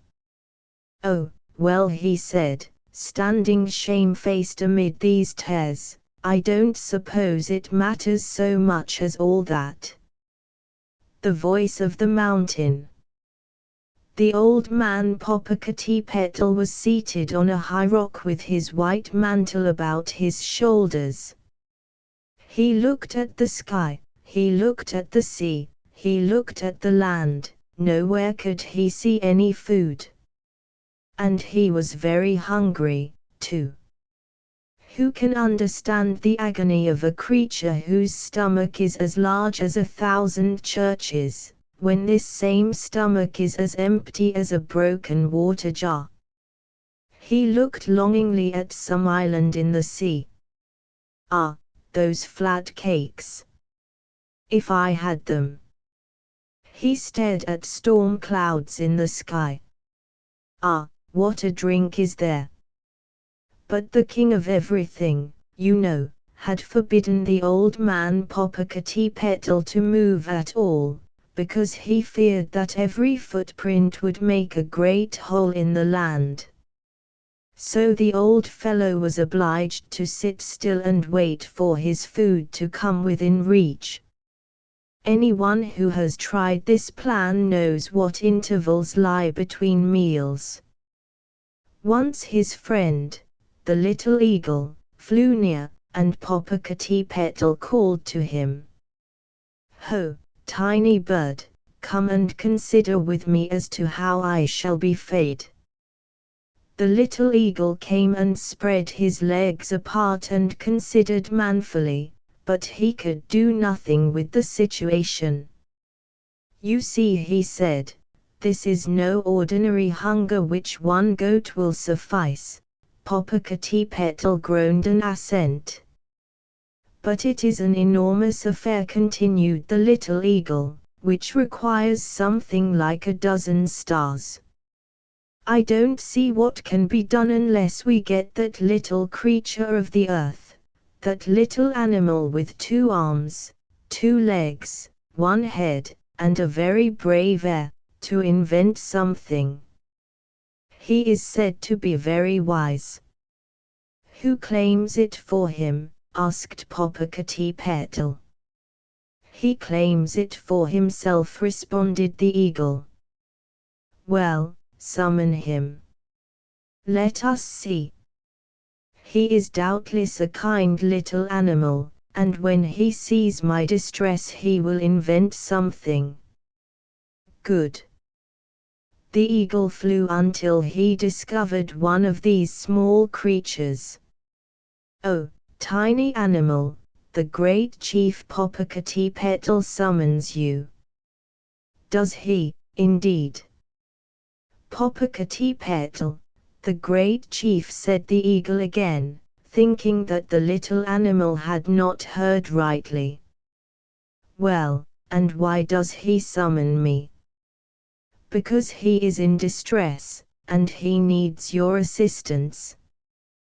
The little animal reflected for a time, and then said, I will go.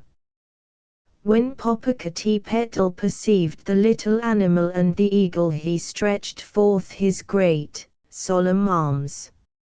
Oh, blessed little animal with 2 arms, 2 legs, a head, and a very brave air, help me in my agony. Behold, I, Popocatépetl, who saw the king of everything fashioning the stars, I, who knew the sun in his childhood, I, Popocatépetl, appeal to you, little animal. I am hungry. After a while the little animal asked, how much will you pay? Pay, said Popocatépetl. Pay, said the eagle. Assuredly, quoth the little animal, pay. But, demanded Popocatépetl, were you never hungry? I tell you I am hungry, and is your first word then pay? The little animal turned coldly away. Oh, Popocatépetl, how much wisdom has flown past you since you saw the king of everything fashioning the stars, and since you knew the sun in his childhood. I said pay, and, moreover, your distress measures my price. It is our law. Yet it is true that we did not see the king of everything fashioning the stars. Nor did we know the sun in his childhood. Then did Popocatépetl roar and shake in his rage. Oh, louse, louse, louse. Let us bargain then. How much for your blood? Over the little animal hung death. But he instantly bowed himself and prayed, Popocatépetl, the great, you who saw the king of everything fashioning the stars, and who knew the sun in his childhood, forgive this poor little animal. Your sacred hunger shall be my care. I am your servant. It is well, said Popocatépetl at once, for his spirit was ever kindly. And now, what will you do? The little animal put his hand upon his chin and reflected. Well, it seems you are hungry, and the king of everything has forbidden you to go for food in fear that your monstrous feet will riddle the earth with holes. What you need is a pair of wings. A pair of wings, cried Popocatépetl delightedly. A pair of wings, screamed the eagle in joy. How very simple, after all. And yet how wise. But, said Popocatépetl, after the first outburst, who can make me these wings? The little animal replied, I and my kind are great, because at times we can make one mind control 100,000 bodies. This is the secret of our performance. It will be nothing for us to make wings for even you, great Popocatépetl. I and my kind will come, continued the crafty little animal. We will come and dwell on this beautiful plain that stretches from the sea to the sea, and we will make wings for you. Popocatépetl wished to embrace the little animal. Oh, glorious! Oh, best of little brutes! Run! Run! Run! Summon your kind, dwell in the plain and make me wings. Ah, when once Popocatépetl can soar on his wings from star to star, then, indeed, asterisk asterisk asterisk asterisk asterisk asterisk asterisk poor old stupid Popocatépetl. The little animal summoned his kind, they dwelt on the plains, they made this and they made that, but they made no wings for Popocatépetl. And sometimes when the thunderous voice of the old peak rolls and rolls, if you know that tongue, you can hear him say, "Oh, traitor! Traitor! Traitor! Where are my wings? My wings, traitor! I am hungry. Where are my wings?" But the little animal merely places his finger beside his nose and winks. Your wings, indeed, fool! Sit still and howl for them. Old idiot! Why did the young clerk swear? Or, the unsatisfactory French? All was silent in the little gent's furnishing store. A lonely clerk with a blonde moustache and a red necktie raised a languid hand to his brow and brushed back a dangling lock.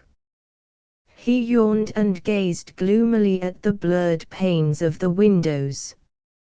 Without, the wind and rain came swirling round the brick buildings and went sweeping over the streets. A horse car rumbled stolidly by. In the mud on the pavements, a few pedestrians struggled with excited umbrellas. "The deuce," remarked the clerk. "I'd give $10 if somebody would come in and buy something, if 'twere only cotton socks." He waited amid the shadows of the grey afternoon. No customers came. He heaved a long sigh and sat down on a high stool. From beneath a stack of unlaundried shirts he drew a French novel with a picture on the cover. He yawned again, glanced lazily toward the street, and settled himself as comfortable as the gods would let him upon the high stool. He opened the book and began to read. Soon it could have been noticed that his blonde moustache took on a curl of enthusiasm, and the refractory locks on his brow showed symptoms of soft agitation. Sylve did not see the young girl for some days, read the clerk. He was miserable. He seemed always to inhale that subtle perfume from her hair. At night he saw her eyes in the stars. His dreams were troubled. He watched the house. Hellos did not appear. One day he met Vibert. Vibert wore a black frock coat. There were wine stains on the right breast. His collar was soiled. He had not shaved. Sylve burst into tears. "I love her. I love her. I shall die." Vibert laughed scornfully. His necktie was second-hand. Idiotic, this boy in love. Fool. Simpleton. But at last he pitied him. "She goes to the music teacher's every morning. Silly Sylve embraced him. The next day Sylve waited at the street corner.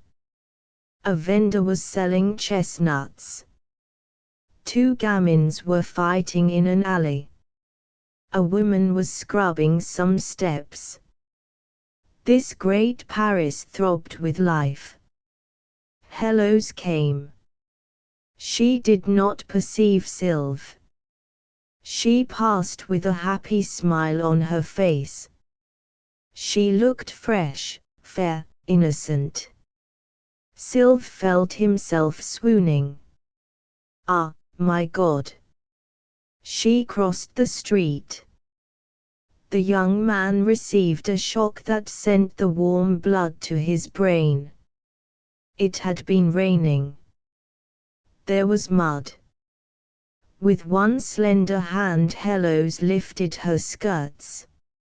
Sylve, leaning forward, saw her. A young man in a wet mackintosh came into the little gents' furnishing store. "Ah, beg pardon," said he to the clerk, "but do you have an agency for a steam laundry here? I have been patronizing a Chinaman down Th Avenue for some time, but he, what? No. You have none here? Well, why don't you start one, anyhow? It'd be a good thing in this neighborhood. I live just round the corner, and it'd be a great thing for me. I know lots of people who would." "What? Oh, you don't? Oh." As the young man in the wet mackintosh retreated, the clerk with a blonde moustache made a hungry grab at the novel. He continued to read, "Handkerchief fall in a puddle." Sylve sprang forward. He picked up the handkerchief. Their eyes met. As he returned the handkerchief, their hands touched. The young girl smiled. Sylve was in ecstasies. Ah, my God! A baker opposite was quarreling over 2 sous with an old woman. A grey-haired veteran with a medal upon his breast and a butcher's boy were watching a dog fight. The smell of dead animals came from adjacent slaughterhouses. The letters on the sign over the tinsmith's shop on the corner shone redly like great clots of blood. It was hell on roller skates. Here the clerk skipped some 17 chapters descriptive of a number of intricate money transactions, the moles on the neck of a Parisian dressmaker, the process of making brandy, the milk leg of Sylve's aunt, life in the coal pits, and scenes in the Chamber of Deputies. In these chapters the reputation of the architect of Charlemagne's palace was vindicated, and it was explained why Hello's grandmother didn't keep her stockings pulled up. Then he proceeded, Hello's went to the country. The next day Sylve followed. They met in the fields. The young girl had donned the garb of the peasants. She blushed. She looked fresh, fair, innocent. Sylve felt faint with rapture. Ah, my God! She had been running. Out of breath, she sank down in the hay. She held out her hand. "I am so glad to see you." Sylve was enchanted at this vision. He bended toward her. Suddenly he burst into tears. "I love you. I love you. I love you," he stammered. A row of red and white shirts hung on a line some distance away. The third shirt from the left had a button off the neck. A cat on the rear steps of a cottage near the shirt was drinking milk from a platter. The northeast portion of the platter had a crack in it. "Hellos," Sylv was murmuring hoarsely. He leaned toward her until his warm breath moved the curls on her neck. "Hellos," murmured Jean. "Young man," said an elderly gentleman with a dripping umbrella to the clerk with a blonde moustache, "have you any night shirts open front and back?" "Eh? Night shirts open front and back," I said. "D'you hear, eh? Night shirts open front and back." "Well, then, why didn't you say so? It would pay you to be a trifle more polite, young man. When you get as old as I am, you will find out that it pays to, what?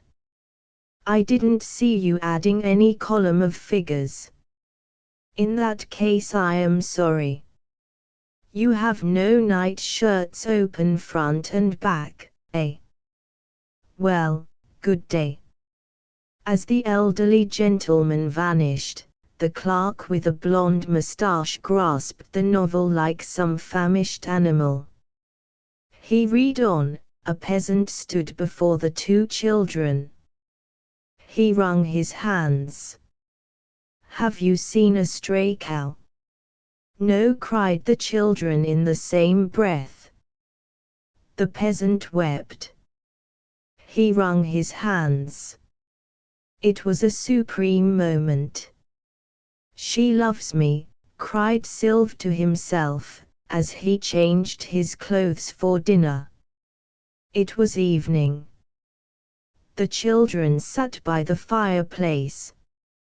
Hellos wore a gown of clinging white. She looked fresh, fair, innocent. Sylv was in raptures. "Ah, my God!" Old Jean, the peasant, saw nothing. He was mending harness. The fire crackled in the fireplace. The children loved each other. Through the open door to the kitchen came the sound of old Marie shrilly cursing the geese who wished to enter. In front of the window two pigs were quarreling over a vegetable. Cattle were lowing in a distant field. A hay wagon creaked slowly past. 32 chickens were asleep in the branches of a tree. This subtle atmosphere had a mighty effect upon Hellos. It was beating down her self-control. She felt herself going. She was choking. The young girl made an effort. She stood up. "Good night, I must go." Sylv took her hand. "Hellos," he murmured. Outside the two pigs were fighting. A warm blush overspread the young girl's face. She turned wet eyes toward her lover. She looked fresh, fair, innocent. Sylv was maddened. "Ah, my God!" Suddenly the young girl began to tremble. She tried vainly to withdraw her hand. "But honey, I wish to get my husband some shirts," said a shopping woman with 6 bundles. The clerk with a blonde moustache made a private gesture of despair, and rapidly spread a score of different patterned shirts upon the counter. "He's very particular about his shirts," said the shopping woman. "Oh, I don't think any of these will do. Don't you keep the Invincible brand? He only wears that kind. He says they fit him better. And he's very particular about his shirts." "What? You don't keep them?" "No." "Well, how much do you think they would come at?" "Haven't the slightest idea." "Well, I suppose I must go somewhere else, then. Good day. The clerk with the blonde moustache was about to make further private gestures of despair, when the shopping woman with 6 bundles turned and went out. His fingers instantly closed nervously over the book. He drew it from its hiding place, and opened it at the place where he had ceased. His hungry eyes seemed to eat the words upon the page. He continued, struck cruelly against a chair.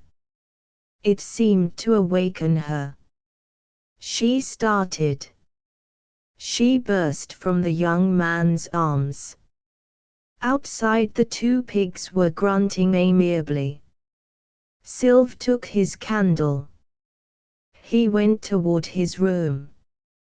He was in despair. Ah, my God! He met the young girl on the stairs. He took her hand. Tears were raining down his face. "Hellos," he murmured. The young girl shivered. As Sylve put his arms about her, she faintly resisted. This embrace seemed to sap her life. She wished to die. Her thoughts flew back to the old well and the broken herricks at Plassans. The young girl looked fresh, fair, innocent. "Hellos," murmured Sylve. The children exchanged a long, clinging kiss. It seemed to unite their souls. The young girl was swooning. Her head sank on the young man's shoulder. There was nothing in space except these warm kisses on her neck. Sylve enfolded her. "Ah, my God!" "Say, young fellow," said a youth with a tilted cigar to the clerk with a blonde moustache, "where is Billy Carcart's joint round here?" "No." "Next corner," said the clerk fiercely. "Oh, said the youth, "yes, needn't git gay. See. When a fella asks a civil question, yes, needn't git gay. See. The youth stood and looked aggressive for a moment. Then he went away. The clerk seemed almost to leap upon the book. His feverish fingers twirled the pages. When he found his place, he glued his eyes to it. He read, then a great flash of lightning illumined the hallway. It threw livid hues over a row of flower pots in the window seat. Thunder shook the house to its foundation. From the kitchen arose the voice of old Marie in prayer. Hellos screamed. She wrenched herself from the young man's arms. She sprang inside her room. She locked the door. She flung herself face downward on the bed. She burst into tears. She looked fresh, fair, innocent. The rain pattering upon the thatched roof sounded in the stillness like the footsteps of spirits. In the sky toward Paris there shone a crimson light. The chickens had all fallen from the tree. They stood, sadly, in a puddle. The 2 pigs were asleep under the porch. Upstairs, in the hallway, Sylve's was furious. The clerk with a blonde moustache gave here a wild scream of disappointment. He madly hurled the novel with the picture on the cover from him. He stood up and said, "Damn! The Victory of the Moon." The strong man of the hills lost his wife. Immediately he went abroad, calling aloud. The people all crouched afar in the dark of their huts, and cried to him when he was yet a long distance away, "No, no, great chief, we have not even seen the imprint of your wife's sandal in the sand. If we had seen it, you would have found us bowed down in worship before the marks of her 10 glorious brown toes, for we are but poor devils of Indians, and the grandeur of the sun rays on her hair would have turned our eyes to dust. Her toes are not brown. They are pink," said the strong man from the hills. "Therefore do I believe that you speak the truth when you say you have not seen her, good little men of the valley. In this matter of her great loveliness, however, you speak a little too strongly. As she is no longer among my possessions, I have no mind to hear her praised.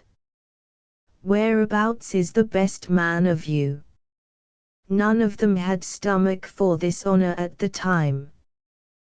They surmised that the strong man of the hills had some plan for combat, and they knew that the best of them would have in this encounter only the strength of the meat in the grip of the fire.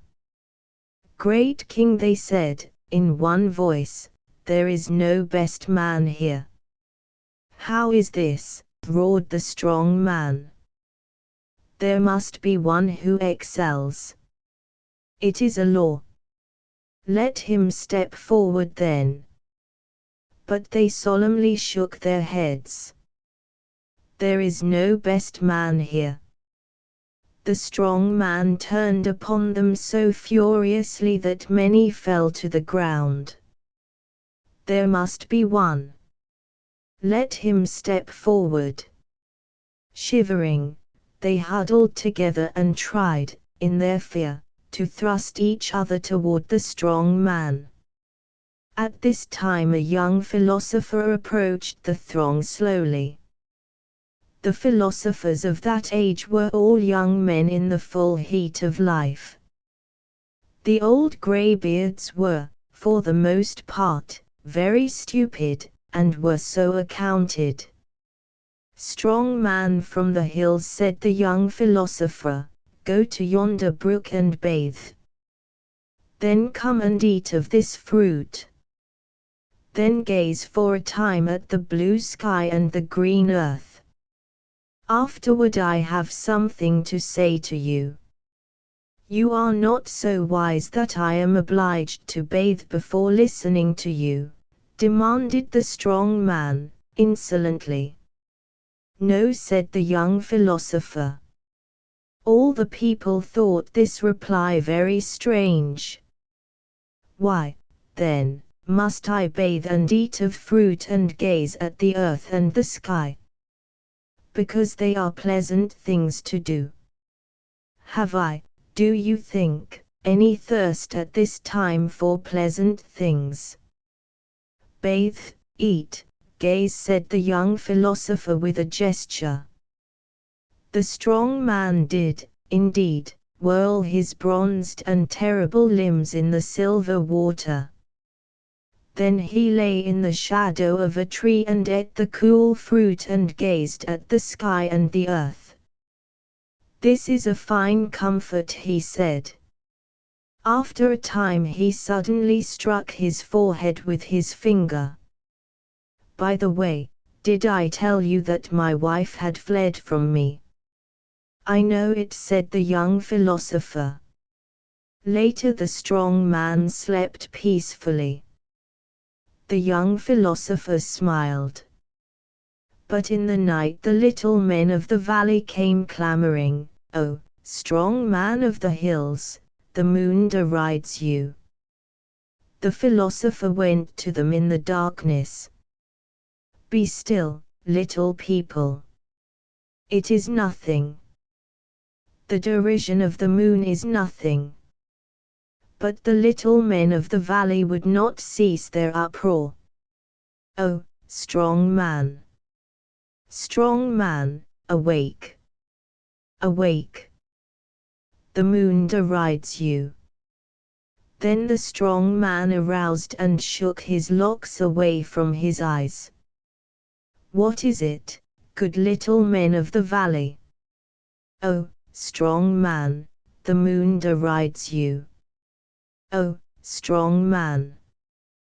The strong man looked, and there, indeed, was the moon laughing down at him.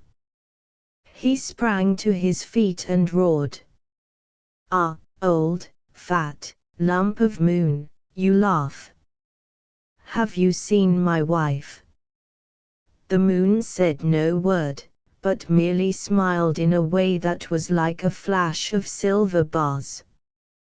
"Well, then, moon, take this home to her," thundered the strong man, and he hurled his spear. The moon clapped both hands to its eye, and cried, "Oh! Oh!" The little people of the valley cried, "Oh, this is terrible, strong man. He has smitten our sacred moon in the eye." The young philosopher cried nothing at all. The strong man threw his coat of crimson feathers upon the ground. He took his knife and felt its edge. "Look you, philosopher," he said. "I have lost my wife, and the bath, the meal of fruit in the shade, the sight of sky and earth are still good to me, but when this false moon derides me, there must be a killing." "I understand you," said the young philosopher. The strong man ran off into the night. The little men of the valley clapped their hands in ecstasy and terror. "Ah! Ah! What a battle will there be!" The strong man went into his own hills and gathered there many great rocks and trunks of trees. It was strange to see him erect upon a peak of the mountains and hurling these things at the moon. He kept the air full of them. "Fat moon, come closer," he shouted. "Come closer, and let it be my knife against your knife. Oh, to think that we are obliged to tolerate such an old, fat, stupid, lazy, good-for-nothing moon. You are ugly as death, while oh, moon, you stole my beloved, and it was nothing, but when you stole my beloved and laughed at me, it became another matter. And yet you are so ugly, so fat, so stupid, so lazy, so good for nothing. Ah, I shall go mad. Come closer, moon, and let me examine your round, grey skull with this club." And he always kept the air full of great missiles. The moon merely laughed, and said, "Why should I come closer?" Wildly did the strong man pile rock upon rock. He builded him a tower that was the father of all towers. It made the mountains to appear to be babes. Upon the summit of it he swung his great club and flourished his knife. The little men in the valley far below beheld a great storm, and at the end of it they said, "Look, the moon is dead." The cry went to and fro on the earth, "The moon is dead." The strong man went to the home of the moon. She, the sought one, lay upon a cloud, and her little foot dangled over the side of it. The strong man took this little foot in his 2 hands and kissed it. "Ah, beloved," he moaned, "I would rather this little foot was upon my dead neck than that moon should ever have the privilege of seeing it." She leaned over the edge of the cloud and gazed at him. "How dusty you are! Why do you puff so? Veritably, you are an ordinary person. Why did I ever find you interesting? The strong man flung his knife into the air and turned back toward the earth. If the young philosopher had been at my elbow, he reflected, bitterly, I would doubtless have gone at the matter in another way. What does my strength avail me in this contest? The battered moon, limping homeward, replied to the strong man from the hills, surely. My weakness is in this thing as strong as your strength. I am victor with ugliness, my age, my stoutness, my laziness, my good-for-nothingness. Woman is woman. Men are equal in everything save good fortune. I envy you not. The End. Printed by W. M. Hodge and Company, Glasgow and Edinburgh. Typographical errors corrected by the transcriber of a text. Flower plots equals, flower pots coming tower equals, conning tower troop equals, troop. Asterisk asterisk asterisk End of the Project Gutenberg ebook Last words asterisk asterisk asterisk Updated editions will replace the previous one, the old editions will be renamed. Creating the works from print editions not protected by U.S. copyright law means that no one owns a United States copyright in these works, so the Foundation, and you, can copy and distribute it in the United States without permission and without paying copyright royalties. Special rules, set forth in the general terms of use part of this license, apply to copying and distributing Project Gutenberg trademark symbol electronic works to protect the Project Gutenberg trademark symbol concept and trademark. Project Gutenberg is a registered trademark, and may not be used if you charge for an ebook, except by following the terms of the trademark license, including paying royalties for use of the Project Gutenberg trademark. If you do not charge anything for copies of this ebook, complying with the trademark license is very easy. You may use this ebook for nearly any purpose such as creation of derivative works, reports, performances and research. Project Gutenberg ebooks may be modified and printed and given away. You may do practically anything in the United States with ebooks not protected by U.S. copyright law. Redistribution is subject to the trademark license, especially commercial redistribution. Start. Full license. The full Project Gutenberg license. Please read this before you distribute or use this work to protect the Project Gutenberg trademark symbol mission of promoting the free distribution of electronic works.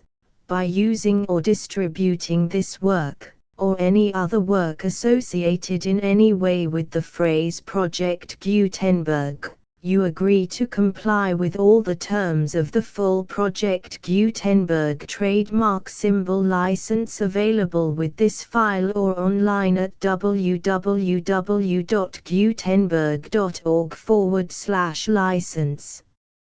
Section 1. General Terms of Use and Redistributing Project Gutenberg Trademark Symbol Electronic Works 1.0. By reading or using any part of this Project Gutenberg trademark symbol electronic work, you indicate that you have read, understand, agree to and accept all the terms of this license and intellectual property, trademark/copyright, agreement.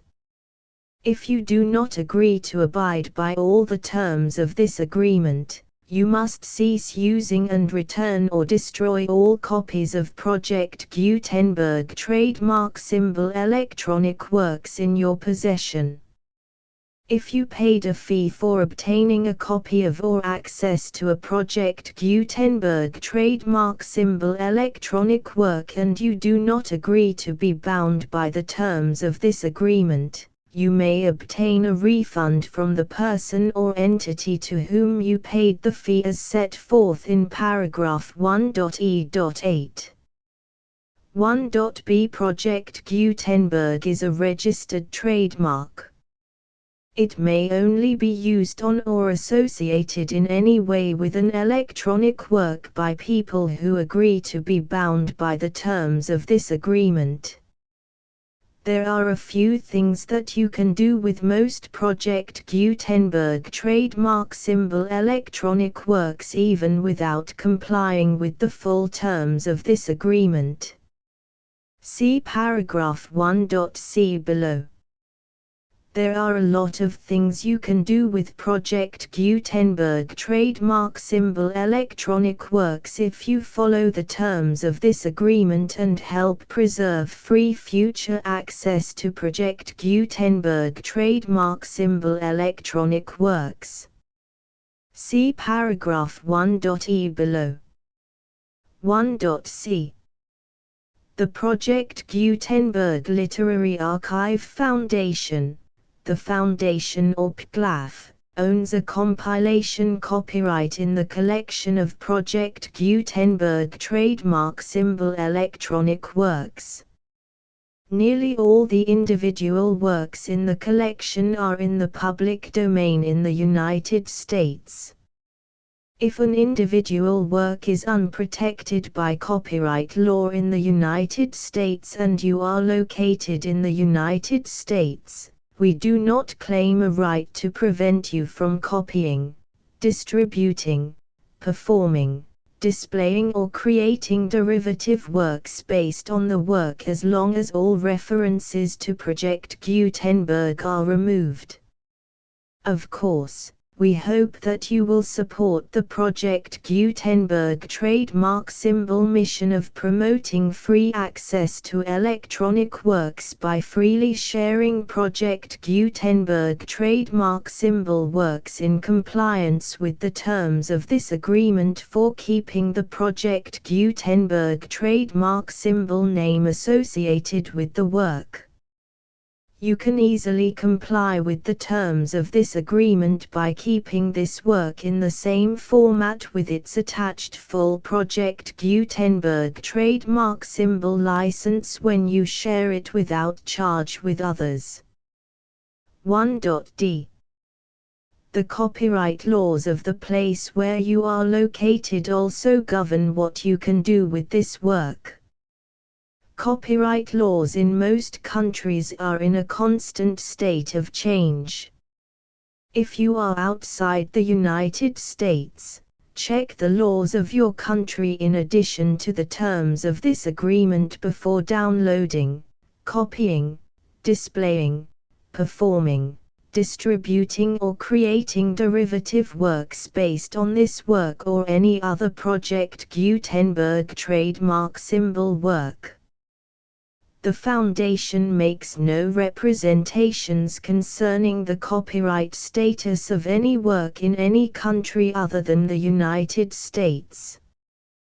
1.e Unless you have removed all references to Project Gutenberg. 1.e.1 The following sentence, with active links to, or other immediate access to, the full Project Gutenberg trademark symbol license must appear prominently whenever any copy of a Project Gutenberg trademark symbol work, any work on which the phrase Project Gutenberg appears, or with which the phrase Project Gutenberg is associated, is accessed, displayed, performed, viewed, copied or distributed. This ebook is for the use of anyone anywhere in the United States and most other parts of the world at no cost and with almost no restrictions whatsoever. You may copy it, give it away or reuse it under the terms of the Project Gutenberg license included with this ebook or online at www.gutenberg.org. If you are not located in the United States, you will have to check the laws of the country where you are located before using this ebook. 1.e.2 If an individual Project Gutenberg trademark symbol electronic work is derived from texts not protected by U.S. copyright law, does not contain a notice indicating that it is posted with permission of the copyright holder, the work can be copied and distributed to anyone in the United States without paying any fees or charges. If you are redistributing or providing access to a work with the phrase Project Gutenberg associated with or appearing on the work, you must comply either with the requirements of paragraphs 1.e.1 through 1.e.7 or obtain permission for the use of the work and the Project Gutenberg trademark symbol trademark as set forth in paragraphs 1.e.8 or 1.e.9. 1.e.3 If an individual Project Gutenberg trademark symbol electronic work is posted with the permission of the copyright holder, your use and distribution must comply with both paragraphs 1.e.1 through 1.e.7 and any additional terms imposed by the copyright holder. Additional terms will be linked to the Project Gutenberg trademark symbol license for all works posted with the permission of the copyright holder found at the beginning of this work. 1.e.4 Do not unlink or detach or remove the full Project Gutenberg trademark symbol license terms from this work, or any files containing a part of this work or any other work associated with Project Gutenberg trademark symbol. 1.e.5 Do not copy, display, perform, distribute or redistribute this electronic work, or any part of this electronic work, without prominently displaying the sentence set forth in paragraph 1.e.1 with active links or immediate access to the full terms of the Project Gutenberg trademark symbol license. 1.e.6 You may convert to and distribute this work in any binary, compressed, marked up, non-proprietary or proprietary form, including any word processing or hypertext form. However, if you provide access to or distribute copies of a Project Gutenberg trademark symbol work in a format other than plain vanilla ASCII or other format used in the official version posted on the official Project Gutenberg trademark symbol website, www.gutenberg.org, you must, at no additional cost, fee or expense to the user, provide a copy, a means of exporting a copy, or a means of obtaining a copy upon request, of the work in its original plain vanilla ASCII or other form. Any alternate format must include the full Project Gutenberg trademark symbol license as specified in paragraph 1.e.1. 1.e.7 Do not charge a fee for access to, viewing, displaying, performing, copying or distributing any Project Gutenberg trademark symbol works unless you comply with paragraph 1.e.8 or 1.e.9.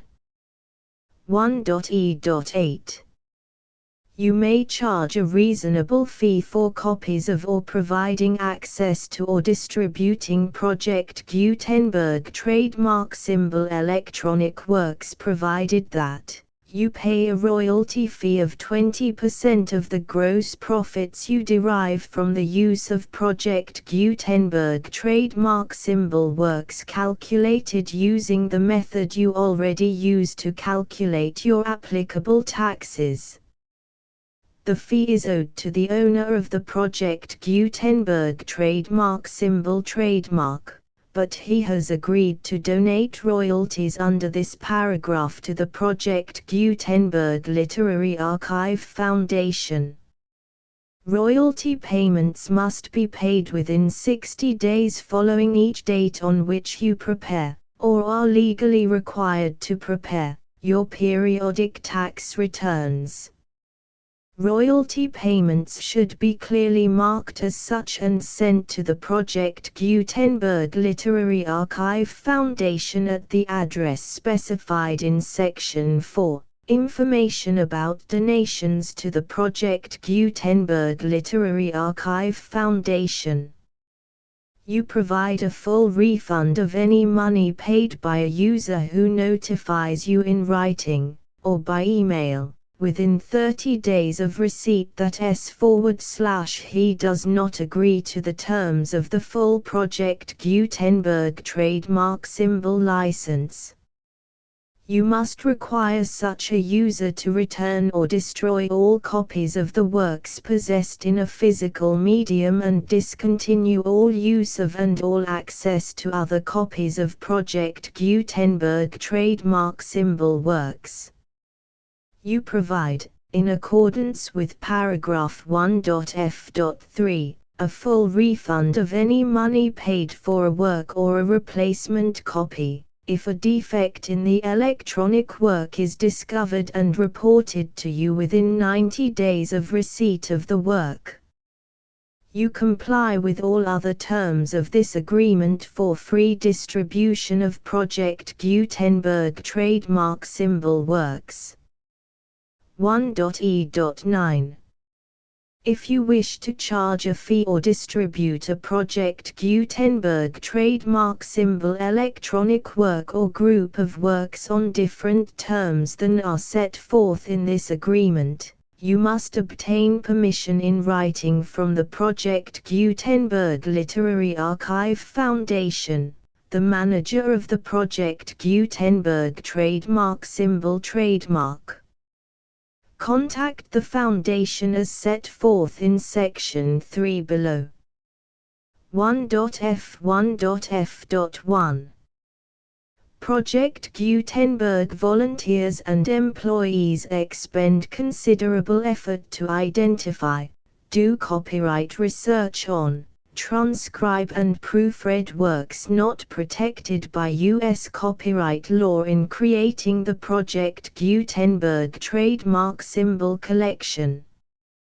Despite these efforts, Project Gutenberg trademark symbol electronic works, and the medium on which they may be stored, may contain defects such as, but not limited to, incomplete, inaccurate or corrupt data, transcription errors, a copyright or other intellectual property infringement, a defective or damaged disk or other medium, a computer virus, or computer codes that damage or cannot be read by your equipment.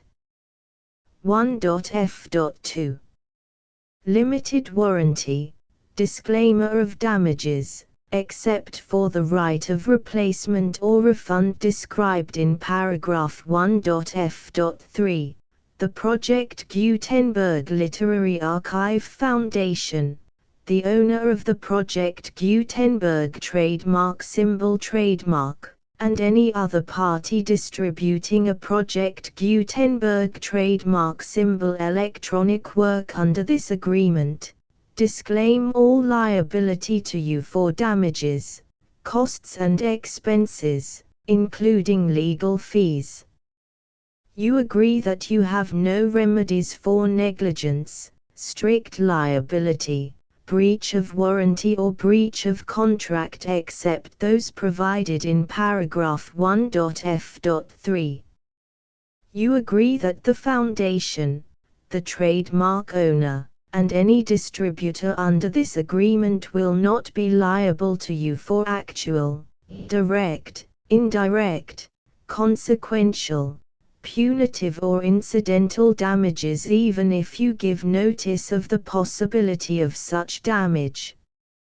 1.f.3 Limited right of replacement or refund. If you discover a defect in this electronic work within 90 days of receiving it, you can receive a refund of the money, if any, you paid for it by sending a written explanation to the person you received the work from. If you received the work on a physical medium, you must return the medium with your written explanation. The person or entity that provided you with the defective work may elect to provide a replacement copy in lieu of a refund. If you received the work electronically, the person or entity providing it to you may choose to give you a second opportunity to receive the work electronically in lieu of a refund.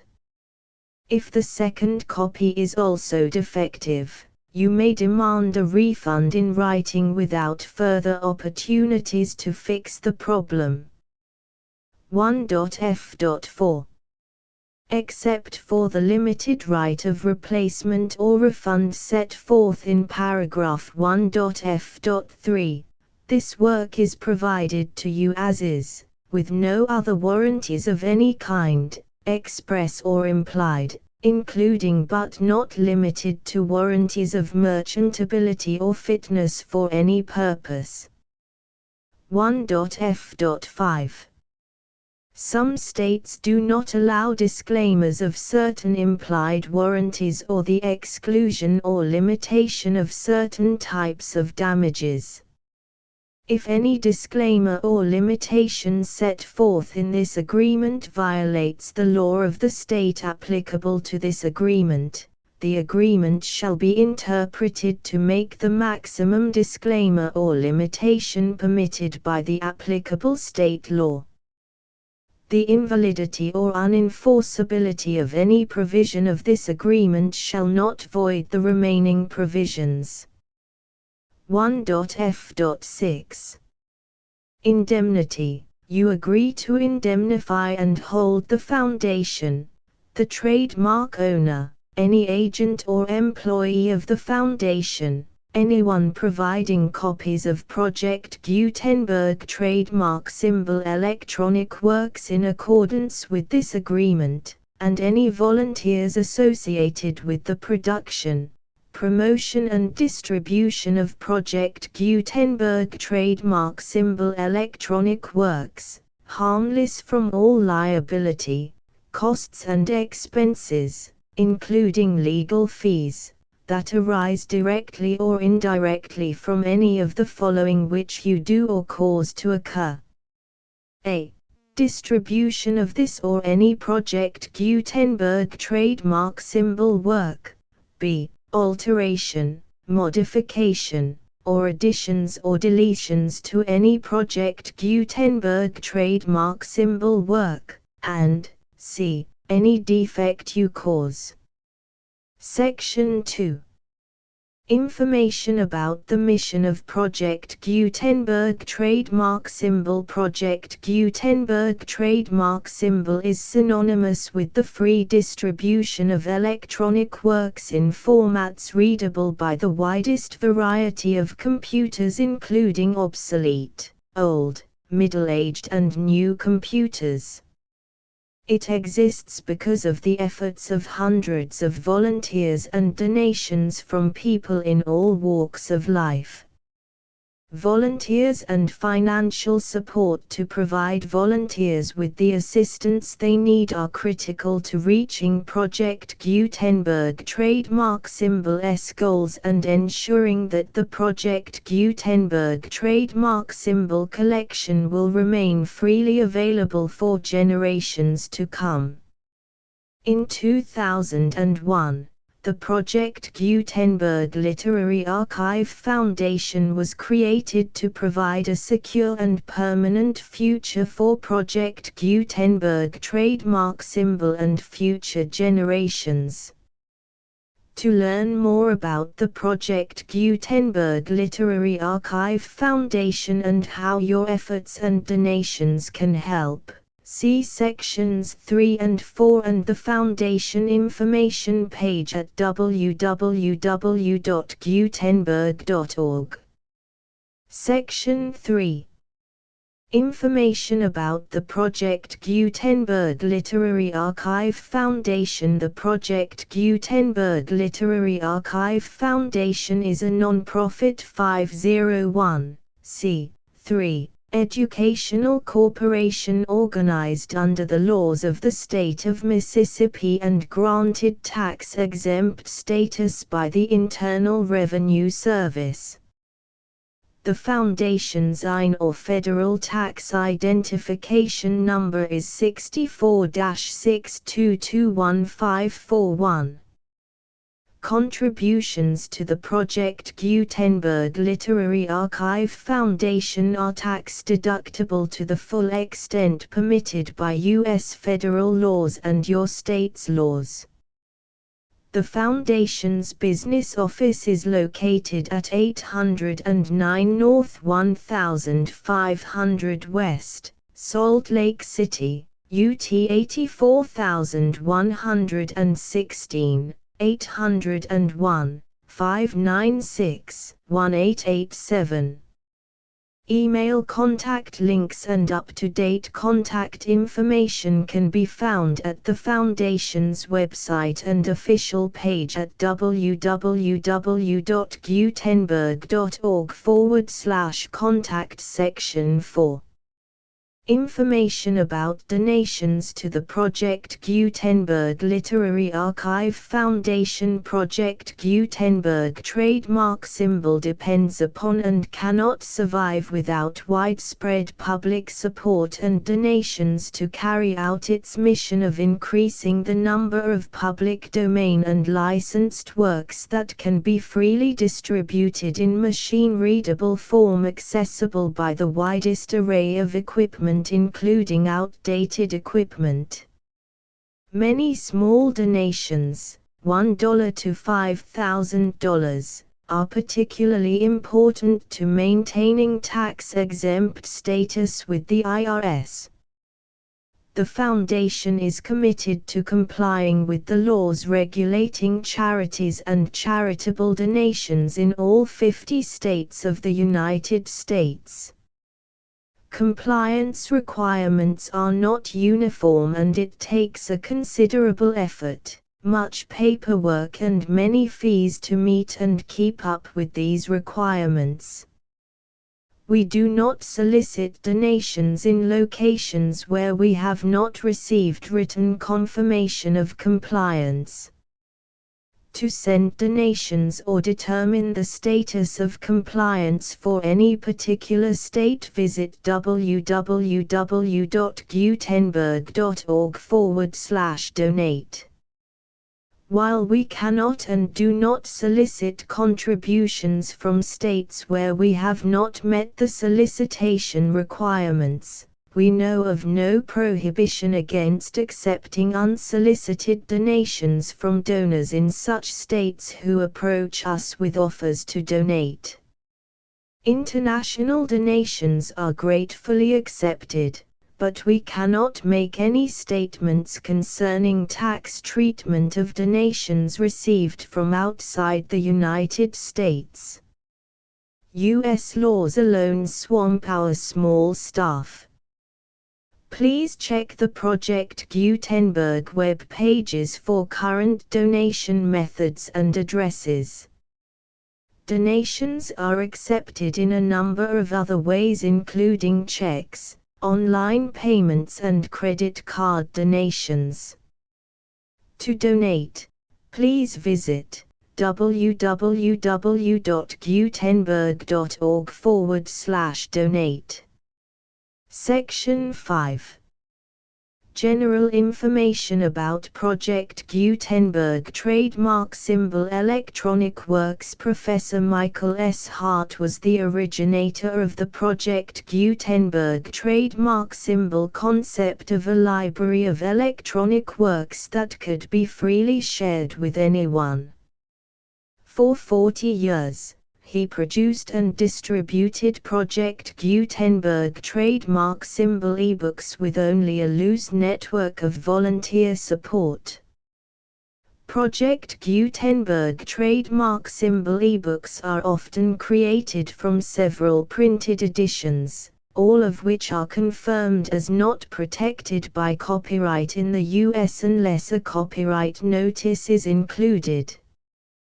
Thus, we do not necessarily keep ebooks in compliance with any particular paper edition. Most people start at our website, which has the main PG search facility, www.gutenberg.org. This website includes information about Project Gutenberg trademark symbol, including how to make donations to the Project Gutenberg Literary Archive Foundation, how to help produce our new ebooks, and how to subscribe to our email newsletter to hear about new ebooks.